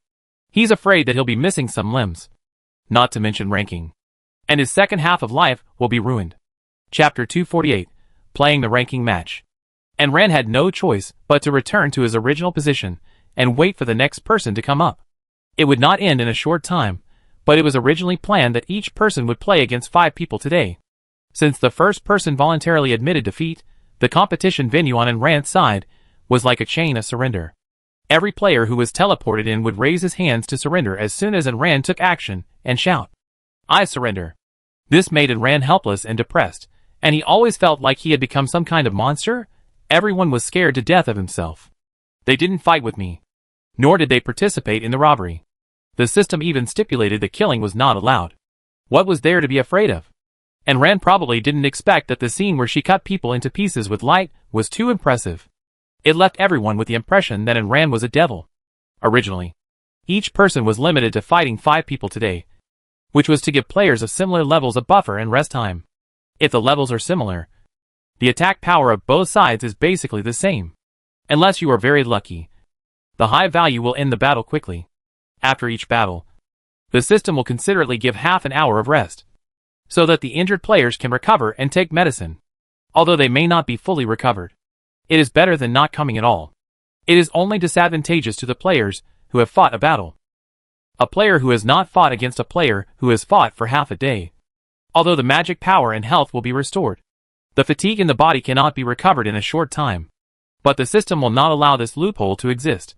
It has set up 50 arenas, just enough to separate 100 people, and fight against each other.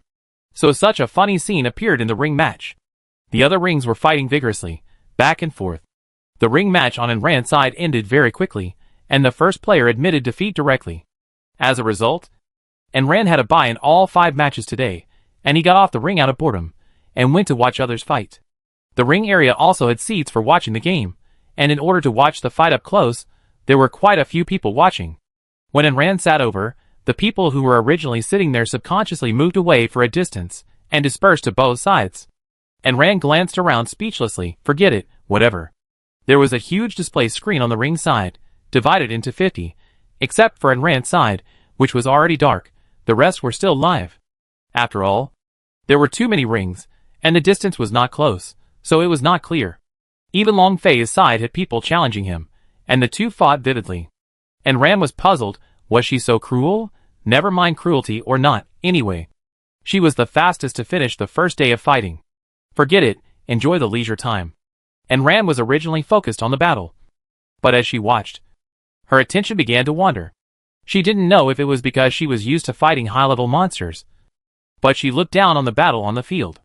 Although it looked very lively, in her opinion, it was either too slow, or the moves were too chaotic, and she couldn't find the key points. It might also be the gap between the levels. Anyway, after watching for a while, Ran began to feel sleepy. The battle on the field was extremely lively. Ran yawned, got up and left. It was not as good as a TV series. Anyway, we can still see it when we go back to the treehouse, so let's go back and watch it. After Ran left, the people behind him whispered, "You've seen it clearly. People can yawn when they see the top 100 fights. Don't you see who they are? How can they watch this fight? They are big guys, of course they are awesome." Ran left all the discussions behind and let them guess and complain. After returning home, he was still complaining to Chong Jun that it was not good to watch, not as good as the chaos at the beginning. That fight was really exciting, like fireworks all over the sky, so beautiful. Chong Jun rolled his eyes at her. "Don't you see where you've been? Your level is high, but your vision is high too. You were abused by high-level monsters, so naturally you looked down on them." Ran didn't know whether it was insulting her or praising her. Ran had a big fight a few days ago, and she dealt with the person thoroughly. The nights have been very quiet in the past few days, and no one has come to cause trouble. Ran slept very peacefully, and after dinner the next day, she continued to compete on the stage. This time, a tall white man, with tendons all over his body was teleported in. He held a huge mace, and a crocodile followed him. He attacked Ran as soon as he came in. The mace hit Ran's head directly, and he gnashed his teeth, as if he was going to kill Ran directly. The crocodile under his feet followed him forward, opened his mouth wide, and bit Ran's ankle. The crocodile's bite force was very strong, and this bite probably couldn't break Ran's defense. The mace obviously couldn't break Ran's defense, but it still hurt when it hit him. And Ran was not the kind of person who would take a beating just to show off. When someone attacked her, she naturally dodged, stepped back a few steps, and avoided the attack. The man swung his stick in the air, then took a few steps forward and continued to swing at Ran's head. It seemed that if he couldn't kill her, he would at least make her brain paralyzed. The crocodile changed its tactics, and countless water arrows shot out of its mouth, covering Ran's whole body. And Ran was not wearing armor, and the light curtain turned into a barrier to block the attack. The attack hit the barrier, causing ripples, but it didn't even break the other person's defense. The man with the mace kept raising the mace to attack the barrier, cursing and swearing, and Ran couldn't understand the man's original language, but the system translated all languages, and Ran listened to his ugly curse with a dark face. Where did he come from? When the mace attacked again, the barrier that seemed indestructible suddenly broke into countless pieces. The mace was delighted, and the next moment, the fragments of the barrier turned into sharp blades and flew back, and Ran kicked the man down with a powerful kick. The fragments cut countless pieces on the mace man, including the crocodile's solid skin.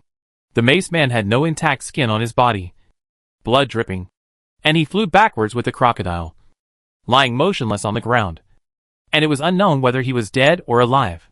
The thing in his crotch was cut off directly, and fell to the ground and became a piece of rotten meat. And Ran was very angry at his scolding, and he was furious, showing no mercy at all. Even if the wound was healed, he would still be a useless person. And Ran's killing of the chicken to scare the monkey directly made the next person on the stage admit defeat again. Today, except for this idiot who made Ran so angry, no one dared to come up and make trouble. And Ran finished the second day's battle like this, and went back to rot. Now Ran has 10 points, 10 wins in 10 games, and is currently ranked the same as Long Fei and the others, both in the top 10. Anyway, we look at the final points, and the current points don't count. Until the end, no one knows who will be the final winner. Maybe there will be an upset. Chapter 249: The Girl Who Summons Poisonous Insects. Because of this battle, some people saw business opportunities, set up a handicap, and bet on the ranking and who will be the first. On the third day, I met a girl who seemed to have a hidden profession, holding a flute. Blowing the flute can be used to open a summoning gate, but unlike ordinary summoners, others summon animals, she summons insects. And poisonous insects, densely packed with black hard-shelled insects, each the size of a palm, climbed all over the arena, leaving no room for Ran. And Ran touched the goosebumps on her body, and looked down at the bugs crawling under her feet. These bugs were not as powerful as the black devouring worms, but they were very poisonous. The most important thing was that there were so many of them, and they were reflecting light in the sun. She had a panic attack. She didn't know what the toxins that the bugs spewed out were, but they were very powerful. The toxins they spewed out corroded the arena that could not be blasted into a hole even with skill bombing. In the foul-smelling green liquid, the arena surface was corroded into pits and pits, with some high and some low, like the surface of the moon. And Ran was not afraid of the bugs, but she was afraid of them. This thing looked more like the scarab in the Tomb Raiding movie. Shiny black bugs, under the control of the girl. The black waves surged towards Ran. And Ran said huh in disgust, and put on her armor and flew away. Who knew that this group of bugs could fly? They flew with Ran. The bugs split into two and rushed towards Ran's wings like a tide. Was it planning to dissolve her wings first? And Ran flapped her wings, and the bugs flew away and scattered. As a result, the girl's flute sound changed, and the insects rolled into a ball, hugged each other, and rolled over like a big wheel that crushed everything. And Ran pulled out his spear, and shot at the big ball, which flew out. The insects flying in the air scattered directly. The scattered insects continued to integrate, and turned into an arrow, buzzing and attacking Ran. And Ran shot forward with his spear, but found that it was blocked by the insects. It was the arrow part that hit the spear, and it actually gathered the power of all the insects to block the attack. And Ran was somewhat interested. This bug knows how to fight in groups. Unlike the black devouring insects, they are combined into a whole, rather than the type of succession, where one fights after another. This kind of bug is more difficult to deal with than the black devouring insects. When the bug saw that the attack was blocked, it opened its mouth, and a stream of venom sprayed out, directly heading for Ran's face. And Ran casually set up a barrier, but who knew that the venom could actually corrode the barrier? Although it did not spray and ran, it corroded a big hole in the barrier. Those bugs suddenly split apart, half of them tightly grasped and Rand's spear, and the other half tried to get into the barrier. And Rand repaired the barrier directly, and kept them out. The girl's flute became more and more urgent, and the bugs became more and more anxious, changing formations more and more. Long sword type, sledgehammer type, whip type, each of them has a very strong attack power. But no matter how they change their forms, they still can't break through in Rand's spear, and attack her body. Seeing that the insects were about to change their forms again, and Rand narrowed her eyes, and the light wrapped around the spear, and the spear broke the formation that was about to be formed. The girl was stunned, and her eyes were red with anger. She bit her finger, dripped a drop of blood on the flute, and urged the insects anxiously. The flute absorbed the blood, and the small eyes of the insects turned red, and they went completely crazy. They quickly switched to a huge mouth, opened their mouths, and swallowed and ran directly. And Rand was wrapped in the ball of light, and was constantly corroded by the venom spit out by the insects. And Rand was helpless. She hadn't really wanted to do anything serious. This girl's ability was similar to the witchcraft of Mijiang. It looked very special. And Rand wanted to ask her if she had any antidotes for snakes, insects, ants, and poisons, but she went crazy. Her ability was actually quite good. If she hadn't been against Rand, she could have at least made it into the top 20. Watching the insects spit out venom, while clumsily opening their mouths to gnaw at the barrier, it was inexplicably a little silly. And Rand opened her 5 fingers, and countless star-like light points gathered in her hands. Under her control, she released them in one breath. Countless light spots were like scattered bullets, beating the insects surrounded outside the barrier into mud, and falling all over the ground. This thing is okay for group defense, but once the group is broken, it is vulnerable to attacking individuals. And the girl's control is also problematic. The most powerful ability of this thing should be poison, not melee attack. And Rand's spear danced into a wind and fire wheel, smashing the flying insects into pieces, and easily destroying the insects' encirclement. When she left the encirclement, the barrier on her body was not broken yet. This girl herself did not seem to have strong attack power. After Rand approached her, she looked panicked. And Rand walked forward, and she stepped back. She even stumbled in anxiety, and tears came into her eyes. And Rand was helpless. But she saw the girl who had just looked weak suddenly raised her arm. A colorful little snake, with its fangs bared, was thrown towards Rand's face. The bright color was poisonous at first glance, and Rand was not prepared for this girl's fatal move. And she was unable to react in time, and the barrier did not hold up. In addition, the snake was too fast, and Rand subconsciously sped up to avoid the snake's attack. The snake fell to the ground. Its tail flicked, and it bit Rand's neck again. If it bites, the venom will go straight to the aorta. And Rand was not immune to some snake venom. If he happened to encounter this kind of venom, he would meet the king of hell directly. This girl is really cruel. And Rand no longer showed mercy, and shot it, directly cutting the snake in half. And even one of the girl's arms flew out together. The system only said that you cannot kill people, but not that you cannot hurt people. Amid the girl's screams, she controlled the bugs to block Rand's way, and then she jumped off the stage. The system declared Rand the winner, and the girl stood in the audience, staring at her with a sinister look full of hatred. And Rand frowned. What does that mean? You can only kill me. I can't fight back. If I fight back, I'll be the bad guy. Hate it, hate it. Do you think Rand is afraid of you? The girl stretched out her hand, and gave Rand a middle finger, and left with her arm and the bug. Looking at her like this, I guess she won't let Rand go easily in the future. And Rand planned to kill the girl directly after the game. She didn't care if someone was thinking about her, but if she was thinking about such a woman full of poisonous bugs, she had to think about it. She wasn't afraid of this girl. She was afraid of poison. Chapter 250: A Cowardly Man Who Controls Pets. The system gave half an hour of rest time. And Rand didn't consume much physical strength and magic power, but she still drank potions to replenish it. And Rand is confident, but she won't be arrogant. She should be cautious. After this battle, she met another man with 3 pets. These 3 pets are an eagle, which can use wind magic, a black panther, which can use fire magic, and a bear, which can use metal magic. This man has a good collection of attack, defense, and assistance. He hid behind and commanded. The data in the eye of detection, his data was not as good as his pet. It is estimated that this man relied on his pet to fight, and he did not participate in the battle himself.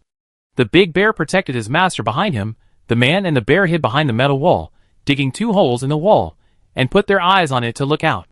It was like 2 eyeballs growing on the wall, which almost made Enran laugh out loud. The bear was supposed to be an integrated attack and defense, but it was used as a shield by this man, specially to help him block damage, which invisibly reduced his overall combat capability. The man looked at her with a pair of timid eyes, and fear in his eyes, making Enran think that she was a monster. You, a grown man, don't need to be so timid. You have been through so many battles. Do you think she can trust you? So, Enran showed no mercy, and beat him up. The eagle blocked her way forward, and the wind blades and knives were like blades, shooting out one by one. But compared with Chong Jun's attack, this is really a small witch compared to a big witch. This eagle can't launch attacks continuously, and it is easy to dodge waves after waves, and Enran doesn't even need to use precognition to dodge them all. However, the 3 pets cooperated well. Enran dodged the eagle's attack and rushed out. What faced him was the fire leopard's big fireball. The temperature was very high, floating in the air, blocking all positions except behind Enran.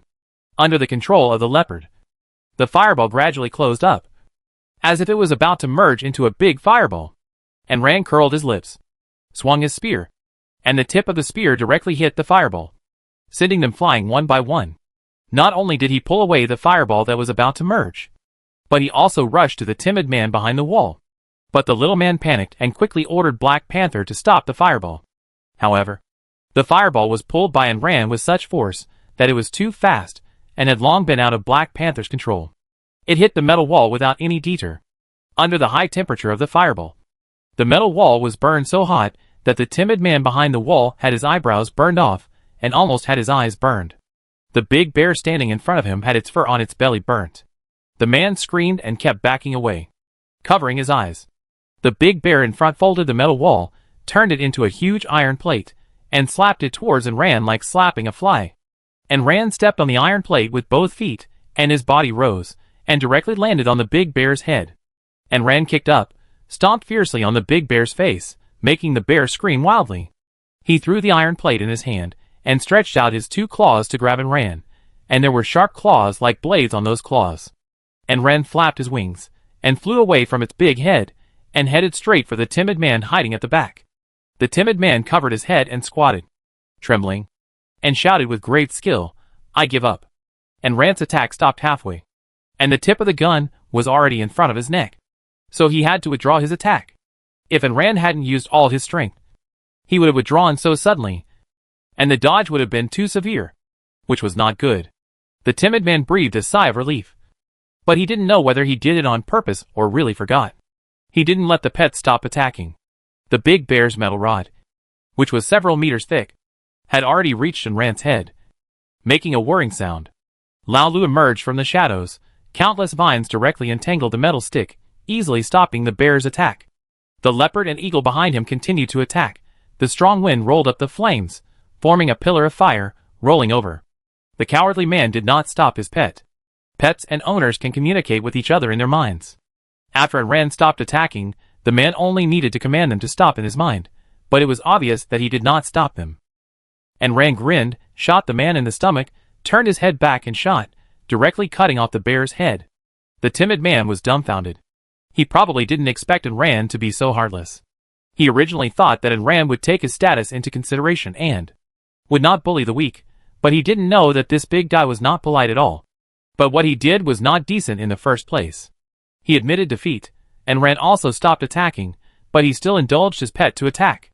Enran kicked the man down, but he didn't kill him because of the system's blocking. The timid man broke 3 ribs in an instant, and he didn't know whether he should hold his stomach or chest. The most powerful of his pets had been killed by Enran. The system said that killing people is prohibited, but it did not say that killing pets is prohibited. Since he was asking for death, he must pay a price for it. If he had known better later, he would have stopped bothering Enran, and Enran would not have been injured, and that would have been the end of it. But if he continued to do so, don't blame her for being rude. 2 very brave players came up today. Except for these 2, the remaining 3 players voluntarily admitted defeat. Instead of dealing with someone you can't beat, it's better to accumulate strength to deal with others, and try to raise your ranking. Enran came back after playing for the whole morning. In the hot summer, any exercise would make her sweaty. and Ran was not interested in watching the players' game anymore. So she went back to the treehouse and took a bath first. After soaking in the bathtub, and Ran opened the panel and went directly to watch Long Fei's game. From the looks of it, it was estimated that there was no chance of easing up between her and Long Fei, so she should study Long Fei's attack methods. In fact, the most important thing was to study Huan Nu's attack methods. Long Fei was not a reliable person, and the most terrifying thing was Huan Nu who followed him. However, like in Ran, he would not use his full strength against players of lower levels.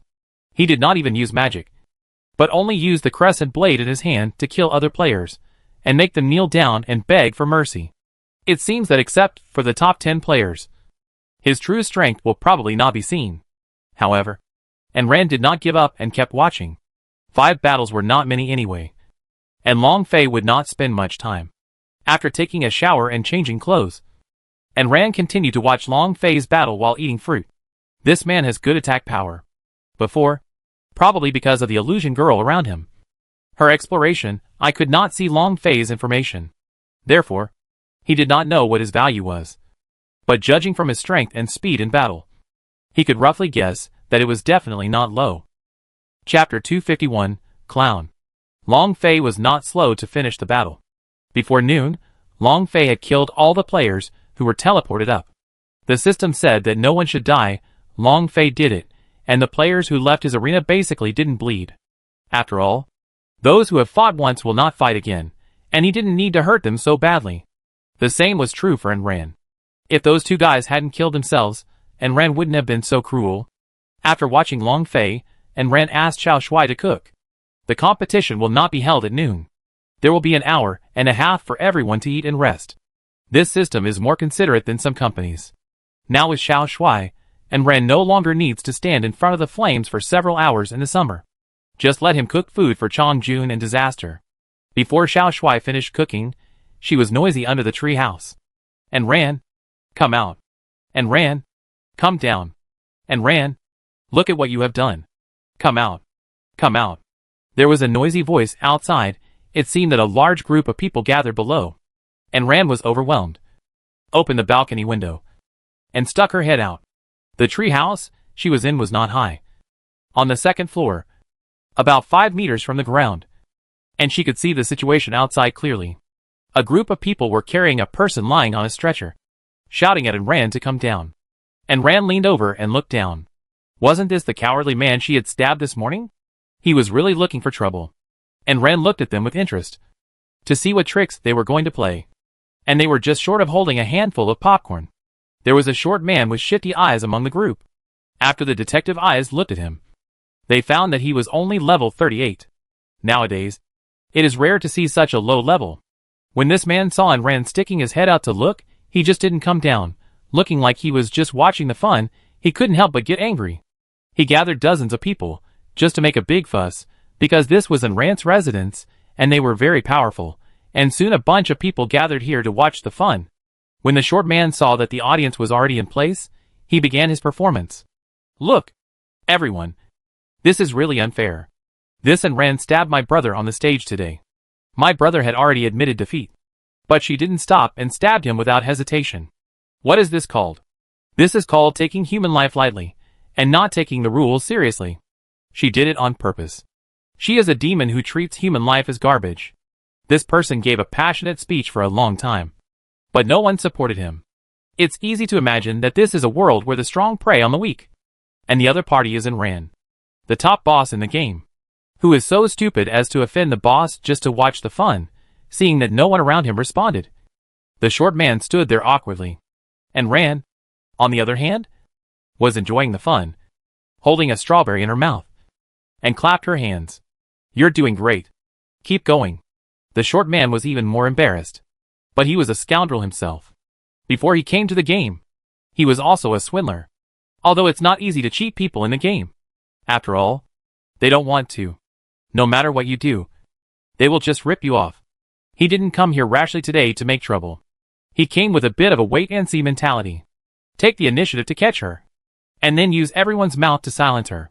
And Ran is a big boss after all. And she has to consider her face. As long as she can't stand it anymore and feels embarrassed, Then their purpose of getting things will be achieved. But he never expected that the audience was enjoying the excitement. But no one cooperated with him. But the show has come to this point. And it has to go on. So he increased the intensity of his shouting. Everyone come and see. This is a demon who takes human life lightly. He can easily hurt people this time. And next time someone comes on stage, he will probably kill people directly. But unfortunately, everyone is not blind. And they saw clearly what happened on the field at that time. Let's not talk about hatred for the rich or jealousy that Iran is better than them. Even with her powerful killing power, this group of people dare not easily agree. Every man shouted hard, but except for the dozens of brothers around him who followed the swindlers, the rest just watched a monkey show. They were like jumping clowns, jumping hard, but only made a laughing stock. And Rand continued to applaud them. The performance is really good. Tell me what your purpose is. Don't embarrass yourself here. The short man was choked by these words, but his face didn't turn red. He was thick-skinned, and had long forgotten what shame was. Hearing Rand say this, his face immediately straightened.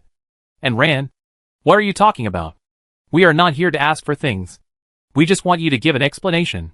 He pretended to be very sincere. And Rand sneered. What explanation? The teasing in her eyes could hardly be concealed. The dwarf pretended to think, performing without any embarrassment. Of course my brother is also wrong. But after all, you hurt people first. I believe that the big brother is not short of things. And our brother is also seriously injured. You also killed his pet. Shouldn't you also compensate him with a few things that can save his life? After the self-directed and self-acted performance, the real intention began to emerge. And Rand said, oh, with a strange expression. What do you want then? If you give him the life-saving things, what should I use? The dwarf smiled generously. Of course, I won't let the big boss give everything away. I think the spear and the big white goose next to you are enough. Brothers, don't you think so? His brothers nodded one after another, as if Rand's things were already in their hands, and began to discuss the power of the spear and the long halberd. After discussing for a long time, they said that the weapons were very good and powerful, enough to offset the damage suffered by his brothers. And Rand still leaned out half of her body, and said with a smile, since you say I take people's lives lightly, do you think I care whether others live or die? Do I care about other people's public opinion?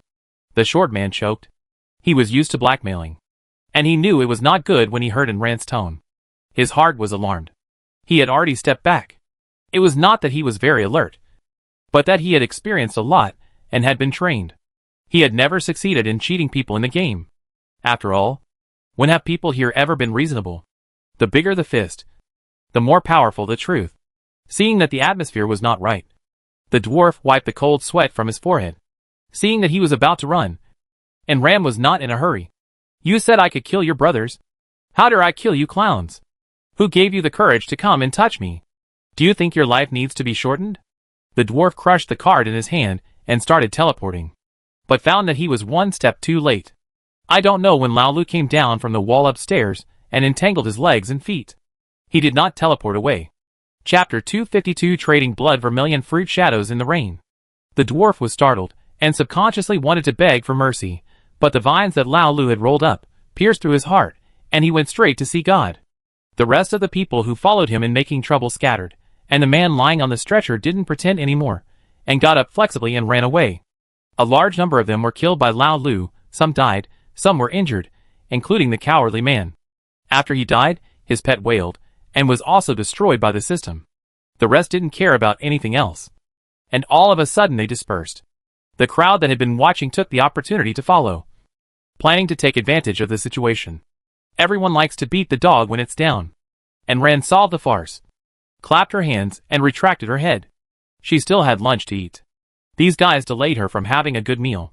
Today, apart from these jumping clowns, no one else came to trouble her.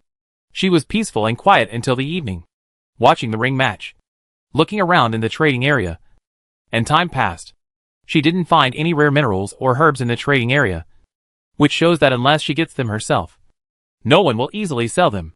She didn't find anything to refine dragon marrow, but she found the blood-red fruit for refining the magic soul pill. She asked Chong Jun about this thing, and it's not easy to find it. The blood-red fruit grows in the crater of the volcano.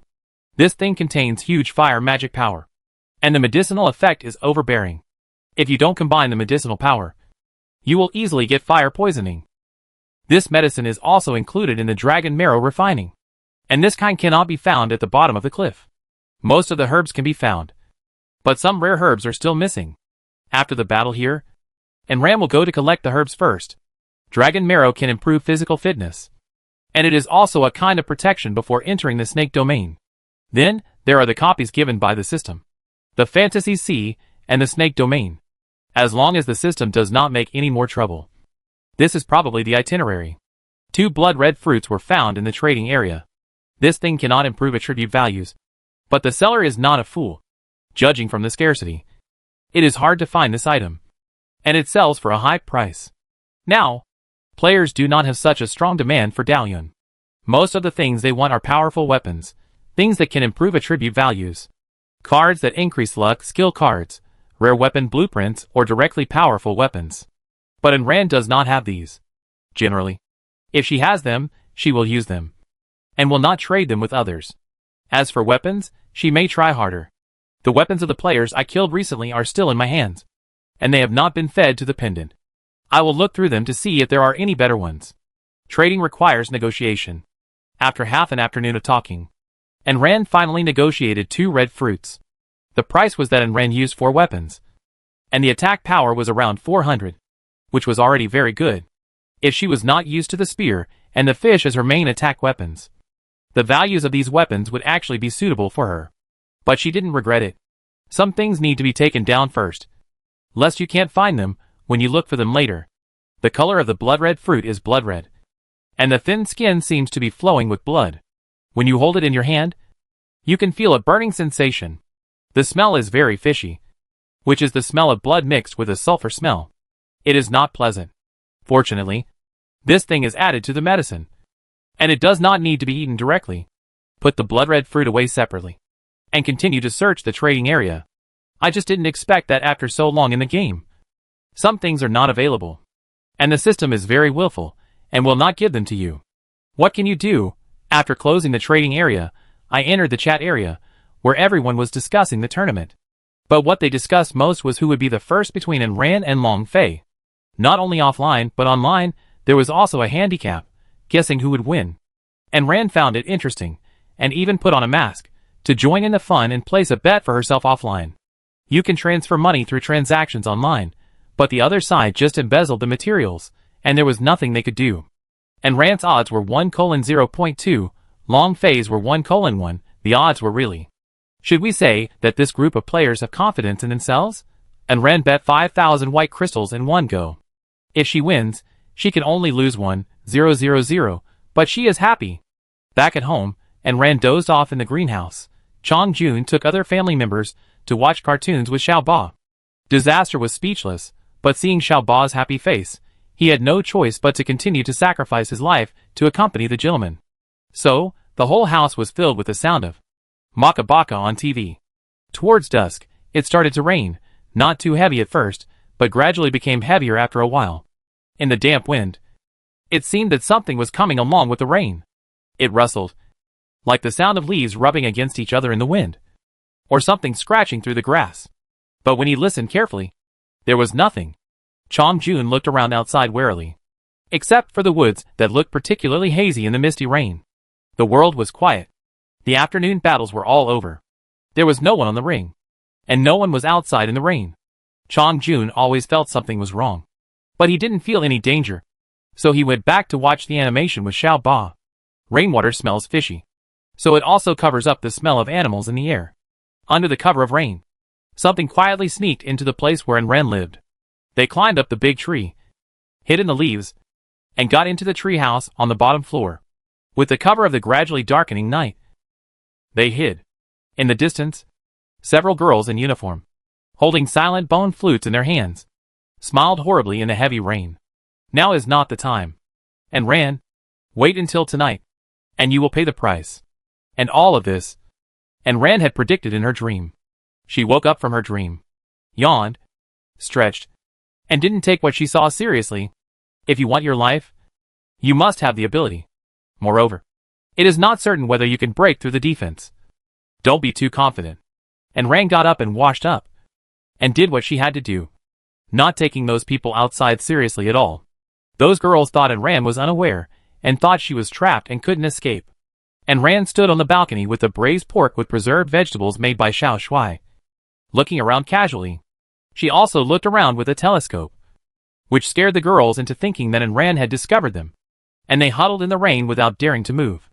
And Ran was eating delicious food and drinking beverages in the house, while they were soaking in the rain, and had to pay attention to Ran's movements all the time, even though they were wearing raincoats. The rain was cold, and it was even colder when it hit their bodies.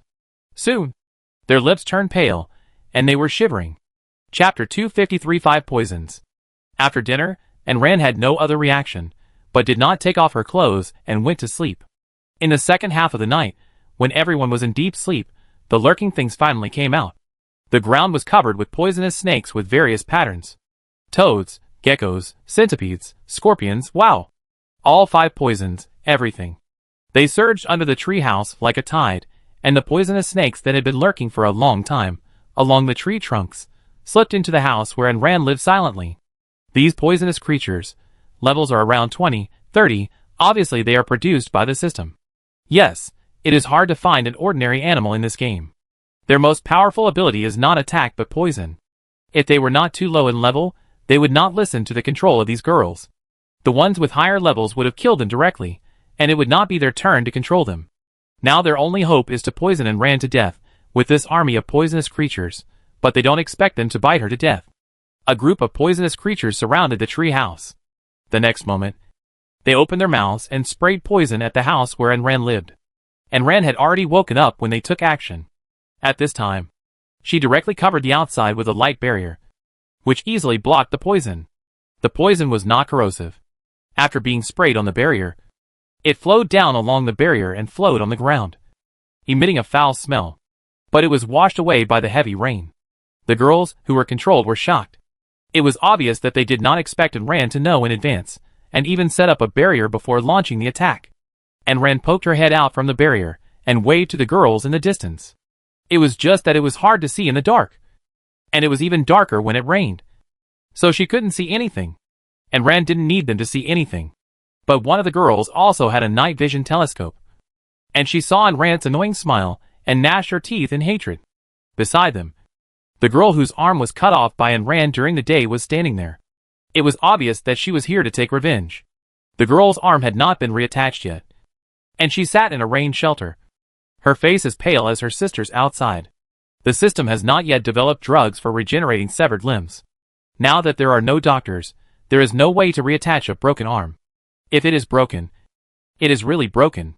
It is no wonder that people hate her. After all, this arm has been used for a long time, and even if a doctor is found, it cannot be reattached. It is the only way.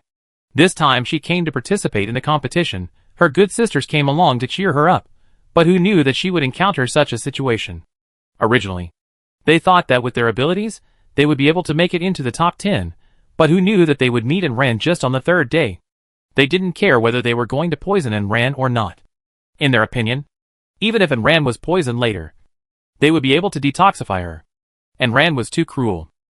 But did these people ever think that you didn't tell them that you could detoxify them? Someone was trying to kill her. So how could Ran not fight back? She didn't know that she could detoxify herself after being poisoned. She only saw the murderous intention of this woman. But it was obvious that these girls didn't think so.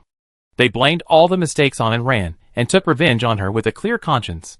This place was originally a gathering place for all kinds of monsters. And it was easy to find these poisonous monsters. Seeing that the poison could not kill Ran, the poisonous snakes twitched their tails, and destroyed Ran's house again. Ran flew to the sky, and was drenched in rain. She casually opened the barrier to block the rain. Qianyu looked at the poisonous creatures wriggling and rolling in front of her, and suddenly shouted excitedly, and rushed down directly. Ran had no time to stop her. Chongjun stopped her. Let it go. Poisonous creatures are one of the recipes of the Light Peacock clan, and it is not common to see such a complete collection of poisonous creatures. Ran looked at it in confusion. The recipe of the Qianyu clan is a bit strange. It's from the light system. The light power in the body is too strong, and sometimes you need to eat something cool to cool down. Is that the case? But why doesn't she need to eat to cool down? Could it be because she is a human, But I have never seen Qianyu eat insects. And if you look closely, Qianyu only eats poisonous snakes, centipedes, and scorpions, and it does not eat toads and geckos. But it is understandable, after all. Toads are too ugly, too hard to eat. Several girls who were urging Poison to attack first saw Anran flying into the air. Not only was she not hurt at all, but there was also a white peacock, which was feasting in the pile of poison. Not only did the poison not cause any harm to it, it also chased the poison everywhere. The girls were so frustrated. They were not trying to drive the poisonous creatures to deliver food to others, but to kill people. Unfortunately, they had become the ones delivering food to others. And Rand took out the airship, injected magic power into it, and sat on it. It was not comfortable to always fly in the air and get wet in the rain. With her current level and combat power, no one present could threaten her life. So she was not afraid. The airship floated in the air, and the poisonous creatures that were driven over could not fly. So they could only spin around in place in the increasingly urgent sound of the flute. Xiao Ba didn't like these ugly guys. He pointed his little finger and directly controlled their small heads. Okay. It was lively down there. The flute sounded urgent. They couldn't find their target and ran. They turned around and bit their companions. Just like how much hatred they had for each other. They bit without mercy. The venom sprayed on each other. And the venom fell directly into each other's eyes and mouths, poisoning each other to death. A group of poisonous creatures bit each other and spit venom at each other. The scene was a mess. Forget revenge on Anran, they poisoned themselves to death first. A group of poisonous creatures fought each other. The venom flew everywhere. The scene was full of stench. It was horrible to watch. Several girls played bone flutes frantically, but they couldn't control the situation. It was hard enough to drive tens of thousands of poisonous creatures at once, and now they were controlled by Xiao Ba's mind, which was hard enough, and now it backfired. Several girls' eyes, ears, mouths, and noses were bleeding, and they knew that today's event had failed. They came with full confidence, but they were beaten to a pulp by several pets. It was really hard to accept, but they knew they couldn't win. Several people looked at the airship in the sky with hatred, and helped the girl with the broken arm to leave. But do you think you can leave easily? You have come to kill Anran. And Anran lets you go. That is not called mercy. That is just a saint. Besides, who knows what will happen if they are let go?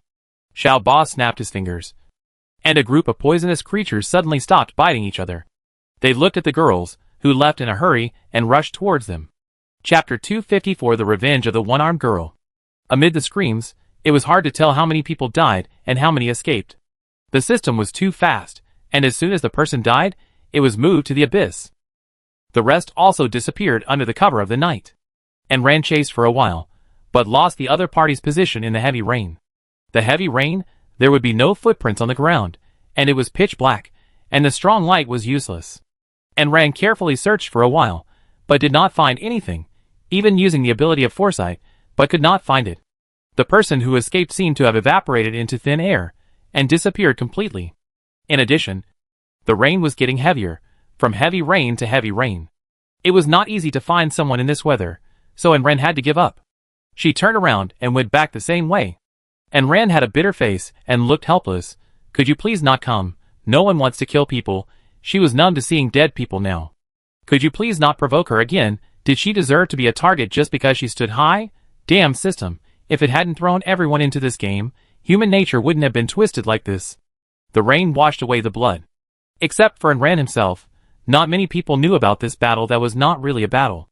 Qianyu ate too much poison, and went back to his own space to digest it. Qianyu can eat poisonous snakes and the like, but it is just a change of taste occasionally, and it cannot be eaten as a meal. Therefore, Anran did not consider letting Qianyu eat poisonous snakes in the snake domain. If it eats too much, it will not feel comfortable. After his house was destroyed again, Anran parked the airship on a big tree. He was too lazy to find a tree house to sleep in, so he slept in the airship. It lasted for about 2 days. The system did not start the competition on the second day. There was no cover on the ring. After going up, they fought in the rain. Because of the interference of rain, the players could not exert their maximum combat power. It delayed things, so the system was simply not turned on. The space in the airship was still small. It could only fit a bed, a toilet, and a stove. It was too cramped to stay in it. After dawn, Anran moved to the tree house and cleaned up all the things left by the original owner. Xiao Mei and Xiao Shuai cleaned it from scratch, and then Ren moved in. It was hard to dry in the rain, so Chongjun acted as a human hair dryer. The place was big, and they could move around easily, and they didn't need to stay in the dark pet space all the time. And Ran was watching a TV show peacefully, but suddenly alarm bells went off in her mind. And Ran took Chongjun and the others away without thinking, and ran out through the window. The next second, the house she lived in exploded. And Ran was drenched by the heavy rain outside, and when she looked again, she found that the tree she lived in had also exploded. And Ran put on the armor directly, and stood in the heavy rain with the barrier against her. Looking down, the girl with a broken arm stared at her viciously. And the two companions beside her only had the white of their eyes, and their pupils were like a line. Their movements were stiff, and their bodies were covered with snake scales. The two not only had snake scales, but also had sharp claws on their hands, and their chests were covered with snake scales, and their legs were also covered with snake scales. The two people had become like monsters now. The one-armed girl looked at and ran with a grim smile, and pointed with her hand. The two monster girls bared their teeth, revealing their snake-like teeth, and their tongues were forked. This is fused with a snake. This one-armed girl is really cruel. In order to avenge Ran, she even turned her friends around her into monsters. This ability is probably similar to Ran turning Chongjun and the others into weapons. But there may be some sequelae. The one-armed girl didn't use it on herself, but on her friends. Fortunately, her friends helped her to get revenge before, but now, they are directly harmed by the one-armed girl. It is true that, if you don't take care of yourself, you will be punished by heaven and earth. The one-armed girl pointed, and the two girls bent down, and grabbed the poisonous snakes on the ground with their bare hands, and threw them at and ran. They wouldn't fly even if they were thrown at me. Damn, I was too careless, they could fly. The venomous snakes that were thrown at me spread a pair of thin wings on both sides of their heads, and flew towards and ran. Their fangs were open, but they didn't bite and ran, but chose to self-destruct fearlessly. Explosions continued to sound around and ran. These snakes were given death orders, to blow and ran to death with their own lives. But if these monsters were higher in level, they might still pose a threat to Enran, but at such a low level, even if they exploded in groups, they would only make Enran's barrier tremble a few times. But Enran didn't like being chased and bombed, so she flapped her wings and flew higher into the sky. The girl with the broken arm was drenched by the rain, and the way she looked at Enran made her look like a female ghost from hell. Kill her! Kill her! Kill her! The one-armed girl directed the two girls around her with a distorted face. The two girls trembled all over, and the snake scales on their faces gradually covered their entire faces. Suddenly, the two of them took a step and climbed up the tree. When they reached the top, they stomped their feet heavily on the tree trunk and flew towards and ran like an arrow from a bow. And Ran dodged easily, pulling out her rifle and aiming at the one-armed girl. The girl, who was still looking at and ran with a distorted face, suddenly felt locked by a stream of energy, and her open mouth stopped halfway, looking funny and ridiculous. The one-armed girl felt that she was locked by and ran, and the fatal sense of crisis spread all over her body, and she wanted to run. But her legs and feet were weak, and she couldn't even move. She didn't want to die, but she couldn't run away, and Ran had locked her. She couldn't escape. Since she couldn't escape, she would drag and Ran to die together. Why can she still live with a clear conscience after cutting off her arm? She is a demon. She will die, but she will take and Ran with her to be buried with her. The one-armed girl took out her flute and blew it. The sound of the flute was urgent. The two girls, who had gradually become like snakes, heard the sound of the flute and covered their heads and screamed continuously, and ran through the spear with one hand, and the spear pierced the girl's chest. But her order was also issued. The two snake-scale girls jumped up regardless of their lives and pounced on and ran in the air again. In midair, she chose to self-destruct, and Ran increased the strength of the barrier and quickly left the spot. It did explode, but it did not cause any damage to Enran. At most, the magic power was consumed a little. The last impression of the one-armed girl was that Enran escaped from the explosion safely, and her last thought was still cursing Enran. Why can't this demon die? Enran retracted her spear, looked at the blood and flesh on the ground, and then looked at the one-armed girl who died with her eyes open. This girl was really cruel, but this cruelty was directed at others, not only to Enran, but also to her companions. Not only did she turn them into half-human, half-monster things, but she also made them self-destruct with their lives. In an attempt to blow Enran to death, she hid behind and manipulated it herself, and made a good calculation. Chapter 255 Suicide Attack. If you meet such a friend in your life, run away quickly. You never know when he will sacrifice you for his own benefit. And Rand found another tree house to live in. The players who watched the whole process also temporarily abandoned their estrangement and defense, and gathered together to chat excitedly. Everyone was as excited as if they had won 8 million. Sure enough, people are gossipers in nature. The phantom girl who watched the game had a flashing look in her eyes, and a strange smile on her face, as if she had thought of some wonderful idea, and her smile was so brilliant. On the 5th day, the rain finally stopped, and Rand stretched and walked out of the tree house. Alas, it was finally sunny. Although I like rainy days, I can stay at home watching TV and eating, listening to the rain and reading. But I can't do it all the time, especially this 5-day rain. It's even more terrible. She was used to running outside, and suddenly she was stuck at home, which almost made her crazy. Since the rain has stopped, the ring competition has to continue. It has rained for 5 days in just 3 days. I don't know what the system is thinking. It is obviously the weather controlled by it. After getting on the ring, there was still rain on the ground, and it didn't reach her knees when she stepped on it. And Rand let Chong Jun freeze, and then lifted him up and threw him down. The ring was clear in an instant. The system sent the first player in. This person was a little strange, with dull eyes, looking like he hadn't woken up yet. But his attacking movements were flexible, and the saber danced vigorously, specifically aiming at her head. After fighting for a while, and Rand found that this player's fighting style was almost desperate. He didn't dodge her attacks, and when his skills landed on him, it was as if he didn't feel any pain. He was just ruthless, gritting his teeth and wanting to fight and Rand to the death. This posture of dying together was as if Rand had killed his whole family. Although this man's attack was not strong, and he couldn't hurt Rand, but this desperate fighting style also made Rand flustered. He released his own skills, and before the skills fell on Rand, he rushed out. The magic in his hand couldn't hurt himself, but when it became a skill, it would blow himself up. This skill would blow him up together, such a desperate method. I don't know what he was trying to do. And Rand flapped her wings and flew into the air. The skills and the man slashing attacks all missed. The skills hit him, making him bleed profusely.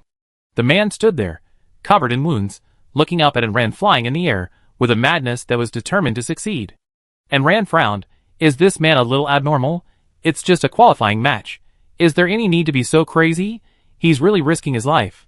And Rand was distracted in the air, and the man threw the scimitar at her directly, and Rand moved, avoiding the scimitar. He even grabbed the knife while it was falling. This man wanted to take back the knife, but was forcibly stopped by Rand, looking at the players with twisted expressions below. And Rand really couldn't figure out why he was so desperate, especially since this man just wanted to rush into her arms. Even if Rand cut one of his legs, he still wanted to rush into her arms. And Rand couldn't afford to offend such a deadly throw.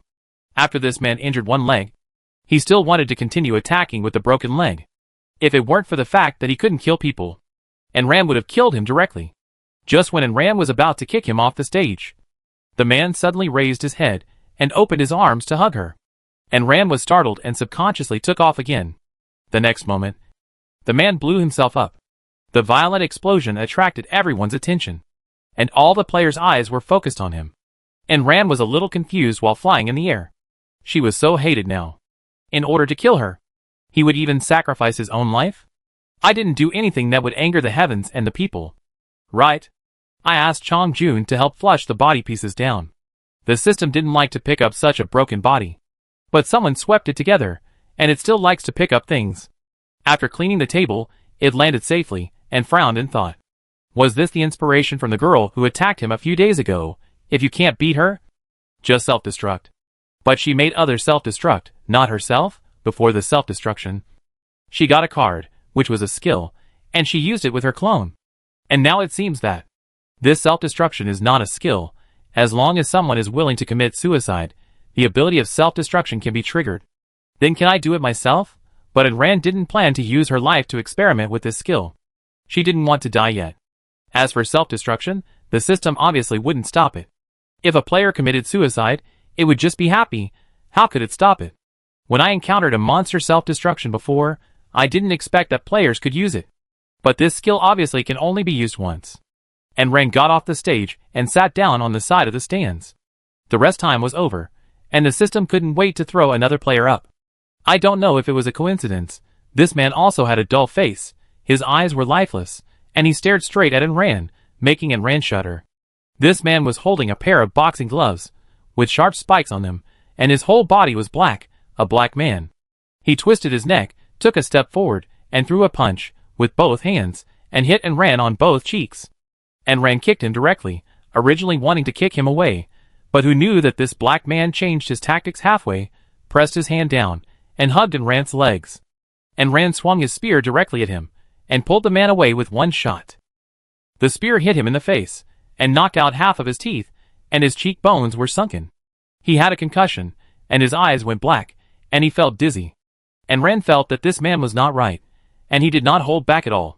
The black man spat out his teeth, and his mouth and cheeks were bleeding, and he struggled for a long time, but could not get up. Enran was still waiting for him to admit defeat, but the black man took out 7 or 8 grenade-like things from his backpack, and threw them at Enran. Throwing such a high destructive thing on a small arena is just courting death. It will blow him up as well. After all, this thing can't distinguish. And it will blow up the people who use it together. This person is not afraid of death at all, and just wants to drag Enran to die with him. Enran's face was dark, and he flew into the sky. The bomb exploded, raising a 10-meter-high smoke, which covered the people below tightly, and the specific situation was unknown. A scream came out from the thick smoke, and Enran fanned away the smoke and looked at the stage. The man's eyes were no longer dead, as if he had been awakened from his confusion by the intense pain. The black man's 2 legs were blown off, and the thing in his crotch was also torn to pieces by shrapnel. It will probably be useless for the rest of his life. I give up. I give up. The black man gave up again and again. And Enran did not go down, in case the man got sick again. Chapter 256 Group Suicide Attack. This man finally climbed down by himself under Enran's watchful eyes, dragging his 2 broken legs. Enran flew down, and the ring match with this man was officially over. Seeing how hard he was climbing, and thinking about the girl before, she squatted in front of him. Looking at his face carefully, this man was terrified by her look, and he didn't care about the pain in his legs, and said a lot of bird language in a gibberish. It means that he will not retaliate. He has already admitted defeat, and has no intention of killing Enran, so let Enran let him go. Enran rolled her eyes, clapped her hands, and cast a puppet curse on the man just in case. As long as the man didn't want to kill her, the curse would never be activated in this life. The black man was carried back by his friend, trembling, and looked at Enran with fear in his eyes. After solving the trouble, Enran returned to the ring. The 3 behind were much more normal, no longer with bloodshot eyes, and rushed towards her without fear of life and death. Enran didn't use any ruthless hands. They took the initiative to admit defeat, and stopped, although she was not injured. Enran still left the stage with a lot of confusion. How could she explain the 2 people in front of her? They really had a deep hatred for her. It was possible. After all, she had killed a lot of people. She might have killed their brothers and sisters. It was normal for them to hate her. She thought she had figured it out. So Enran stopped worrying about it. After all, there was no answer to worrying about it. She didn't even know who these 2 people were, so there was no way to investigate. If you only knew their names, you could still arrest them one by one and ask, "Do you know so-and-so?" With so many people, could she ask them all? But she still paid a little attention. It stands to reason that the people who fought against her were basically random, so no one should be able to control her. After looking around, everyone was concentrating on watching the game, and no one was suspicious. The only suspicious person, Long Fei, was still fighting with others in the ring, and Ran turned around a few times and returned to her tree house. In the afternoon, all the ring matches were over today. After being cooped up in the house for a long time, and Ran planned to go out for a walk. It was still very lively outside, so Ran ran to the stall. As soon as she went out, she found that Long Fei was leaning against the tree where she lived, looking at her with a gloomy expression. And Ran was speechless for a while, and she always felt that this person was a little bit crazy. 10 minutes after Ran left, Long Fei finally caught up with her and casually took a photo of the people passing by her. And Ran went to eat snacks, and was happily eating a grilled squid. The position not far behind her was replaced by a dazed person, and the positions on both sides, and even in front, were replaced by several players with a bad mental state. And Ran was not stupid, and she naturally noticed this situation. She was surrounded by people. In front, behind, and on both sides. And some of them were in the same state as the people in the ring today. If she didn't realize that someone was deliberately targeting her, she would be really stupid. She put on her armor immediately, and was thinking about taking off and leaving the encirclement. But she suddenly felt a sharp pain in her head. It was like countless small needles piercing her head. And the pain was so intense that she squatted down with her head covered. Damn! Who was messing with her? At this moment, the group of players, who were still pretending to be careless, all surrounded her. Their stomachs bulged high, and their bodies swelled rapidly. Just like a big watermelon that would burst with a poke. The first person she fought today was like this too. This group of people actually wanted to self-destruct. They were willing to sacrifice their own lives to make Rand die. And Rand suspected that she had really done something that was against the will of heaven, and was a great villain. But she couldn't leave now. The sharp pain increased in intensity, pressing her to the spot. The pain was like countless big hands constantly tearing at her brain, making her eyes go black, her legs and feet go weak, and the world is spinning. She couldn't lift her feet to leave here. Bang!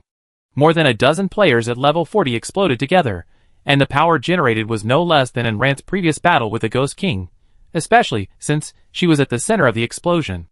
And Rand didn't care about anything else, and immediately activated the invincible golden body, and a golden barrier enveloped her. She perfectly resisted all the explosions and shocks. She was fine, but the people around her were unlucky, and were affected by the explosion.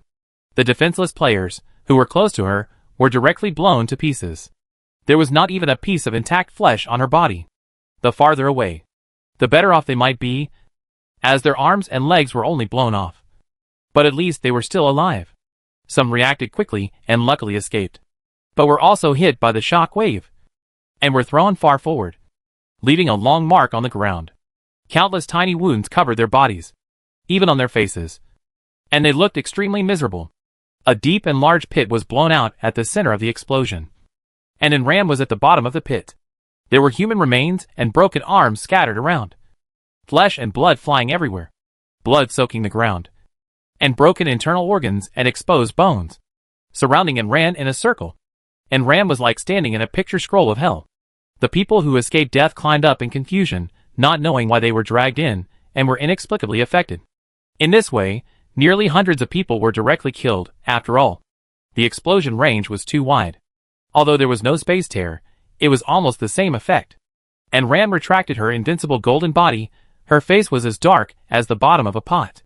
Who was so worried about her, and sacrificed so many lives just to kill her? She killed people basically because they provoked her. And this person was a bastard who took people's lives lightly. He let other players die for him. And he didn't care how many people died. And Rand flew to the middle of the air, looking around, not sure if the person who controlled everything was still at the scene. Seeing that so many people didn't blow Rand to death, they would definitely show different expressions, and they would be shaken. But after looking around, he only saw expressions of disbelief, confusion, and relief on the faces of the frightened players.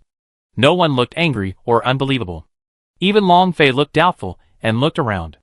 He seemed to be afraid that someone would explode again and kill him. Where Rand couldn't see. Huan Nu looked at Rand with a twisted face. She didn't expect that Rand wouldn't be killed.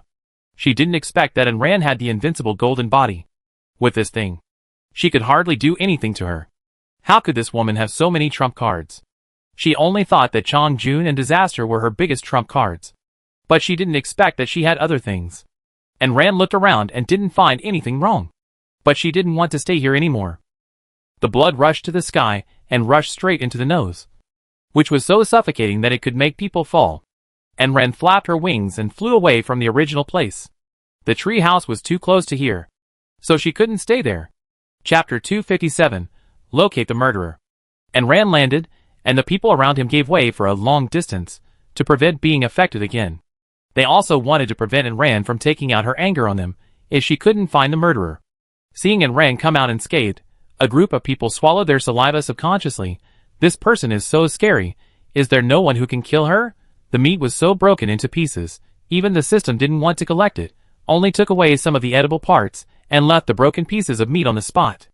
Although people in the game are used to death and miserable deaths, it is estimated that this kind of death is the first time they have seen it. Especially Innocent people were affected. The bodies of the people could not be cleaned up, and it was not good to leave them exposed. In the end, there were players with earth magic, who turned the soil and buried the traces. The people affected could only think that they were unlucky, and they could not find the murderer who caused all this, and they could not find the victim. And ran. It was not that they were rational, but simply could not beat them. And Ran could walk out of the explosion unscathed, and they were just looking for death by looking for trouble with him. And Ran returned to the tree house in a sullen mood. Asked Xiao Mei to sort out the things here, and threw herself on the bed and collapsed. Chong Jun came out from inside, and looked at the disaster, and Ran. Although it is a guess, it is probably close. And Ran turned her head, and looked at it without blinking. These suicide attacks are very likely the work of Huan Nu. She is best at manipulating others, and launching indiscriminate attacks. And Ran was puzzled. I know this. But isn't she one of you? Otherwise, she would have suspected it long ago. They are all on the same line. She thought she was just a little paranoid, and couldn't possibly distinguish the priorities. Disaster? TSK. Squeaked. That woman is a lunatic. She is in a group of her own. When she gets really crazy, she even kills her own people. Isn't she just a psychopath? She attacked my teammates. Then why did she attack me? I don't think I have offended her. I just had an unpleasant experience with Long Fei. Looking at that posture, she will not stand up for her contractor. Is it because of Chang Yi's matter? Then, this obsession is really terrifying. After all, Chang Yi has passed away. This is not called love brain, but paranoia. She chased you for Chang Yi's things again and again. Probably because she sensed that Chang Yi's things were on you. She was crazy at first.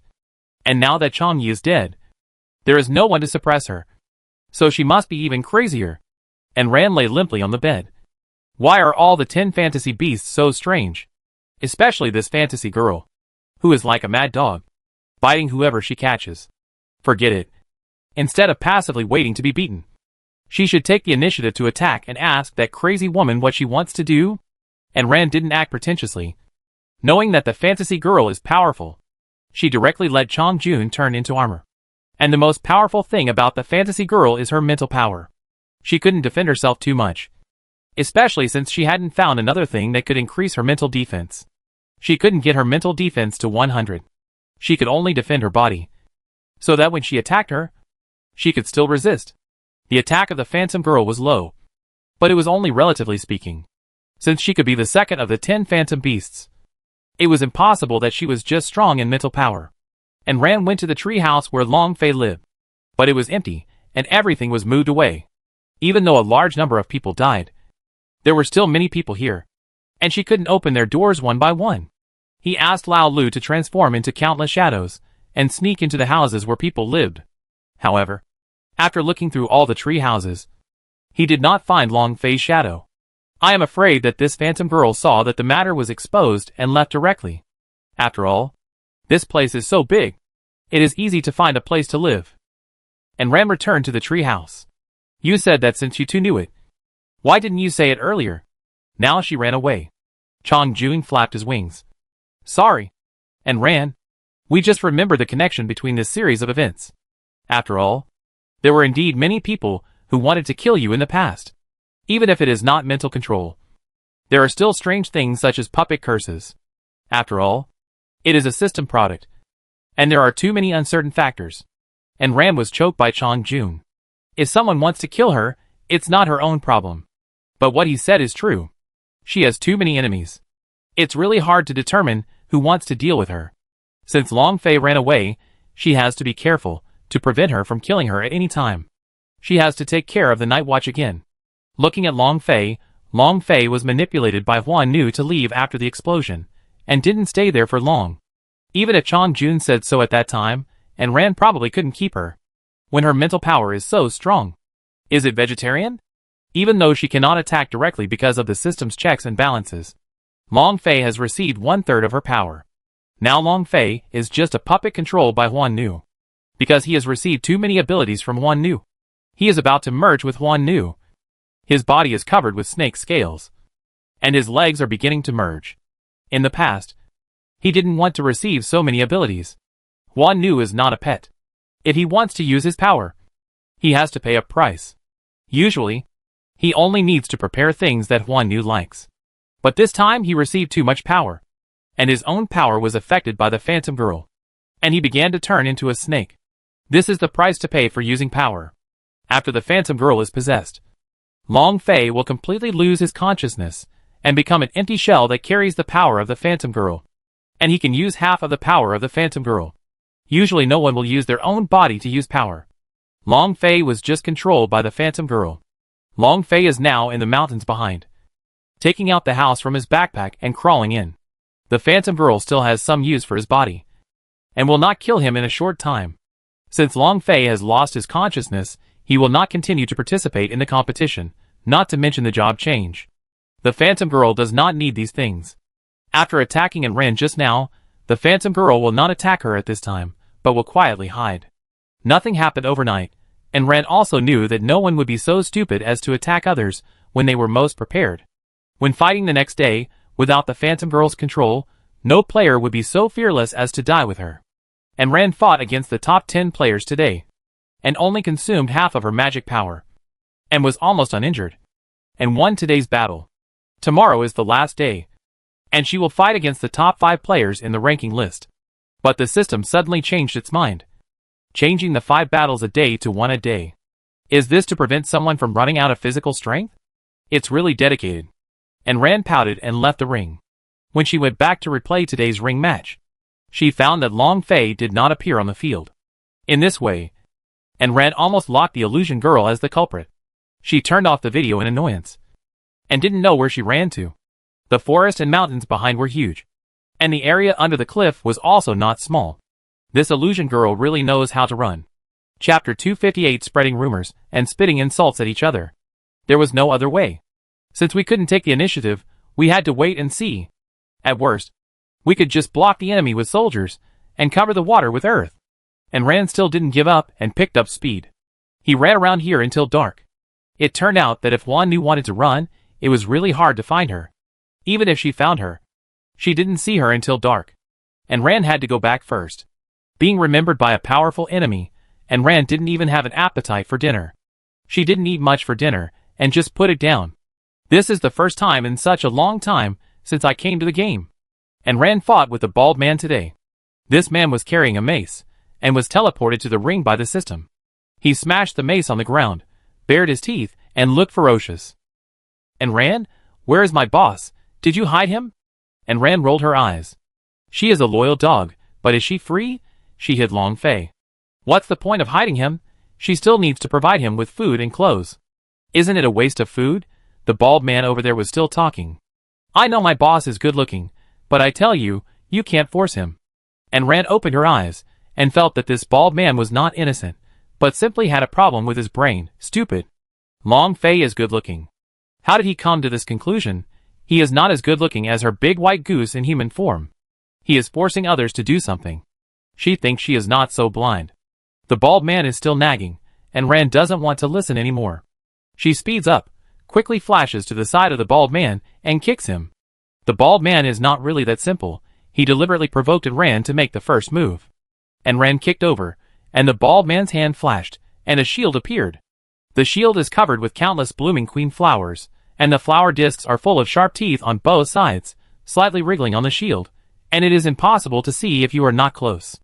As long as Ran kicked, the flower disc would wrap around, pulling Ran's legs into the shield. These blood-sucking plants would take root in Ran's flesh and blood, and then twist off one of Ran's legs. And Ran's strength was exhausted, and he had no time to retract his legs.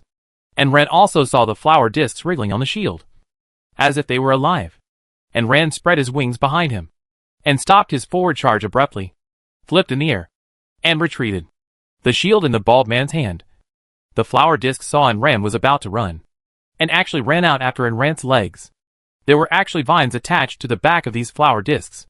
The vines were covered with barbs, which could easily pierce human flesh and blood and penetrate into the flesh. As a result, the chase was interrupted by Lao Lu halfway, who entangled their vines tightly. Lao Lu's vines turned into big hands, and grabbed these vines and pulled them out.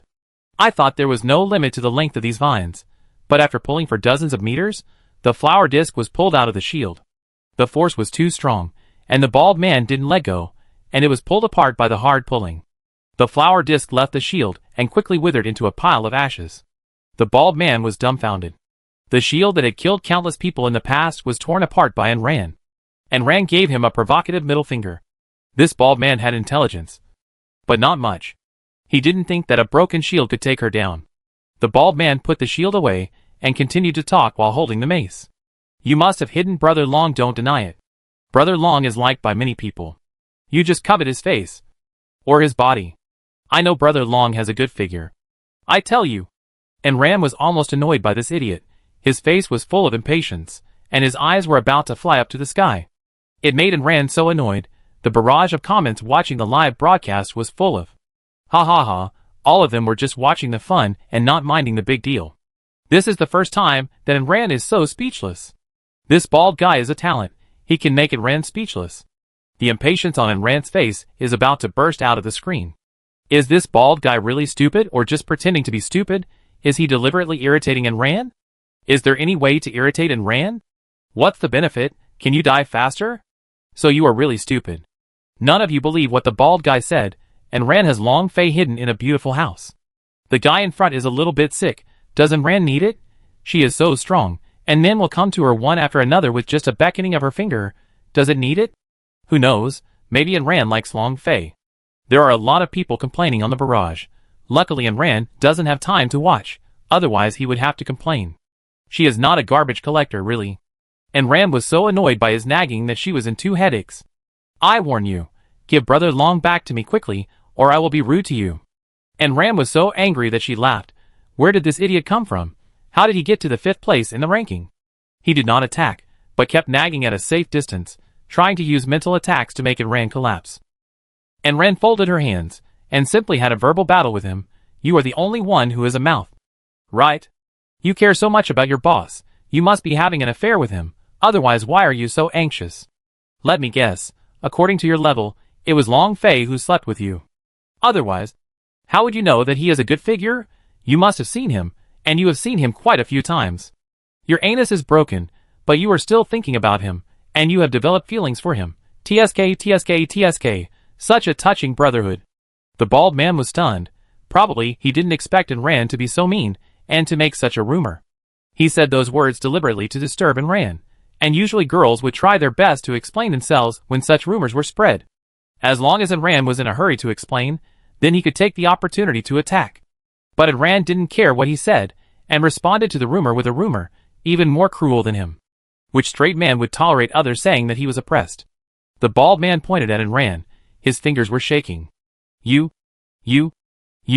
are talking nonsense. You are oppressed. I and Boss Long are not in that kind of relationship. TSK, TSK, TSK, explanation is covering up. Covering up is the truth. I know, your boss treats you very well, and you are very happy to serve him. So you can't forget him? That's why you are so anxious. I understand. I understand. You don't understand shit. The bald man was sweating with anxiety, and he seemed to have heard the whispers of those people in the stands. Others did not believe what he said about Enran. After all, the two of them had no apparent connection. During this period, the bald man had been following Long Fei like a tail. And it was clear who was more credible. The bald man looked at Enran's malicious eyes, especially the circles around him staring at his butt, and his anger exploded. He no longer cared about talking nonsense, and rushed towards Enran with a mace. Enran flew up, fell from the top of his head, and stepped down with his feet. The bald man raised the mace to try to resist Enran. Chapter 259 Resurrection. Although Enran fought back, she was still furious. He kicked hard, without any mercy. The extremely hard mace was broken into 2 pieces by Enran's heavy stomping. Enran crushed the bald man's mace, and stepped on his shoulders with both feet, pressing down hard. With a force, he crushed the bald man's shoulder blades. The bald man screamed and was pressed to the ground by Enran, with his mouth wide open and drooling. Enran got off him, put on disposable gloves, pulled out his tongue, cut it off with a knife, and threw it away. She smiled and said to the bald man, "Since this tongue can't speak, then don't use it." After that, she kicked the bald man in the chest and kicked him off the stage. The bald man rolled off the stage, his chest collapsed, blood gushed out of his mouth, and he was already dying when he went down. But he didn't die. If someone was willing to spend a lot of money and medicine to save him, he could still be saved. But who would be willing to spend money on a dying person, or someone who has nothing to do with him? Baldy was injured like this. Even if Long Fei was not controlled, he would not save him. Why would he spend a lot of money to save people if there was no benefit? Baldy lay there, looking at the people around him with blurry eyes. His body was cold, and his consciousness was gradually leaving him. He prayed that someone would come to save him, but now in the game, profit is the most important thing. Who would come to save him? And Ran jumped off the ring, crouched beside him, patted his face. Don't be so mean in your next life. You are the first one who is looking for death by talking meanly even though you can't beat him. Baldy looked at her pleadingly, and Ran smiled and gave him a knife, completely killing him. The ears were completely quiet. No more annoying bitches talking. Kill him, so that Long Fei would not come back to join him, and the two of them would cause trouble together. The bald man's things went into Ran's backpack. And Ran left the body where it was, and returned to the tree house. Originally, the bald man was to be removed by the system, but before the system came, the bald man's chest, which had lost its rise and fall, resumed its rise and fall. The blood on his body was still there, but his physical condition was miraculously restored. The bald man was alive again. The bald man climbed up tremblingly, and looked around at the players, who refused to help save people. He raised his foot, and stumbled back to his tree house. One of his skills was resurrection. He could be resurrected 5 times. But each time he was resurrected, he would drop a level. This was his 3rd resurrection. He had died twice before following Long Fei. On the leaderboard, he was originally ranked 5th. But now, he suddenly dropped a level to 6th. Long Fei had brainwashed him into being his younger brother because of his skill. If there was any dangerous situation, he didn't want to go. So he let this fearless younger brother go. The little brother is so obedient. Whatever he says is true. He beat him half to death, and Long Fei kills the monsters again. He gets the benefits and experience. Because he was severely brainwashed, under Long Fei's manipulation, the bald man was almost fearless in fighting monsters, and rushed to the top desperately. Otherwise, after so many levels down, he can still be ranked 5th on the leaderboard. Of course, Long Fei will not take away all the experience and things. He needs people to do things, and the bald man is of little use if his level is low. Only when his level is high can he help him give more benefits, and he will give him a lot of things and monsters that he doesn't like. If it weren't for brainwashing, this bald guy would be completely devoted to Long Fei. It wasn't really the reason, and Ran said. The bald guy limped. Although his body functions were fully restored and his injuries were gradually recovering.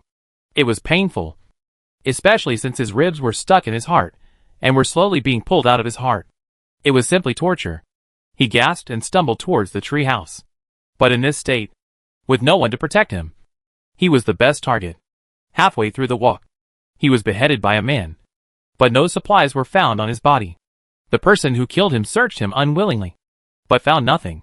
He kicked him hard, and then left cursing. The bald man resurrected again, and his level was reduced by 1 level. This time he was directly out of the top 50. Not only did he lose all his belongings, but he also died twice in a row. Today was really unlucky.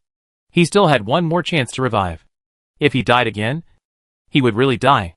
No, he couldn't die here. He had to live to find Boss Long. If the boss was here, no one would dare to bully him like this. Kill that woman, and Ran. Didn't I just say a few words to her? It wouldn't hurt me. But she killed me. What a devil.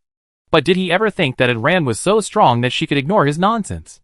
If you spread dirty rumors about girls in real life, it could kill people. But it was obvious that this bald guy didn't think he was wrong. In fact, in this crappy game, you can use any means to gain benefits. It was just a rumor. Maybe it wasn't serious here. And Ran has killed a lot of people recently, and her level has finally risen by 1 level. However, the experience obviously cannot allow her to reach the next level. This is already very good. Now she is level 56. But the experience required is 200,000. Can you believe it? To get such an exaggerated experience. How many monsters does she have to kill to accumulate enough experience? The system may be sick. If this is the case, when she reaches level 100, the experience will be over 100 million. Will she kill all the monsters in the game? Stupid system. Let's see what's up recently. It's too messy, and needs to be sorted out. Food, vegetables, fruits and the like, she didn't want to look at so many. She sorted out her favorite seafood, meat and snacks, and sorted out the rest, and put them in the warehouse of Yundao. The food she had on hand was enough for her family to eat for 3 years. Others might need to grow some crops, but she didn't care. I didn't know who got it, and Ran accidentally got half a pound of 5-color sand.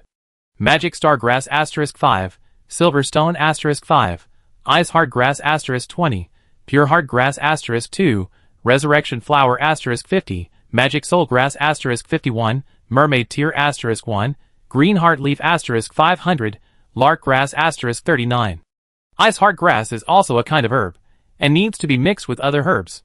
Mermaid Tears are a beautiful pearl that can be used as medicine, embedded in weapons, or even used as jewelry. There are many uses, but the specific function is not shown.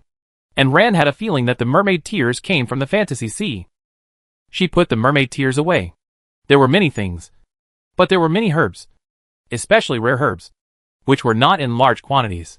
After sorting out the things, she looked at the time and saw that it was still early. After a fight, it was only a little after 10 o'clock in the morning, and Ran flew out from the balcony and headed towards the forest behind. She was worried because she couldn't find the 2 time bombs. Long Fei and Huan Nu. Chapter 260 The Last Match. Xiao Wu of Fancy Gymnastics. Since it has been confirmed that they are enemies, it is better to find them and eliminate them as soon as possible. But those 2 guys are really good at hiding. And Ran searched from morning till dusk, but still couldn't find them. What are they doing? If they want to kill her, they can just come and kill her. Why hide? And Ran couldn't understand Huan Nu's logic, so she had to return to the tree house with confusion. The Huan Nu here had taken advantage of Ran's search in the mountains, and quietly returned to the place where the bald man lived. The bald man was lying on the bed, with the blood on his body not yet wiped clean. He was half dead now, and had no strength to get up. When he saw Long Fei coming in, the bald man's eyes lit up, and he was about to struggle to get up. Long Fei asked him directly, "How many times have you died?" The bald man was stunned, but still answered him subconsciously, 4 times. Long Fei was not very happy. His immortal skill had been wasted too many times, and now he died again. This ability would be useless. Forget it, I don't need his help anyway, so let him play a role in the end. Long Fei, who was completely under control, grinned strangely, and slapped the big bald head. The bald head rolled his eyes, and completely relaxed. Long Fei occupied the bald head's residence, and disgustedly packed up and threw away all the things he had used, and locked the bald head in the balcony. There was no rush for the time being, and waited until Ran finished the game. And when he was most relaxed, Ran went to the ring, and the system announced that because of the 3rd place, the 4th place gave up the game. The 1st place Long Fei disappeared, and the 2nd place Xiao Wu fought against Ran. This is also the last match of the ring match. It is finally over. Not only Ran, but also the others watching below are relieved. During this battle, a lot of bad things happened. Let's end it quickly and go home. Xiao Wu was teleported into the ring. This girl is pretty. She is tall, with long legs, and her hair is tied into a bun, fixed on top of her head. Xiao Wu didn't rush to attack when she came in, but spoke first. Ran, how about we stop here? There is no need to fight with our lives. She was originally going to test the gap between herself and Ran. With Long Fei not around, she was sure to get 2nd place. It's not that she has no ambition. If she doesn't want to be the first, she has to have the ability to get it. People, it's important to know themselves. Although the reward may not be as much as the 1st place, the reward for the 2nd place will not be less. Why should she risk her life to fight with Ran?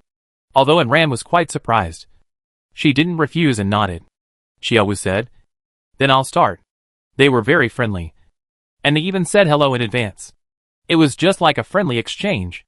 Compared with the people before, there was a world of difference. Xiao Wu's weapon is quite peculiar. It's a ribbon. I don't know what her profession is, but it looks like a hidden profession. A pure magician or warrior can climb high, but without external assistance, it's still a little short. Xiao Wu's fighting method is also very special. Her whole body is very soft. A ribbon dances like a flower, floating around her body, rolling to protect her whole body. Ran was a little dumbfounded. A beautiful woman dancing with a ribbon. This attack method looks like gymnastics. Her ribbon is Xiao Wu's special sword, a soft sword, but the blade is longer than the ordinary soft sword, and it's red. It looks like a ribbon. But if you look closely, there is a hilt. Xiao Wu swung the sword, and the soft sword was bent into a strange arc, covering Ran's whole body. You can't find its exact landing point, and you can't find where it will attack. The soft sword seems to be able to attack anywhere, and it is extremely sharp.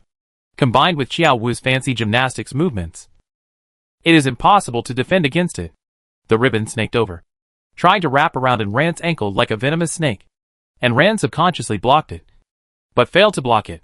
It blocked part of the sword body, and the remaining part continued to attack. And Rand stepped back, and Xiao Wu chased after her, waving her soft sword.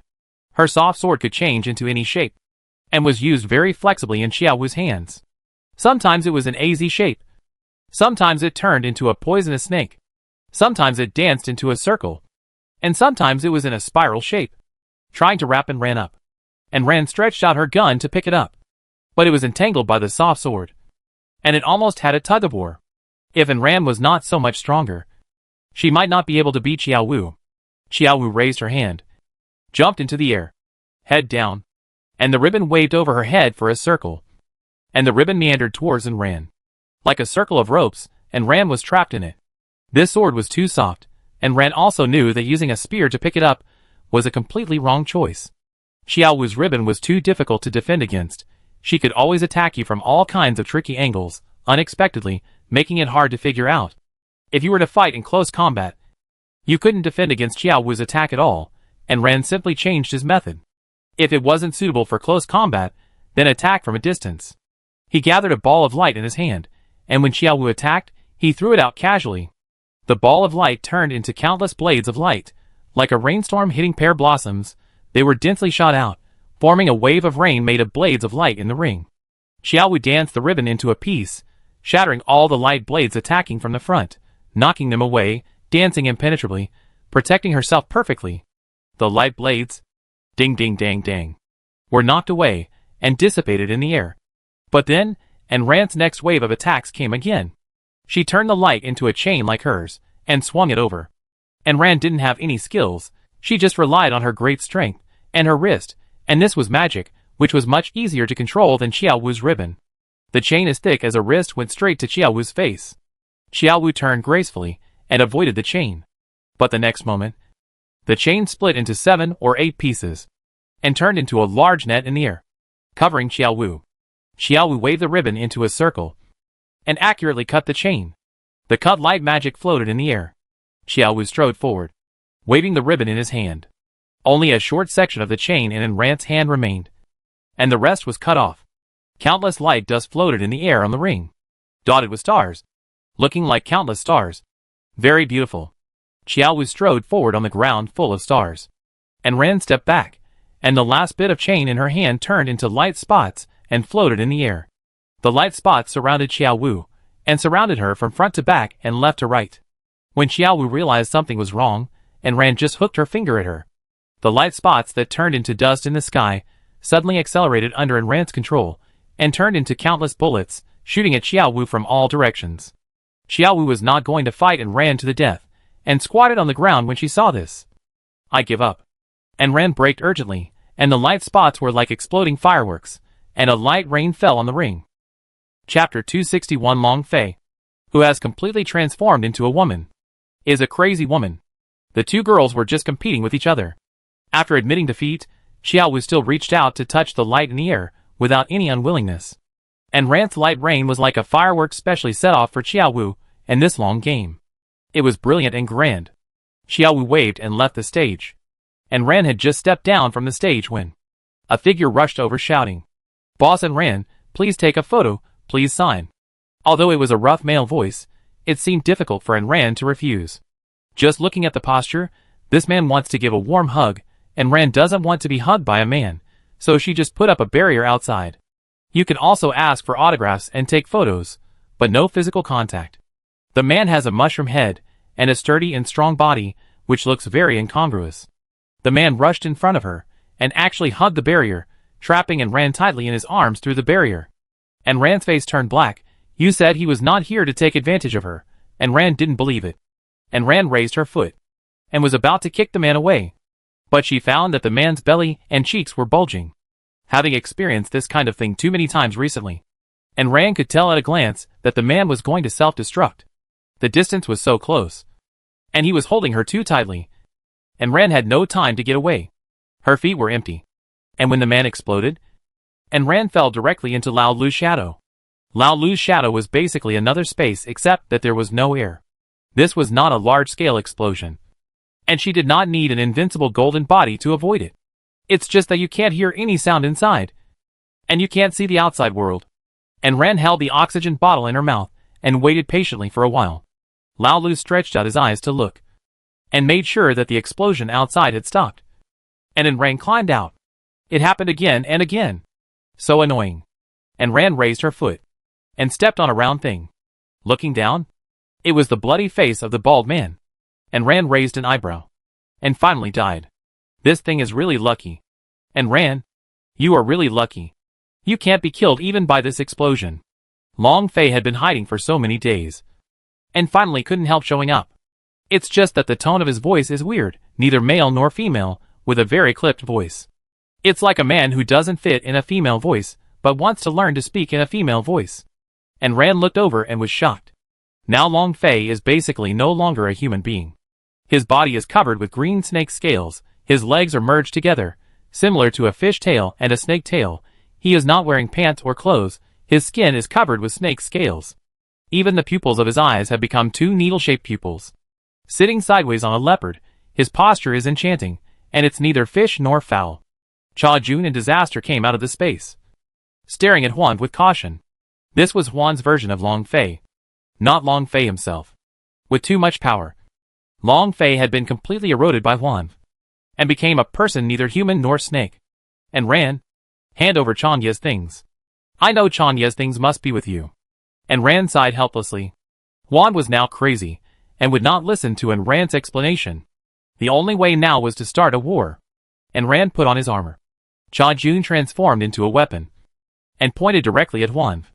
There was no room for negotiation.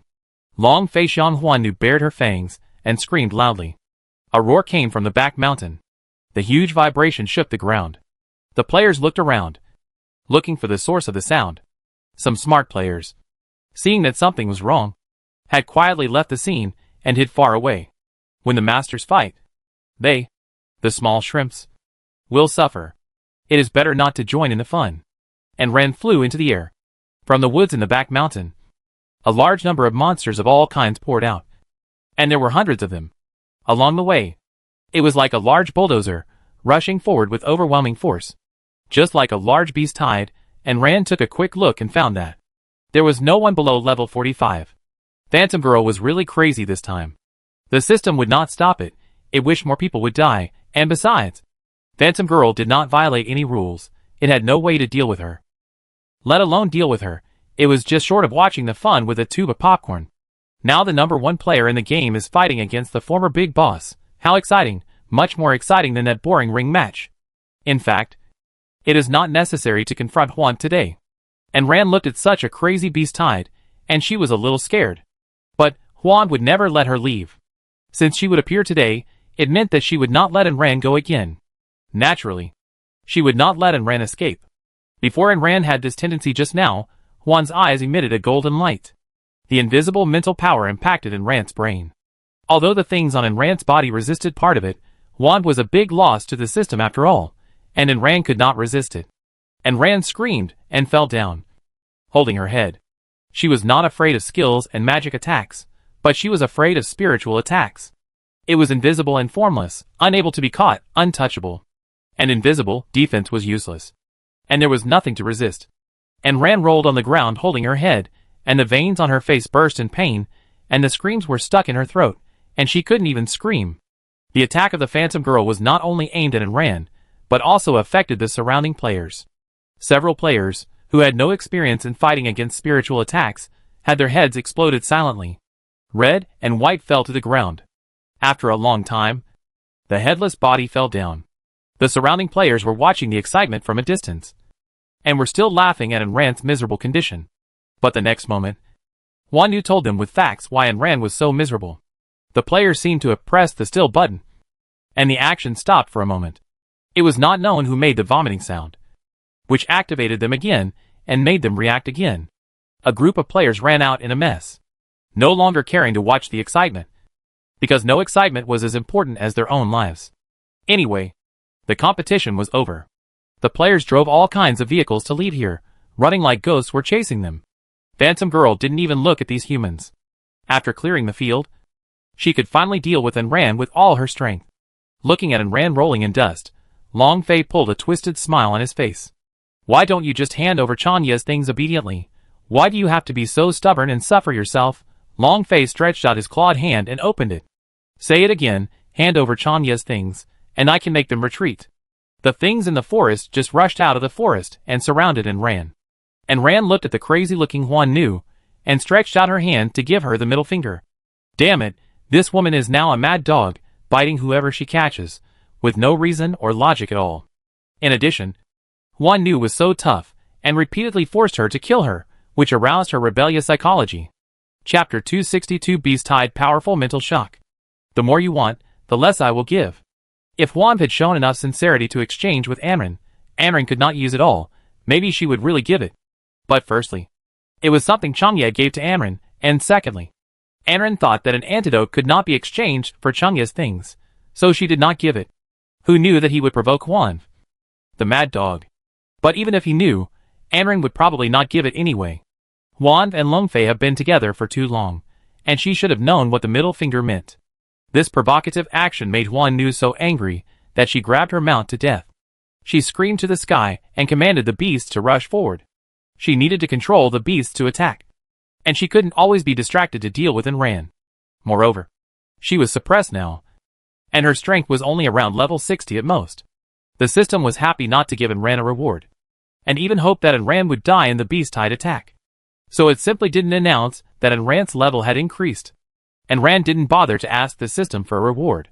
She was pulled down by the Phantom Girl to the center of the herd, facing the first wave of magic volleys.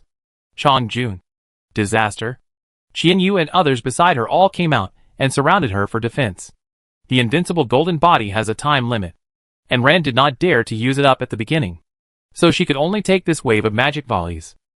But now there is no Phantom Girl to suppress her. She can at least dodge, and does not need to face it directly, with the ability of foresight turned to the maximum.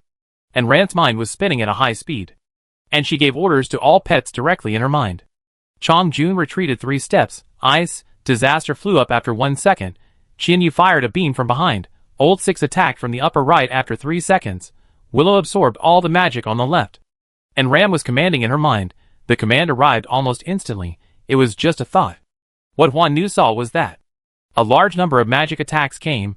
Chong Jun on the right suddenly retreated 3 steps in advance.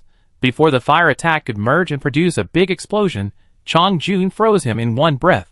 Disaster in the front right jumped up instantly after Chong Jun attacked. A wave of earth magic emerged from the ground, and was burned clean by Disaster's soul fire.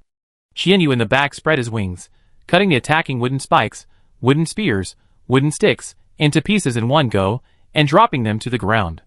The lightning that fell from above in Ran's head was blocked by the vine wall that Lao Lu had transformed into. Although the vine wall was broken, the lightning did not fall on Ran's head. The mixed attack on the left, which was also the weakest wave of attack, was swallowed by a bone dragon that suddenly appeared. Not only did it swallow it, it also burped. The wind attack in front hit the barrier that Enran had set up, and was surrounded by the barrier, and shattered along with the barrier. Huan Nu was puzzled. How come the pets seemed to know the landing points of all attacks? Even when the pets changed their shapes and landing points, they just happened to hit their weak points. And if she was not mistaken, the bone dragon used Chanya's skill, alternate space. And he said the thing was not with her, and he directly used Chanya's skill, but he just argued and refused to give it to her. Huan Nu's eyes were red with anger, looking at Enran. She almost wanted to kill her. But why didn't she think about it? This is someone else's thing. Why should they give it to you? Long Fei like Huan Nu wanted to find a beast to vent her anger, but the beasts around her had learned to be smart, and didn't want to be beaten to death for no reason, so they stayed away from her. Huan Nu was even more angry. And Ran ended the first wave of foresight, and continued to open the second wave. This thing has no cooling time, and can be used continuously in theory, but it can only predict things within 20 seconds. Her foresight ability is very difficult to deal with, and it has not been upgraded yet. The first wave of magic didn't work, and the second wave came again. Before the magic power is exhausted, they can't just go straight up. This time Enran changed her strategy, and didn't hide, but let Lao Lu and Xiao Qi directly roll up the beasts around them to block them. Cha Jun and the others did the same. These unlucky beasts were blown to pieces on the spot, and screamed in agony. 7 or 8 thick-skinned bears and gorillas formed a wall of flesh, and 3 of the low-level ones were directly blown to death. The rest were killed by Enran, who had blocked the attack. Originally, Huan Nu wanted to prevent these guys from hitting their own beasts. After all, they trapped people in the middle, which was a small space, and the rest were their own beasts. Once the magic power was a little stronger, it would affect the surrounding area of Enran's encirclement. Huan Nu was not so kind to them, but they were all killed by her magic, so they could not fight. Huan Nu originally intended to surround them in the middle, so that they were surrounded by monsters in front, behind, left and right, and were beaten every step. But she forgot that there were so many monsters, and Enran could hit the monsters with every shot. It would be better to have 2 rows in front and behind, and cast magic on Enran, and wear them down. It was a mistake. She originally thought that Enran, this little girl, was not that powerful, because she relied on Chang Jun and the others to protect her, but she did not expect that she had such a trick similar to the ability of foresight. Enran tried to catch monsters to resist the attack, but failed. The monsters had learned their lesson and moved away from Enran. They formed a big circle, leaving the middle empty. They opened their mouths and sprayed countless magics, hitting the center. The same magics were used together, otherwise some would counteract each other. When the two met, they would cancel each other out. Enran pulled all the pets directly into Lao Lu's shadow. The magic landed where they were originally, causing a violent explosion. Lao Lu closed the shadow entrance here, and the shadow extended to the back of the beast group, and directly arranged an exit there. And Enran and the others got out from it. There was no oxygen in the shadow, and they could not stay for long. Huan Nu looked at Enran and others who came to her in a daze, and before she could react, she was overwhelmed by a wave of magic that had been prepared long ago. Huan Nu urgently arranged a mental barrier in front of her to block the attack, but the shock wave generated by the explosion was too violent, and directly rushed Huan Nu out. As the phantom girl flew backwards, she opened her mouth and launched an invisible shock wave in a fan shape. Enran, who was hit, felt her brain go blank instantly. Her head felt like it was hit hard by a sledgehammer, and she felt a dull pain, and even her expression was blank. Enran fell down with a thump and fell to the ground. Her life or death unknown. All the pets inside, except for Disaster and Little Cloud, were affected. Disaster also felt a little pain in her head, but she could still bear it. After all, her mental shock was not as powerful as before. Disaster launched an attack with another head, directly eroding, and Xiaoba assisted, and the two successfully entered the Phantom Girl's sea of consciousness. Disaster and Xiaoba actually occupied 1/3 of the Phantom Girl's sea of consciousness in an instant. The Phantom Girl didn't care about continuing to trick Enran, and she got up her spirits to deal with the two invading guys. Chapter 263 injured the Phantom Girl. The job transfer battle is over. She didn't dare to let the Disaster do whatever it wanted. After all, it was just a 10th Phantom Beast that was about the same level as her. The brain directly welcomed the impact. The 1,000 eyes and hairpins that Enran had eaten before resisted part of the impact, but cracks had already appeared on the hairpins. Without these, Enran would probably have become an idiot. The tug-of-war was still going on over there, and Enran hadn't recovered for a long time, but the monsters finally found the disappeared Enran, and were about to rush over again. Now Enran still looked like an idiot with a blank expression. But Chang Jun recovered first. Phone lifted Enran and the others up in one breath, and slapped Enran twice with his wings. Enran was stimulated by the pain and woke up, and saw the battlefield below was in chaos.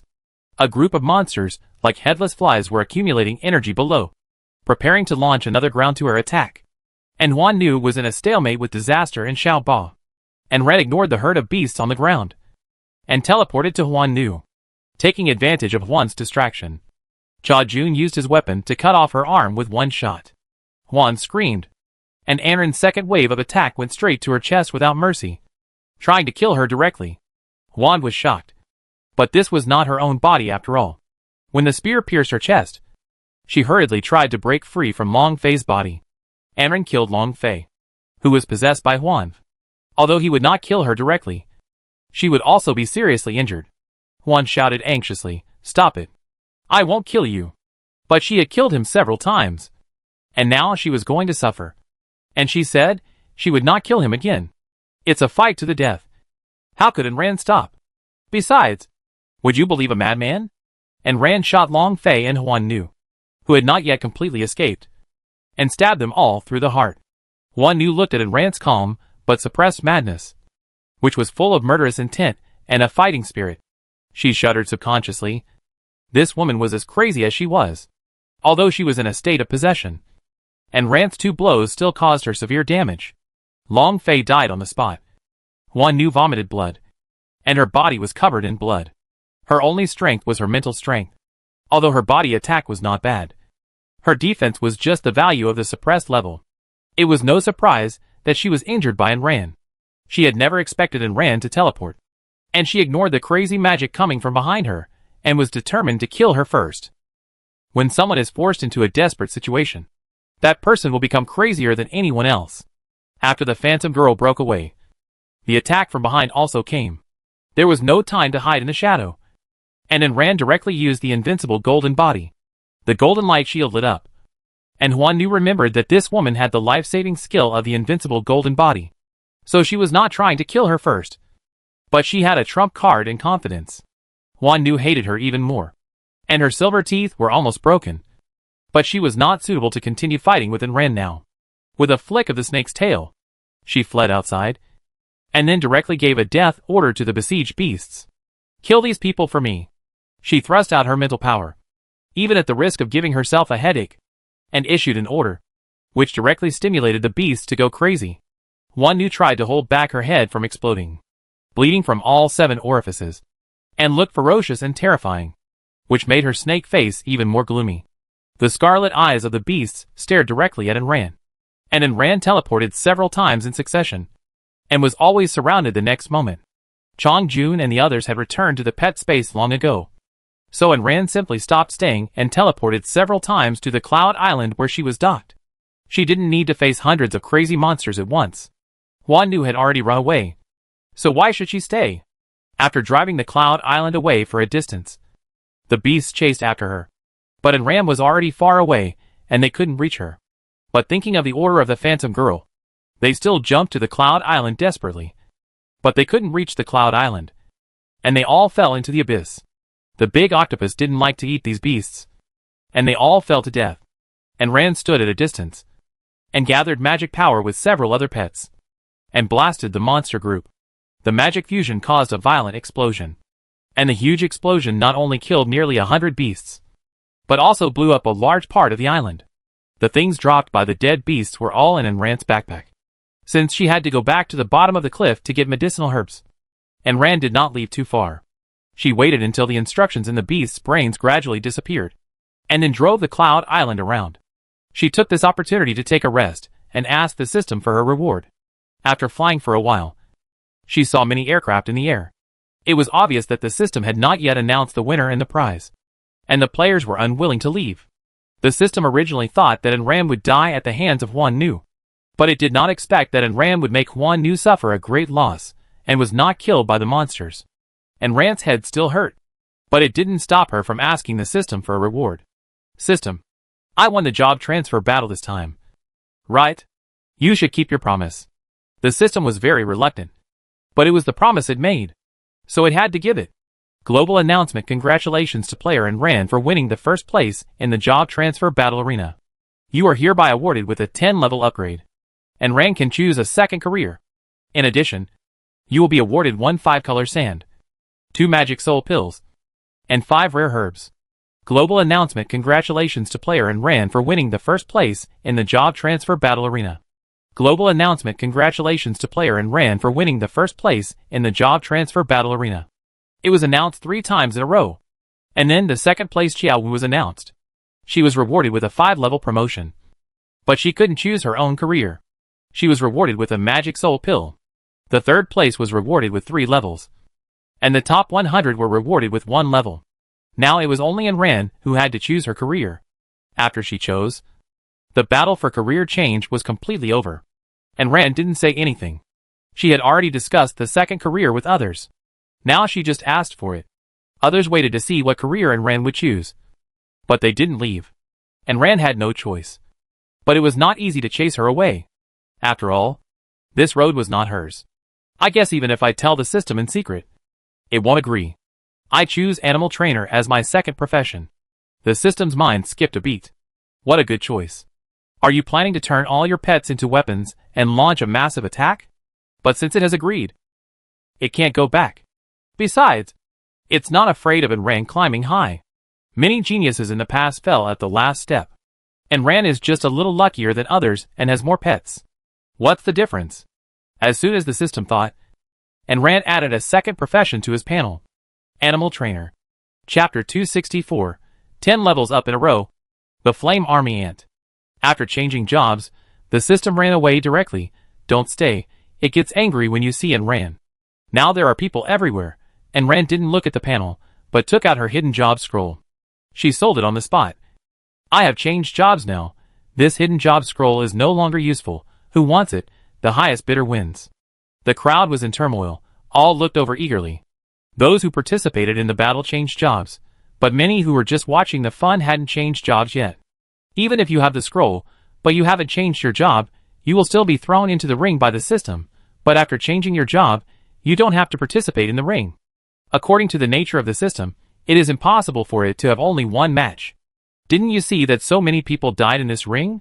The system was so happy that even Ran's promotion of 10 levels and his acquisition of the tamer job didn't ruin its good mood. Although Ran's hidden job scroll also requires 3 ordinary job scrolls to open, there are ordinary job scrolls in the trading area now, just by a few. From the first job transfer battle to now, there have been ordinary job transfer scrolls being revealed. And people have been selling them in the trading area. Although it is a little more expensive because of the second job transfer battle that has been launched again this time. It is still better than participating in the battle on the arena.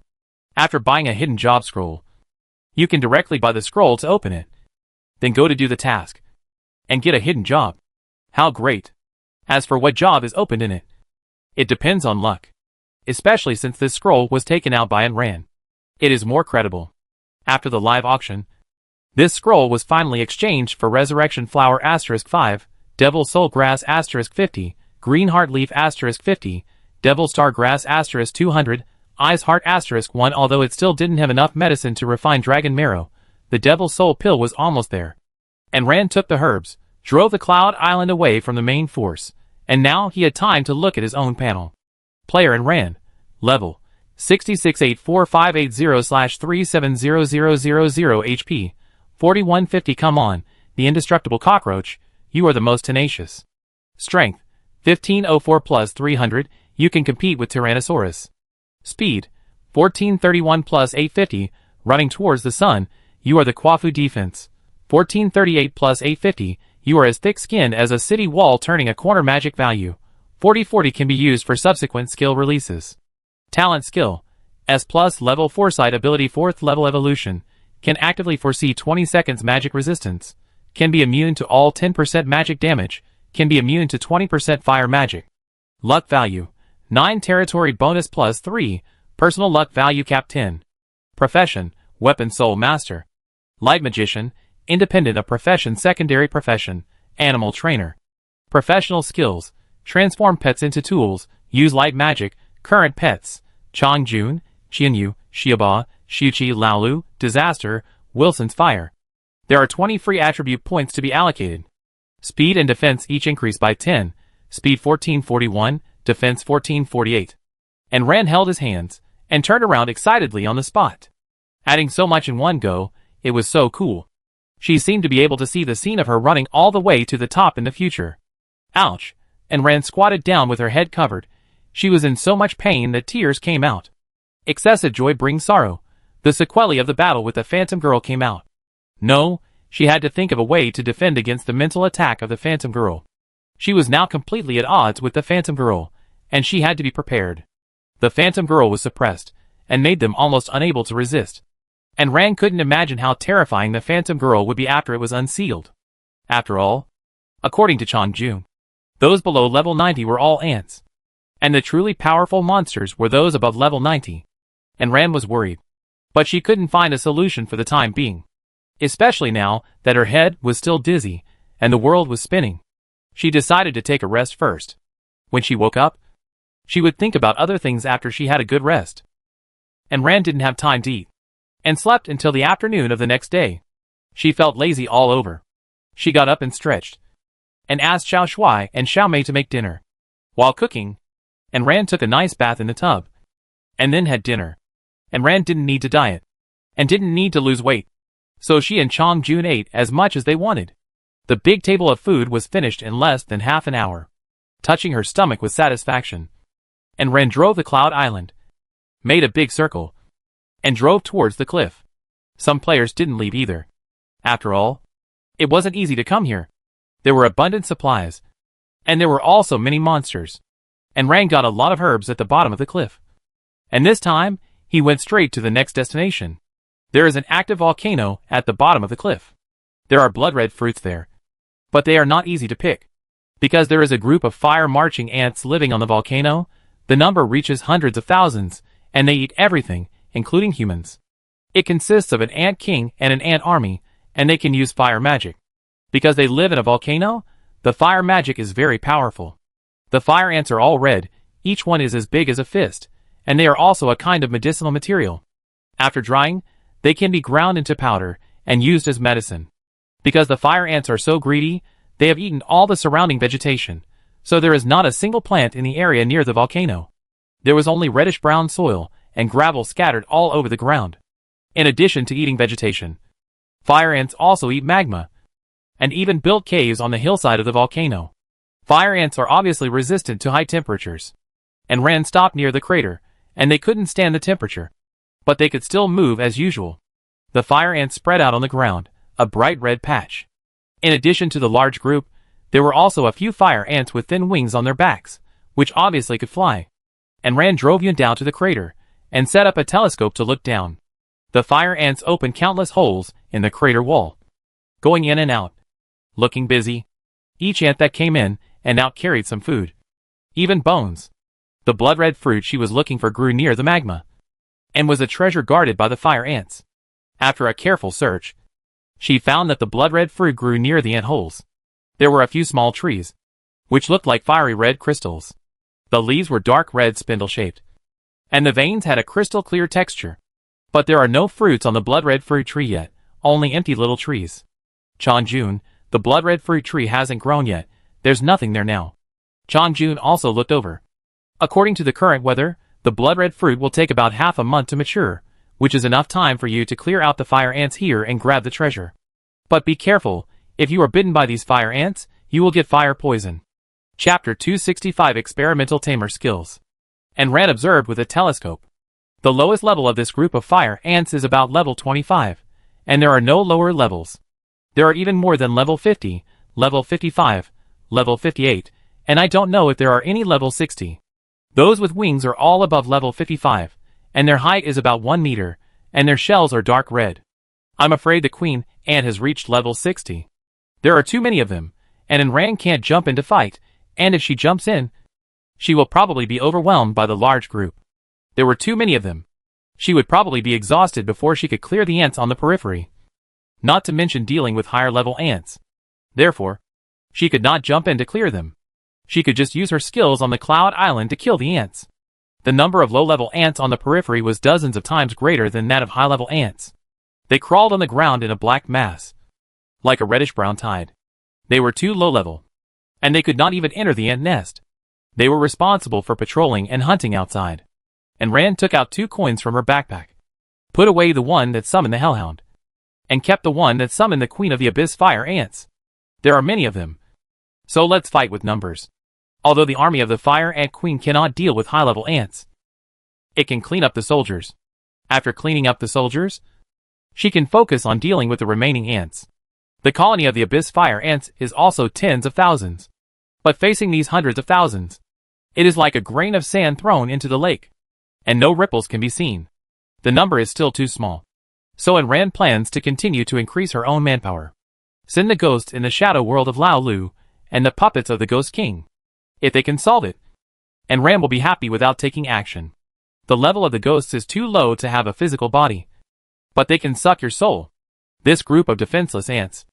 After the soul is sucked, let's see what they can do. The queen ant and other things were sent down at once. And Ran didn't care about it. She lay on the edge of the Cloud Island and watched the fun below. Her army of ants looked no different from the fire ants. At most there was a slight difference in color.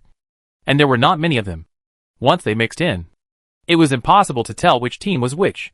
The settings of this group of ants are basically the same as those of the Abyss Fire ants. Both groups use fire magic to infect people with fire poison. And they look similar. One group comes from the abyss, and the other grows in the crater. If the level difference is not so great, the Abyss Fire ants are probably more powerful. The two groups of ants are fighting, and they are all in a mess. Fire magic mouthparts and legs are all their weapons. The fight is so lively, even more exciting than a ring match. And Ran is eating melon seeds and watching the fun. The Abyss Fire ants are smaller than these flame ants, but their attack power is obviously not low.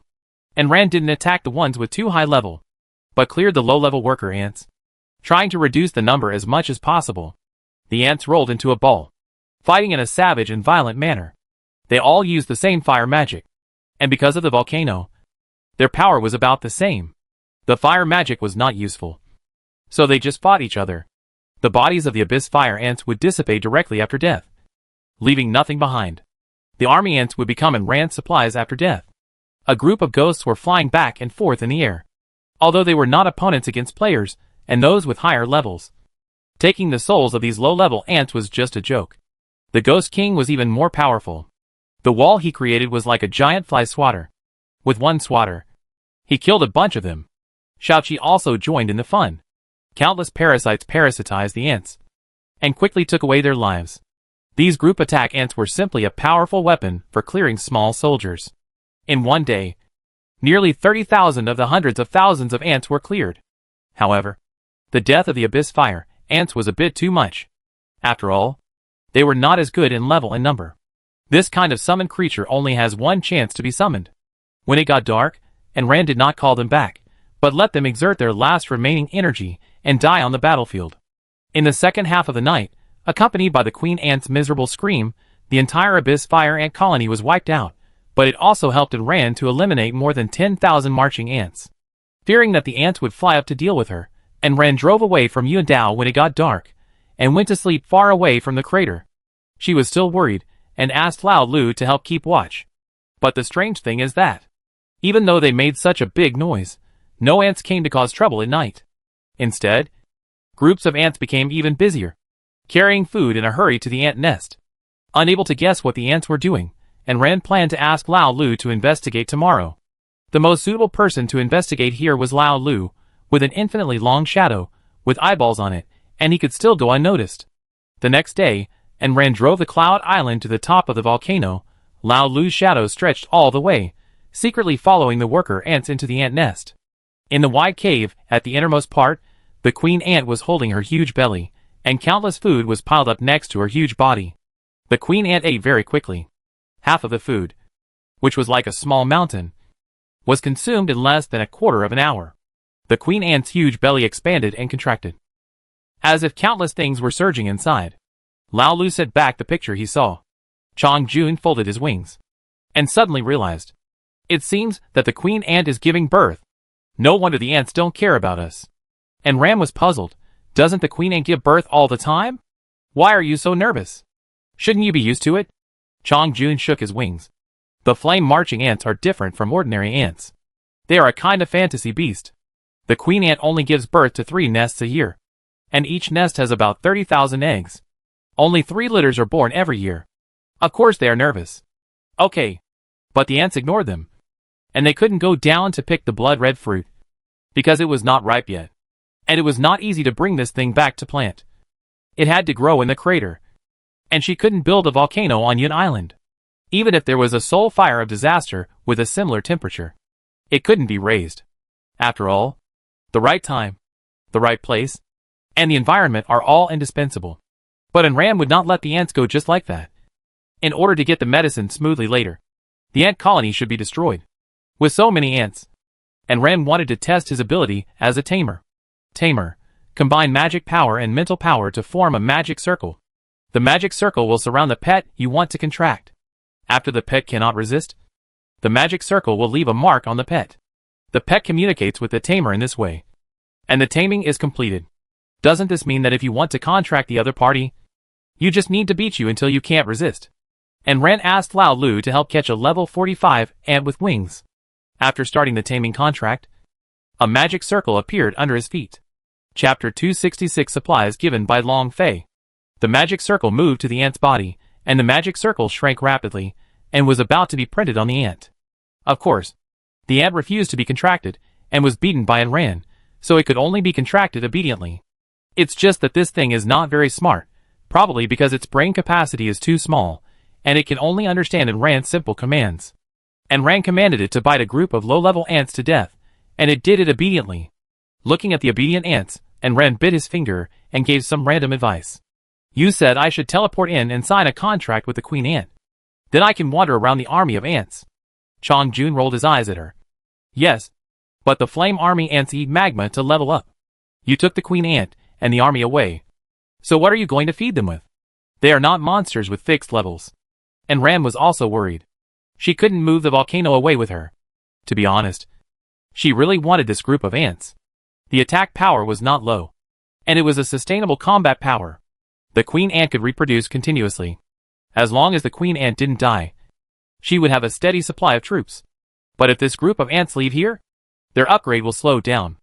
After all, they are of different species, and eating other things is not very useful. Why are you worrying so much? Sign the other contracts first. It is also a good thing to take the blood vermilion fruit first. That's right. As for whether to take them away later, we will see the situation. She can't take the magma away, not to mention the high temperature. And it will be a problem to use any equipment. The soul fire of the disaster is hotter than the volcanic magma. But it can't be used to upgrade the ants. It is daytime now, and Ran can't go in and capture the queen ant openly, so she waits until dark. Today the ants have been busy carrying all kinds of food. Plants are the rarest kind, and the most carried are the corpses of various monsters. Although they are dead, it doesn't prevent you from reading the information above. This group of ants is really strong in combat. There are many level 50 plus in the food, which are carried by a large group of ants from far away. And Ren first went to see the supplies she got from Long Fei. She didn't kill Huan Nu, but Long Fei did die in her hands. The grid was expanded to 5,000 directly. As long as she didn't want to spend a lot of money, she could just put one in. It was enough for her. She didn't count the food, vegetables, fruits, etc. But there were quite a lot anyway. It must be said that the number one on the list had quite a lot of good stuff. Rare minerals, herbs, and even 2 magic soul pills. But there was no 5-color sand, which was still a little short of Ran's huge reserve. After putting the things away, Ran took a look at Long Fei's weapons and armor. Although they were not top-notch, they were not bad.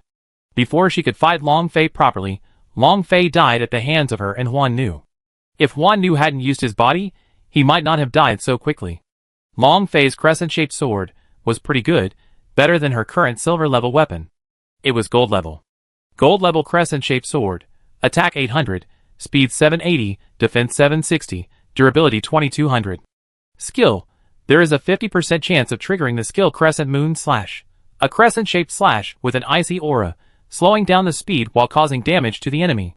Second skill: there is a 50% chance to trigger the skill of Blood Sucking, recover 25% of your own vitality by sucking the blood from the opponent's wound. To be honest, both skills are good. She was reluctant to give this knife to the pendant, so she just took it for herself. It just so happened that the attack power of the fish could not keep up, and the level of the spear was also the same. She had not found the blueprint for the second upgrade of the spear. Besides, although weapons are not universal, they can be used almost. When she got the blueprints for the second upgrade of the spear and fish, she would deal with this crescent knife. Long Fei's armor was not very good silver, defense only dropped to more than 450, and because I stabbed his heart, durability was only half. And Ran gave it to him directly with the pendant. Then, there were other things, and Ran didn't like most of them, only a snake-shaped ring. It looked like a shrunken phantom girl. The upper body was a woman, the lower body was a snake tail. It only had one function. Can resist 35% of mental attacks, only monsters 8 levels higher than the player. Those with too high a level can resist part of it, but not all. Although it may not be able to resist the phantom girl's attack, it can be used to resist others. The Thousand Eyes hairpin had cracks before, and Ran repaired it afterwards. She put the Thousand Eyes eyeball she had eaten and this snake ring on it, which could resist 95% of mental attacks in total. but it was limited to monsters 8 levels higher than in Ran. For example, the Phantom Girl. It could only offset a part of it, not all of it. It was better to have nothing than nothing. And Ran estimated that the Phantom Girl would not come to her again in the short term. After all, her injuries also needed to be healed for a while. And because of system restrictions, she could not launch direct attacks on players. This was originally to prevent Chan Jun and the others from directly helping the players to deal with it. But it indirectly helped in Ran. The biggest gain from killing Long Fei was that she finally got the detoxification recipe. Hydra Venom Detoxification Serum, Blood Vermilion Fruit *2, Poison Cleansing Grass *50, Flame Ant *20, Water *2000 ml, Iceling Grass *20, Bailing Grass *20, Heart Cleansing Grass *8, White Crystal *5, Ice Heart *1, Syringe *1 as expected. Some of the herbs were repeated with those picked by and Ran. The herbs were not complicated. The most important one was probably the Blood Vermilion Fruit. As for the Poison Clearing Grass and Iceling Grass, she had them all. Some were picked, and some were given by Long Fei. The Poison Clearing Grass was not a very precious herb. It was still sold in the trading area. After all, it could dissolve some less powerful toxins. She didn't see the ice heart at the bottom of the cliff. After picking the Blood Vermilion Fruit, she had to leave here and look for it at a designated location. Iceling Grass was probably also in the Iceland. After all, they both carried ice. Killing people usually won't reveal skills or the like if you have learned them all. They won't be there. Prescriptions and the like can still be revealed, but forget about skills and magic. The worry that had been hanging in the air was finally put to rest, and Ran could also prepare to deal with the Queen Ant.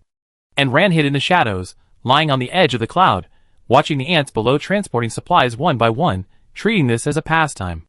Xiao Ba, Xiao Qi, and Qian Yu, for heads in a row, all leaned on the edge of the cloud island and looked down. Cha Jun and Zai shook their heads. They were just a bunch of kids who never grew up. What's so interesting about Ant's moving house? They also poked their heads over to take a look, then they also lay there. Ant's moving house is really fun. The only one who doesn't follow the crowd is the ghost fire. It feels like it doesn't fit in with this group of people. They never bring it along when they do anything. Chapter 267 Sneaking into the ant nest in the middle of the night to tame the queen ant. But it is true, among them, only the will-o'-the-wisp was beaten into submission, and it was not very obedient after being defeated. If it were not for the contract to enforce, it would probably still want to kill and Ran now. After all, things summoned from the abyss, the system's lackeys, how obedient can they be? I didn't see and Ran and didn't treat it as a family member. I only took it out for a walk when it was useful, and if it was useless, it stayed in the pet space obediently. Watching ants moving is really addictive. A row of heads kept watching the evening, and then shrank back with unfinished intentions, asking Lao Lu to help monitor the queen ant. And Ran finished her meal and began to prepare. She had obtained an invisibility cloak before, but had never used it. Now was the time to use it. The cloak was translucent, and the color was colorful black. Under the light, it was quite beautiful. And Ran put it on her body and hid herself perfectly in the night. Chang Jun sensed it. It was of a high level and could sense and Ran. But in the dark, the queen ant could not sense and Ran. Originally, this thing hides its breath and body shape. And Ran and Lao Lu shared vision and teleported directly to the ant queen's nest. Facing this big guy for the first time, and Ran sighed, this guy is much bigger than her. The ant queen dragged a belly that was nearly 10 times larger than her body.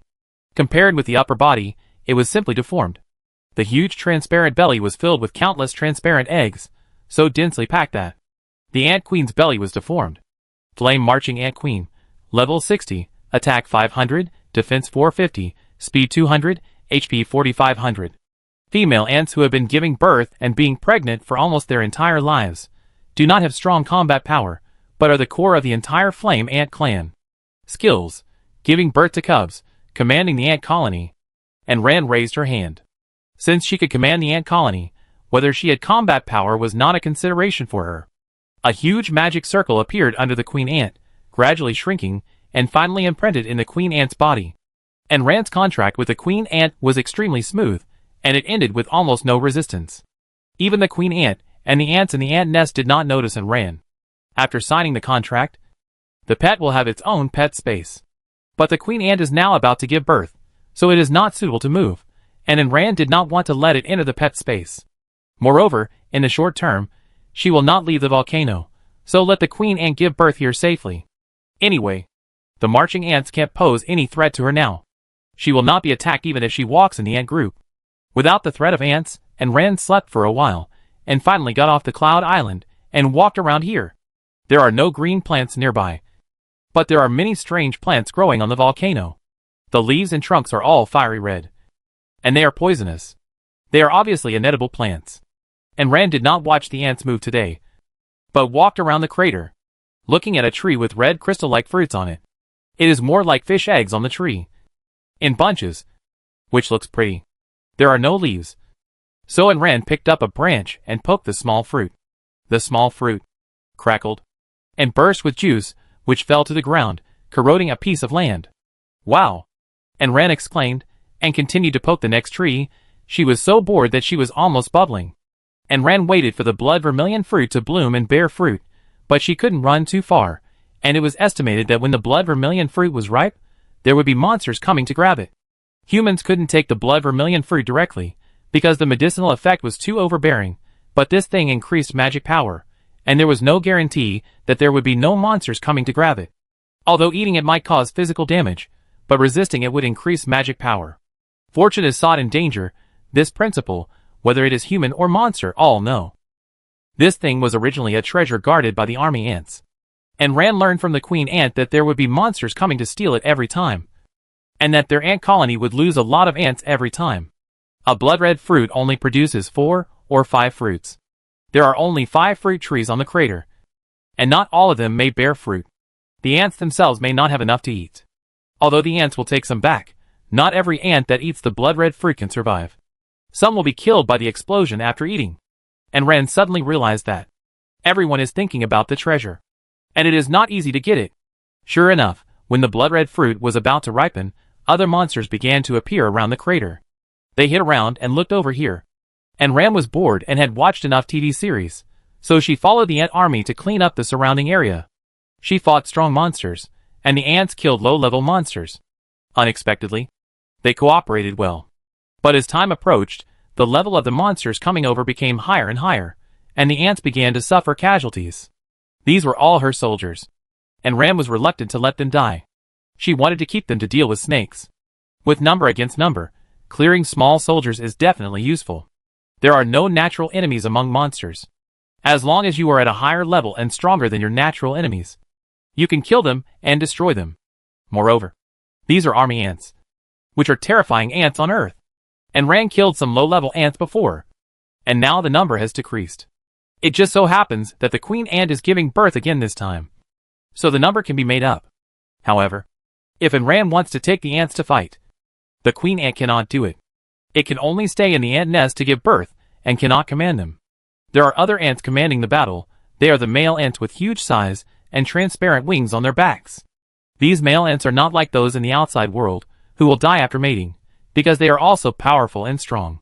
They are the high-end combat power in the ant colony, and also the commanders. After Rand learned about the situation, she contracted 20 male ants.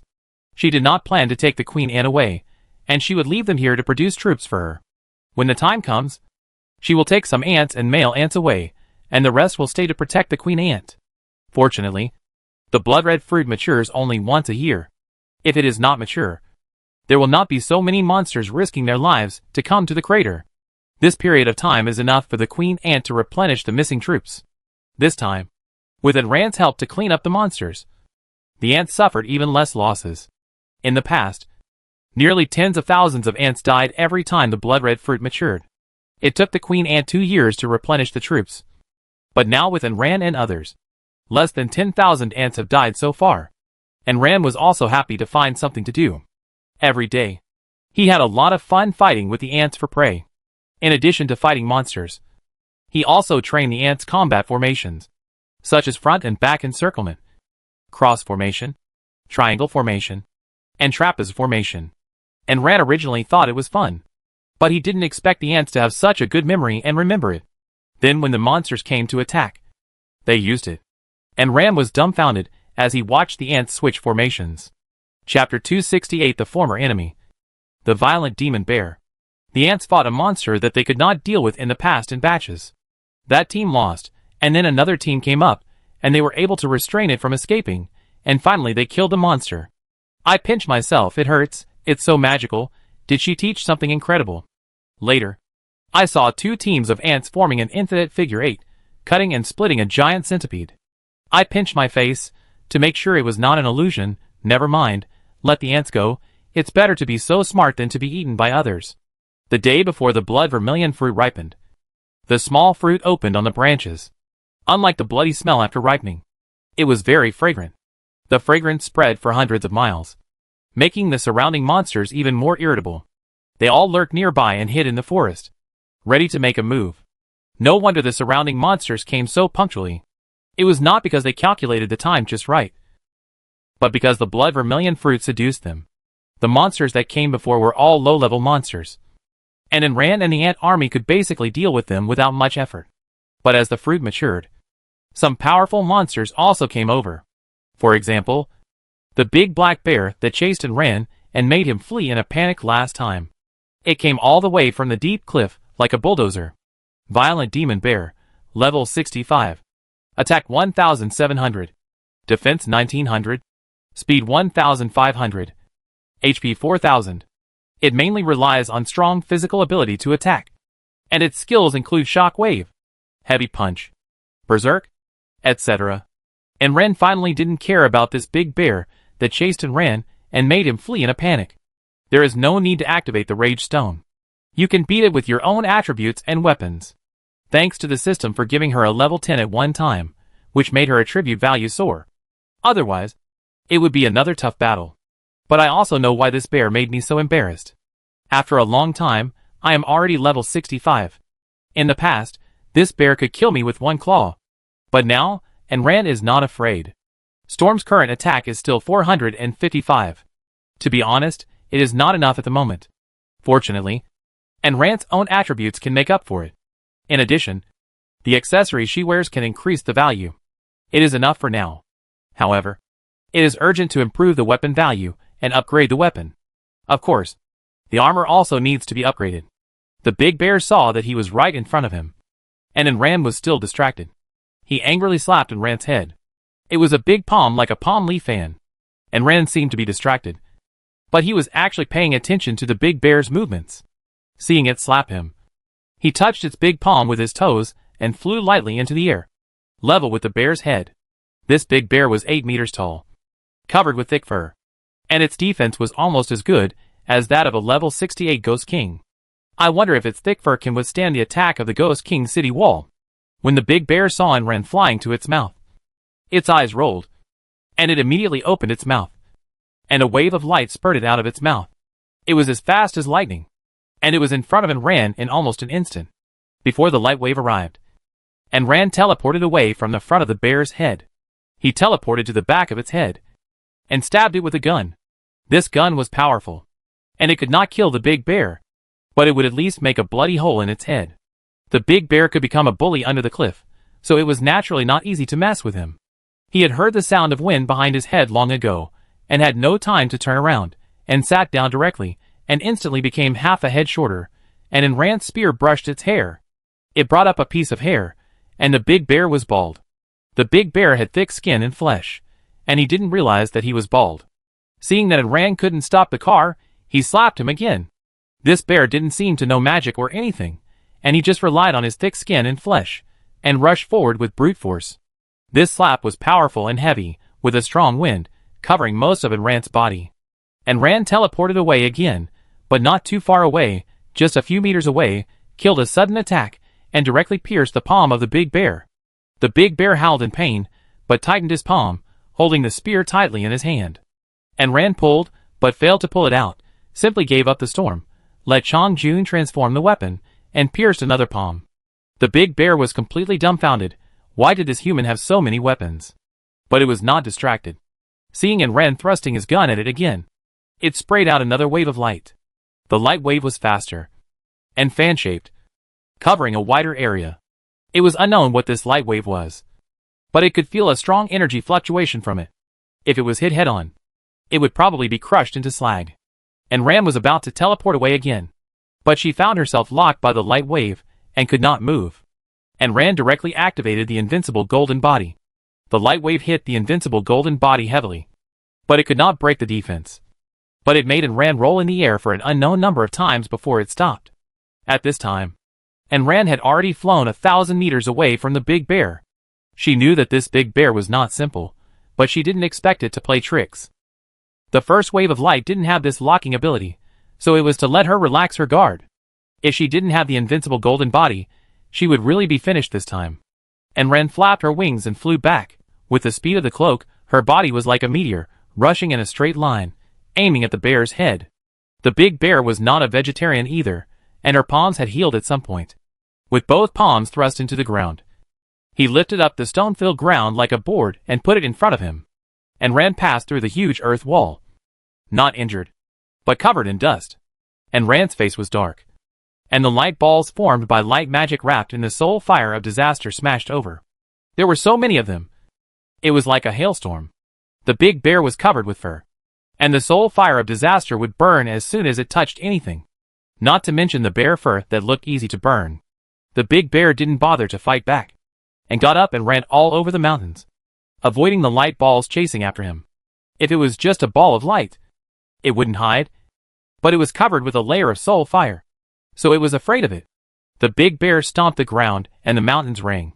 During this time, one man and one bear, chasing and fleeing, broke into other people's battlefields.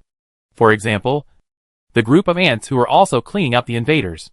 The big bear disliked the monster blocking the way, and slapped a lizard away with a slap. The lizard's limbs were broken in midair, and when it fell, it was quickly dismembered by the ants. Because of the delay, a little soul fire was stained on the bear's fur, and its entire back was burning. The big bear rolled on the ground, and the ants quickly dispersed when they saw something was wrong. They were still very fast. Chapter 269, Violence versus Violence. But the crocodile fighting against them was not so lucky. It was directly crushed by the big bear until its internal organs came out. No matter how thick its skin and flesh were, it was no match for the bear of that level. The unlucky crocodile died tragically, but the soul fire on the big bear was not extinguished. The big bear saw that something was wrong.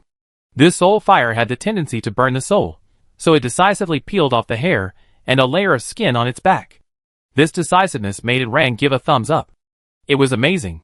Half of the skin on its back was peeled off, blood was dripping, it was a serious wound, it was really a courageous move. And Ran thought about herself, she might not be able to make such a great choice. The big bear peeled off its skin, but Ran was shocked to find that the missing skin grew back at a speed visible to the naked eye, along with the hair. Wow, it even came with a repair. But why didn't the hair on its head grow back? The big bear. Wow. Turned around, and Ran directly activated her precognitive ability, and left the place 1 second before the big bear launched the light wave. The light wave of the big bear directly hit the stone wall of the volcano, blasting a hole there. Fortunately, there was still some distance from the magma, so no magma came out. The big bear tilted his head in confusion, but he didn't take it too seriously. He just opened his mouth wide, using himself as a mobile launcher, and fired light waves at Ran one after another. And Ran used his predictive ability to the extreme, and always managed to avoid the light waves in advance at the critical moment. As long as he avoided it in advance, it would not be in the right position, and naturally it would not be locked by the light wave, let alone being unable to avoid it. The man and the bear were like war machines. When gods fight, mortals suffer. One fights and the other avoids. They destroyed the battlefield completely. Later, the other monsters avoided them, leaving the battlefield for them to play freely, so that they would not suffer. They were evenly matched, but they were destroyed by them. The volcano was severely damaged by the big bear. The ground and the mountain wall were full of potholes, just like the surface of the moon. One shot even broke through the volcano wall, letting the magma flow out. The ants were repairing it urgently. Although they are not afraid of lava, after all. They feed on it, but they are also afraid that it will destroy the surrounding environment and vegetation. After all, they occasionally want to change their taste. If everything is burned, what will they eat? Ran accepted the queen ant's request, and asked her to take the bear to fight somewhere else. Ran scratched his head awkwardly, and led the big bear to run away. The big bear was beating Ran, and had long forgotten what it was doing. Ran ran away, and it also chased after him. Ran ran directly into the dense bushes, While running, he was setting traps on them. The light was like a layered spider web, filling the bear's path. The bear slapped his hands one after another in a rage, knocking down all the trees in front of him. The trees fell in large numbers, and under Enran's control, an empty field was formed. Enran suddenly stopped, and the bear saw that Enran had finally stopped running, and he stretched out his hands, and opened his arms, and slapped Enran's body hard. It seemed that he wanted to flatten Enran into a meat pie, and he was merciless. Enran teleported again, this time directly to its head, and stabbed it in the eye. As a result, the big bear cleverly opened its big mouth, and a beam of light spurted out at Enran at a very close distance. But this time Enran didn't have time to dodge, and instead used the invincible golden body. The time of her invincible golden body last time had not run out, and after the danger was gone, she put it away, and it can still be used now. As a result, the light wave hit the invincible golden body, a large part of it hit the protective shield and leaked out, and a part of it pushed and ran out. The leaked part directly melted one of the big bear's eyes. This eye was not blinded by Enran, but was lost by the big bear himself. The big bear yelled in anger, and slapped the ground with a few big holes. Looking at Enran approaching from a distance, he directly launched a violent transformation. All attributes doubled, and the speed also doubled. Not to mention the defense and attack power. Except for the health value. The overall attributes of the big bear changed completely. Before Enran approached, the big bear jumped in front of Enran and punched Enran. Enran probably didn't expect it to go crazy suddenly. She was caught off guard, and was directly thrown out, rolling several times in the air. The Eye of Exploration dutifully transmitted the data of the big bear back. Enran didn't think much about it, and directly activated the rage. The big bear roared and raised its palms, and it seemed to accelerate, and its palms danced into a group of afterimages. Enran raised her spear and fought it hard, and the spear also danced to see afterimages, but Enran would still dodge. If she felt that she couldn't take this move, or that it would damage the weapon, she would avoid it. The big bear's moves were straightforward. Unstoppable. Domineering. Powerful and fast. With an unstoppable momentum. As if he was ready to fight with someone. Enran was much more flexible in battle. Dodging when she could. And if she couldn't, she would release the force or put up a barrier. Enran's rampage had a time limit. And this big bear probably had one too. Enran was still considering whether to subdue it or kill it. After all, at its level, the things it could drop must be very good. There were already quite a few high-end combat forces around her. The level of this kind of monster produced by the system was fixed. So she might as well kill it, and get the supplies. After realizing this, Enran's attack suddenly became fiercer. On the spear, the storm mixed with ice blades and Enran's light blades, forming a huge meat grinder. Rotating, sweeping up everything on the ground and rolling towards the big bear. Her move was similar to the big bear's move. After it was released, it would lock the enemy's energy. The big bear just wanted to run, but found that he couldn't run. In a hurry, he opened his mouth and sprayed out a light wave that was more than twice as thick as the previous light wave. The light wave hit the tornado, and directly pushed the big bear's body back, which in turn helped it escape from the chi lock. This was a move that Enran had never thought of. She learned a move from the big bear, but the chi lock is usually not so easy to escape. Enran didn't use his full strength to launch a big move, and the big bear's move was powerful, so it successfully escaped. After escaping, the big bear turned around and ran. Enran raised his arms, and Chong Jun's front and back wings spread out, and was thrown out fiercely by Enran. The long spear that Chong Jun transformed into, Enran's power plus the wings accelerated, drawing a white line in the air, and as fast as a rocket, reached behind the big bear. The long spear fell, pierced through the bear's back, and directly pierced through its stomach. Chapter 270 The blood vermilion fruit is finally ripe. The big bear pounced forward, and the spear was nailed to the ground. Enran landed on it, and before its body swelled up, and was about to explode, he used the fan transformed by Qianyu to cut off its big head. There was no blood on the weapons transformed by Chong Jun and Qianyu, but Enran still cleaned them carefully. Before the storm, it had automatically returned to the backpack, and was also taken out to repair the damage. After killing the big bear, Enran dragged his weak body back to the volcano. The sequelae of the violent attack were really uncomfortable. Fortunately, as her physical fitness gradually improved, the sequelae no longer had much impact on her. It was just that this was a forced weakness of the system, which she could not avoid. But she had no big reaction except that her legs and feet were weak, and she could not use any strength. Except for this big bear, there were no other monsters of too high a level under the cliff. This big bear was the bully of the cliff. At this time, Chong Jun was the bully at the bottom of the cliff, bullying the big bear tightly. Now that Chong Jun has left, the big bear has finally turned over, and the surfs are singing. It can oppress other monsters. But before they can be happy for long, Chong Jun and Aaron come back together, and finally die at Aaron's hands. Some of the remaining monsters were directly killed by the fight between the two, and now their bodies have been dragged into the Queen Ant Cave by the ants. Some were quickly dealt with by Aaron. The restless factors are finally gone, and Aaron can stay and wait for the blood-red fruit to mature. Let's see what the big bear gave first.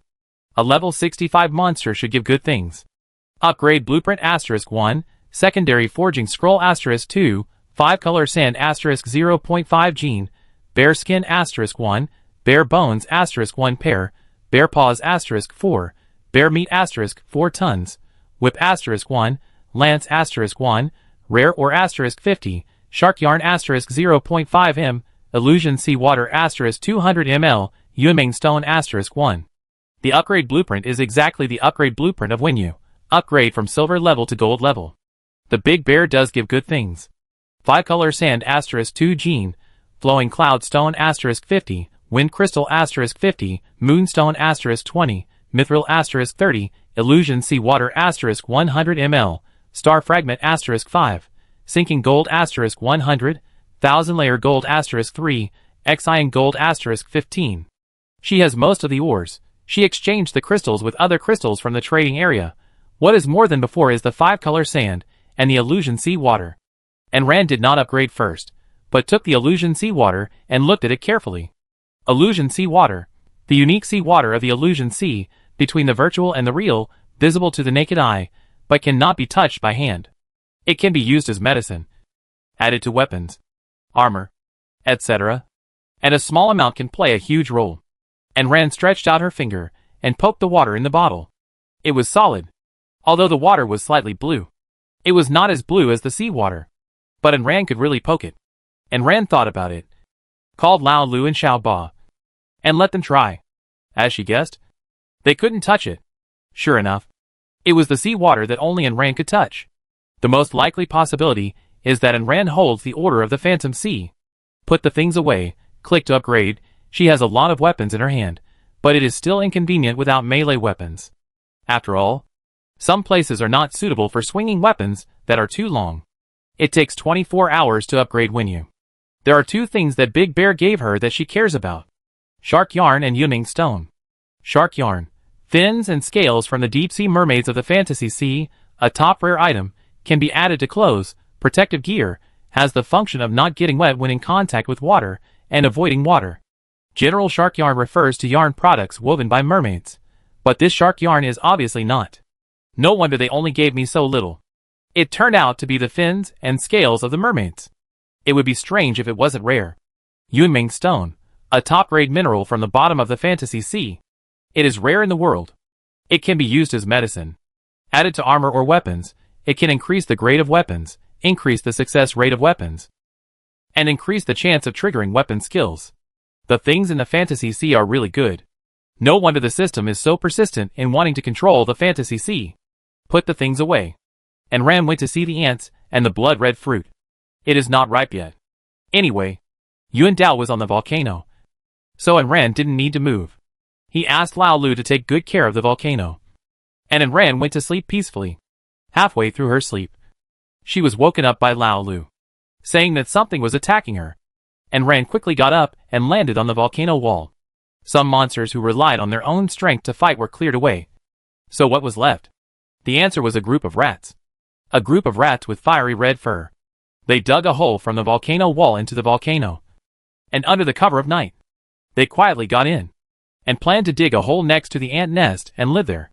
If Lao Lu hadn't been able to dig holes, it's estimated that we wouldn't have been able to find these rats. These rats are called volcano rock rats. And they are also fire rats that live near volcanoes. However, they don't feed on magma, and they can't stand the high temperature of volcanoes. These rats are very cunning, and they can dig holes in the volcanic wall and drill around very quickly. Also, Because they are in the mountain wall, they can't be detected. This has to be left to professionals. None of them can dig holes. So Lao Lu and the ants have to work together to remove the rats in the soil. However, the rats were too numerous and cunning. The ants had drilled almost all over the volcano wall. They had to reinforce the wall while drilling to prevent it from collapsing. So it was not easy to find the escaping rats. And Ran simply lived in the ant hole and watched the blood-red fruit by herself. The ant hole was a long distance away from the magma, and the hole entrance was quite high. And Ran lived in a small wooden house, with the air conditioner on and ice made by Chong Jun placed around her. She fell asleep peacefully in the second half of the night. However, she still asked Lao Lu to circle around the blood-red fruit a few times to prevent any accidents. After thinking about it, he also threw the Ghost King over. As soon as the mouse appeared, he played whack-a-mole. After making a fuss until dawn, the blood vermilion fruit was finally ripe, and Ran's patience was almost exhausted. There were so many things that happened when the blood vermilion fruit ripened. It was not quiet at all. Maybe Ran was lucky this time. As soon as the sun jumped over the horizon, the blood vermilion fruit almost did not need to be overripened, and it changed from a green state to a mature state, in order to avoid any accidents. And Ran directly put all of them into her backpack.